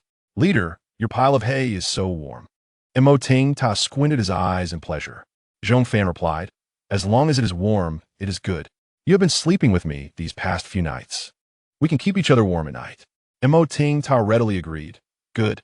In the neighboring beast den, upon hearing Dan Yu Zhe descend the stairs, Song Xiao, like Mo Ting Ta, threw off the fur blanket covering his head. With his keen hearing, he could still hear even after Dan Yu Zhe had descended. As long as he was in this stone cavern and there was no noise around him, he could hear their conversation. Rather than descend and pretend to be unaware of what he overheard, he might as well tell Zhong Fan that he was next door and could hear everything. Moreover, he suspected that many beastmen downstairs had also heard it. With this thought, Song Xiao felt even more perplexed. She could neither transform into her beast form nor possess a spiritual power shield, and her hearing and sense of smell were far inferior to those of the fox beastmen. On her, aside from the previous fox-like fragrance, he could find no trace of the fox beastman's characteristics. Furthermore, the unique scent on her had faded to nearly nothing. He felt that this fragrance would eventually disappear. Once the fragrance vanished, he would not only fail to find the characteristics of a fox beastman on her, but would see no traces of any beast characteristics at all. What exactly was her race? Song Xiao ruminated carefully, but could not find any clues, so he covered his head with the fur blanket again. It was frustrating. Knock, knock. Zhong Fan approached, raised her hand, and knocked on the stone wall, calling out, "It's time to eat. Wolf leader, are you still hiding under the covers?" "What?" Song Xiao lifted the fur blanket to look at her, not quite catching the latter part of her words. Zhong Fan casually replied, "It's nothing. I just came to call you for food." "Oh, I'm coming." Song Xiao threw off the bedding, donned his fur cloak, and walked towards the entrance of the den. Zhong Fan leaned against the entrance with her hands in her pockets and continued, "The sawtooth rabbit beastmen are downstairs. Let us take those plants down and let them try them one by one." "Sounds good." Song Xiao nodded and then asked her, "But with so many plants, how will we remember their characteristics after they try them? If only there were something that could record the traits of those plants." Song Xiao recalled carefully. He remembered seeing some runes carved into stones near the Beast God City when he was very young, which were said to be the writing of the Beast God tribe. Zhong Fan pondered and said, "The priority is still to find the medicinal herbs we need. As for the rest of the plants, let everyone remember as much as they can. The survival system, designed to ensure that these extraordinary individuals could transmit task data to the base after being pulled into the time-space rift, does not possess many other functions. But it has a super large capacity storage disk that can hold ample graphic and textual information. For now, it can serve as a record book." She would first store the data on those plants into the system documents. As for how to transfer it to the real continent later, that would wait until they migrated to a safe zone, and she could create paper and ink then. In the open space downstairs, the sawtooth rabbit beastmen were squatting in a line on the ground.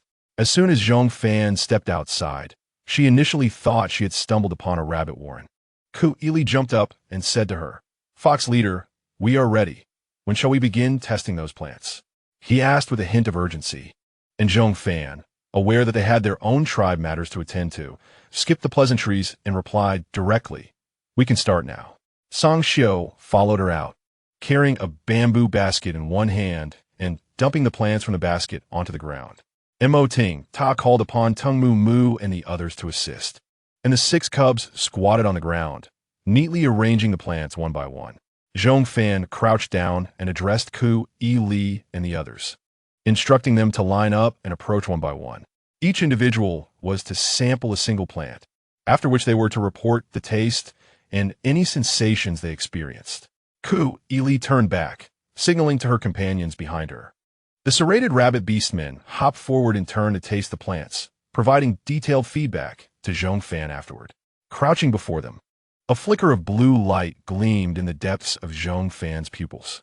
Unbeknownst to the assembled beastmen, a floating screen unfurled before Zhong Fan, displaying characters that rapidly input data in sync with her brain waves, line by line, pushing previous entries upward.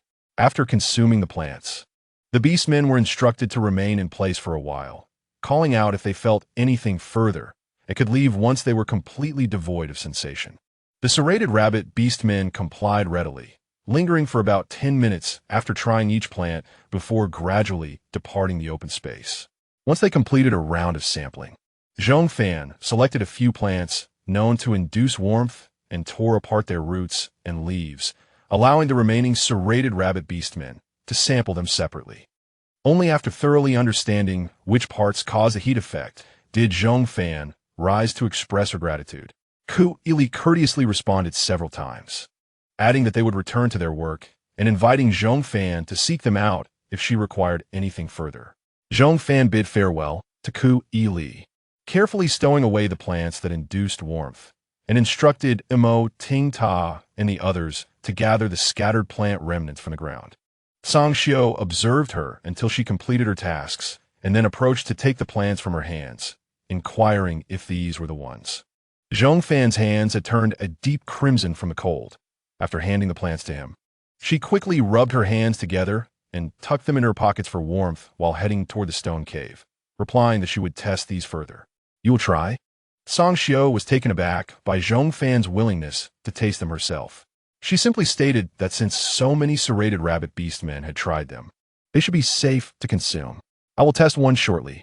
It should be fine. Song Xiao followed her lead, suggesting that he would join her in the tasting, asking her to guide him through the process. That works, Zhong Fan replied without hesitation. You try one first and see if it causes a slow, steady warmth and sweating throughout your body, or merely a sharp spiciness that stings your mouth with only your upper body feeling warm. I'll give it a go.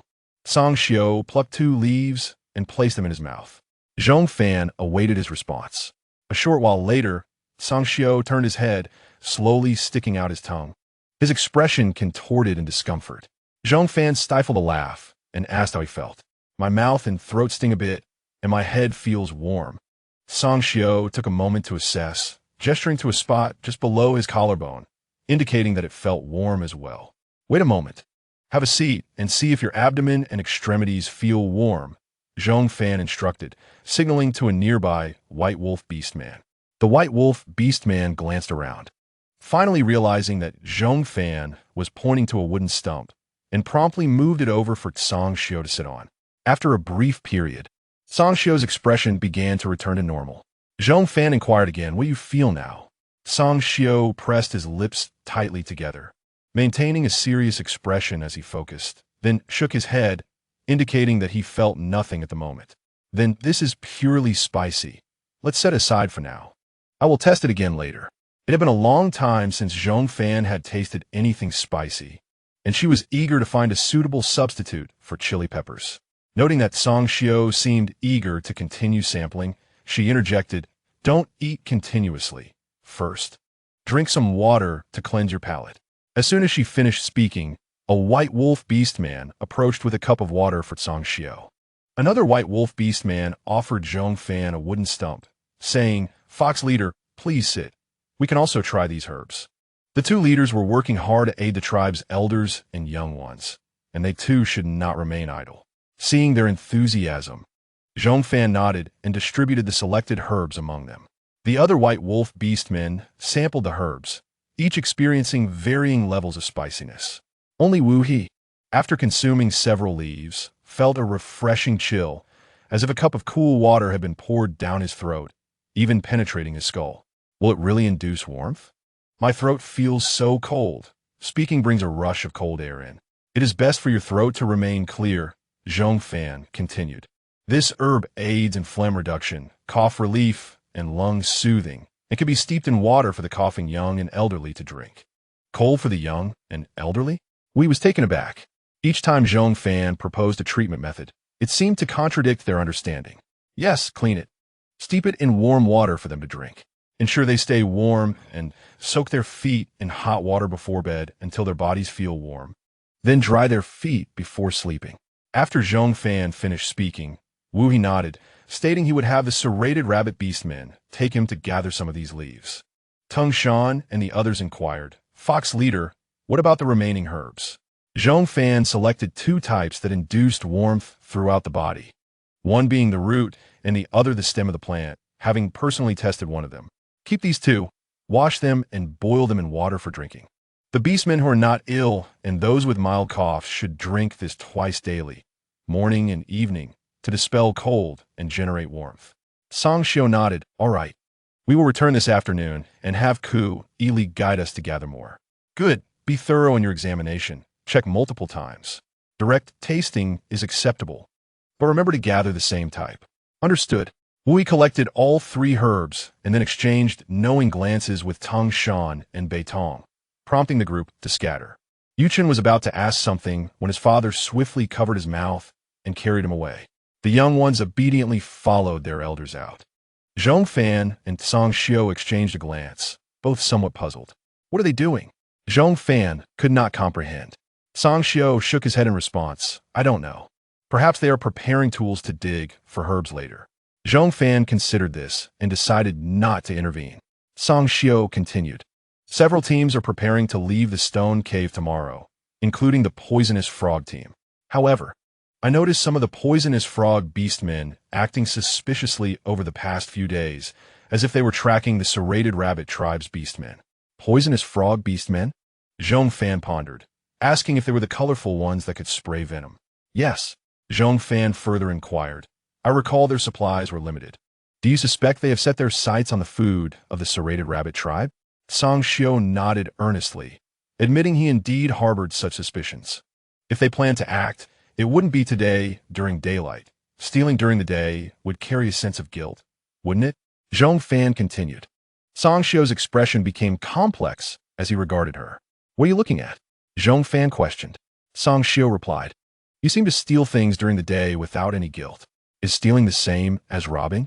They resort to stealth because they lack the strength to confront directly, waiting for the cover of night when everyone is asleep and unaware to act. Robbing, on the other hand, is different, with so many natural resources available. The capable should claim what aligns with their abilities. Viewed from another angle, they have prematurely consumed what belongs to me, and I have said nothing to them, have I? Tsang Xiu's gaze became strange. Are you not concerned about what you are saying? How can you sound so confident?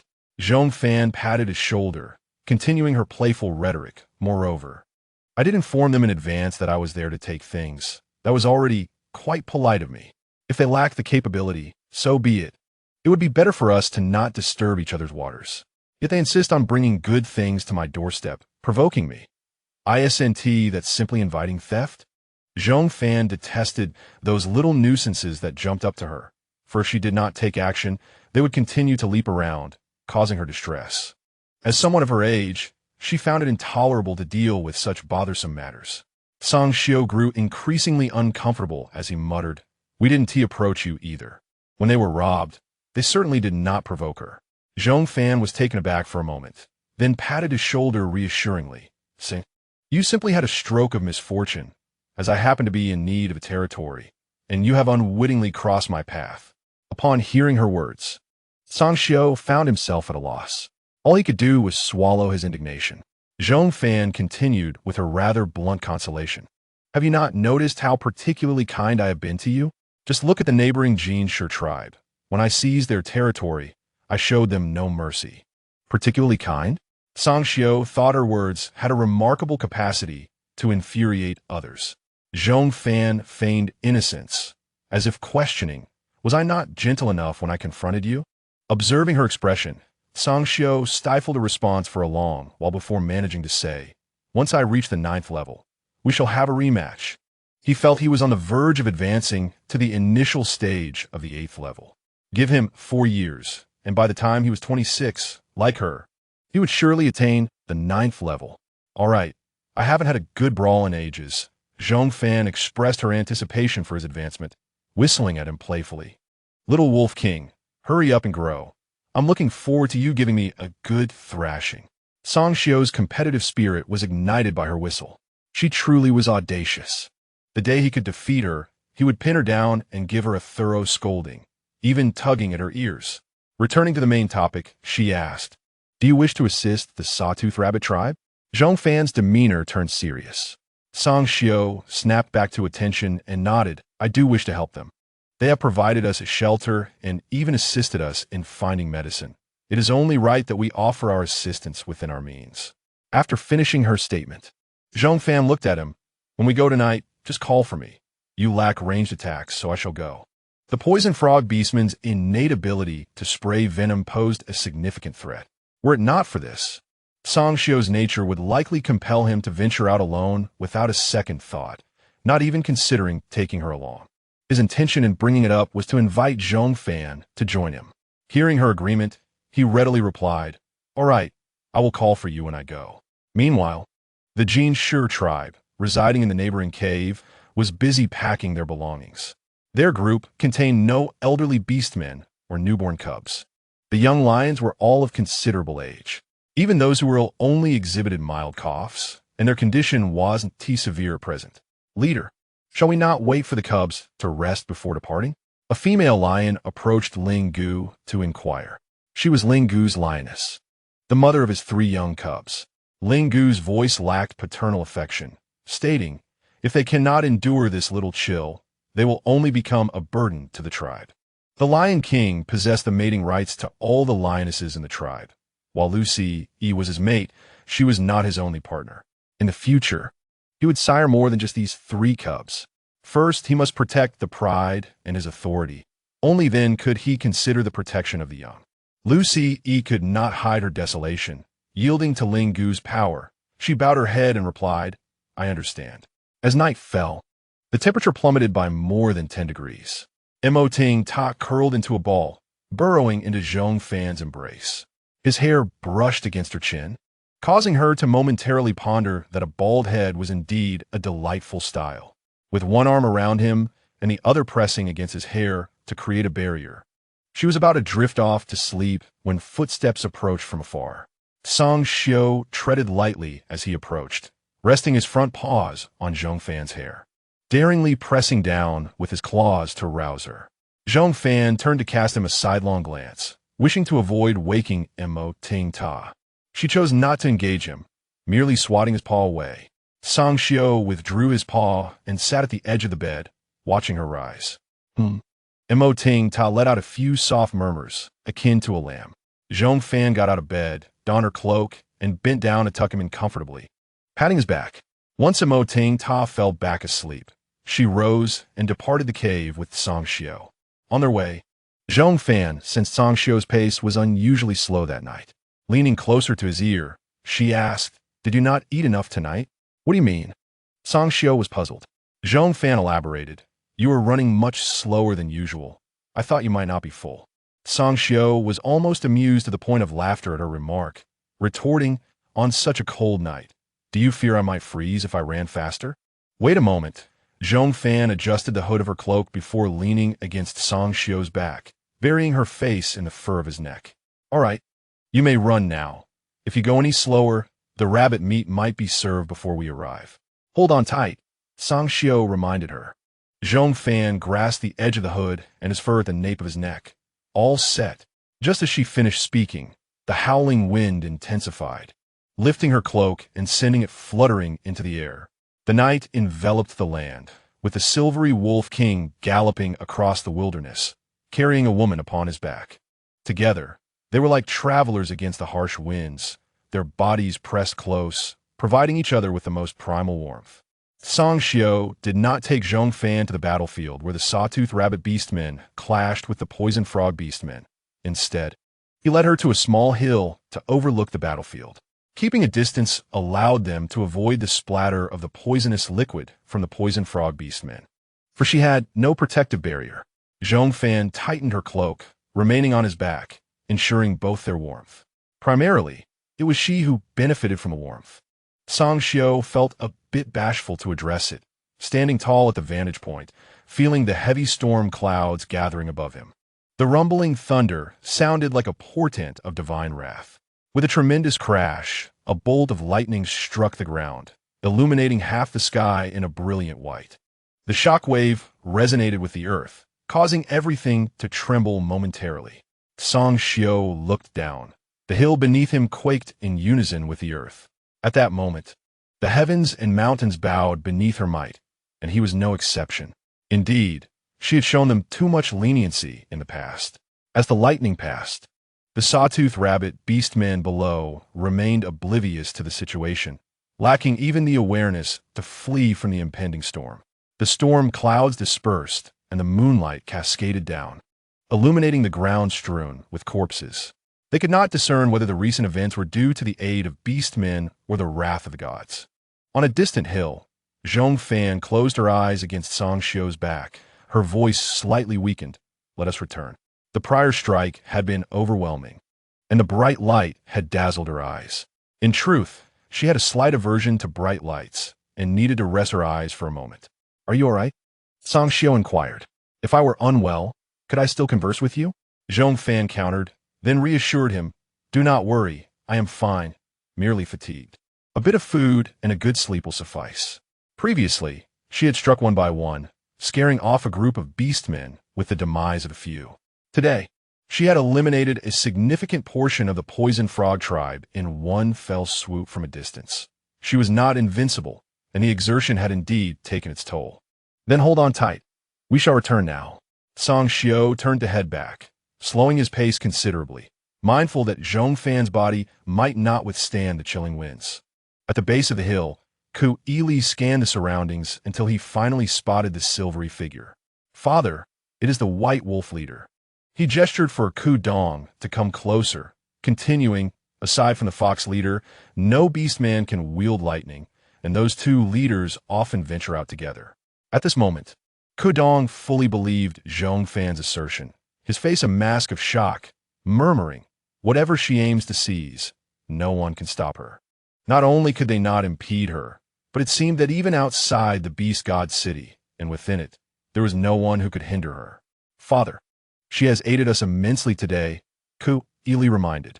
Ku Dong was well aware of this, only able to say, we shall provide whatever they need, food. If their demands are modest, we can spare some. Having said this, Ku Dong glanced at Ku Ili, adding, you shall host her group. These matters are yours to handle. Also, do not utilize those secret passages in the cave any longer. Ku Ili nodded in response, I understand. At this moment, in a corner unnoticed by everyone, Ling Gu and his companions were concealed within the thicket, paralyzed with fear at the sight of the corpses strewn across the ground under the moonlight. It was not until the orcs of the Toothed Rabbit tribe dispersed that Ling Han dared to speak. Shall we still attempt to seize food from the Toothed Rabbit tribe? The cunning poison frog orcs excelled in tracking. They had intended to take advantage of the conflict between the poison frog orcs and the Toothed Rabbit orcs, hoping to snatch some provisions. Little did they expect to witness such a scene. Now, he could only be grateful that Ling Gu had refrained from charging out prematurely, opting instead to wait for the two factions to weaken each other before making their move. Had they rushed out earlier, they would surely have become just another body among the fallen. Let us go back, Ling Gu stammered, fear rendering him tongue-tied. He had never felt such trepidation, even when he learned of his impending exile from the tribe. Ling Yasu beside him inquired, since we did not acquire any food today, and provisions are scarce, shall we still set out tomorrow? He dared not mock Ling Gu, for they were all equally afraid. Without enough food, entering the Stone Forest Canyon would be perilous. Continuing to stay at the Toothed Rabbit tribe offered some protection from the wind and cold, allowing them to conserve their rations while devising a plan to procure sufficient food from other tribes before embarking on their journey. Ling Gu made the decision, and Ling Han, Ling Yang, and the remaining Golden Lion orcs would not dare to object. The only one with a semblance of influence, Ling Yasu, also supported this choice. Regardless of the skirmishes among the orcs borrowing from the Toothed Rabbit tribe, they could seize provisions from smaller tribes, allowing the young ones to rest for a few more days. They would keep a close watch on the smaller tribes arriving late, as their food stores would likely be ample. After Ling Gu finished speaking, he pondered briefly before instructing them. Additionally, we must ensure that the orcs in our party do not engage in conflict with the orcs from that fox tribe. This point hardly required Ling Gu's explicit mention. Any orc who had witnessed Zhong Fan in action would not entertain the thought of provoking her. Rather, they would instinctively wish to avoid her presence, including Ling Han, Ling Yang, and Ling Yasu. The day passed excruciatingly slowly. When Zhong Xiu returned with Zhong Fan to the stone cave, Zhong Fan thought she could finally rest, only to find Zhong Xiu setting up a boiler on the first floor. Come here, sit by the fire to warm yourself, he called, deftly preparing food like a seasoned homemaker. Zhong Fan moved a log closer to the fire and sat down. Zhong Xiu brewed some warming water, poured it into a bamboo cup, and handed it to her, continuing, hold it to warm your hands. Drink it when it cools a bit. I'll make a few pancakes. As Zhong Fan opened her mouth to respond, a yawn escaped her, causing her to forget her polite remarks. She was truly fatigued, both tired and hungry. Song Xiao, while mixing the starch paste, glanced at her dozing off, noting how she resembled a little chick pecking at grains, her head bobbing down intermittently. "Aren't you supposed to replenish your strength?" he asked, scooping a spoonful of the paste and spreading it in the stone pot. "Zhong Fan, don't sleep yet. Eat until you're full before resting." Zhong Fan forced herself to wake, sipping the warming root water in her hands.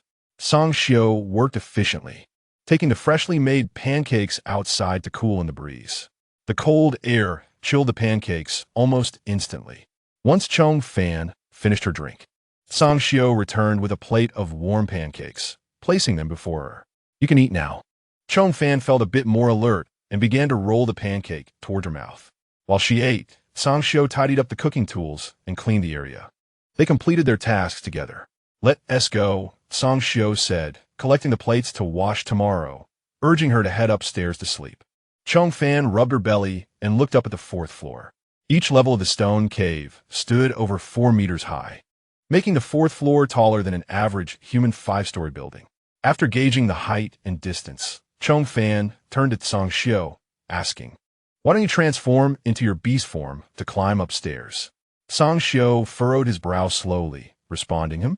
Zhong Fan continued, "I ate too much," implying she was too full to climb. Song Xiao was utterly exasperated, wondering where she had acquired such peculiar habits of comfort.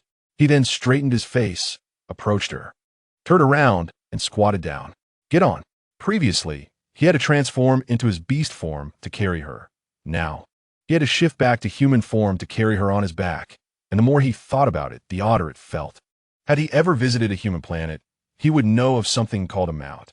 Zhong Fan, quick to act as if fearing he might change his mind, climbed onto his back, immediately showering him with flattery. "The Wolf King is truly strong."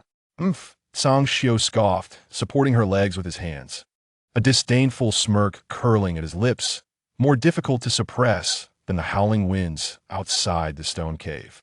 He carried her to the entrance of her beast den before setting her down. "Go to sleep," he instructed.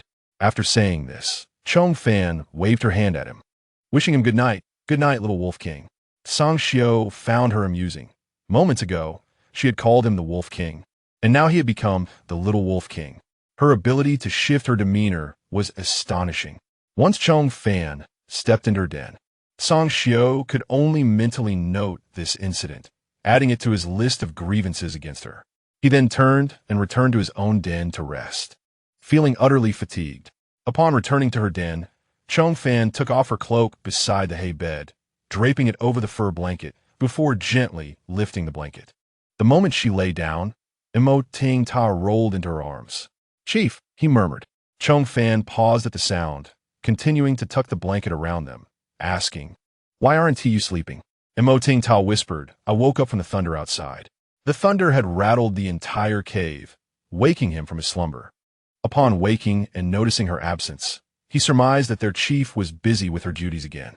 Zhong Fan yawned repeatedly, lacking the energy to explain. She simply held him close and closed her eyes, saying, "It's okay, don't be afraid, go to sleep." Emo Ting Ta felt the familiar warmth and softly hummed in response, closing his eyes. The next morning, Wu He and the others loaded bamboo baskets, preparing to gather herbs. Wen Ku Ili arrived with a group of toothed rabbit orcs, delivering the herbs they sought, uncertain of the specific types required. Ku Ili and his companions gathered a variety of herbs that Zhong Fan had left for selection the day before. "Is the fox chief still not awake?" Ku Ili inquired as they brought the herbs inside.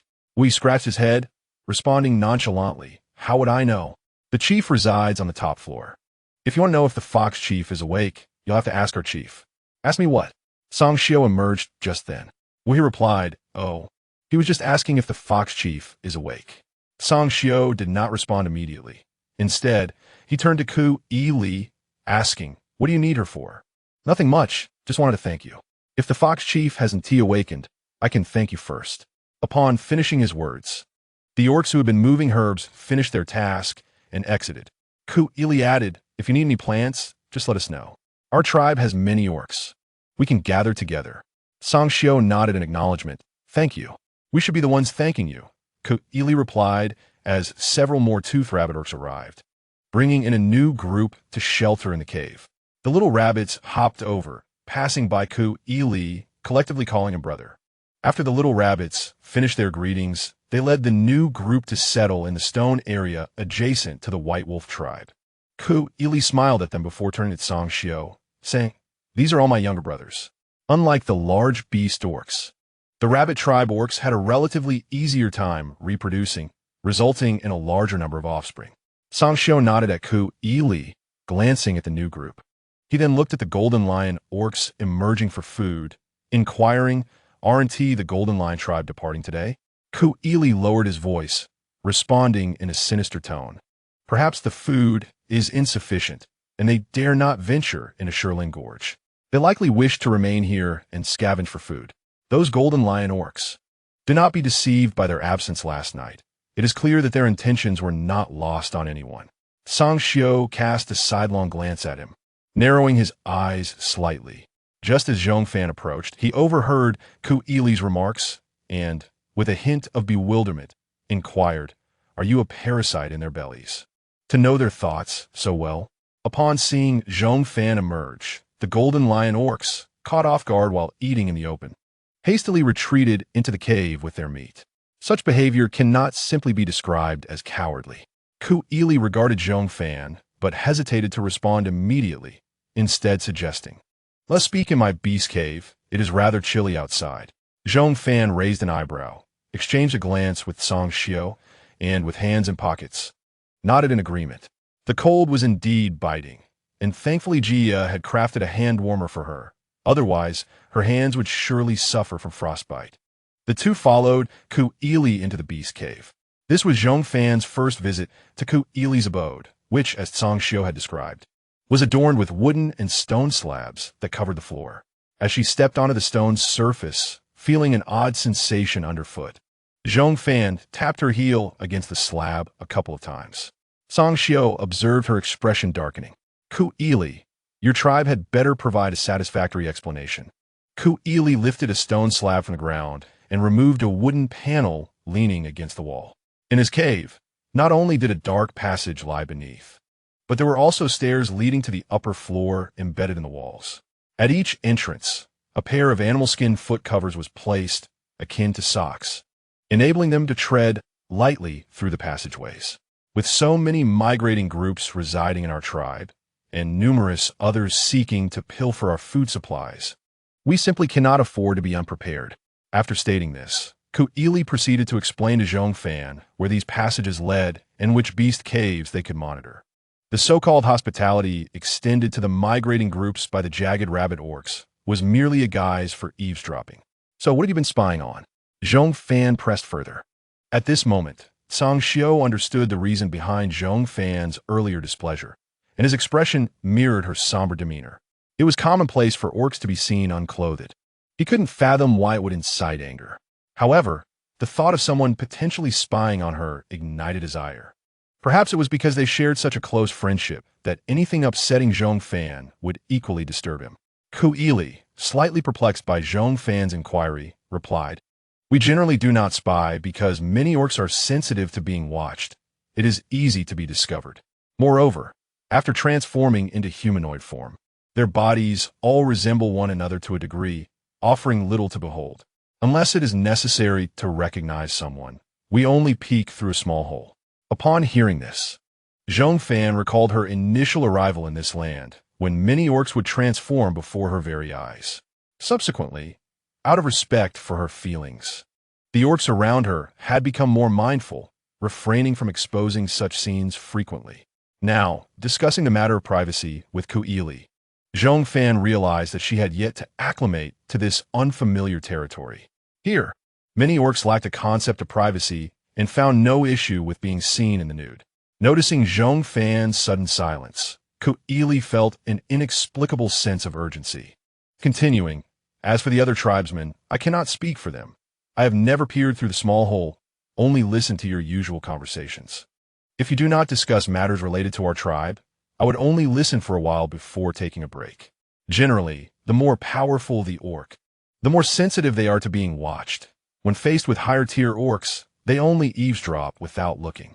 Zhong Fan had numerous traditional values she wished to express, but struggled to convey her need for privacy to these orcs, ultimately warning him. What you need to be cautious about is your tribe's concern. However, during our stay, this beast cave should not be occupied by anyone else. Otherwise, I cannot guarantee my temper will remain in check. Having evaded so many forms of surveillance, we cannot tolerate this most primal intrusion. I can accept monitoring of our activities, but not of our private lives. Cameras may be placed on my desk, but not in my bathtub. I understand. I will move out today. This beast cave can be made available for the orcs in your team. At this moment, Ku'ili began to feel relieved that he had chosen to be forthright. Observing the fox leader's reaction, he thought that had he waited for her to discover it herself, their tribe's fate would not differ greatly from that of the poison frog tribe last night. There is no need for anyone to stay. Just seal it up, Zhong Fan declared before turning to leave, casting a final remark at Song Xiao. You talk with him, and once you're finished, come speak with me. This civilizational barrier that could not be breached in the short term rendered further discussion futile. At this moment, Zhong Fan felt not only irritated by the jagged rabbit tribe's voyeurism, but also burdened by the complete absence of privacy in communal living. In this era, the sense of privacy and boundary among tribe members remained woefully weak. With her hands in her pockets, she strode out, exuding an aura of distance. Ku'ili watched her retreating figure, feeling anxious as he asked Song Xiao, why did the fox leader react so strongly? To him, this seemed a trivial matter. They merely utilized these passages for surveillance, occasionally peeking through small holes. Regardless of whether they listened or watched, it was all in the name of protecting their tribe, seemingly causing no substantial harm to the orcs residing there. He believed that by being upfront, no significant misunderstandings would arise. Song Xiao did not respond, but instead lifted 2 stone slabs to block the cave's entrance. Wolf leader, what are you doing? Ku'ili's question remained unfinished as he received a punch from Song Xiao. You should be grateful you did not spy. Song Xiao swung his fist again, delivering 2 more blows to Ku'ili's face. Ku'ili was utterly defenseless, merely covering his face. Outside the cave, in the open space, Wu He and the others had clearly seen 3 individuals enter together, but upon their exit, they appeared one after another. When Zhong Fan emerged with a cold expression, it startled them considerably. They looked up at the sky, relieved to find no thunderclouds. Now, Song Xiao emerged with a grim face, fist clenched and wrist twisting, blood slowly oozing from a wound on the back of his hand, inflicted by jagged rabbit teeth. Those jagged rabbit teeth are indeed formidable. Leader, what happened to you? Wu He approached, and Song Xiao inquired, where's the fox leader? In the beast caves where everyone is cleaning up, Wu He pointed towards the cave. Song Xiao nodded in acknowledgement and turned to enter. Upon his arrival, the beast cave was in disarray. Zhong Fan was knocking against the wall, searching for the small holes used for spying. How is it? Zhong Fan glanced up at him, then returned to her task, replying, fortunately, the holes they made are all near the corners, and we have piled up a considerable amount of tools in those areas, effectively blocking the openings. Song Xiao exhaled a sigh of relief. After Zhong Fan finished inspecting the cave, she looked up at him, her gaze resting on the wound on his hand. What happened to your hand? Song Xiao brushed it off, saying, I got scratched by Ku'ili's rabbit teeth. Did your spiritual barrier not protect you? Zhong Fan inquired, intrigued. Song Xiao vaguely explained, it was too forceful when it scraped. Their jagged rabbit teeth are quite sharp and tore a bit of skin.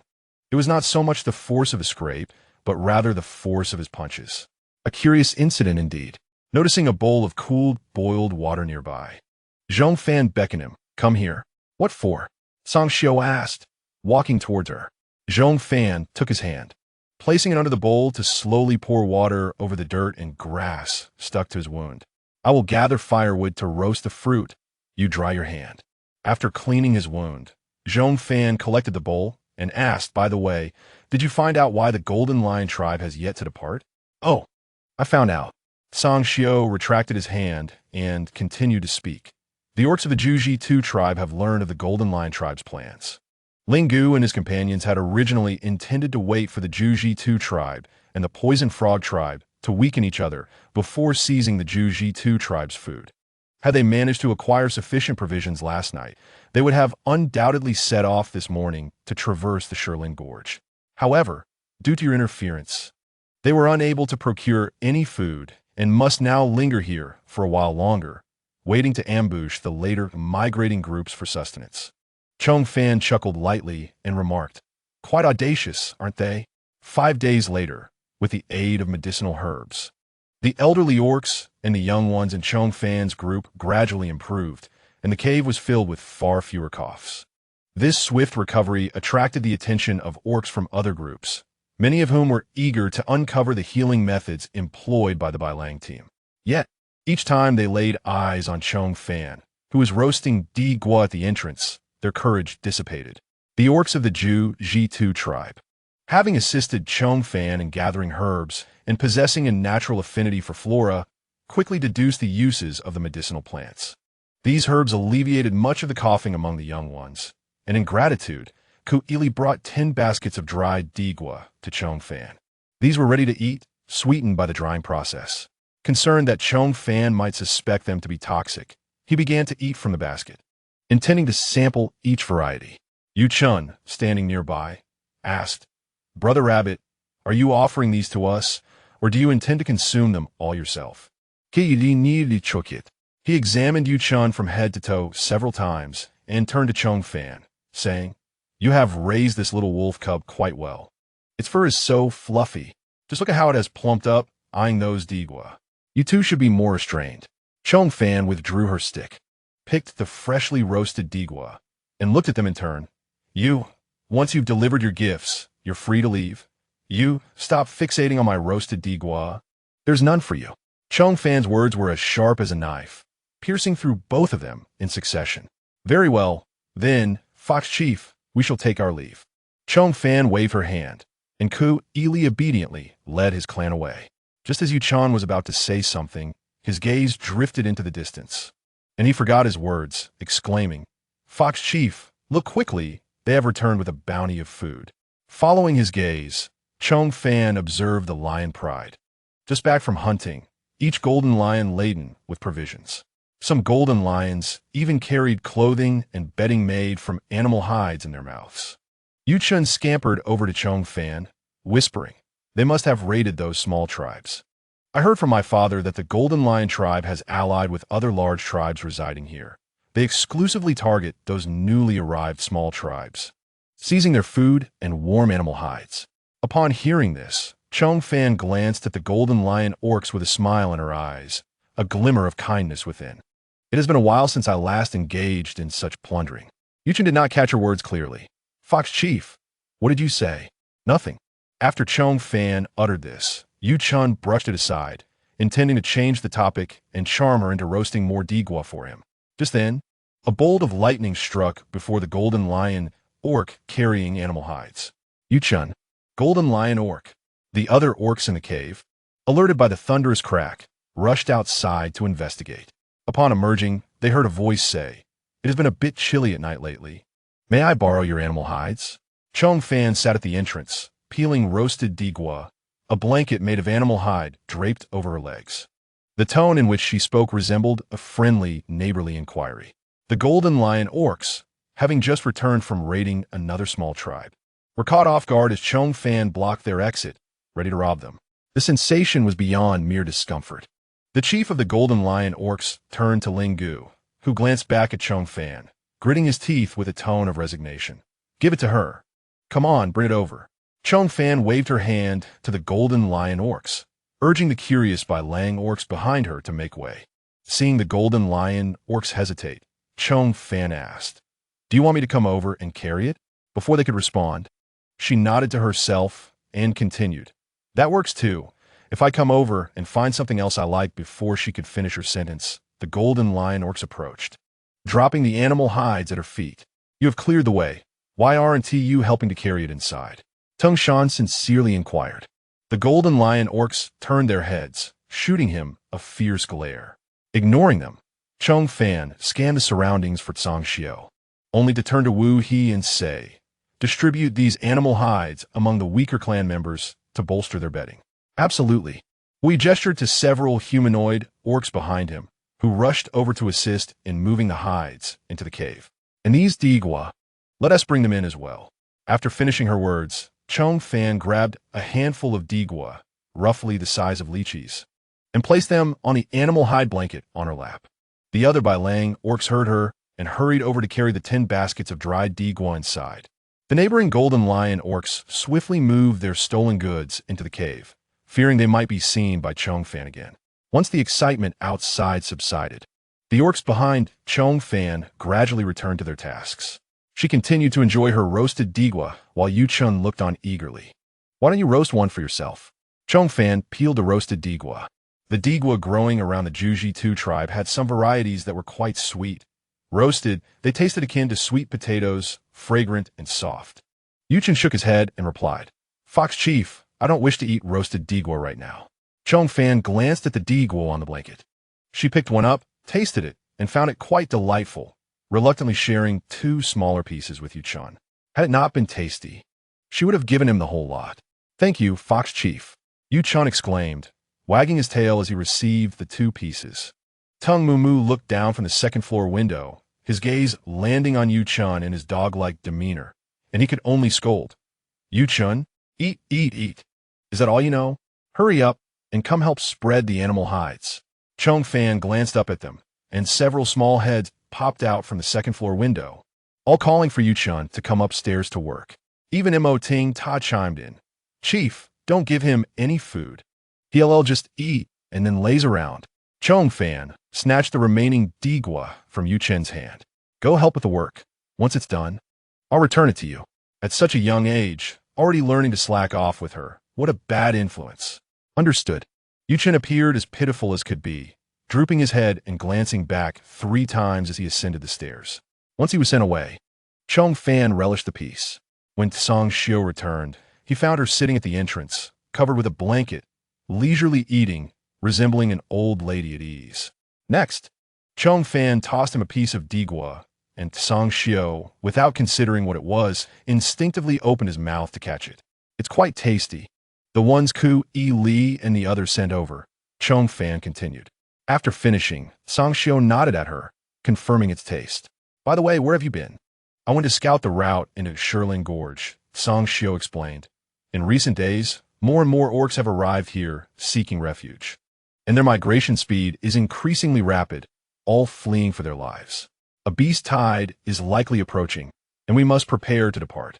Zhong Fan's expression darkened slightly, and she replied, Then let us pack our things quickly. We will set off tomorrow morning.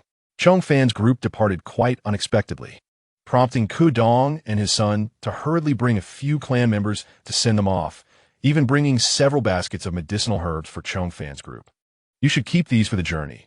It gets extremely cold within Shirlin Gorge. Once we cross the Shirlin Mountains, the other side will be warm enough for butterflies to flutter about. Keely's voice betrayed a longing for the mountains beyond. Were it not for the limitations imposed by his combat prowess, he would yearn to traverse the continent, to behold the landscapes described by the Mishanshu and engage with the learned beastmen. Gratitude was expressed, and with that, Zhong Fan bade farewell as he received the herbs, leaving Keely and his companions to wave goodbye. The migrating caravan set forth once more, the carriages heading north, while Zhong Fan remained nestled in the same carriage with Kapopo and the others. This time, however, the journey was far from dull, for Zhong Fan had brought along a chessboard. Chief, how we play this? Motinta inquired first. Zhong Fan handed him a leather pouch, stating, Within this pouch are the pieces. Your pieces are round, while mine are square. Motinta opened the pouch and examined a polished wooden piece. Zhong Fan revealed her own piece, demonstrating the distinct shapes. This is mine, she said, displaying a square piece that had been smoothed to avoid any sharp edges. Motinta nodded in understanding and asked, And then, how do we play? Zhong Fan pointed to the intersecting points on the board, explaining, You may place your piece at the intersections of the horizontal and vertical lines. We take turns, each placing one piece at a time. Lines formed horizontally, vertically, or diagonally count. The first to connect 5 pieces in a row wins, with no interruptions in between. Not expecting a complex game with these younglings, she merely hoped for companionship in passing the time with a game of 5 in a row. All right, I shall go first, Motinta exclaimed enthusiastically, drawing the attention of the other younglings on the carriage. Zhong Fan adjusted the board, placing it securely atop the large hide they were seated on, and said to Motinta, "You may begin." "Good." Motinta pondered briefly before placing his piece at the center of the board. Zhong Fan followed suit, placing her piece adjacent to his. Outside the carriage, the robust adult beastmen shouldered numerous burdens along the journey, creating the best possible environment for the young and elderly within the carriage, allowing them to huddle together, covered in blankets, while they played. The elder beastmen, Gapopo and her kin, could scarcely believe they had survived to this point amidst the beast tide. In the Shirlene Gorge, the winds and sands eroded the rocky cliffs. Dust swirled as the path wound onward, faint traces of once rushing rivers barely visible. Within a mere 3 days of entering the gorge, Zhong Fan witnessed countless low-tier beastmen who had been pillaged, alongside many lifeless bodies reduced to mere bones, devoid of flesh. The surviving low-tier beastmen sat slumped against the canyon walls, some already faint from hunger, clinging to their last breath, too fearful to close their eyes. Beside them were others equally starved, on the brink of life and death. Their primal instincts overshadowed their humanity. In such desperate times, any morsel of food, even the flesh of fellow beastmen, would be devoured without hesitation. As the white wolf beastmen halted their steps, the surrounding beastmen cast gluttonous gazes upon them. Some, on the verge of starvation, crawled forward, begging the females and younglings in the group for sustenance. "Move aside. Get away." Tangshan was compelled to step forward to drive away these desperate souls. Their own supplies were limited. The food allocated to each member had been meticulously arranged by the 2 leaders, barely sufficient to satiate their hunger. To feed others would mean risking their own survival, and a starving beastman stood no chance of exiting the Shirlene Gorge. Now was not the time for compassion. The expelled beggars gazed back with despair, lacking the strength even to crawl away. A female beastman curled up next to Wuluwa with her 2 younglings, who were but skin and bones. When they looked at Tengyamu, their eyes brimmed with envy. Tengyamu wished to share some food with them, but was halted by Wuluwa. "There are many such beastmen along the way. You cannot help them all, or you will perish too." Wuluwa understood all too well the perils of traversing this gorge. Years ago, their matriarch had met her end here, devoured by those very beastmen. Reflecting on her childhood with Wuha, she turned her gaze back to the mother and her 2 younglings, ultimately finding that helplessness eclipsed her sympathy. Too many had perished along this route, beyond saving. All she could do was strive to survive herself and ensure her offspring lived. Nearby, the 2 younglings had little strength left to move. Their mother had bitten her wrist, the wound now barely oozing blood. This female beastman was powerless, holding her 2 younglings close, awaiting the inevitable arrival of death. Nearby, beastmen eyed them hungrily, inching closer to the trio. Among them was the father of the 2 younglings. Once they confirmed the mother and her younglings posed no threat, they would pounce, devouring them whole. With that meal, they might gain the strength to push further, perhaps even reach the next meal and escape this gorge. The encroaching beastmen drew nearer. Roar! The golden lion cub charged forth, knocking over one of the beastmen who had approached the female. It turned and growled at the others. "They are ours. The wandering beast tribe claims them." Motinta's voice, though still youthful, resonated with authority. Despite his size, his features still revealed his cub status. The hungry beastmen showed no inclination to retreat, particularly not before a lion cub. Motinta lowered his back, pressing down with his forepaws, gathering strength in his hindquarters before leaping forward, claws extended, breaking through the magical barrier of a 3rd-tier beastman. Still not leaving? The beastman, struck and weakened by hunger, retreated, a scar etched across his face from Motinta's claws. Yet, he was unwilling to concede defeat to a mere cub, especially not to let his meal slip away. As Motinta and the beastmen faced off, Tengyamu set down his bowl, transformed in his beast form, and rushed to Motinta's side, emitting a wolfish howl.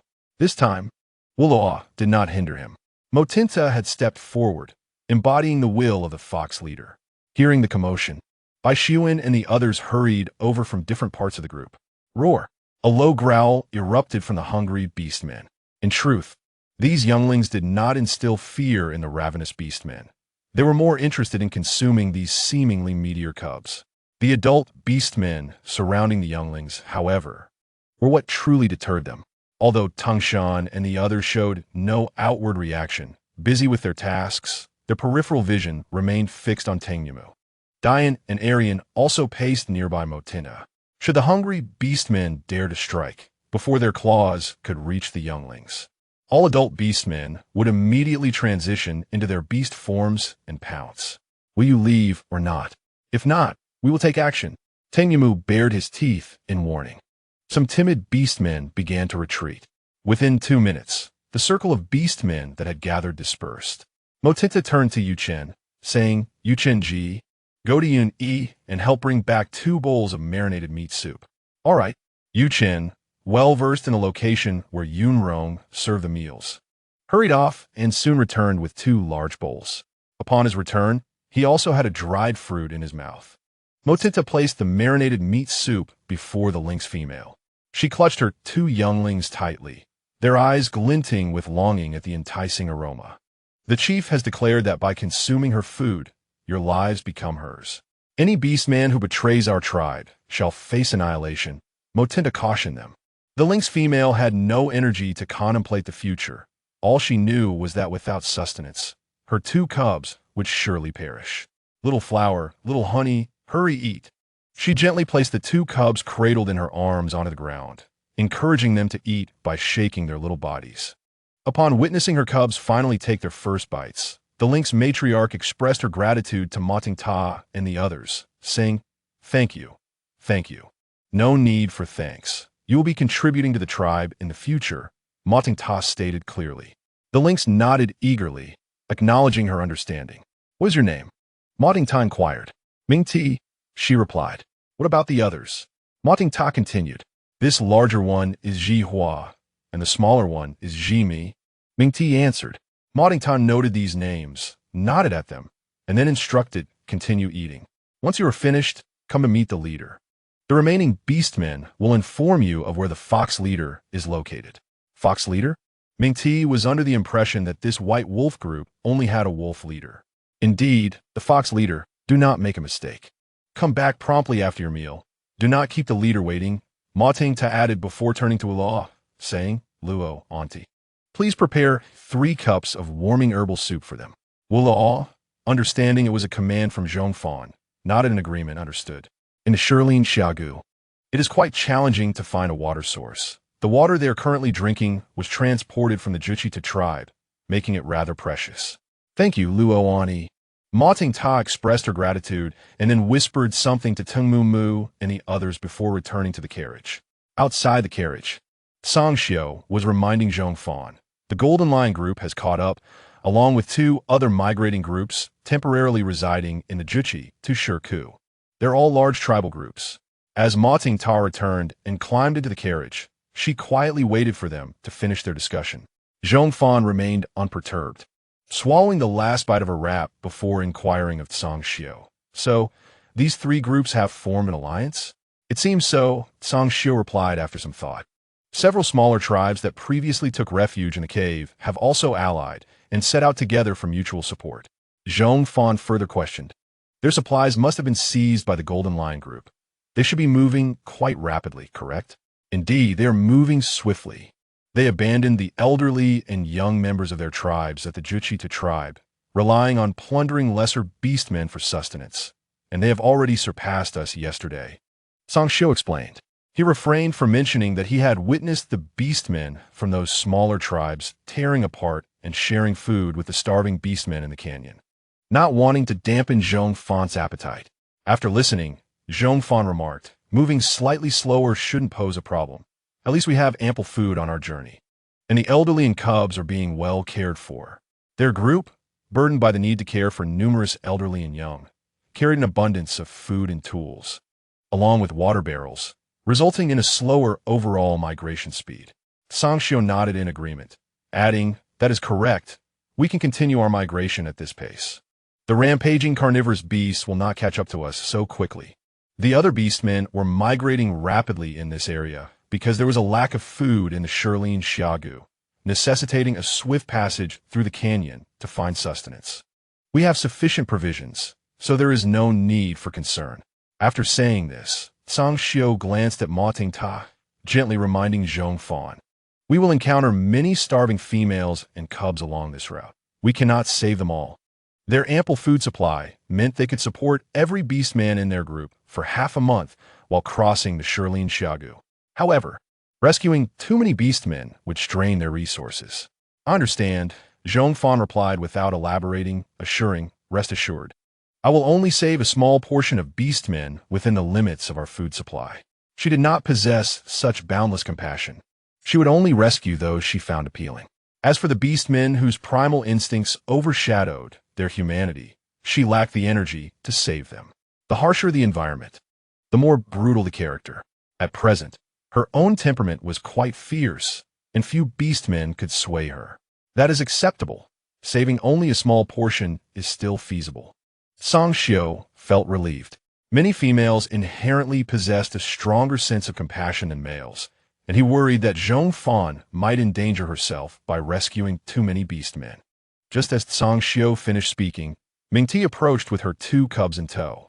I will go check the food supplies, Zhang Xiu stated, turning to see Zhong Fan nodding before he departed. Zhong Fan's gaze fell upon Mingti and her 2 cubs. Mingti first glanced at Ma Tingta beside Zhong Fan, confirming that only the 2 of them occupied the carriage. Once she recognized Zhong Fan's identity, she called out, "Leader." Jihua and Jimi appeared timid, their faces lacking flesh, with only their large, sparkling eyes directed towards Zhong Fan. "Leader," they echoed Mingti's call, their voices soft and hesitant. Ma Tingta, seated beside Zhong Fan, introduced them one by one. Mingti, Jihua, Jimi. Zhong Fan matched their names with their faces and reassured them, "Do not be anxious. Once you are my tribe, as long as you listen and work hard, you shall not starve. As long as your actions remain within reason, no one will harm you." Mingti lowered her head and responded, "Thank you, leader." Zhong Fan's tone shifted as she warned, "However, if you rebel against the tribe or engage in actions detrimental to its interests, there will be no expulsion, only death." The finality of that word, death, spoken in a calm tone by Zhong Fan, resonated heavily in Mingti's ears. She quickly vowed, "It was the leader who saved me and my cubs. We will certainly heed the leader's commands." On their first meeting, Zhong Fan held a favorable impression of these 3 new members of the tribe. From today onwards, you will learn to manage food supplies from Jiaba Na, and these 2 cubs will stay in the carriage with the other young ones. "Yes, leader," Mingti readily agreed, eager to comply. Zhong Fan turned to Ma Tingta, instructing, "Tata, please take them to find Jiaba Na." "Understood," Ma Tingta replied, dismounting and transforming into beast form to lead the way. Mingti followed closely, leaving Jihua and Jimi by the carriage. The 2 cubs stood pitifully at the carriage's side, gazing longingly at the direction from which Mingti departed. Zhong Fan cast a glance at them and said, "You may go follow your mother. Return when the group sets out, and it is fine for you to stay in the carriage." Jihua and Jimi's eyes brightened, and they shyly smiled at Zhong Fan. "Thank you, leader. This new leader seems quite amiable." As the White Wolf group paused by the roadside for a meal, the Golden Lion group and their 2 allied groups surged past them at full speed. The 3 groups were not carrying a substantial amount of food, and many beastmen bore fresh bloodstains on their fur. Given that no carnivorous beasts thrived in the Shirlene Xiagu, it was easy to deduce what they had consumed. Currently, many groups with limited rations would resort to consuming beastmen to conserve supplies as they entered this stretch of the canyon. For the number of fallen beastmen would diminish significantly in the latter half of the journey. Moreover, as they progressed further, higher-ranking beastmen and larger tribes would emerge, making it uncertain who would become prey for whom. "Leader, we are ready. Shall we set off?" Wei called out to Zhang Xiu. Zhang Xiu, having checked each vehicle in the group, completed the inspection of the last water and food-laden cart, counted the number of members, and commanded them to depart. The road ahead was winding and rugged, with stones occasionally tumbling from above the canyon. As pebbles rolled near Zhang Xiu's feet, He looked up to see only the sky narrowed to a line by the canyon. The path was too narrow, shrouded in an indescribable, eerie atmosphere. Zhong Fan slowed his pace, prompting the entire group's speed to decrease as well. "Leader, are those badger beastmen up ahead from our neighboring tribe?" Zhong Fan inquired as he walked alongside Zhong Fan. They had taken refuge in the badger tribe on the first night of their migration north. But since they had not encountered any badger beastmen in the Juche to Shirku, it seemed likely that the badger group had not sought refuge in the Juche tribe before entering the Shirlin Shagu. Zhong Fan focused his gaze and then nodded. It was indeed them. Zhong Fan murmured, "Why aren't they leaving?" Zhong Fan, harboring some doubts, replied, "You should send Wu He to inquire." "All right." Zhong Fan dashed towards Wu He. Wu He made a trip to the badger beastmen and returned to inform Zhong Fan. The Golden Lions team and their 2 allied squads just passed through here. The badger beastmen were robbed of most of their provisions and do not dare to proceed further, fearing another encounter with the Golden Lions team. Upon hearing that the Golden Lions team had already entered this narrow passage, Zhong Fan pondered for a moment before declaring, "Let's advance. Since one team has already entered a scout and there is no disturbance, I must have been overly cautious. We should hasten our pace and follow closely behind the Golden Lions team to avoid any unforeseen complications." "Understood." We promptly descended to urge the team to quicken their speed. The White Wolf squad surged into the narrow passage. As the road had narrowed to the point where carriages could no longer travel side by side, the White Wolf squad extended nearly 200 meters from front to back.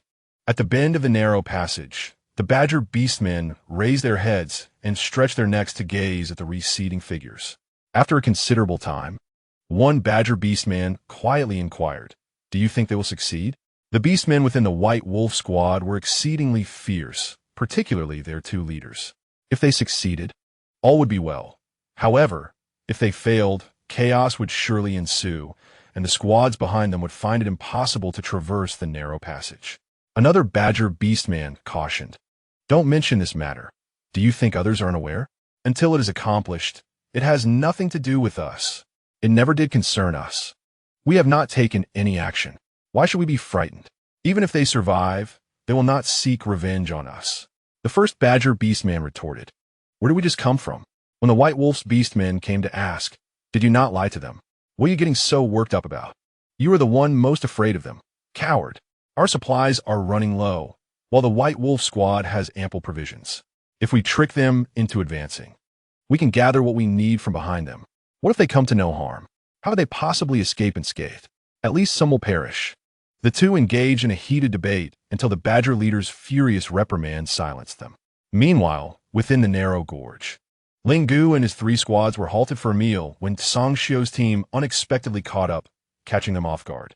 Instinctively, they shielded their supplies before glancing around for Zhong Fan, exhaling in relief upon finding her absent. Thankfully, that Fox Clan female was not outside. "Don't block our way. We need a pass." Wu shouted towards Ling Gu's group. Ling Gu's team eyed the many provisions within the White Wolf squad. Indeed, their supplies were the most abundant and refined. Simultaneously, the high-ranking beastmen of the White Wolf squad possessed the greatest combat prowess. They began to feel fortunate that the White Wolf squad had ample food, otherwise they might have been robbed. "Make way." Ling Gu ordered the Golden Lion beastmen in his squad.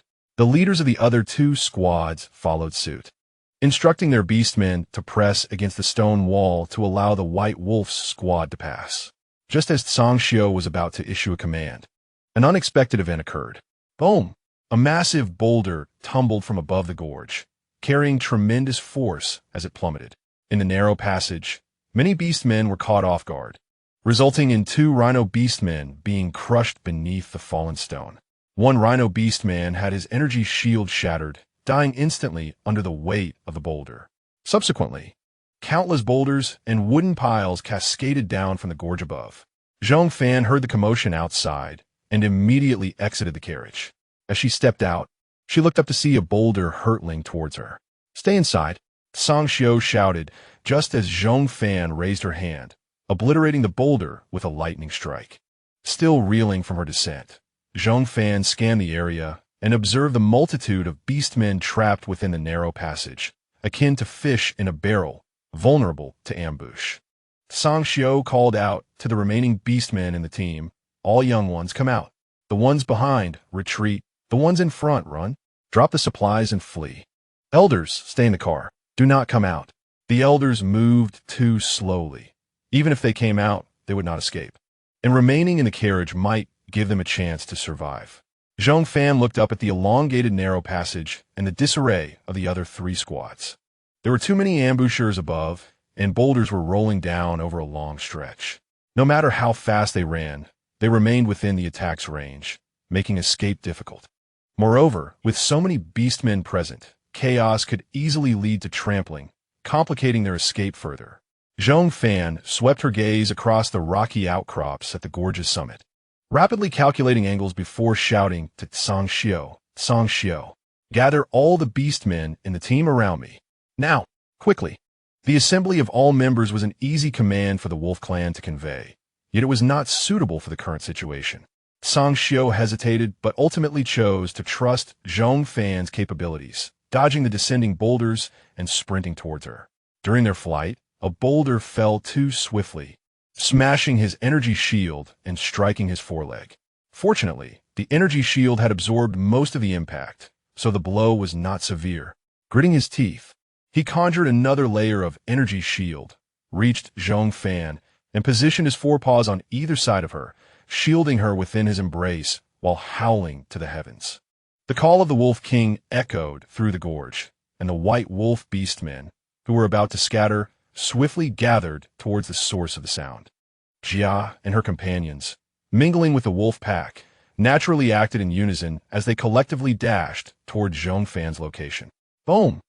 Continuous electric strikes erupted with a peculiar explosive force, cleaving diagonally from the rocky summits on both sides of the gorge. This scene resembled a deity wielding an axe, cleaving the mountains and sending down 2 enormous triangular pillars over 100 meters long. Even a single pillar crashing down would be enough to annihilate all the beastmen at the gorge's bottom. The sharp and terrified cries that erupted from the valley's depths did not resonate as the boulders had previously rolled down from above. The beastmen in the other 3 squads were momentarily at a loss for words. They genuinely believed that the Fox Clan female in the White Wolf squad had come seeking vengeance upon the Beastman Continent. Otherwise, why would she personally send such massive boulders crashing down in this perilous situation? Did she want the beastmen below to perish even quicker, wiping them all out at once? Run! The beastmen in the 3 squads desperately fled in the opposite direction of Zhong Fan, fearing the wrath of the enraged fox. Even Song Xiao, witnessing the 2 stone pillars descending from the sky, instinctively drew Zhong Fan closer into his embrace, much like a hen protecting her chicks. Zhong Fan remained oblivious to his subtle gesture, cleaving through the descending boulders while fixating on the 2 stone pillars, ready to adjust their trajectory with her electrical strikes. Fortunately, her aim was precise. The 2 pillars fell along the trajectory she had envisioned, supporting one another as they descended, forming a triangular area at the gorge's bottom. Zhong Fan and her companions found refuge beneath this safe zone. The boulders and falling beastmen that followed were all blocked outside by the 2 pillars. Is it over? Tung Mu poked his head out from Tong Shan's embrace. And Mo Tingta was also shaken by the boulder's ambush, biting on his Zhong Fan's garment and forgetting to release her grip. Zhong Fan gently ruffled his head, urging him to let go. You all stay here and do not move. Count the numbers. I'll go out to see what is pursuing death. Zhong Fan believed she had always been the strong one, and the few beastmen she had bullied would scarcely have the courage to confront her again, let alone survive to do so. Moreover, wasn't it the Golden Lion tribe that she had tormented the most? The Jinshi Shorin remained steadfastly in place, enduring the onslaught, while she intended to discern what was striking her team from above in the canyon. Outside, stones posed a perilous threat. Song Xiao, with his injured forepaw, clutched her. He could only lift this one leg while the other was pressed against the ground. Upon seeing the wound on his front leg, Zhong Fan's anger intensified. It's fine. You stay here and rest well. I will swiftly eliminate them. Wu He, standing nearby, reminded him that the massive rocks tumbling from above were decreasing in number. The orcs lying in ambush might be retreating, Or perhaps many had perished from the terrifying lightning strikes unleashed by the fox leader. Zhong Fan turned at Sangxiu once more, reassuring him, "Nothing will happen. I will take a look." Sangxiu could only nod, cautioning her, "Be careful." Understood. With a gust of wind at her feet, Zhong Fan strode outward. Before she could step beyond the protective range of the stone pillars, the thunderclouds above rumbled ominously, releasing bolts of lightning that struck the canyon. Foolish creatures. Upon exiting the triangular zone, she beheld orcs plummeting from above along with the stone pillars. The frequency of the lightning strikes escalated, and the distance between them diminished. Regardless of how many remained above, anyone who could survive the cleansing lightning of the canyon would be deemed fortunate. The resounding thunder and overwhelming force were palpable.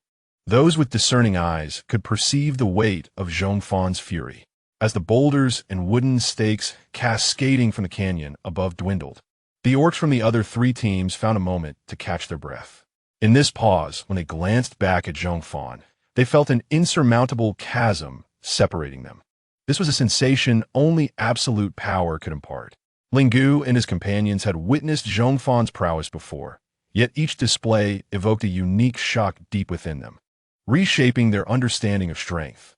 After commanding the lightning to thoroughly cleanse the area above the canyon, Zhong Fan ceased her assault and turned her gaze to the surviving orcs that had fallen. Some orcs, with higher combat ranks and stronger magical shields, had merely broken a few bones in their descent, still clinging to life. Zhong Fan advanced toward them step by step. "No, don't come closer. We are not your enemies. We only wish to intercept the Jinshe tribe. They stole our food, and we merely wanted to reclaim it. We never intended to obstruct your team." The orc's expression was frantic, his gaze toward Zhong Fan akin to one gazing upon death itself. Zhong Fan, with a smile that belied her intentions, queried, "Are you among those orcs from the small tribes that were robbed by the Jinshe tribe?"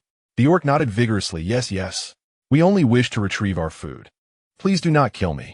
Zhong Fan's gaze swept across the remaining three teams.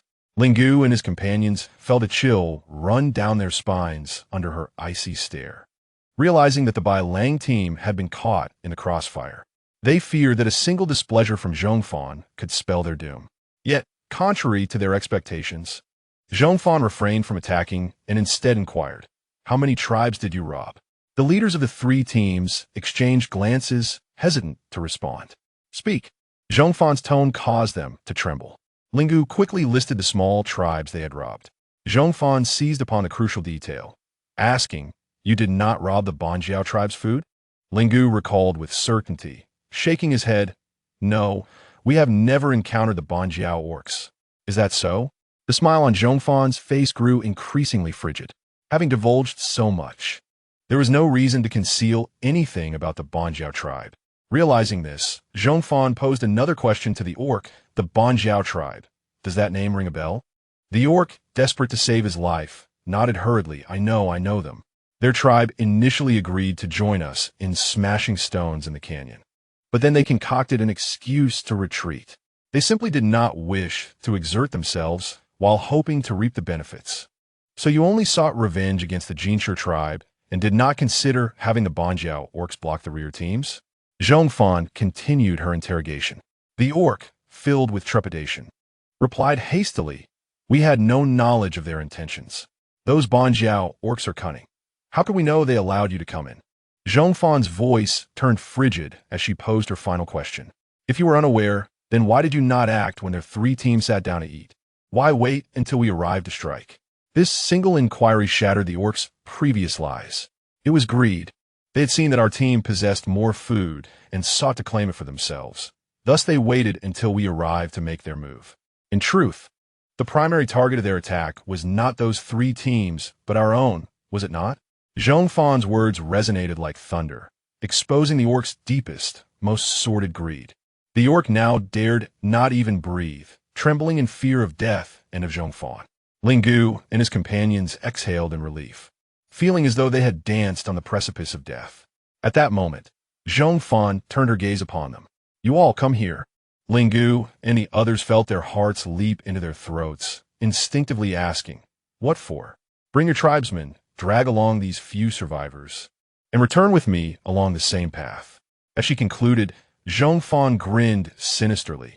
I shall see just how resilient those Banjiao orcs truly are. Lingu and his companions dared not resist and complied, summoning the surviving strong males from their team. 2 orcs each dragged a fallen orc, one gripping a hind leg. As they transported the orcs who had plummeted from the canyon, Zhong Fan instructed them to proceed first, then return to the space beneath the stone pillars, addressing Tsundere. You should transform back into your human form. Do not exert pressure on this arm any longer.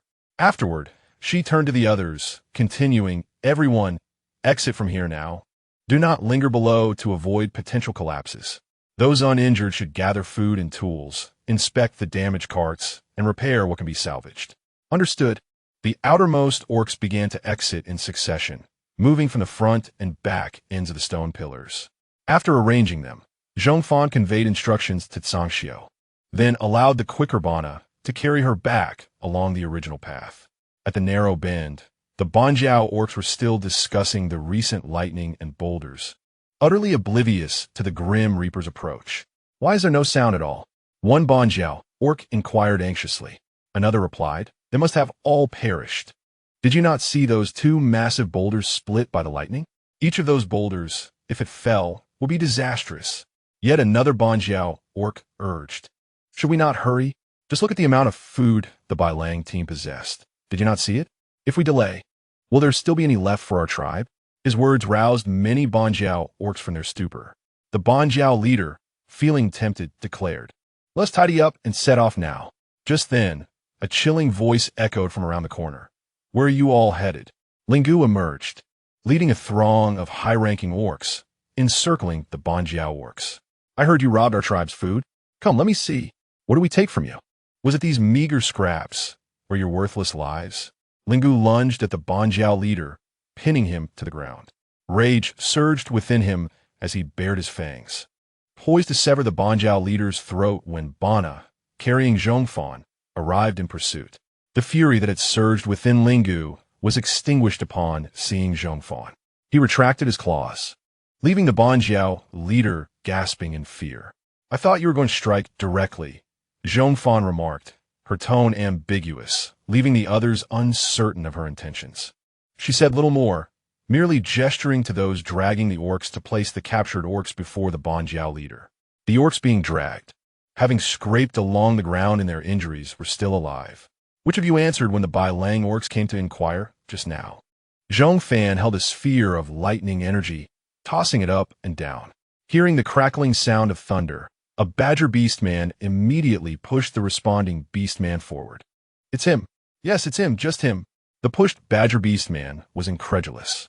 A wave of fear of death and anger from betrayal surged within him, and he pointed out several other badger beastmen in succession.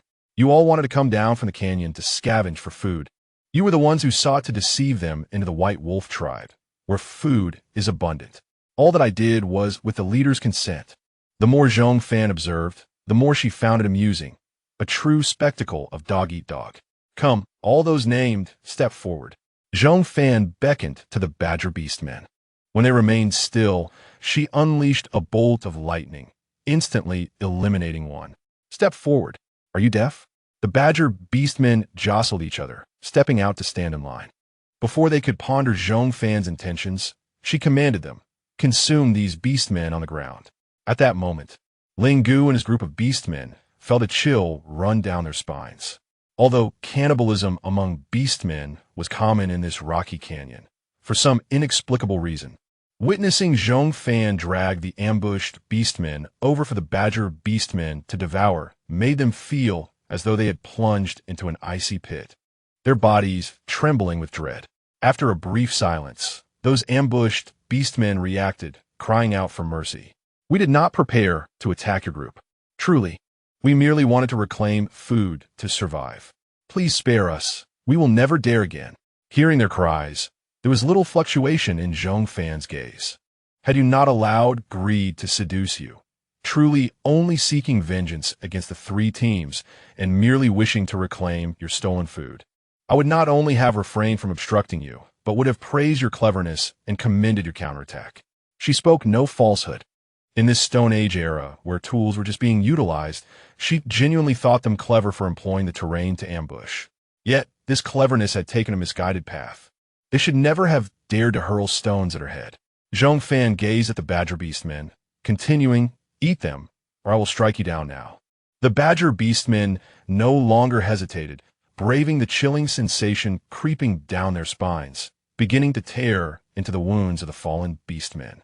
This grotesque scene of consumption was more nauseating than anything witnessed along the journey.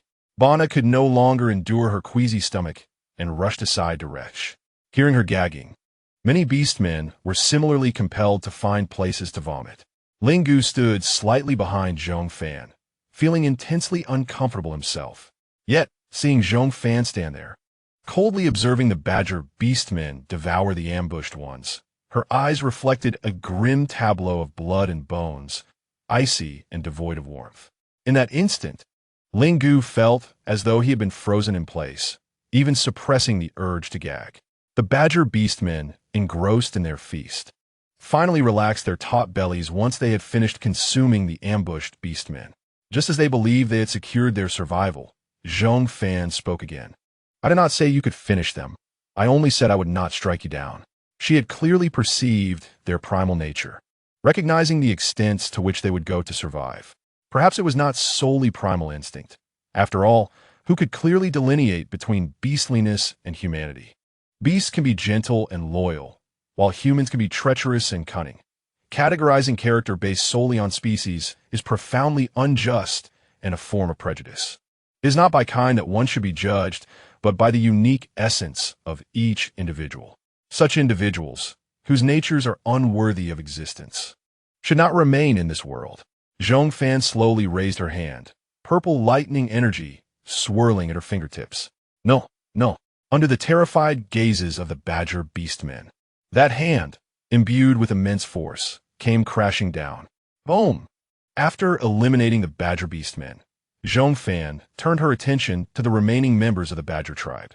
The females clutched their young, their faces ashen, paralyzed by fear to the point they could not utter pleas for mercy, simply awaiting the judgment of fate.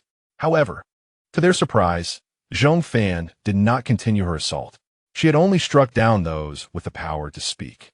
"Bana, let us go." Hearing Zhong Fan's voice, Bana halted her retching, steadied her stomach, and then returned to Zhong Fan's side. Zhong Fan mounted her back and addressed Ling Gu and the others.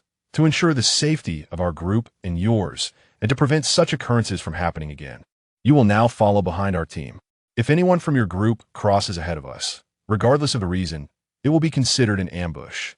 The Rhino Chief hurriedly stepped forward, saying, "We cannot possibly traverse this route, trailing behind your group the entire way. While crossing the Rocky Canyon, we must hunt while migrating. If we follow behind you, once you catch the meat beasts, our people will starve. Our tribe cannot be stripped of all freedom of movement.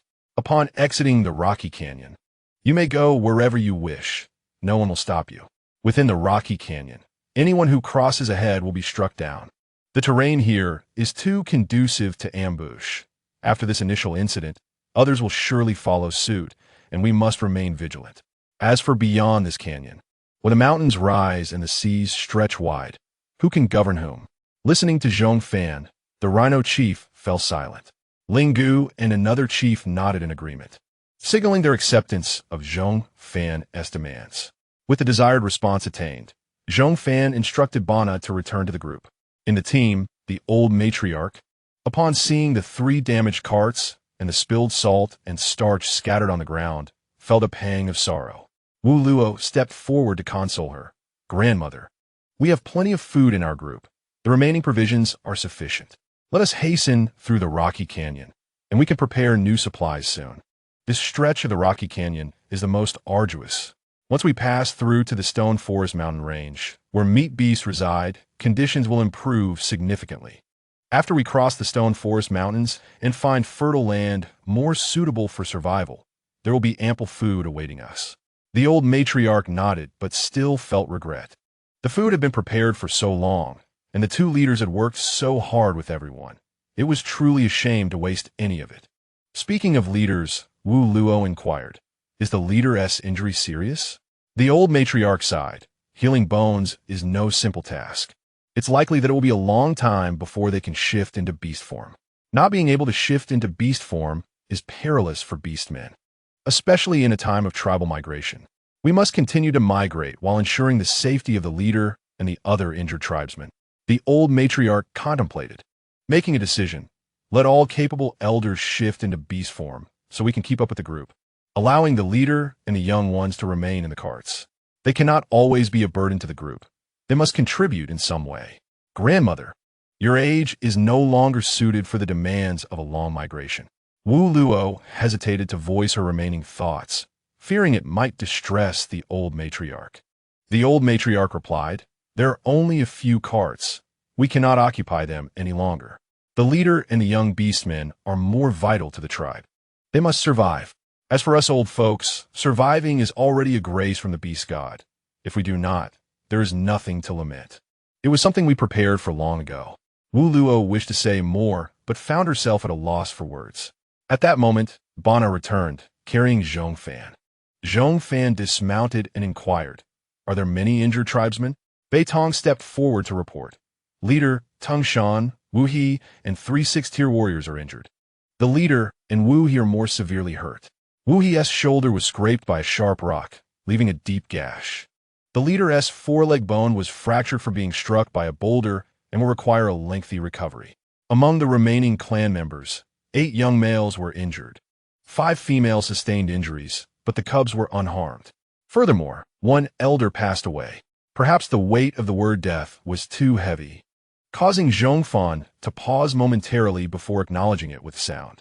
This marked the first instance of a member's demise within their ranks. Beitong inquired, Fox leader, what about the orcs you brought along, and those previous badger orcs? They are dead. Zhong Fan provided the most succinct and powerful response. The knot of anxiety in Beitong's chest eased significantly as he followed behind Zhong Fan. Continuing, our leader has sustained a bone injury. It may require an extended period of recovery, at least for 2 months. They cannot revert to their beast forms for battle. Additionally, 3 of our carts have been damaged, and a considerable amount of food has been scattered. The remaining carts can barely accommodate the food, let alone the elderly cubs and injured orcs. They must either abandon a portion of the food or have the able-bodied orcs carry the injured and the old and young orcs to continue their migration.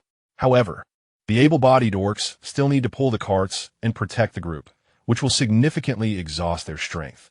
After a moment of contemplation, Zhong Fan replied, I understand all this. You should go and tend to the injured clan members. Understood. Beitong did not follow her any further. Zhong Fan approached Tsang Xiu, who had already transformed into human form, donned a set of fur clothing, and wrapped himself in a cloak for warmth. For a considerable period ahead, he would need to maintain this form for daily life. Upon hearing Zhong Fan's footsteps approaching, Tsang Xiu turned to scrutinize her for a moment, confirming she was uninjured, then returned to his contemplation. It's rare to see you exhibit traits of a 22-year-old, Zhong Fan remarked, drawing near to him, and, much like with Motinta, she raised her hand to pat his head. Tsang Xiu, with a muted voice, queried, do you truly believe I can be a good leader? Indeed. Zhong Fan sat beside him and continued.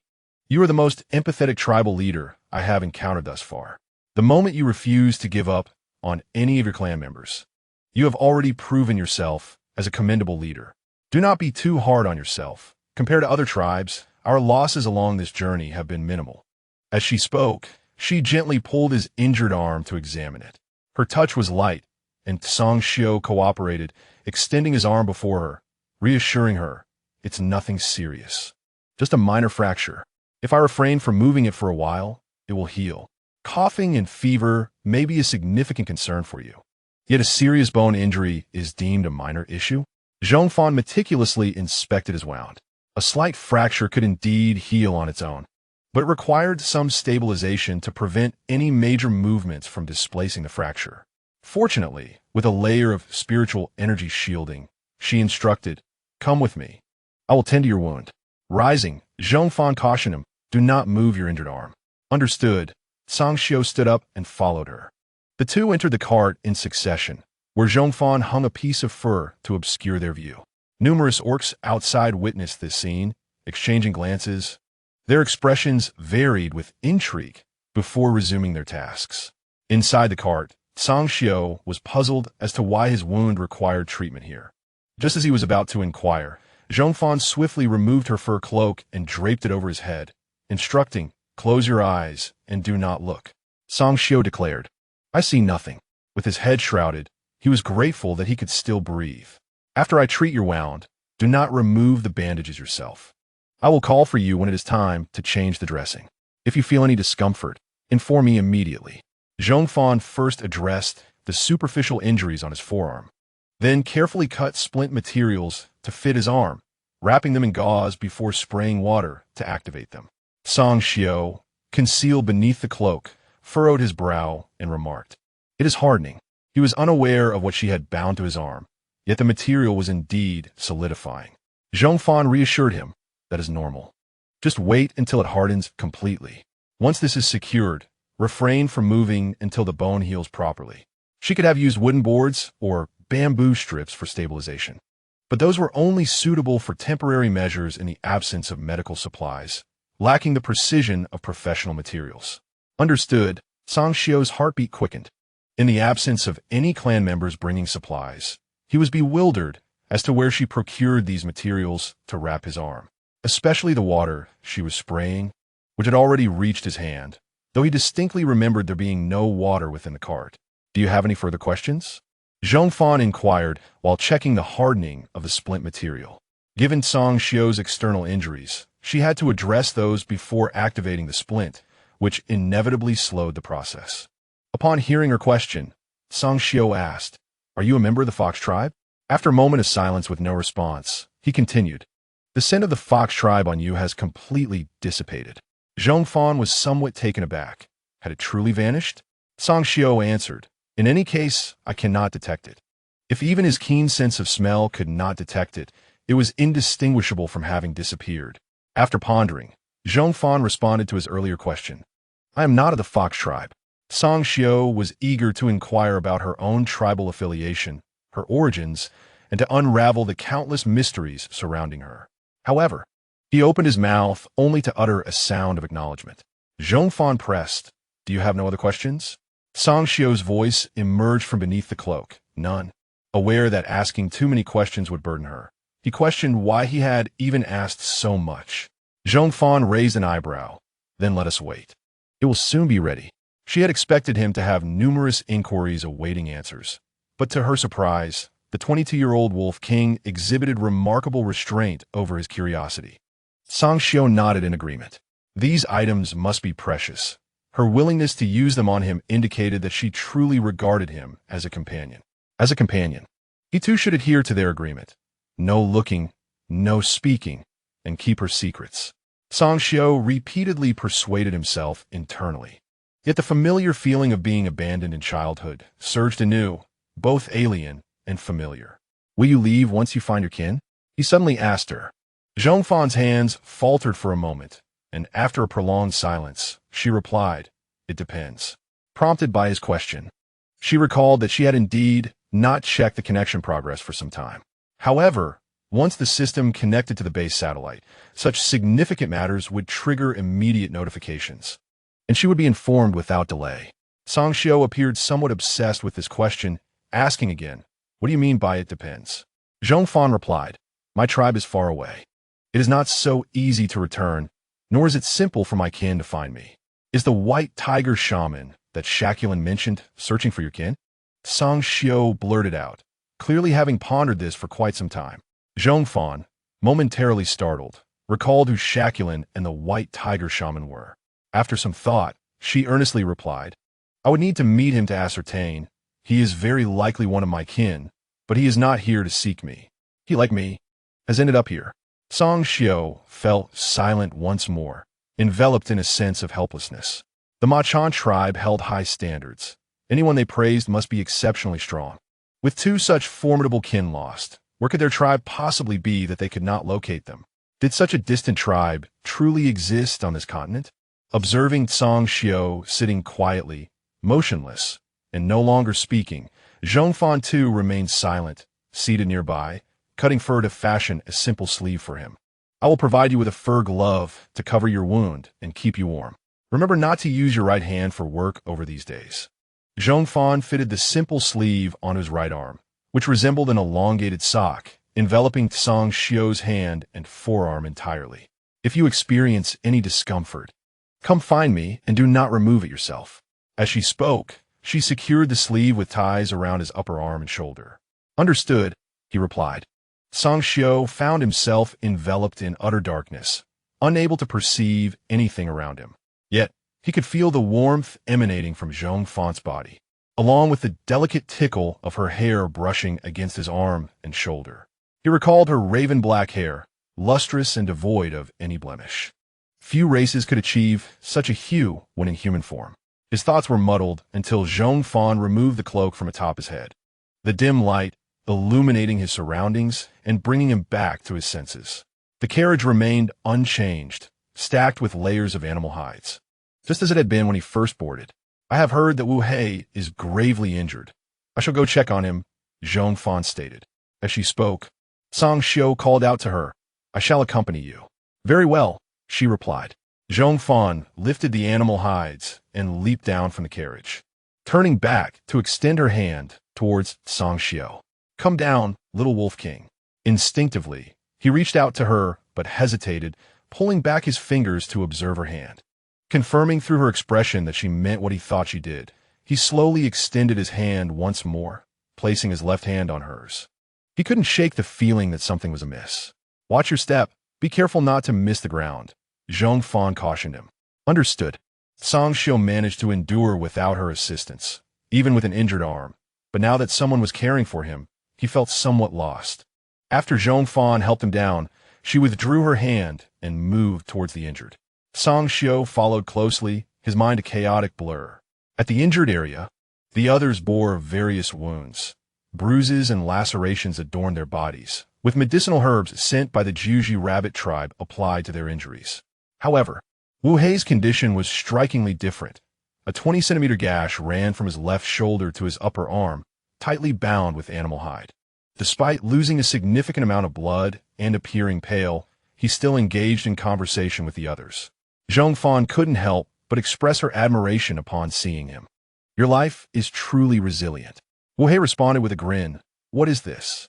Just tying it up with a strip of hide, and in a few days, the flesh will knit together. Thankfully, it is not summer. Otherwise, the wound would fester, and I would have to scrape off the rotting flesh with a bone knife. Just thinking about it is painful. Zhong Fan had anticipated that if the injuries were severe, she would need to stitch him up, but it now appeared unnecessary. The physical resilience of the adult beastmen exceeded her expectations. Nearby, Shan interjected, Fox leader, you need not worry. Beastmen of our age are the strongest. It won't be long before we recover. Unlike the younglings, adult beastmen were not so frail. The young required careful nurturing. As long as they survived to adulthood, their physical strength would increase exponentially. By the way, Fox leader, did you come here for something specific, or just to check on us? Vedu he inquit, Zhong Fan replied. Indeed, I came to see how you fared. If you are well enough, I would like to discuss the upcoming migration. Shan quickly responded, we are fine, leader. Fox leader, please let us know what you need. Zhong Fan nodded and instructed someone to summon Gu, Papa, and the others. Once everyone had arrived, Zhong Fan got straight to the point. I have just inspected the 3 damaged carriages. If we disassemble them and reassemble the intact parts, we can restore one. However, this is not sufficient. The injured beastmen need to rest in the carriages, and there are not enough to go around.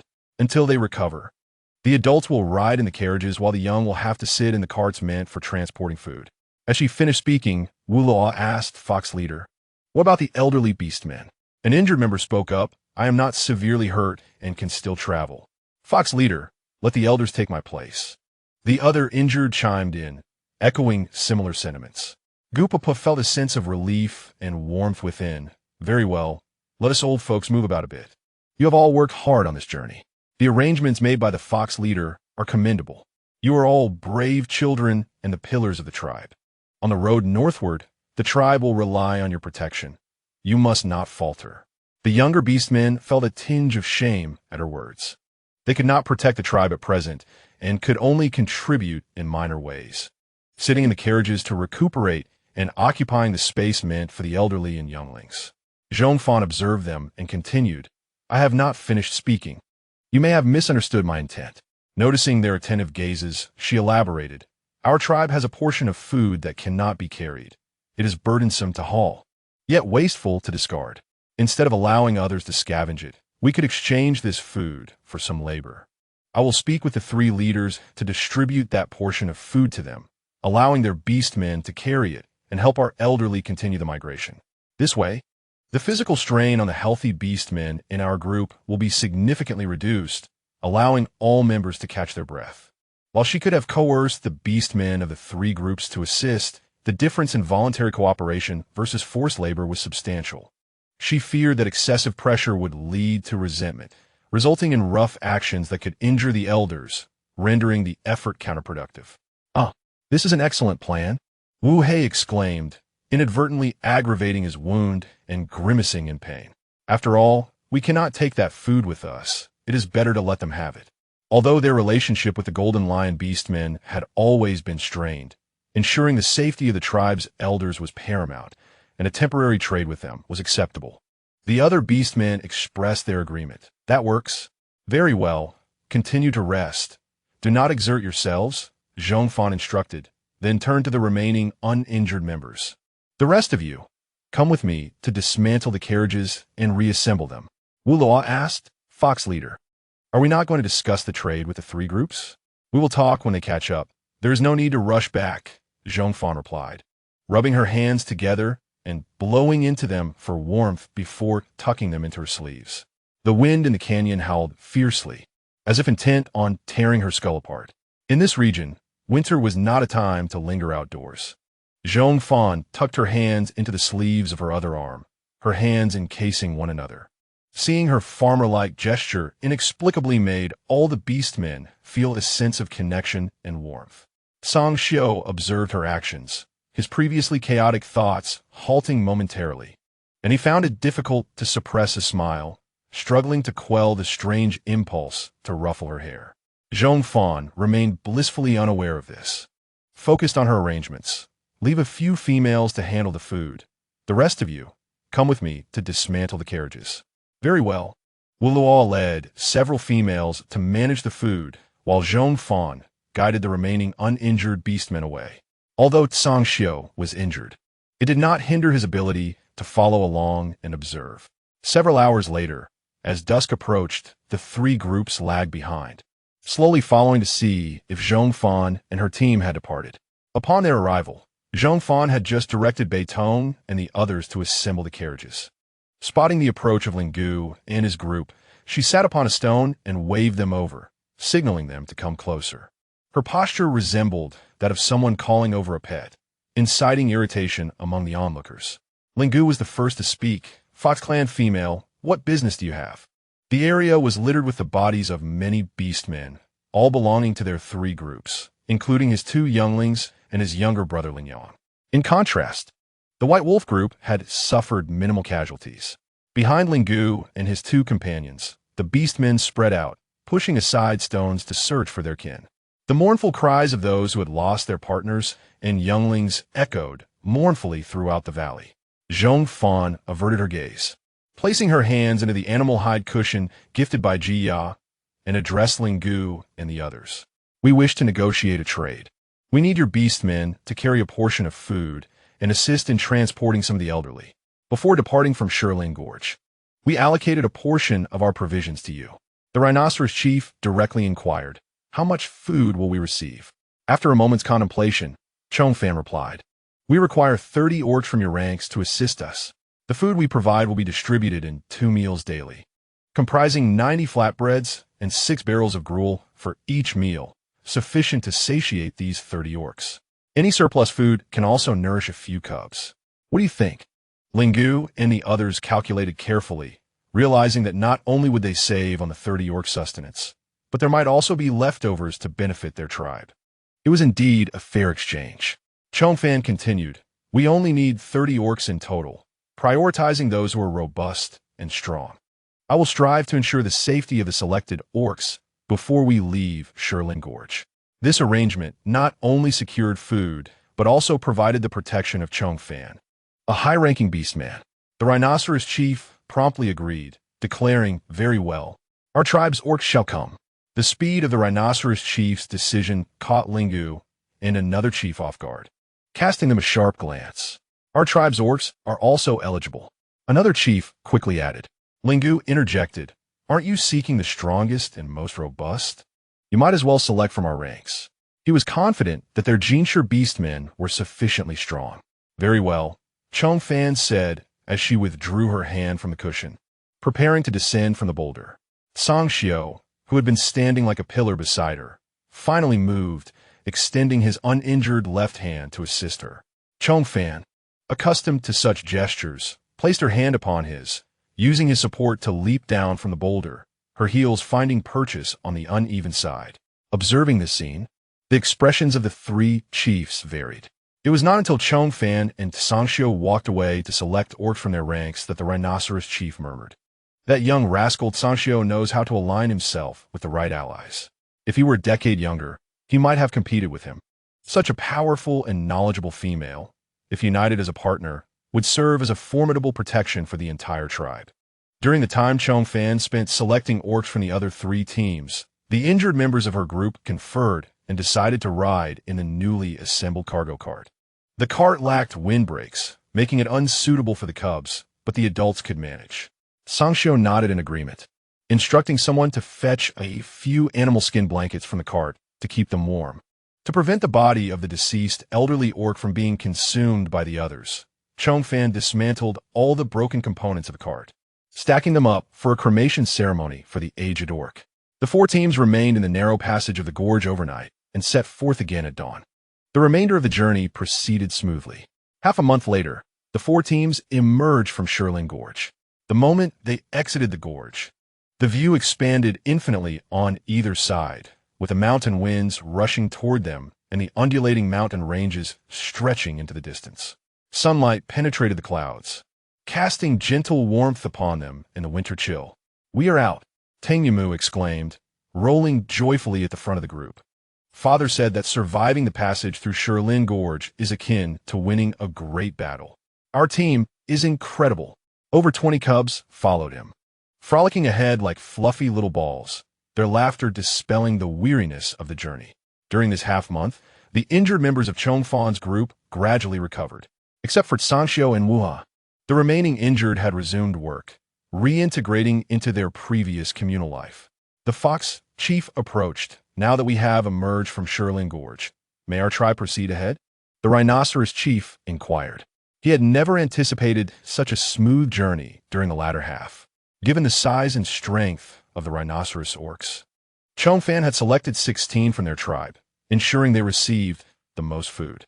The provisions were divided into portions, with the surplus nourishing many females and cubs. Now, having exited Shirlin Gorge, they could hunt in the mountains ahead. Safety was finally within reach.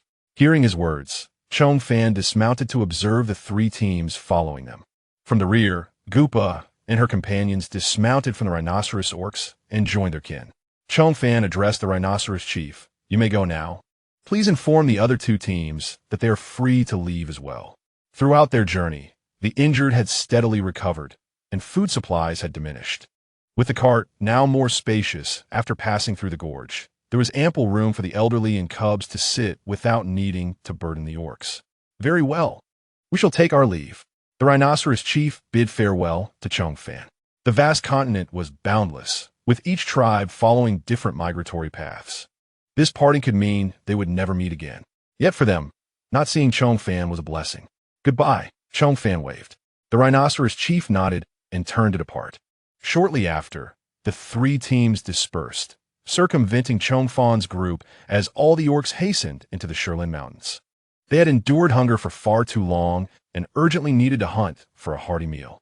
Returning her gaze from their retreating figures, Song Xiao organized the orcs in their group, instructing, "Clear a space nearby to set up tents. We will rest here for half a day and depart tomorrow morning." "All right." Tung Shan eagerly rallied his team to commence work. Their food supplies could sustain them for several more days. With provisions on the cart, they felt secure.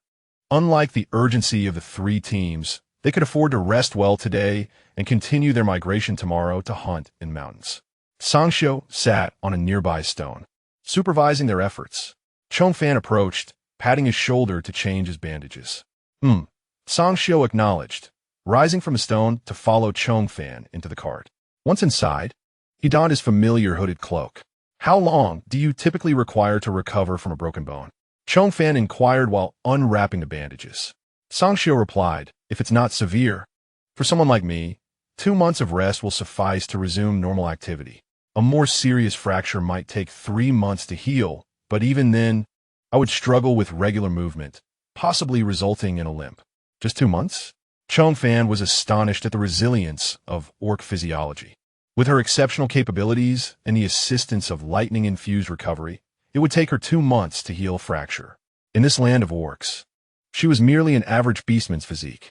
Indeed, how much longer will it take? Zhong asked, his tone laced with curiosity. Zhong Fan responded, taking additional time for recovery is prudent. Do not engage in strenuous activities or hunting right after recovery. Since both timelines were 2 months, his recovery pace should align closely with hers, allowing for the removal of splints in about half a month. Upon hearing her advice, Zhong replied, understood. Wolf Chief, your physique is quite commendable. The areas where you scraped your arm are fully healed, she remarked, providing him a brief update since he couldn't see the injuries himself. It's merely minor wounds.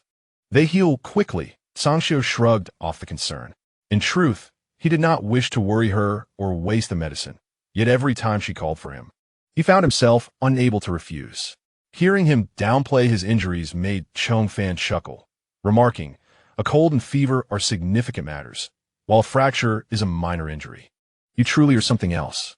Zhong looked puzzled, blinking beneath his cloak. It is indeed a minor injury. Such wounds are beyond treatment and must heal on their own. Whether they heal properly is a matter of fate, and if severe, there's little that can be done. However, fever can be managed with care, and it is essential to treat it seriously. This implies that one must regard diseases that have known treatments with significance, while injuries like fractures, which lack intervention methods, must be left to fate. Zhong Fan found his mentality amusing. Now, I must inform you that I am treating your injury, and I wish it to heal in its original position. Do not move recklessly, do you understand? Oh, Zhong emitted a brief sound, uncertain of how to respond further. If Zhong Fan were to lift the hood over his head, he would witness the corners of his mouth curving upwards, stretching towards his ears. I initially planned to remove your splint after 2 weeks, but seeing you like this, I feel more at ease extending it to a few more days. Zhong Fan mentally adjusted the time from 2 weeks to 3. Zhong appeared obedient, nodding, agreeing to wear it for as long as she said. After all, he could not overpower her at the moment. So compliant? Zhong Fan expressed her surprise and inquired, Little Wolf King, have you eaten something foul today? Beneath the cloak, Zhong mouth twitched, his lips forming a straight line. After a long while, he finally could not hold back and asked, could you refrain from calling me Little Wolf King? Why not? Zhong Fan questioned him first. Zhong replied, I feel I am no longer young. When you call me that, it feels akin to addressing a cub from our clan. Zhong Fan raised an eyebrow and continued her inquiry. How old are you this year? Zhong pouted, 22. She already knew this. Why ask? Zhong Fan wrapped his arm and, freeing a hand, patted his head. I am 27. Before me, you are merely a little wolf king. In the Shirlin mountain range, the initial stretch of the journey showed little sign of meat beasts. It was only when Zhong Fan and her companions ventured closer to the central area that the presence of meat beasts increased, providing the team with fresh sustenance. Yu Chun was so touched he nearly shed tears. At last, he could savor roasted meat. Heaven knows how much he had longed for the taste of roasted meat during this journey. Fresh meat is undoubtedly more delectable. Tung Moo savored the food, his mouth glistening with grease, and for once, refrained from criticizing Yu Chen's appetite. Tung Shan utilized a bone knife to slice all the roasted pork, chopping several plates of meat, which he then stewed and served to the elderly matriarch and others. The cubs feasted heartily, while the adults enjoyed this rare opportunity for a fulfilling meal. Some members of the team looked around and inquired, where are the 2 leaders? Elsewhere, atop a slightly elevated tree in the forest. Zhong Fan climbed to check the direction and asked Sangxiu below, "Is it those mountains with several red-leaf trees?" "Yes, that direction." Sangxiu looked up at her, cautioning, "Be careful, don't fall." Zhong Fan casually replied, "Young man, I was climbing trees while you were still swimming." "What?" Sangxiu did not comprehend her words. Zhong Fan stifled a laugh, hugging the tree trunk, and looked down at him. "Never mind, I have found the direction. What next?" "Then we begin marking our path. We will exit the Shilin mountain range from this direction. Beyond lies a great river, facilitating our access to water." Sangxiu bent down, picked up a stone, and with his left hand, etched markings on the tree trunk. "Point me in the direction, and I will walk a bit ahead." Sangxiu continued. "All right." Zhong Fan gestured toward the earlier direction. "That way." Following her indication, Sangxiu proceeded, making marks on the tree trunk every few steps. Zhong Fan stood aloft, observing him mark the route for tomorrow. Should Sangxiu deviate from the path, she would call out to correct him. If he remained on course, she would stand atop the tree, watching the sunset, memorizing the sun's descent, as well as the shadows and angles of the trees below. After Sangxiu had roughly determined the points in the forest, he returned to the base of the tree and said to Zhong Fan, "Come down. We will continue migrating tomorrow in the direction marked." Zhong Fan nodded in agreement. "Good. The 2 points are sufficient to ascertain the direction, especially since Sangxiu had marked so many, ensuring they would not stray." As Zhong Fan descended, Sangxiu was more cautious than when climbing himself. When she was still over 3 meters above the ground, Sangxiu had already extended his left hand toward her, fearful she might fall. Sensing this, Zhong Fan glanced back at him and warned, "Stay back. Do not move those 2 arms of yours. I could easily crush your right hand if I fell." "Do you believe me?" Observing Sangxiu's stillness, she continued, "What are you standing there for? Step back." Sangxiu obediently retracted his hand and took 2 steps back. Only then was Zhong Fan satisfied and continued her descent. At the moment she released her grip and jumped down, Sangxiu instinctively reached out his left hand. "Want to catch her?" Upon seeing Zhong Fan land firmly, he finally relaxed and withdrew his hand. "Let us return and eat," Zhong Fan remarked, feeling a bit hungry. Sangxiu nodded and accompanied her back. Upon their return, 3 cooking fires had already been extinguished. Upon seeing the 2 of them, the tribe members, who had nearly finished eating, quickly made way, asking, "Leaders, haven't you eaten?"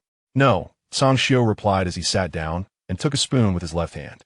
Jia served him a bowl of fresh meat soup and a bowl of porridge, then brought Zhong Fan a plate of flatbreads and a bowl of noodles.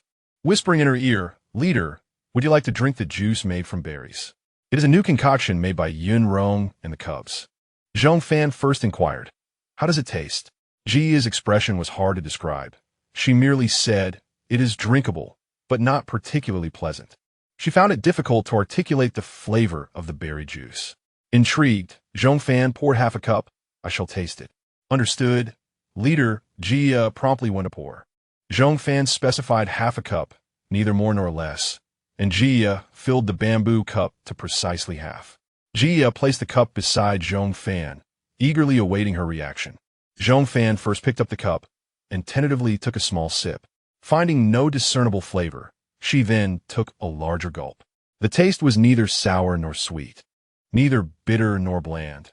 Indeed, it was as Jia had described, unremarkable, yet not entirely unpleasant. To produce such a concoction, Yin Rong was quite remarkable. Zhong Fan's response was rather ambiguous, leaving Jia uncertain whether it was favorable or unfavorable. Seated across from her, Sangxiu, clearly intrigued by her reaction, pressed, "How does it taste?" "The flavor is somewhat amusing. It is indescribable." Upon hearing Sangxiu's inquiry, Zhong Fan's expression subtly shifted. Smiling at Jia, she said, "Go pour another cup for Sangxiu, let him try." Sangxiu, seeing her expression, was about to refuse when Zhong Fan preempted. A valiant wolf king must possess the spirit of exploration. Sangxiu, witnessing his expression of being choked, made Jia stifle a laugh as she went to pour him another cup of berry juice. After serving the juice, Jia and the other members began to tidy up the cooking utensils. "Drink up, brave Wolf King." Zhong Fan relished the sight of Tsang Xiu wearing a face of embarrassment, yet unable to voice it. Tsang Xiu set down his spoon, lifted his head, and silently gazed at Zhong Fan. Their unspoken words conveyed in that glance. "Drink, hurry up," Zhong Fan urged without remorse, feigning blindness. Tsang Xiu lifted the bamboo cup, not even wrinkling his brow, and drank it down in one go. Watching his Adam's apple bob up and down, Zhong Fan's smile deepened as she asked, "My valiant Wolf King, how does it taste?" Tsang Xiu placed the cup down, first taking 2 spoonfuls of meat soup to wash away the strange flavor in his mouth. Then looked at Zhong Fan and replied, using her earlier words, "It is somewhat amusing. It is indescribable." Zhong Fan was genuinely taken aback by his response. Tsang Xiu observed her laughing uncontrollably, remaining silent as he lowered his head to continue his meal. Childish. The immature, 27-year-old female. Zhong Fan sat across from him. And after laughing enough, she slowly composed herself, attempting to salvage their playful camaraderie. "All right, I shall stop laughing. Do not remain silent." Ahem, Tsang Xiu made a sound. Continuing to eat. Zhong Fan continues to salvage their endangered companionship. After consuming gruel for so many days, do you wish to savor some noodles? Tsang Xiu lifted his gaze to glance at her, then at the noodles in her bowl. In his presence, Zhong Fan teasingly lifted a strand of noodles with her chopsticks and slurped it down, enticing him. "I shall craft a few forks for you, as convenient as spoons. And then you can enjoy the noodles as well. How does that sound?" Upon hearing this, Tsang Xiu felt an inexplicable pang of disappointment. Why the silence? Noticing his distraction, Zhong Fan inquired, "Are you truly angry?" Given her understanding of him, a playful banter should not have caused such a reaction, especially since they had not broached any sensitive topics. "No," Tsang Xiu snapped back to reality and continued responding to her earlier question. "All right, please make me a few forks. I wish to try something different." Although he was unsure of what forks would be like, her assurance that they would allow him to eat noodles indicated they must be quite useful. His words sounded forlorn, and Zhong Fan realized he had been consuming gruel for quite some time. With a sigh, she instructed Jia to bring over another bowl of marinated meat noodles. Tsang Xiu's heart inexplicably raced. What is she planning? Under Tsang Xiu's watchful gaze, Zhong Fan picked up her chopsticks, flipping the upper layer of noodles to let them soak in the broth. Then she called out to Motinta, "Tata, come lend a hand. Here I come, leader." Motinta, though obedient and understanding, made Tsang Xiu feel awkward while consuming the noodles she had served. As he neared the end, he even contemplated trying to grasp the chopsticks with his left hand. Fortunately, Zhong Fan was efficient. She had only mentioned crafting forks during the previous night's dinner, and by breakfast the following day, he was already using them. With forks at his disposal, Tsang Xiu finally had the opportunity to vary his meals. Every day, holding the specially crafted utensils Zhong Fan provided elevated his dining experience significantly.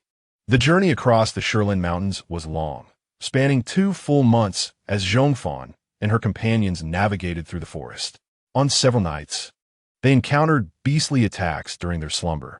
Thankfully, the vigilant members on watch swiftly hunted down the beasts, averting injuries to the rest of the group. 2 months later, Tsang Xiu's right arm had fully recovered.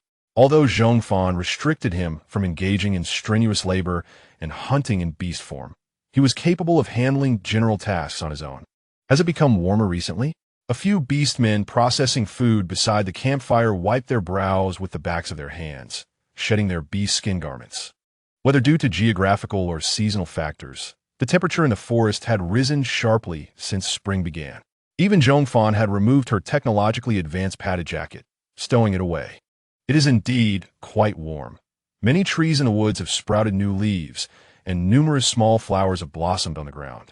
Tung Moo Moo, while shedding his clothing, announced his departure, running outside, and casually informing Wulaw, "Mother, Motinta, and I are going hunting. Be careful." Wulaw called after him with concern, watching Tung Moo Moo sprint away. She could only sigh in resignation and shake her head. Younglings reach an age where they resist authority, becoming combative and eager to emulate adult beastmen on hunts. There are other clan members patrolling the forest. Do not worry. Sure Asai passed by with a basin of water and offered reassurance. Your Moo Moo has improved greatly. His combat tier is high. and hunting medium-sized beasts poses no challenge. Aside from Motinta, who has been personally trained by the fox leader. How many younglings possess such extraordinary combat prowess, achieving second tier high at the age of 11? She could hardly fathom how formidable Motinta would become as a lion king in the future. If you praise him any further, his tail might just soar to the heavens. Wuluwa chuckled, shaking her head. Sure, Asai continued. The clouds above are heavy. It will rain tonight. Old Granny advised not to travel this afternoon, but to seek shelter in a cave from the rain. If it truly begins to rain, it might last several days. An older beastman nearby chimed in. Wuluwa agreed. Yes, traveling in the rain is inconvenient. We may have to stay here for a few days. If we leave the forest now, it will be difficult to find caves outside. Without shelter, getting wet could lead to overheating. As they conversed, a gust of wind carrying moisture swept through, sending sparks flying from the fire. Night fell completely, the clouds obscuring the sun, and rumbling thunder echoed ominously. Unlike the aggressive lightning manipulated by Zhong Fan, the thunder of nature resonated like a steady heartbeat, awakening the earth from its slumber. Hearing the thunder preceding the spring rain, the beastmen hunting in the forest hurried back to their camp to gather at the food processing area. Sanshio also led those searching for caves back, organizing the group to seek shelter from the rain, moving everything transportable from the carts into the cave. Items that could not be moved were temporarily covered with beast skins in the 2 carts with compartments.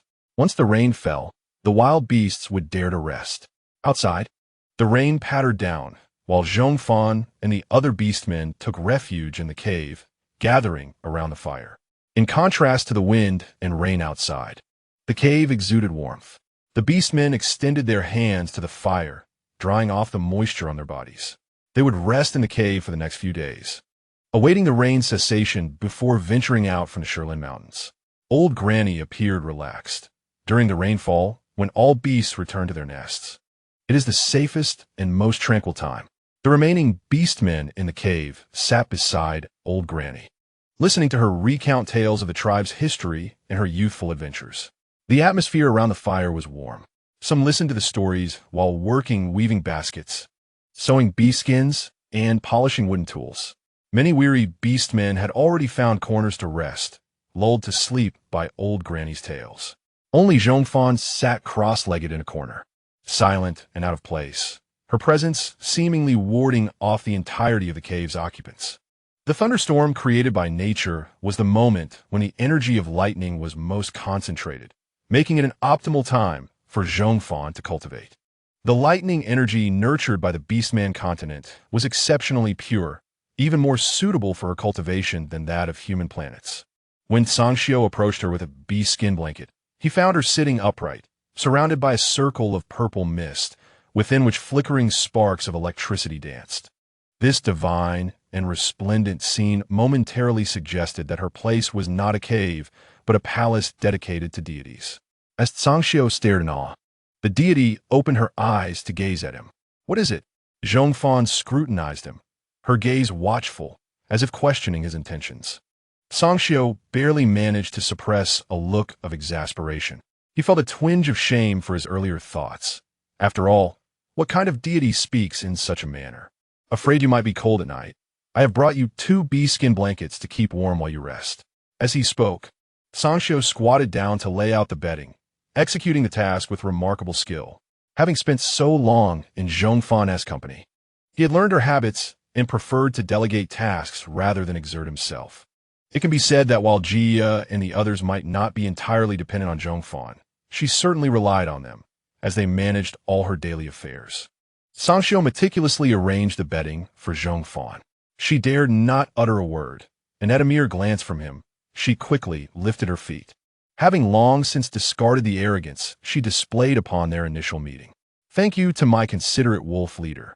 Close your mouth. Sangxiu's ears were still flushed, recalling how her playful scratching had made him laugh so hard his chest ached, and he had no desire to engage with her.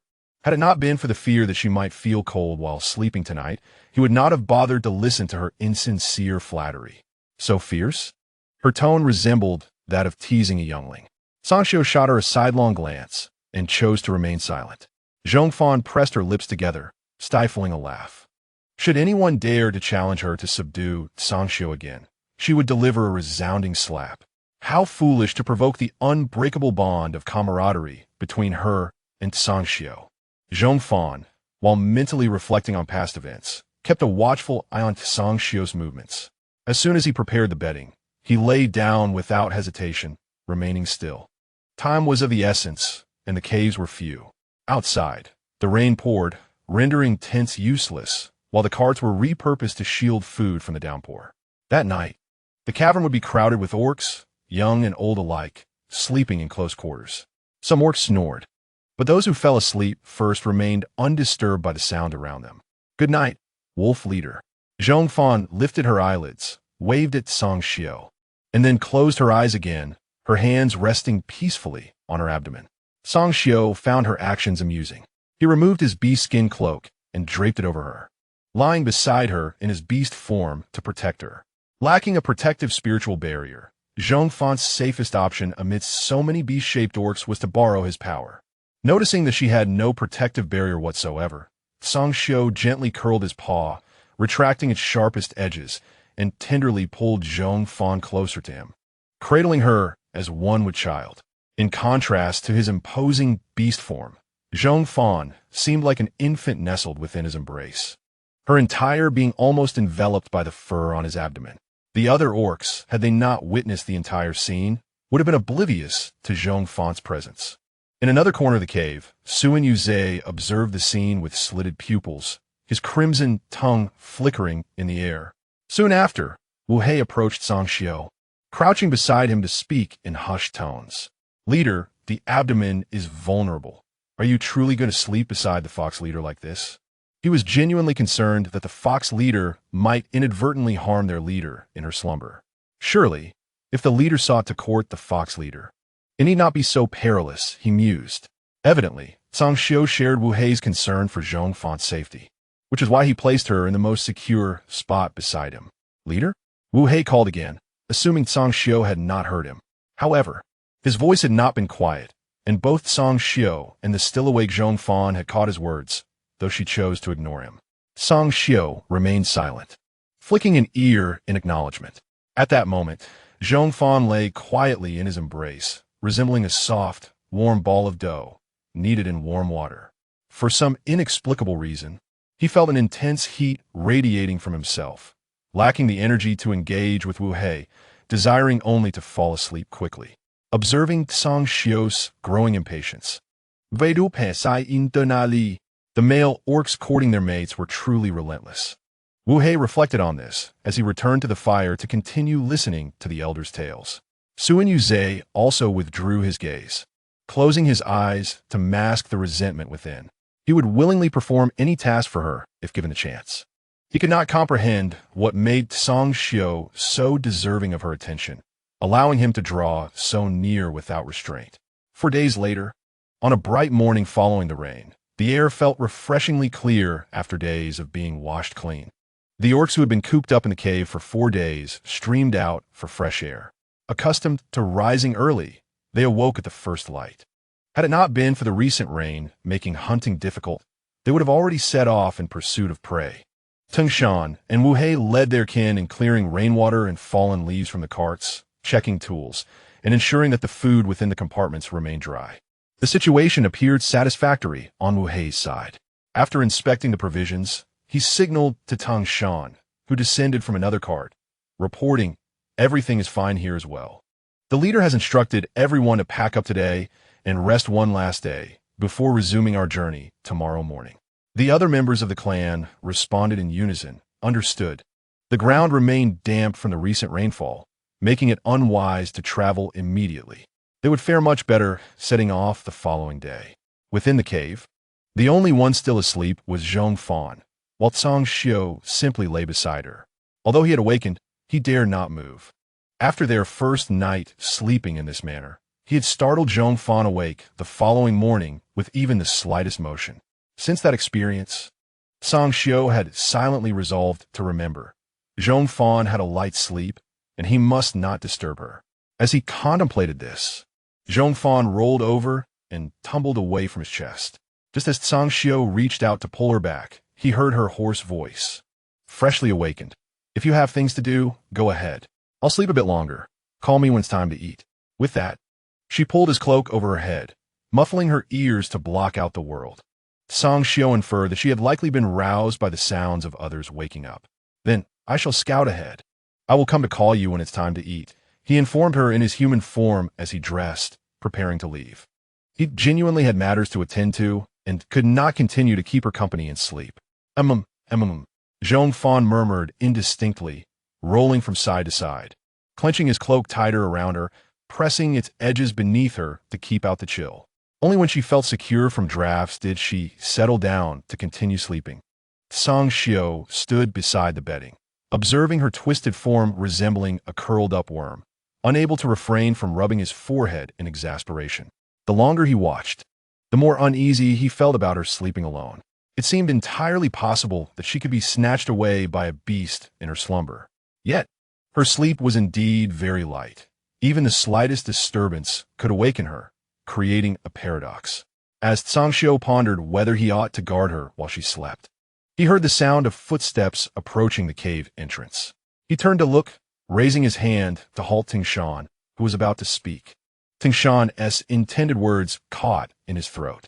Tsang Xiu cast one last glance at the curled-up figure on the bedding before striding over to Tingshan, leading him away to a more secluded spot before inquiring, "What is it?" "Leader, a male from the fox tribe has been spotted in this area of the forest." Seemingly in flight, Tingshan reported, cautiously observing Tsang Xiu's expression. "A silver fox male." Tsang Xiu's gaze darkened, his brow furrowing slightly before he regained his composure and asked, "What is their combat strength?" "Not high, perhaps only at the 3rd or 4th tier, but among the fox tribe orcs, that is considered relatively strong."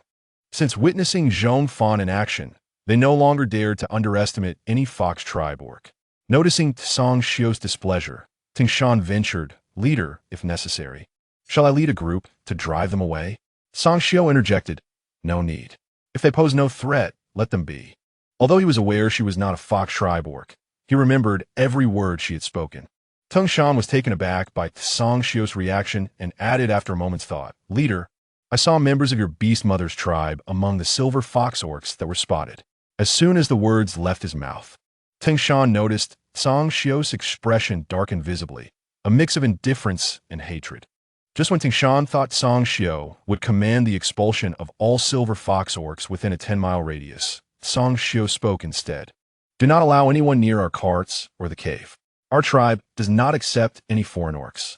Tingshan instinctively asked, "What if the fox leader wishes to accept them?"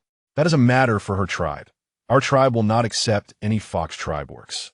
Zhong Fan's side may accept them, as her tribe has few orcs, and each adult orc is well managed under her care. But our tribe cannot." Tsang Xiu's stance was resolute, leaving Tingshan no room for further discussion. He replied, "Understood, leader." Zhong Fan awoke from her slumber and returned to sleep once more. When she finally lifted the cloak to rise, the sun had fully risen, around 8 o'clock. The elderly orcs in the cave turned to look at her upon hearing movement. The elder smiled kindly and said, "The leader was concerned you would awaken hungry, so he left some bread and porridge for you. Fox leader, please have a bite while I warm it up for you." "No need, I can eat it just as it is." Zhong Fan hesitated to accept the assistance of Gu Papa, given her age. However, Gu Papa, accustomed to caring for the children of the clan, rose and said, "The weather is still a bit chilly. I shall warm something for you. You can freshen up first." The fox leader, more fastidious than the average female beastman, insisted on washing up every morning and evening when water was available. The time she spent refreshing herself was ample for warming her meal. Gupapa thought to herself as she made her way to retrieve the food left by Tsang Xiu. Zhong Fan followed, intending to handle it himself, but was surprised to find steam rising when Gu Po lifted the lid of the container. The food remained warm, preserved by hot water. "Gu Po, you need not concern yourself with me. Go chat with the other elder women," Zhong Fan insisted, acknowledging the little wolf king's cleverness. Seeing that her assistance was indeed unnecessary, Gupapa could only smile and acquiesce. They were hardly contributing anything to the group, appearing more like a burden to the children. Sensing her loneliness, Zhong Fan continued. If the elder women have no pressing matters, they could weave more baskets. After we depart from the Shirlin mountain range, we need a sunny place to rest and dig for tubers to make starch, for which we shall require many baskets. The supplies in their party undoubtedly needed replenishing. All right. Geu popo eagerly agreed. Zhong Fan smiled and nodded at her, stepping out of the cave to find a flexible branch, which she chewed with her teeth until it splintered into fine, soft strands resembling the bristles of a toothbrush, and then sprinkled some salt before commencing her dental hygiene. After 3 minutes, she finished washing up, devoured the breakfast left by Tsang Xiu, and ventured into the forest to locate Mo Ting Ta. Mo Ting Ta was diligent in his training, requiring no supervision from Zhong Fan to complete his tasks. Each time Teng Mu Mu called him a play, he felt immense pressure. Yuchen remarked, "If it weren't for the leader sending someone to check on us every day, I wouldn't be able to run at all." "Unlike you, who can run without the fox leader watching you," Teng Mu Mu retorted, raising his hand to slap Yu Chun on the back of the head. "Yet you're almost at the peak of the second tier, while I remain at the peak of the first." "Ouch, that hurts!" Yu Chun exclaimed, jumping back and dramatically crying out, "Brother Mu Mu, you nearly knocked the sense out of me." Then Mu Mu replied, "Could it be that it isn't my beating, but your natural state?" And Mo Ting Ta chuckled, wiping the sweat from his paw pads, signaling the end of their training. "What do you all wish to hunt today?" And Mo Ting Ta inquired, adding, "There should be other tribes outside the Shirlin mountain range. We must not stray too far from the group.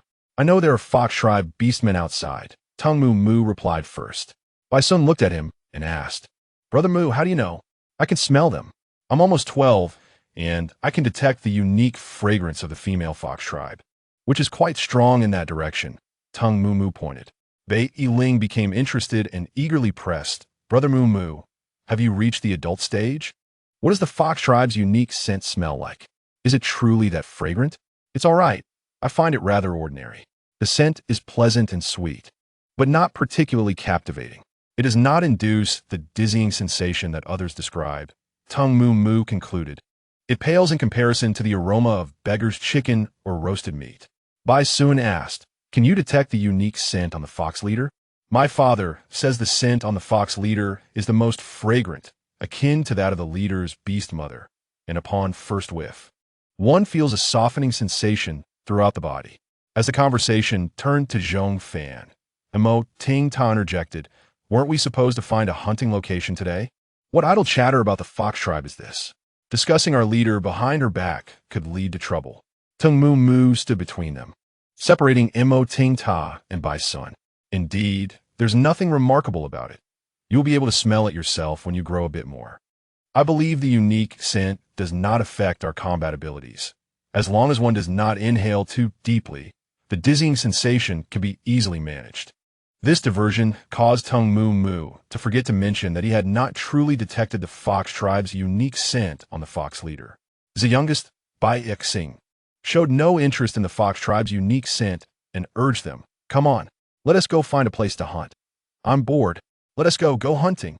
Yuchen was clearly more enthusiastic about food. Just as they were discussing where to hunt, Teng Mu Mu suddenly scrunched up his nose and lifted his head to sniff the air. "Why do I feel like there are fox tribe beastmen approaching?" "Impossible. My father said that the leader has not driven the fox tribe beastmen from the woods this time. Who would dare come near our group?" Bai Yiling expressed skepticism. And Mo Ting Ta perked his ears in caution. "Quiet. There are indeed footsteps." Almost immediately after he spoke, the sound of approaching footsteps grew louder. Teng Mu Mu gathered them. "Everyone, remain silent. Let us hide in the bushes and assess the situation." "All right." The 6 little cubs stealthily crept into the nearby underbrush. The fox tribe beastmen did not notice them, but they spotted Zhong Fan, who was looking for Mo Ting Ta. "Leader." Mo Ting Ta emerged from the bushes, instinctively wanting to pull Zhong Fan into hiding. However, he quickly reconsidered. Why would a formidable leader of her caliber need to hide? "What are you all doing? Playing hide and seek?" Zhong Fan asked, casually patting the feline beastman, Mo Ting Ta, at her side. Before Mo Ting Ta could respond, a group of fox tribe beastmen approached from a distance. Upon witnessing this, Zhong Fan led Mo Ting Ta to retreat to the roadside. Adopting a spectator's stance, to give way to the chaotic fox tribe. What a lively morning, she mused. These beastmen indeed adhered to a routine of early rising and exercise. Just as Zhong Fan contemplated this, a silver fox erupted from the disorderly group, sprinting forward and raising its paw to strike at another silver fox ahead. The pursued silver fox leapt forward, evading the blow, only to land at Zhong Fan and Mo Tingta's feet, covered in mud. What a commotion! Zhong Fan exclaimed, patting Mo Tingta's head and silently stepping back 2 paces, distancing themselves from the impending conflict. Help me! Hiss! The pursuing silver fox raised its paw once more, delivering a fatal strike. Blood splattered across the ground. The remaining silver foxes caught up, and from the fox group emerged 2 silver fox females. Inquiring of the attacking silver fox, "Leader, your brother." The silver fox licked the blood from its paw, its voice icy. "Throw him onto the altar." Yes. The 2 silver foxes signaled to their kin, and more female foxes emerged from the group to drag the corpse away. Zhong Fan and Mo Tingta observed the entire scene from their vantage point. The silver fox regarded them, asking Zhong Fan, "A lion tribe female?" Zhong Fan countered, "What does that have to do with you?" "Ha!" The silver fox female chuckled lightly, cleaning her paw. "It has nothing to do with me. But I pity you and wish to teach you how to become stronger to enhance your combat prowess." The lion tribe female was aware of her own circumstances, recognizing they were not much better off than the fox tribe females. It was merely due to their smaller numbers that they had not yet reached the point of being sold or traded. Seeing the silver fox's haughty demeanor, as if she could save her, Zhong Fan couldn't help but recall Jiyu. Their mannerisms were strikingly similar, both foxes licking their paws, which struck Zhong Fan as amusing. Perhaps all foxes behave this way. I appreciate your concern, but I need not your assistance, little fox. The one who can teach me to grow stronger has yet to be born. Zhong Fan waved her hand dismissively. Return and practice more before attempting to teach me. This silver fox, comparable in strength to Ling Yasu, at the early 7th tier, indeed had little to impart. The silver fox female snorted coldly. You truly lack appreciation for kindness. Tung Moo Moo and the other 5 emerged from the bushes, standing behind Zhong Fan and respectfully greeting her. Fox leader. The silver vixen squinted her eyes, beginning to scrutinize Zhong Fan. Behind her, a male beastman sauntered out of the fox pack, coming to her side and shaking his head. Unlike our Fox Clan females, the males of the Fox Clan are particularly sensitive to the alluring fragrance of their females. If they cannot detect any scent emanating from this vixen, how could she possibly be a fox beastman? Zhong Fan, unwilling to engage further with these unfamiliar beastmen, yawned and said to Mo Tingta and the others, "Let us return and assess your training results." What? Tung Moo Moo and the others were utterly perplexed. Zhong Fan clarified, "Your leader entrusted me with your training as well. Starting today, the 5 of you will train in sync with Tata." What? Their jaws nearly dropped to the ground, their resistance evident on their faces. However, Mo Tingta's eyes sparkled with excitement as he exclaimed, "From now on, we 6 can train together." "We? Train with you?" Bai Yiling struggled to imagine what kind of hellish existence that would be. Yuchen lamented, "I will perish."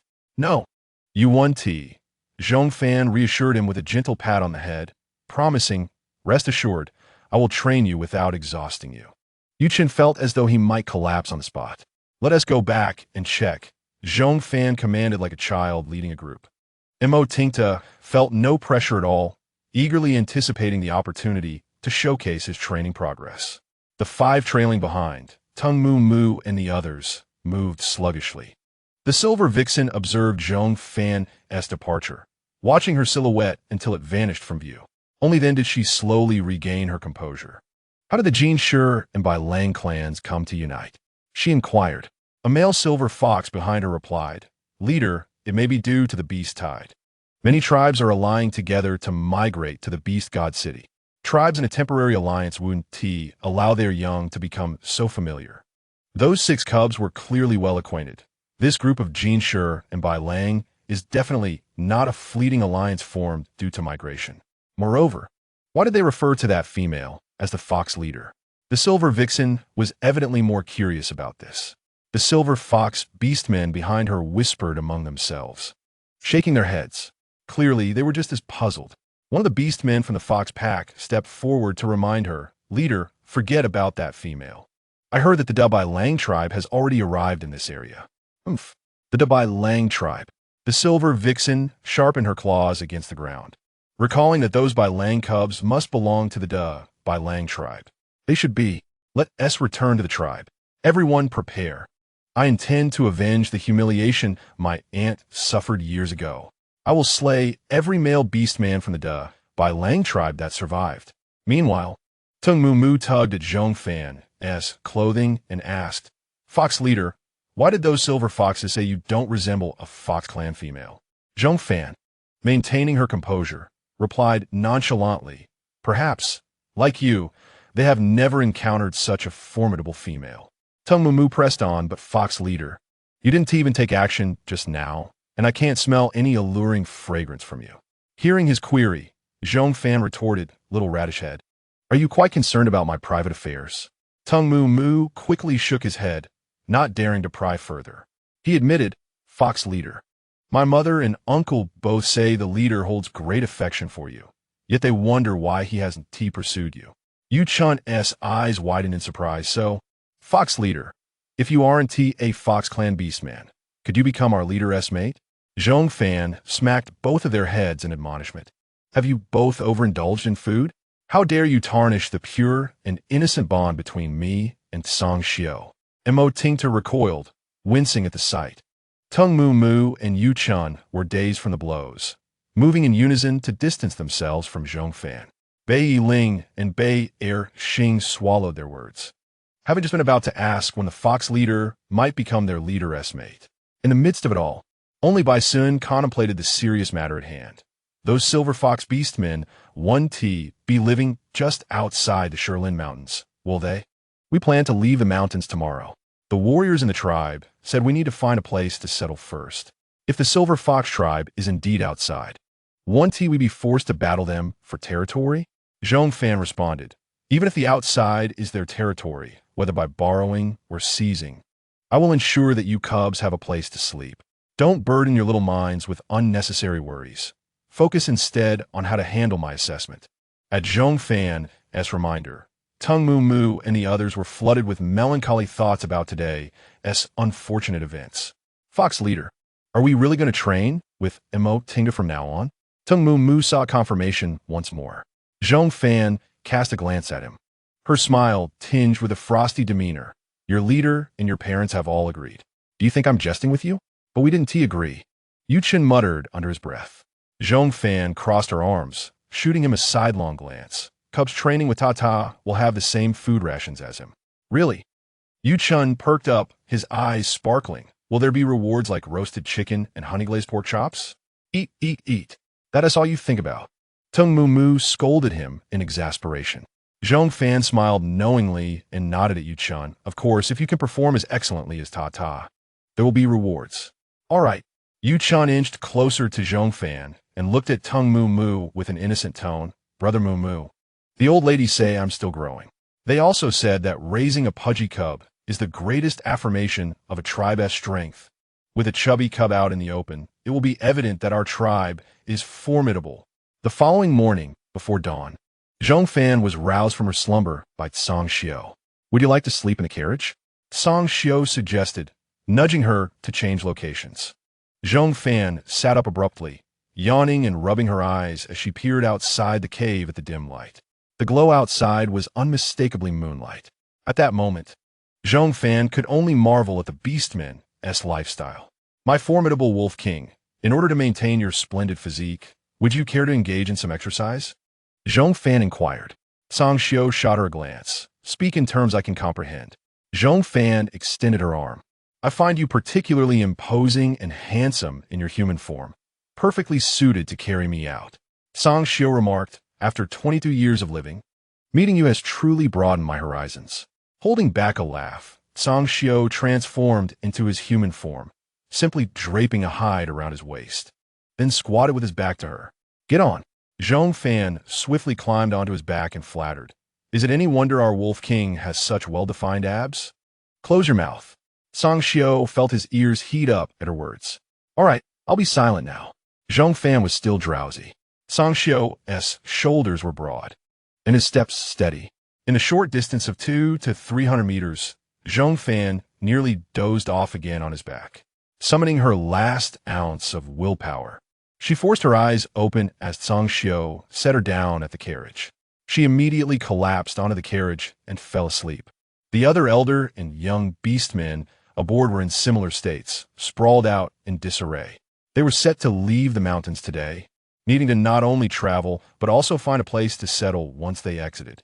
Before nightfall, they had to identify a suitable dwelling in an entirely unfamiliar environment. With limited daylight and many tasks, they had to set off early. As the sky brightened, the elder and young beastmen in the carriage gradually awakened. The caravan stopped after approximately 3 hours of travel as they exited the forest, preparing to handle the food for breakfast. Zhong Fan disembarked to freshen up, feeling considerably more awake after splashing cold water on her face. Song Xiao approached, squatting beside her to wash his hands while briefing her on the progress of their journey. We still need to advance a bit further. By noon, the group should reach the riverbank. For the next 2.5 months, we will establish a territory by the river to replenish our food supplies. 2.5 months? This duration of stasis was unexpected for Zhong Fan. Filled with doubt, she directly asked him, "Aren't we in a hurry to evade the beast tide? Staying here for over 2 months, aren't we afraid the rampaging flesh beast will catch up?" Song Xiao carefully explained. The Shilin Gorge and the Shilin Mountain Range present an unknown obstacle. Nonetheless, they are sufficient to impede the flesh beast for 3 months. Once the beast tide spreads to the vicinity of the Shilin Gorge and the Shilin Mountain Range, it will slow down, requiring at least 3 months to traverse the mountain range and reach the continent on this side. During this 3-month period, we, the orcs who have migrated from the southern side of the Shilin Mountain Range, will have a chance to catch our breath. Simultaneously, we can stockpile food in preparation for the next leg of our migration. So that's how it is. Zhong Fan nodded, indicating her understanding. If we have 3 months, as Song Xiao mentioned, staying here for 2.5 months is a relatively prudent approach. Their group could set out half a month earlier to continue the migration, allowing ample time. Song Xiao continued. In fact, crossing the Shilin Mountain Range will already be quite safe. Even the ancient matriarchs are unsure why. But the rampaging flesh beasts slow down significantly once they reach the continent on this side of the Shilin Mountain Range. This sounded intriguing. Zhong Fan pondered for a moment before asking, "If the beast tide ends early, before we reach the beast god city, will we return or?" Song Xiao squatted beside her, his wrist resting on his knee, water dripping down his elongated fingers. After a long pause, he replied with careful wording, "We will not return. To be precise, as long as our combat power is sufficient and we have the ability to remain close to the beast god city, none of the orcs migrating towards it will turn back. The closer one is to the beast god city, the more advantageous it is for orc cultivation. Settling in such a place will lead to rapid enhancement of combat strength. Furthermore, there are many merchant caravans exchanging goods around the beast god city, with numerous markets opening daily. There, nothing is lacking, allowing for greater conveniences and a wider array of resources to strengthen their tribes." After listening, Zhong Fan slowly nodded. The orc continent likely harbors little attachment to their homeland, according to the rules of this land. The most suitable places for the survival of their tribes are the best habitats. They do not mind whether they are familiar with the land, as long as it is more conducive to their existence. As long as they have the strength to occupy the territory, they can thrive in that land. The concept of home, in their hearts, is essentially the tribe. For them, home is not a fixed location or a piece of land. It is wherever the tribe resides. To be honest, this feeling is rather pleasant. As long as kin are by their side, they can settle down anywhere. Zhong Fan looked up at him. Song Xiao smiled and nodded in return. Subsequently, he continued to recount the past experiences of the Bai Lang tribe. Our tribe initially faced decline due to being plundered by surrounding tribes for land, food, and even tribe females. The members, unable to survive, migrated to the land south of the Shilin Mountain Range. Had it not been for the beast tide, we would not have risked crossing the Shilin Gorge and the mountains to return to this land. Crossing the Shirlin Gorge and the Shirlin Mountain Range was akin to wagering one's life, if it weren't for the beast tide pressing behind them. Even if their tribe had regained the strength of earlier years, they would not have returned to this land in search of a more advantageous living environment. The cost of migration was simply too great. Zhong Fan clarified her understanding and spoke slowly. So the beast tide is also an opportunity, forcing all tribes on the continent to congregate around the beast god city and redraw territorial boundaries. Indeed, that is the case. Song Xiu stood up, extending his hand to her as he continued. If it weren't for the beast tide, the land south of the Shirlin Mountain Range would be more suitable for survival. There, the number of flesh beasts is abundant, and food is plentiful. Zhong Fan placed her hand on his as she stood up from the ground. By the way, you mentioned earlier that the closer one is to the beast god city, the more beneficial it is for cultivation. Zhong Fan had wanted to ask this question earlier, but hesitated to interrupt his narration. Song Xiu appeared somewhat puzzled, seemingly questioning why she would ask such a thing. Yet he nodded.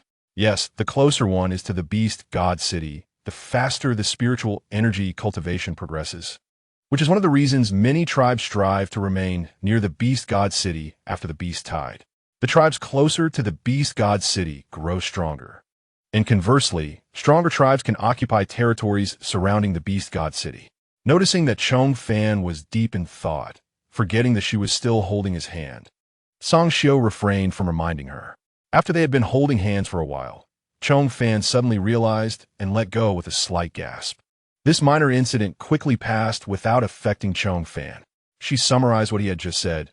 Thus, a vicious cycle is formed, where the tribes around the beast god city become increasingly powerful while the others grow weaker in comparison. The high combat classes become entrenched, monopolizing upper-level resources. Consequently, it will become increasingly difficult for other tribes to seize a territory and settle around the beast god city. Song Xiu withdrew his hand, placing it behind his back. Although he did not fully comprehend some of her words, he grasped the general idea. Therefore, before the next migration begins, I must advance to the intermediate level of the 8th rank so that I can confidently lead the tribe to seize a territory and establish a home around the beast god city. Only 8th rank orcs hold any authority in that area. Since it was he who caused the decline of the Bai Lang tribe, he would now lead them to greater heights. He would accomplish one thing after another that his beast father had failed to achieve. 8th rank intermediate? Zhong Fan's gaze scrutinized him, as if she were trying to see through his very being. Her scrutiny made Song Xiu feel quite awkward. What are you looking at? Song Xiu wished he could cover her eyes. Zhong Fan stroked her chin, surveying him before exclaiming, Wolf King impressive. Achieving 8th rank initial combat power at just 22 years old, by that calculation, it is indeed very likely you will reach 9th rank before 26. I am increasingly looking forward to having a proper fight with you. Zhong Fan's heartfelt admiration was evident. Song Xiu's expression became increasingly difficult to describe. It may sound inexplicable, but he now regretted that day when he had issued such a challenge to Zhong Fan. He felt no anticipation for a fight with her at all. Regardless of the outcome, he simply did not wish to engage her in combat. Why are you silent? You don't want to fight me right now, do you? Song Xiu detected a strong fighting spirit in her words, and, glancing down at her twisting her wrist, he had no doubt that her hands were itching for a fight. She genuinely wanted to thrash him. Song Xiu felt a mix of amusement and exasperation, rolling his eyes as he replied, I don't want to fight. Oh, I see. Zhong Fan's tone held a hint of disappointment. Song Xiu could only laugh in exasperation, unsure of what to say to her. I'll go cook. Remember to come and eat. If you're late, no one will save you any. Oh, all right. Zhong Fan waved goodbye, watching him walk away. Once Song Xiu had departed, her expression gradually turned solemn as she walked over to Yunrong. Are you certain that the closer we get to the beast god city, the more difficult your cultivation becomes? Zhong Fan sat on a rock, crossing her legs, and looked at Yunrong with a fierce demeanor. Yunrong replied with certainty, Leader, I'm sure. Not just me. You can ask Sister Jia and Sister Bana. The closer we are to the beast god city, the more spiritual energy we lose, making it exceedingly difficult to enhance our combat strength. As they journeyed further toward Shoshinsheng, the intensity of their suppression became increasingly severe. Zhong Fan furrowed her brow, finding this description to be in stark contrast to Tsangxio's portrayal. Why was it that Yunrong and her companions sensed oppression, while Tsangxio spoke of support? Leader, do you not feel it? Yunrong inquired, concern etched across her face. Zhong Fan shook her head. She certainly did not feel it. Her cultivation was rooted in thunder-type abilities, not the spiritual energy of this continent. If I could feel it, I would not be asking you, she thought, her head throbbing as she recalled some words spoken by Jiue during a drunken stupor. While on the human planet, Jiue had only shared basic aspects of life on the Beastman Continent. As Jiue's guide in the human realm, Zhong Fan had learned the Beastman language from her in return for teaching human language. During subsequent missions, their shared language became a means of covert communication. However, the details of Jiue's private life on the Beastman Continent remained undisclosed. She had never pried. She had only occasionally overheard Jiue cursing in Beastman language while intoxicated. They siphon our spiritual energy, using our bodies to sustain their power. Born from our loins, yet they oppress, imprison, and sell us. Jiue's anguished screams still echoed in Zhong Fan's ears as she raised her hand to massage her temples. Leader, what troubles you? Yunrong stepped forward, supporting Zhong Fan's arm. Zhong Fan regarded her, a 19-year-old female beastman, whose thirst for strength was extraordinary. Yunrong, do you yearn to enhance your combat abilities? Zhong Fan suddenly remembered the 7th-tier silver fox that had promised to teach her how to grow stronger. She had never associated strength with gender. Thus, she had overlooked the fact that the silver fox's prowess was remarkably high among female beastmen. Perhaps that silver fox indeed possessed the means to empower the rest of the female beastmen on the continent. Without hesitation, Yunrong replied, "Of course I do. You know, leader, a 4th-tier strength may seem formidable among females, yet it is merely for submission before many male beastmen. Most male beastmen only focus on mating, birthing, hunting, and raising offspring. All these burdens fall upon us. We bear all the risks, endure all the hardships, only to be oppressed and forced to suffer time and again. This existence is endless. Until we possess strength equal to theirs, until we can resist them, this oppression will persist. Only when we attain comparable strength will they understand the need to relent." As Yunrong spoke, a fervent hatred gleamed in her eyes. Zhong Fan had witnessed such an expression before, in those trauma treatment centers. "You will grow stronger, Yunrong. Perhaps the Silver Fox tribe has methods to aid female cultivation." Zhong Fan reassured her, rising to place a hand on her shoulder to soothe her emotions. Grasping at a lifeline, Yunrong pressed, "Really?" Zhong Fan nodded. "Give it a try." "Thank you, leader," Yunrong exclaimed, leaping into Zhong Fan's embrace, tears cascading down her cheeks. At only 19, she still appeared as a child in Zhong Fan's eyes. Zhong Fan gently brushed her hair, instructing, "Go prepare food. And join me this afternoon for a visit to the Silver Fox tribe." "All right." Yunrong emerged from her embrace, wiping her tears and flashing a smile at Zhong Fan. Watching her depart, Zhong Fan returned to her seat upon the stone. Having grown up on the human planet in an era of gender equality, she viewed gender merely as a descriptor of physical traits, incapable of imposing limitations. The injustices she had only witnessed in virtual historical reconstructions. She firmly believed that mutual respect between genders was essential to advance civilization.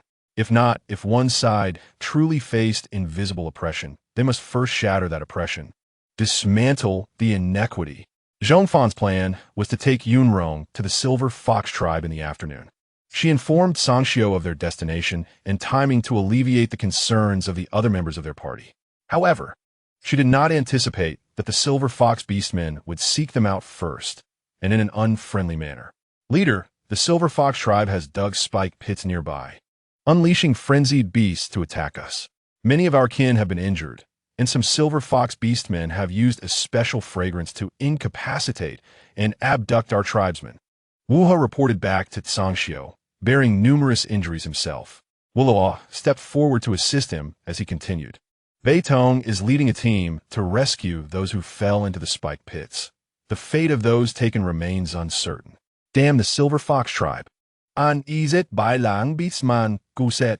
Tsangxio, lacking the emotional bandwidth to vent his frustrations, quickly organized a team of beastmen with strength above the 5th tier to rescue the injured Bai Long.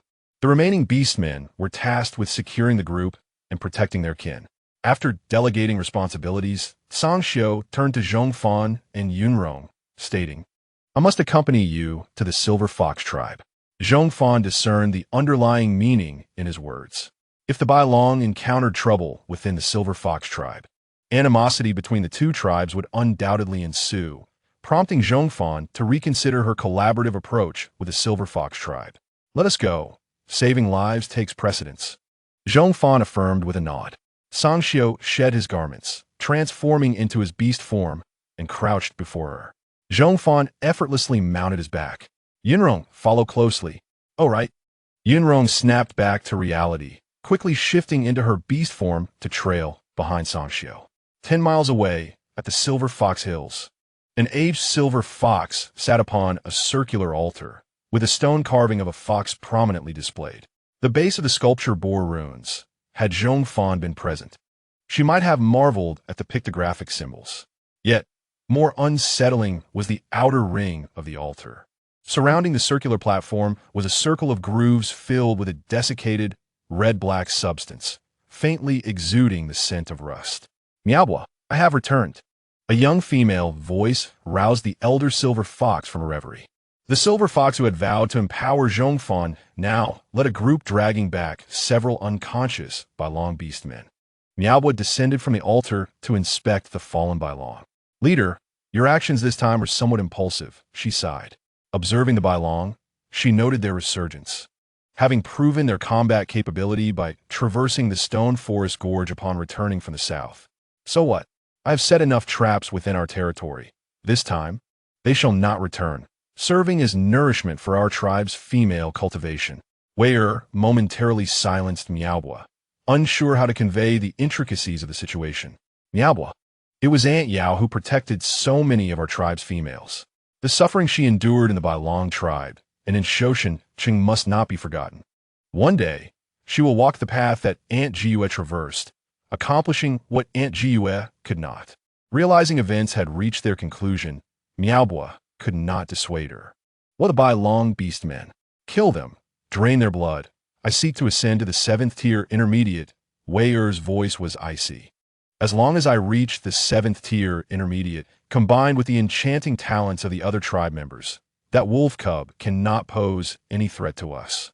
The fox tribe's talent lies in enchantment, providing formidable support in battle, enabling them to combat foes a full tier above their strength. Vir, you are well aware of the ancestral teachings bestowed upon our tribe's females. After all, he is a cub left behind by Jiyue. Her decision to spare him signifies her acknowledgement of his existence. Do you truly wish to oppose him?" Gu Weier let out a cold laugh. "If he were to discover the truth and feel pity for his beast mother, willingly joining our tribe, I would grant him a chance.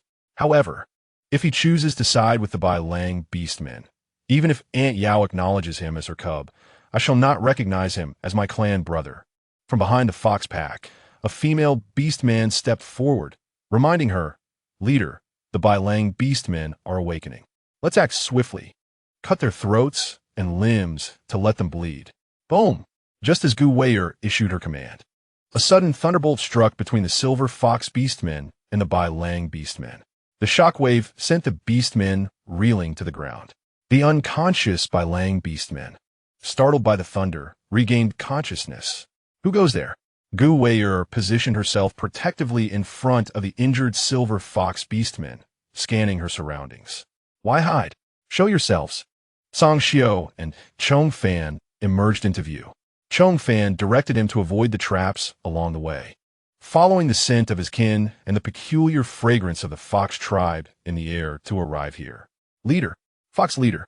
The awakened Bai Lang beastmen struggled to their feet, feeling weak and trembling as they stumbled behind Sangxiu and Zhong Fan. Zhong Fan dismounted from Sangxiu's back, intercepting him as he was about to make a move, and asked Gu Weier, "Is Ji your aunt?" Having overheard their last few exchanges, it was imperative for her to confirm whether the Ji from the Silver Fox tribe was indeed the same one she knew. She needed to understand how Ji ended up on the human planet. "What concern is it of yours?" Gu Wei'er scrutinized Zhong Fan for a moment before saying, "Step aside, I do not strike at females." Clearly, she remained unaware of who had conjured the lightning moments ago.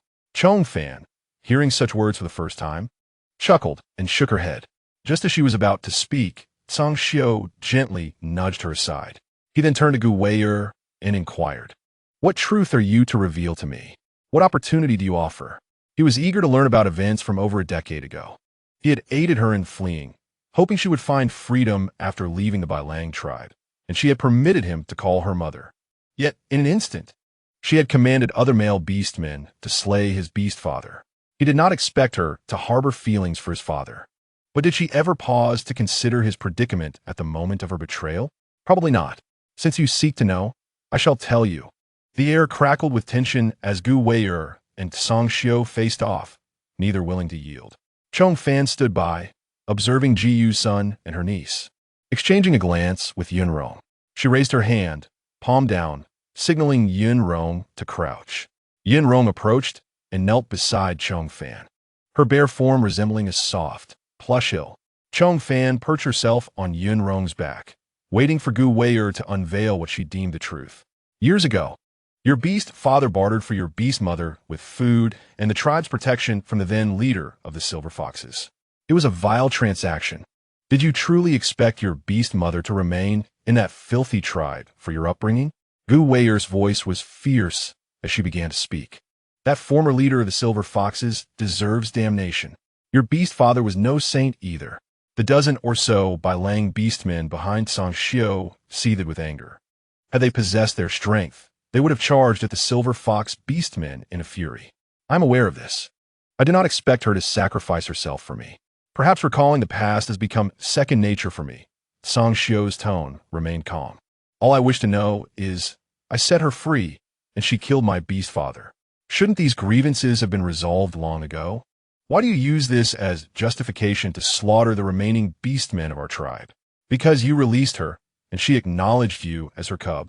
I refrained from attacking you, Gu Wei'er replied, turning her gaze towards the Bailang beastmen behind Song Xiao. But those who abuse their strength to satisfy their mating desires, trading females without remorse, deserve to die. Afterward, she looked at Song Xiao and asked, "Weren't they unkind to you before? I will resolve this for you. Join the Silver Fox tribe, and I will protect you as your mother would. Our Silver Fox tribe will grow strong and reclaim our rightful place in Beast God City." Years ago, when Song Xiao's beast father was still alive, the Bailang tribe also inhabited the lands near the Shilin mountain range. Gu Wei'er had heard whispers regarding Song Xiao's near expulsion from the tribe after his father's death. Noting the conversation veering off course, Song Xiao reminded her, "I came to hear the truth, not to listen to your threats." "Huh, the truth? Which truth do you wish to hear? Can we possibly cover it all at once?" Gu Wei'er suddenly turned hostile. The Bailang beastmen behind Song Xiao, startled by her voice, were on the verge of getting defensive before collapsing once more in weakness. Song Xiao stiffened, asking, "Are you not going to discuss this civilly? One use of the sedative won't last long. Once I drain the blood from these Bailang beastmen, I will converse with you properly." Gu Wei'er led the fox pack to encircle Song Xiao. She was at the initial stage of the 7th rank, while Song Xiao was in the 8th rank, a full tier apart. Yet, as a lone wolf, Song Xiao faced the fox pack, surrounded by the distracting howls of foxes and the dizzying fragrance of the fox tribe. In an instant, he found himself hindered by their presence. As fox beastmen approached to drag away the fainted Bailang beastmen, Zhong Fan sighed and raised her hand. Boom! Lightning rained down, scattering all the fox beastmen. Zhong Fan's unexpected intervention caught all the fox tribe off guard. "What clan's female are you?" Gu Wei'er finally began to acknowledge Zhong Fan's presence. Aside from their tribe, had other ancient clans' female descendants also discovered the means of cultivation? If so, this female should be standing with them instead of protecting those wretched Bailang males. It matters not which clan I belong to. First, transform into human form for me to see. If you are indeed Ji Yu's niece, I may consider sparing you. Zhong Fan replied from her position atop Yun Rong. She recalled why she had found Song Xiao familiar. He bore a slight resemblance to Ji Yu. She wished to see if he bore more likeness to the maternal lineage. Do you know my Aunt Yao? Gu Vaya in Kvilet. Song Xiao also turned to Zhong Fan, lowering his front paws to the ground, awaiting her response. Those silver fox beastmen who had been struck by the shockwave began to rise, their muscles taut in preparation for battle, converging towards Gu Wei'er. There are many named Jiyu in the world. Hence I ask you to take human form, so I may recognize you. Otherwise, how can I ascertain whether I know the Jiyu you speak of? Zhong Fan's words were akin to a tongue twister. Gu Wei'er glanced at the silver fox beastman beside her. The beastman tore off a large leaf to shield Gu Wei'er's body. The female foxes were extraordinarily beautiful. So much so that while females from other tribes lacked a grasp of modesty in attire, they knew that concealing their bodies was essential for self-preservation. As Gu Wei'er transformed into human form, Zhong Fan's gaze locked onto her, her eyes revealing unmasked astonishment. Very well, I believe you are indeed her niece. Song Xiao bore a resemblance to Jiyu, though only to a degree, enough to evoke the words handsome and stunning. Gu Wei'er, on the other hand, Zhong Fan assessed with a clear conscience. She resembled Jiyu even more closely, exhibiting a charm that surpassed Jiyu's allure. So enchanting was she that even Zhong Fan felt an urge to embrace her waist. All right, now you transform into your beast form. Let's all sit down and discuss this thoroughly. Even if we cannot finish today, we have ample time. Do not put me in a difficult position between you all. Zhong Fan's aura shifted abruptly, no longer the passive observer nor the obedient member of the group. At this moment, she appeared to be in command. What's your name? Zhong Fan's gaze remained steadfastly fixed on Gu Wei'er. Sitting cross-legged upon Yunrong's back, he leaned forward, resting his elbows on his knees, and offered a gentle smile to Gu Wei'er. I implore you to recount the events that transpired over a decade ago. Specifically regarding Jiyu's purpose in the Beast God City, I yearn to know everything that you know. Gu Wei'er remained highly vigilant at Zhong Fan's presence, questioning him.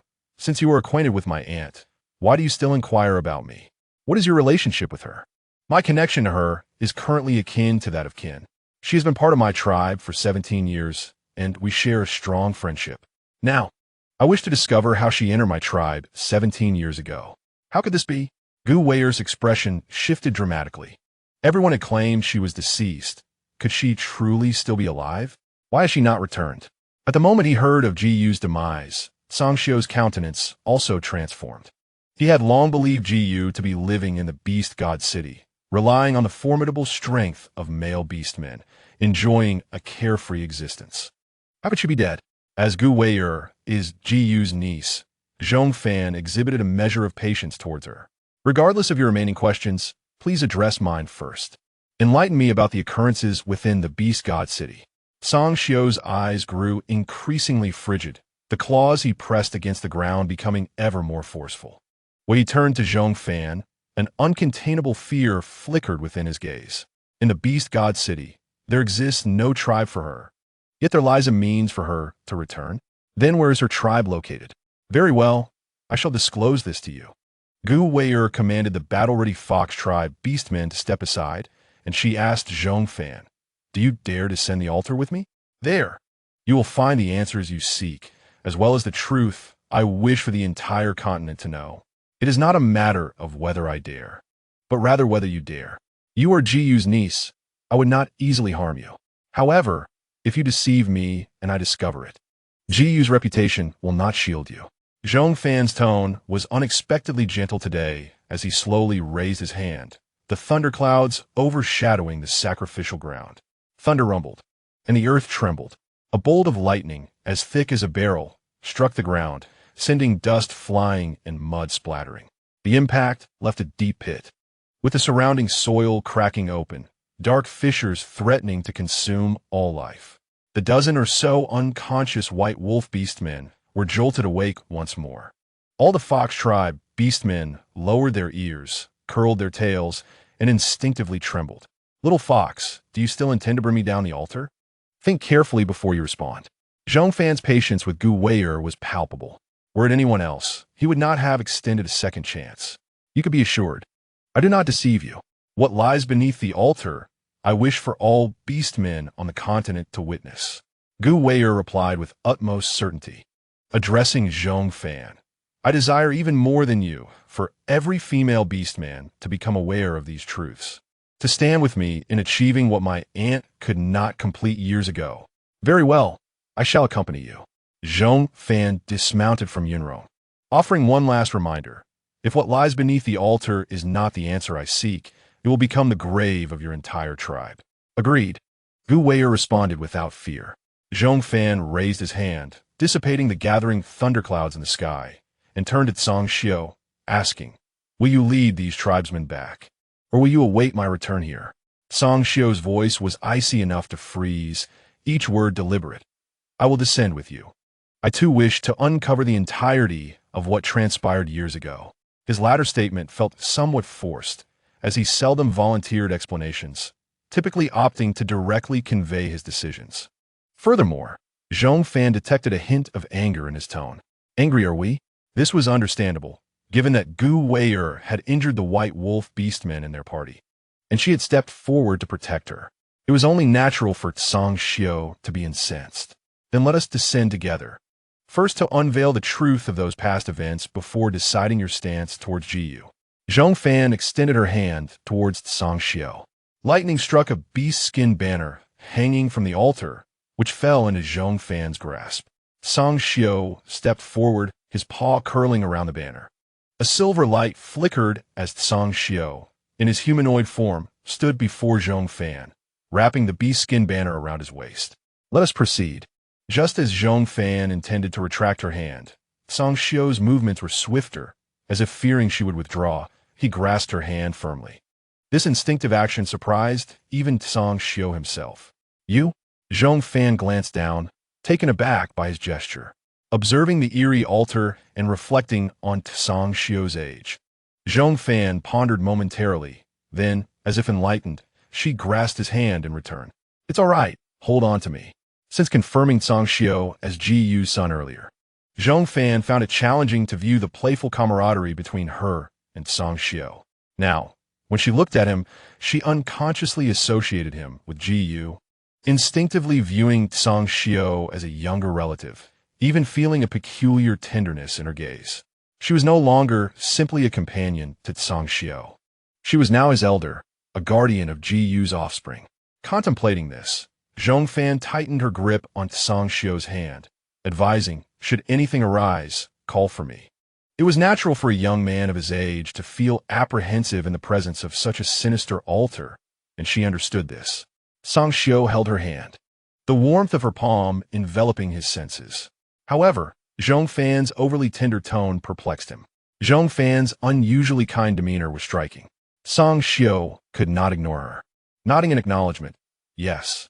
Chief, I also wish to join." Yunrong stepped forward, requesting Zhong Fan's permission.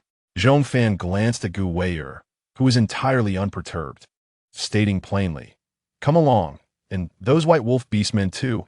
If you're concerned about their safety with my tribe, you may bring them down as well." Upon hearing Gu Wei'er's words, the dozen or so White Wolf beastmen exchanged glances, then followed in their footsteps. Gu Wei'er led Zhong Fan and the others through the entrance beside the altar into the underground. The subterranean passage was narrow and lengthy, and the group followed Gu Wei'er as she wound through several turns. They ultimately arrived at a chamber, surrounded by stone walls for support, with wooden pillars ensuring the underground space would not collapse. However, what captured Zhong Fan's attention was not the structural integrity of the chamber, but rather the pool situated in its center. A potent, acrid scent of blood assaulted the senses, and the thick, crimson liquid within the pool churned the stomach. What is contained in this pool? Is it all blood? Yunrong's hands found no rest, hastily clutching the hem of Zhong Fan's garment. In that moment of grasping her clothes, she instinctively exhaled in relief, drawing an immeasurable sense of security from Zhong Fan's presence. Gu Wei'er, already accustomed to the scent, replied, "It is blood. Blood from many male beastmen. Those male beastmen raided our tribe's females, coercing them to mate and bear offspring. And when we captured them, they were brought here to be bled." Upon hearing this, Yunrong loosened her grip on Zhong Fan's garment, appearing less fearful. Meanwhile, the White Wolf males standing behind Song Xiao felt a profound discomfort in their bodies. Gu Wei'er turned her gaze towards Zhong Fan, continuing. This method of cultivation was pieced together by our tribe's female beastmen from the relics left by our ancestors over the recent years.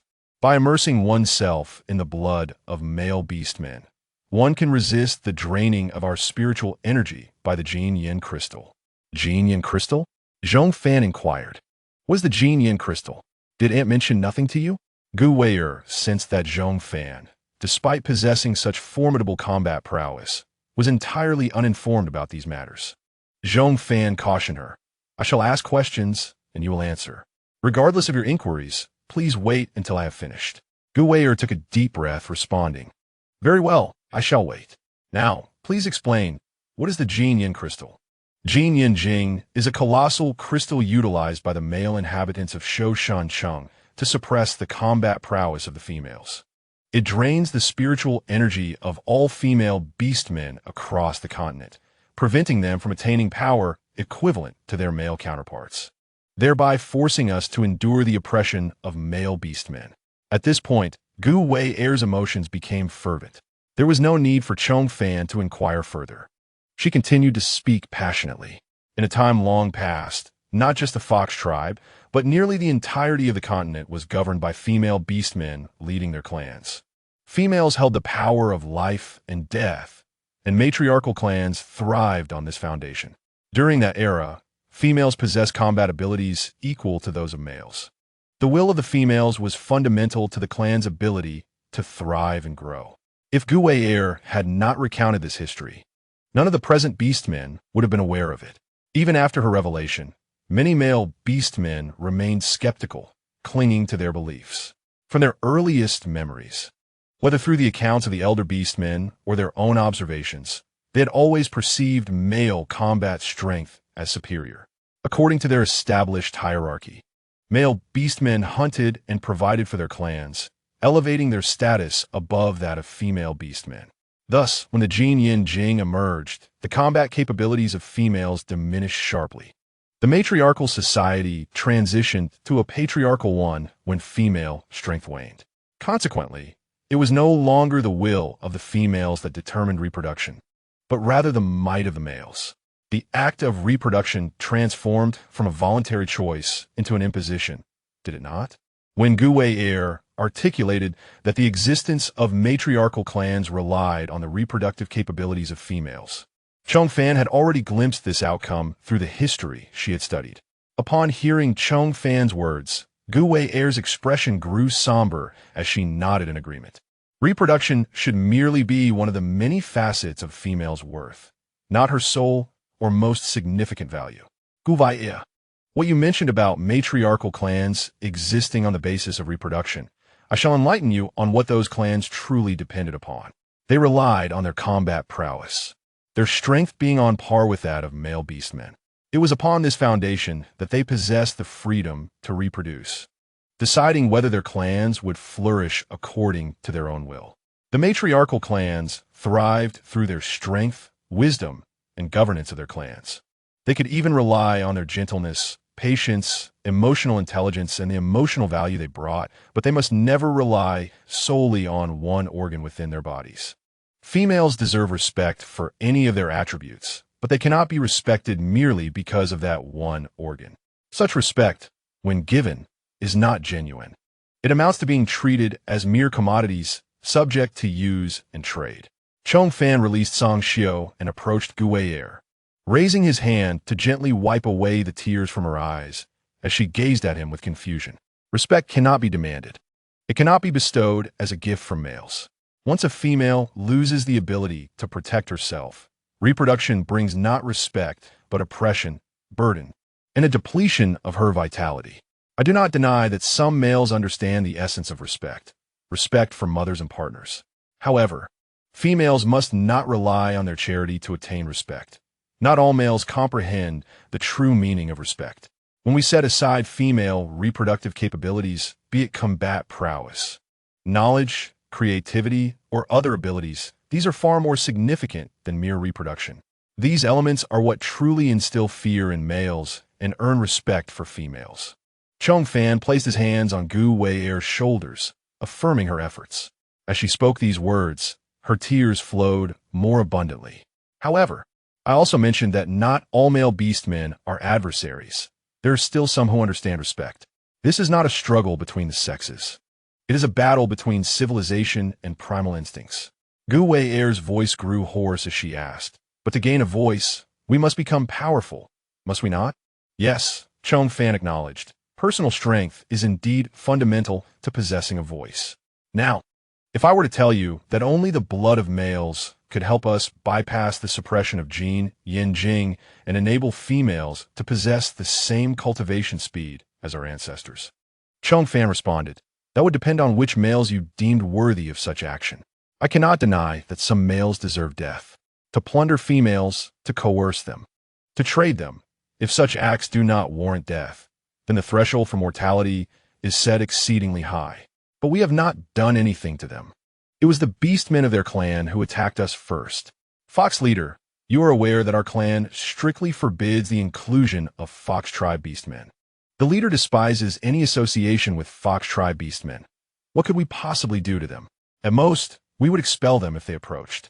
The white wolf beastman behind Song Xiu interjected, anxious that Zhong Fan may misunderstand them, swiftly aligning with Gu Wei-er's side. If Zhong Fan were to side with Gu Wei-er, they would have to offer a blood sacrifice to this wretched pool today. "You may not have done anything to us now, but what about the suffering caused by your white wolf clan to our Aunt Yao?" The conversation quickly shifted back to Jiyu, as the white wolf beastmen shouted, "It was your clan that agreed to gift females. Your clan received food and protection from our clan in return." "Exactly. You cannot enjoy all the benefits and then turn around to claim that we forced you into it." Jiyu fled back then, colluding with the males outside to murder our leader, resulting in significant losses for our clan and forcing us to migrate south of the Stone Forest Mountains.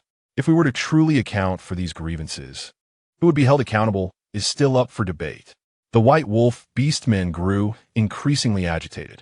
The ones who received the Fox tribe females were not them. They were the ones who suffered and were implicated. Moreover, this was a transaction, not an act of plunder. It was that Silver Fox leader who proactively sought to trade with them. How did it become their fault? "Enough!" Song Xiu called for silence. Upon hearing his voice, the white wolf beastmen immediately fell silent, their voices stifled in their throats. They had become overly excited, forgetting that this subject was a taboo for their leader. "Gu Wei-er, if we were to discuss Jiyu, the greatest fault lies with your Silver Fox leader, and my beast father comes second. Do you think I became the leader of the clan by chance?" Just as Song Xiu was about to elaborate, Gu Wei-er interrupted him coldly. "That Silver Fox leader has long since perished. Song Xiu's beast father has also long since passed." Zhong Fan continued her thought. "Your recent attack has indeed resulted in collateral damage." Gu Wei-er did not deny this, merely stating, "Regardless of past grievances, after you left the Stone Forest Mountains, you lingered near our territory, seeking to seize our land, did you not?" Zhong Fan nodded. Gu Wei-er continued, "That does not count as collateral damage. We would attack any foreign beastmen attempting to seize our land and resources. If you had not intervened, they would have certainly remained here to spill blood." This statement held truth. Gu Wei-er herself possessed 7th-tier combat strength, complemented by the enchanting assistance of numerous Silver Fox beastmen. Those more than a dozen white wolf beastmen had previously fallen victim to their charms. It was uncertain whether Song Xiu could prevail against them alone. Had Zhong Fan not been involved, the blood pool would have been filled with fresh blood. What does your ambush signify? If you possess the capability, face us in an open battle and see whose blood will be spilled. Successfully ambushing us does not grant you any prowess." Gu Wei-er admonished them. "Enchantment is our Fox tribe's innate combat skill. The alluring fragrance is a unique weapon of our race. Would you have us lay down our weapons to engage you in combat? Are you out of your minds? They are not massive, ferocious beastmen. Their combat abilities are already limited. To further ask them to relinquish their unique weapons for battle is sheer madness." The white wolf beastman's chest heaved with anger. Zhong Fan raised a hand to his forehead, caught between Jiyu's son and niece, feeling quite conflicted. "Let us consider the matter from a different perspective, Gu Wei-er. If you were not the niece of Jiyu and had initiated an attack on my team, as the leader of the protective group. It would have been my duty to respond accordingly. As Zhong Fan spoke, he raised his hand to halt the agitated by Lang beastmen. Noticing Gu Wei's silence, he withdrew his hand and suggested, "Perhaps you should first articulate the truth you wish to convey." Yin Rong, standing nearby, nodded vigorously. She was disinterested in the ancient grievances between the Inhu tribe and the Bailang tribe. Her sole desire was to uncover the essence of the truth. The truth? The truth is that, in that era, female beastmen endeavored tirelessly to foster the growth of their tribes. They explored methods of excavating caves and constructing dwellings, documenting newfound discoveries through illustrations etched upon stone walls. They trained their bodies, enhanced their combat prowess, and hunted extensively, striving to fortify both themselves and their tribes. During that time, male beastmen were required to participate in the nurturing of offspring, particularly during the female's gestation periods. Male beastmen were forbidden from defying any command issued by the females. They hunted together, raised the young collectively, and worked to strengthen their tribes. As female beastmen were eager to bear offspring, the arrival of new younglings signified the promise of future strength and labor for the tribe, allowing the tribes they led to unite and flourish. However, as time progressed, discontent brewed among the males regarding the distribution of food and shelter, which remained solely under the control of the females. They felt that their contributions to the tribe warranted more than the meager provisions they received. Gu Wei'er approached the blood pool, pacing slowly around the central stone sculpture. The base of the sculpture was inscribed with the tales of that era. The conflict erupted during a harsh winter when food became scarce. The region surrounding Beast God City lacked sufficient meat beasts, making hunting increasingly difficult as winter set in. That year, food dwindled to the point where even tree bark and roots were consumed, and famished male beastmen turned their gaze toward the younglings. Every female leader, without exception, chose to protect their offspring. After that bitter winter, many beastmen perished from starvation. Male beastmen ceased to submit to the leadership of the females, even defying their orders and refusing to venture out to hunt. In response to their protest, many male beastmen lay idle within the tribe, neglecting training and hunting, their combat abilities stagnating. Yin Rong furrowed her brow and inquired, "If the male beastmen do not train, then surely the female ancestors must be significantly stronger than them. How do we end up in this situation?" Gu Wei'er offered a bittersweet smile and continued her narrative. With the males doing nothing, the females were burdened not only with bearing young, but also with caring for the remaining offspring in the household. In addition, they had to hunt and attend to various tribal matters. Gradually, many female ancestors began to feel overwhelmed. They grew unwilling to reproduce and even less inclined to provide sustenance for the male beastmen. The female leaders of the tribe, observing the dwindling number of newborns, were compelled to mandate that the males hunt. They instituted a rule that any male who contributed nothing to the tribe would be expelled. With this new decree, the male beastmen resumed hunting. However, having been inactive for so long, they struggled to adapt to the demands of hunting once more, suffering heavy casualties when they ventured out to kill meat beasts, which further fueled their hostility toward the female leaders. Yin Rong scoffed, muttering, "If they're so inept, who can they blame? They cannot bear offspring, do not wish to nurture them, nor do they want to hunt. They deserve to perish." Hearing this, Gu Wei'er regarded Yin Rong with a newfound fondness for the young bear tribe female. She admired such spirited females, as they embodied the hope for the resurgence of the female beastmen. Song Xiao remained silent, offering no commentary. Behind him, the Bailang beastmen lowered their heads, some feeling a flush of embarrassment, while others remained skeptical, whispering amongst themselves. Who knows what is true? Who knows if those female ancestors merely fabricated tales, or if Gu Wei'er was weaving stories to deceive the Hu leaders? Do you not ponder why you remain ignorant of that history? It is because they themselves are too ashamed to speak of it. Gu Wei'er pointed to the illustrations carved upon the base of the sculpture, stating that long ago, certain powerful tribal priests began documenting all occurrences within their tribes through images and text. Can you guess why such records are no longer visible today? Noting their silence, Gu Wei'er scoffed. Even if my interpretation of the ancestors' drawings is flawed, it cannot be too far from the truth. Why do you remain oblivious to the events of that era? Why are you unaware of its very existence? Because they not only severed the females' rights to train, but also destroyed the murals that recorded the lives of the female ancestors. They dared not allow any female to uncover this history. Can you fathom what they fear? Once she had vented her emotions, Zhong Fan reminded her continue. She was eager to learn what transpired next, how the Jin Yin Jing came to be. Gu Weier inhaled deeply, reluctant to share the latter part of the tale. She believed that recounting it would inflict a psychological wound upon all females. Eventually, many male beastmen, having forsaken training for too long, found their combat abilities insufficient to cooperate with the females in reproduction. As long as one party in the mating pair possessed inadequate strength or spiritual power, successful conception was unattainable.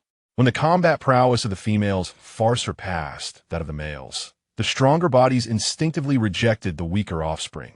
Conversely, if the males were excessively strong, the overly frail females would likewise struggle to bear robust progeny.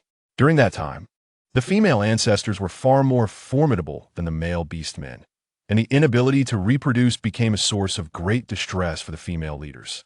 The absence of offspring signified a future lack of strength for the tribe. When the environment became truly conducive for the survival of females, there was no need for coercion. They were the most eager to reproduce, to strengthen the tribe, and to perpetuate its prosperity.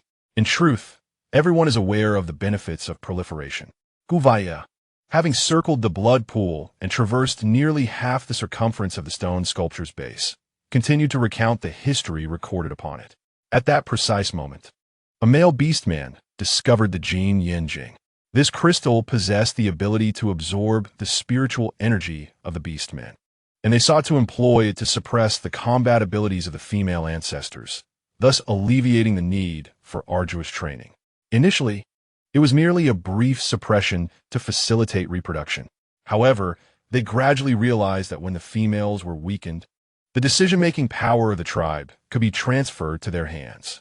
During the periods when the female ancestors were suppressing their spiritual energy in bearing offspring, they lacked the strength to resist, allowing the males to gain control over the distribution of food and even a modicum of authority over the females.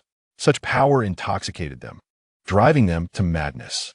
What drove them to the brink of insanity was the revelation that the Jin Yin Jing could absorb, store, and then release spiritual energy back to them. They utilized the Jin Yin Jing to siphon the spiritual energy from the female ancestors, aiding their own cultivation, resulting in rapid advancements in their combat strength. This situation spiraled rapidly out of control. Those male beastmen discovered a massive Jin Yin Jing and, while the female leaders were preoccupied with bearing young, used their blood and spiritual energy as bait, placing the Jin Yin Jing upon the beast god pillar.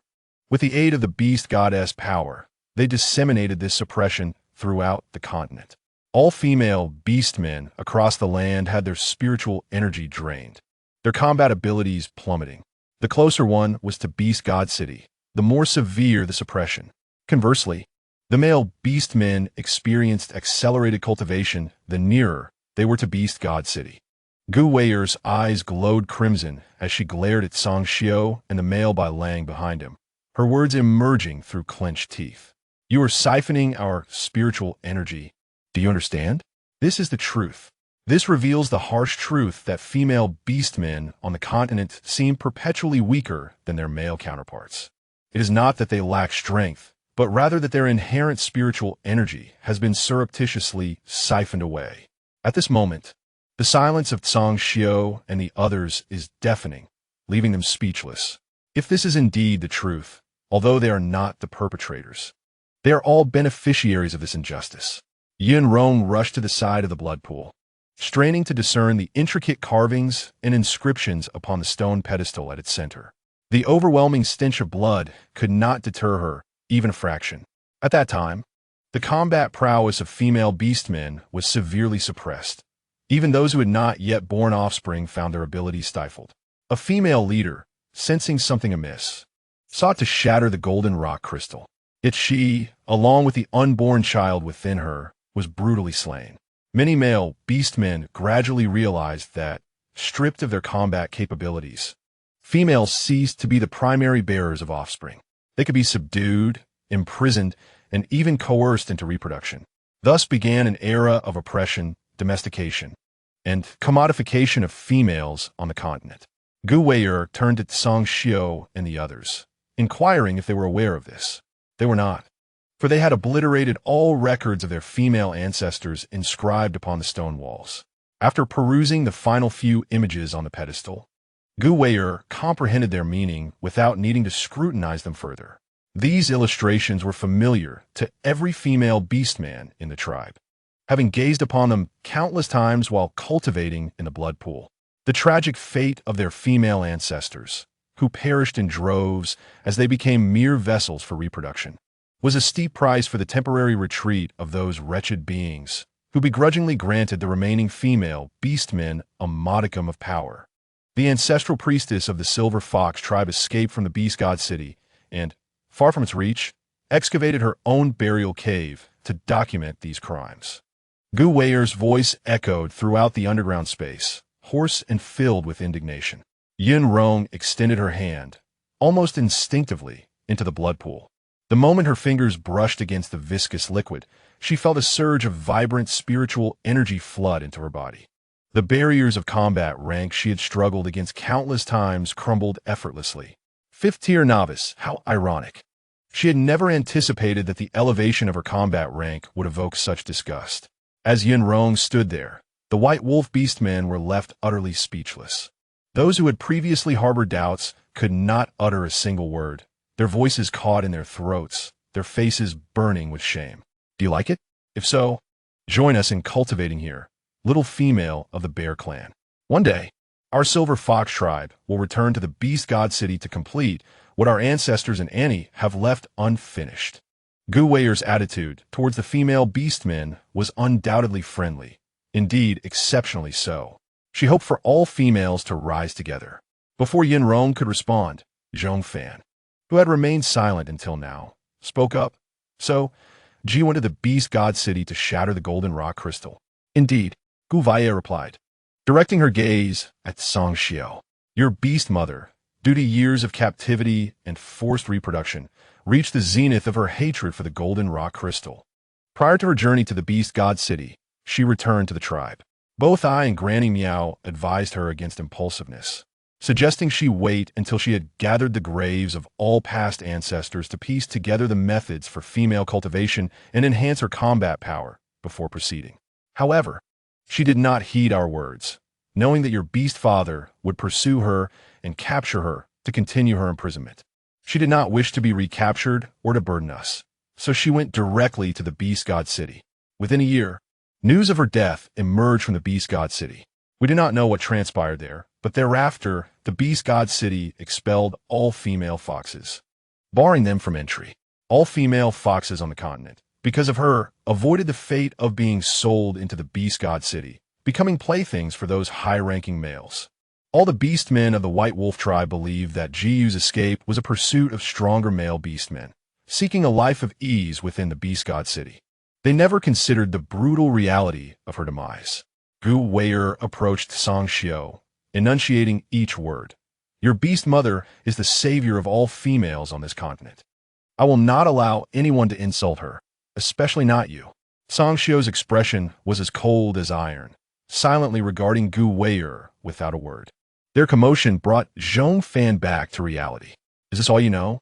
She asked Gu Wei'er. Gu Wei'er turned to her, declaring, this is all I know. Now it is your turn. Tell me, where's my Annie? I have said she is in my tribe. Gu Wei'er pressed further. And where's your tribe? Zhong Fan gathered her thoughts to explain. You can understand it this way.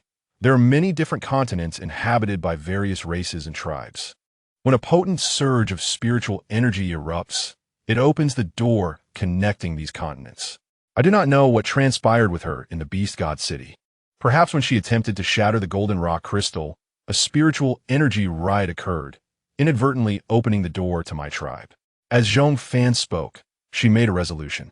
She must venture to the Beast God City. Her words were far more shocking than the historical account Gu Wei'er had shared. Although that history was ancient, It occurred within the realm of beastmen, something they could attempt to believe and imagine.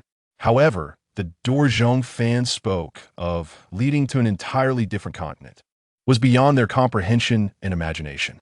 Yet compared to death, Gu Wei'er preferred to believe that Jiyu had gone elsewhere. Can she return? Gu Wei'er inquired. Zhong Fan replied, I'm afraid it is impossible. Not to mention the vast distance between the two continents. Jiyu has never shared her personal matters on this continent with me, likely not wishing to return. She has adapted well to life on the human planet and enjoys the world where both genders are treated equally. Within the bounds of the law, she can do anything she wishes. Furthermore, Jiyu has found a true partner there, someone she holds dear. Although there were some complications in their relationship, she continues to strive for her partner. With her busy schedule, it is unlikely she will return here. Moreover, she has sacrificed so much for the rise of females on this continent, almost giving her life. It is difficult for one Jiyu to save all the females of the Beastman Continent.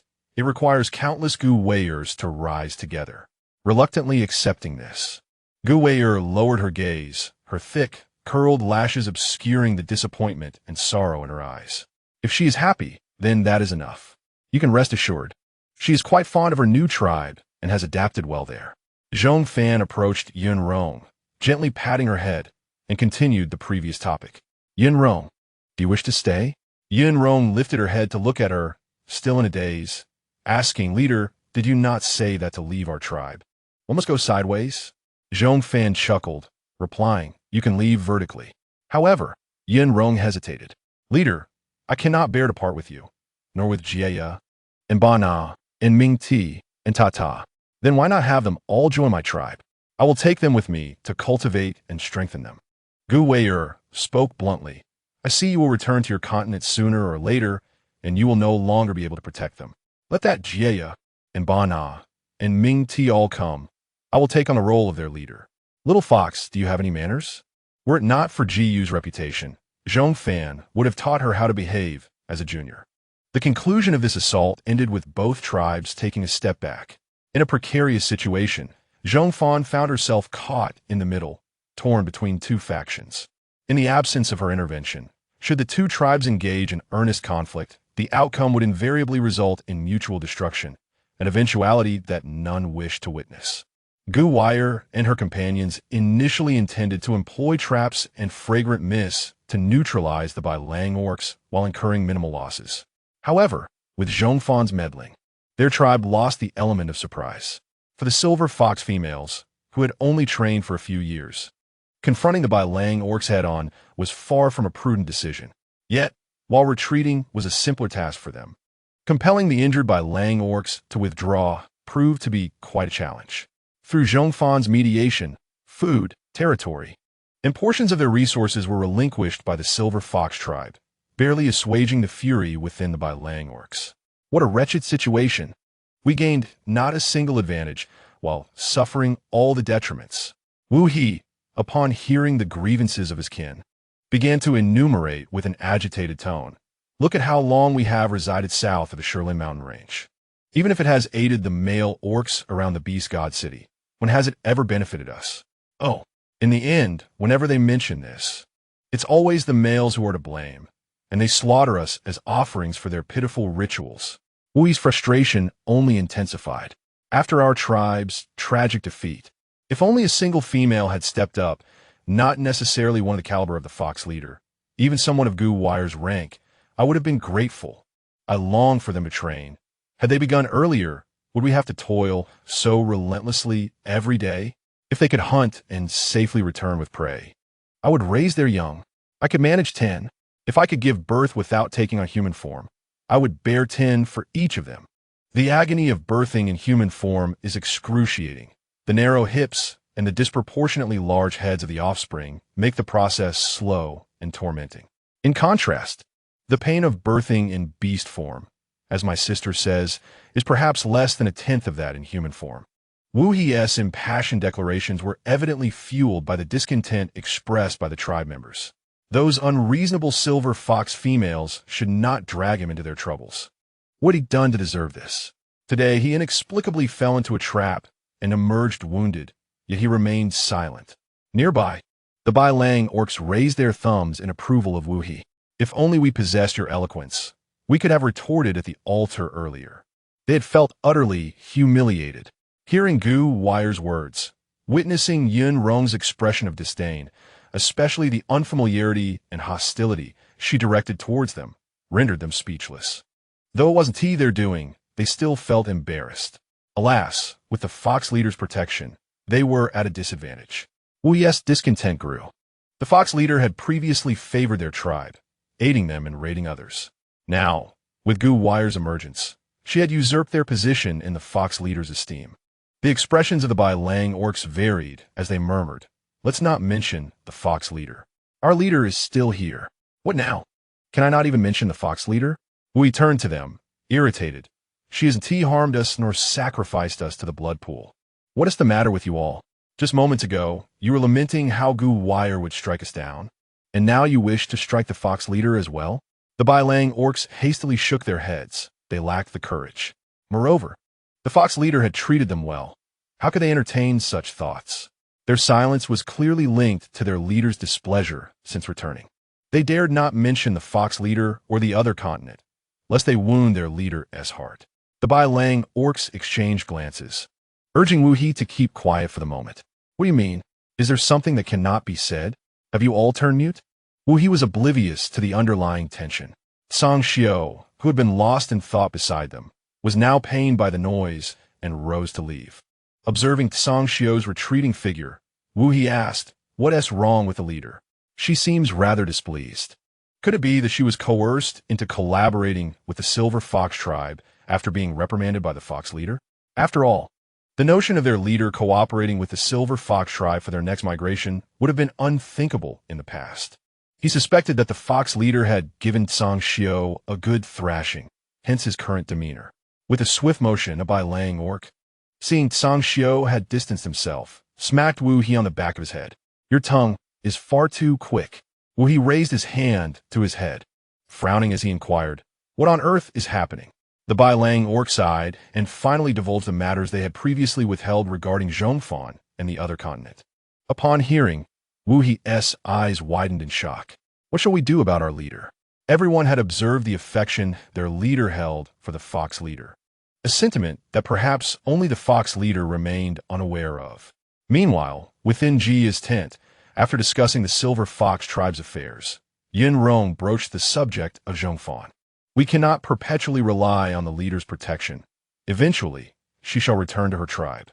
We must cultivate our own formidable strength." After speaking, she turned to Jia, Bana, and Mingtian. "Will you join me in training at the Silver Fox tribe? The leader has said that if we wish to go, she would permit us to join Gu Wire's tribe. Is that truly possible?" Mingtian, accompanied by her two young Silver Fox daughters, desperately needed Gu Wire's assistance. Yet, considering Zhong Fan, she added, "If we all leave, what shall become of the leader?" They were saved by her, and in their hearts, she was more important than the Silver Fox leader. Moreover, throughout the journey from the Shirlin Gorge, she had come to realize that their leader had many responsibilities awaiting her. They could not forsake the leader's protection, nor could the leader afford to lose them. "Indeed, you should go. I will remain with the leader." Jia had no intention of venturing to Gu Wire's side. "Although there was no blood pool here, I can extract blood from the fallen male orcs. Male blood is accessible everywhere, but the leader might leave at any moment, and I wish to stay by her side." Jia was among the earliest followers of Zhong Fan, sharing a profound bond with her. The leader has stated that respect is not solely earned through strength. I have learned much from her, whether it be in food preparation, starch production, or tool crafting. I believe these skills will secure my place. Even if one day we depart from the leader's protection, I will not bring her shame. Jia understood that Zhong Fan was somewhat laid back in her daily life, often reluctant to engage in numerous tasks herself. Yet, every time she needed the leader, Zhong Fan always stepped forth for her. Therefore, as long as the leader requires her, she shall not leave. Upon hearing Jia's sentiments, Bana was likewise resolute. "I shall remain as well. Mijin is a rather unruly male cub, and I fear the Silver Fox leader may not take a liking to him. Moreover, Mijin has recently mustered the courage to venture out and play with Tada and the others. Compared to before our migration, Mijin has learned to be considerate, assisting her with small tasks and offering her massages when she is weary. He has grown much more sensible. She was immensely grateful to the leader for taking them in, for accommodating her cub, and for teaching her how to raise younglings. Their leader was the finest leader she had ever encountered. As Jia stated, male blood is ubiquitous. Yet encountering a leader as exceptional as theirs is a rare fortune. Being by the leader's side brought her immense comfort. Observing Yunrong's lowered head in pensive silence, her resolve visibly wavering, Bana gently urged her, "Yunrong, you need not concern yourself with us. Follow your heart." They all knew, deep down, that the Silver Fox tribe was the truer home for her. Yunrong had always recoiled from aggressive male shapeshifters within their own tribe. De Yin and Dan Yuzhe unsettled her profoundly, whereas Yin, whose combat rank was modest, was the only one who inspired ease in her. If even her birth tribe unsettled her so, how much more unbearable would the White Wolf tribe be, teeming as it was with high-rank, fiercely dominant males? Yunrong simply did not belong in this company, and remaining here would only erode her well-being. Jia added softly, "Indeed, do not let us hold you back. Go, Yunrong. Our chieftain wishes nothing more than your happiness, and your ascent to the strength you truly desire." Tears trembled in Yunrong's eyes, then fell, soft, glistening drops, striking the earth with quiet finality. Mingti, Jia continued, turning to her, "If you wish, you may accompany Yunrong. You two would be fine companions." Mingti traveled with the two young female cubs, Jihua and Jimi, while the chieftain's presence assured their safety, should he ever depart. Mingti and her daughters would need the means to protect themselves. In many respects, learning, adaptation, mastery, they moved at a gentler pace. Perhaps the Silver Fox tribe offered them not only sanctuary, but also a gentler, more attainable path to strength, far more accessible than the esoteric knowledge the chieftain imparted. Mingti's gaze lingered on Yunrong, waiting, patient, expectant, for her to choose first. Yunrong wiped her tears and asked Jia and Bana, voice steady despite its tremor, "You will care for the chieftain, one to you?" Jia laughed, a light, warm sound. "Of course we will. Who else would? Shall we entrust him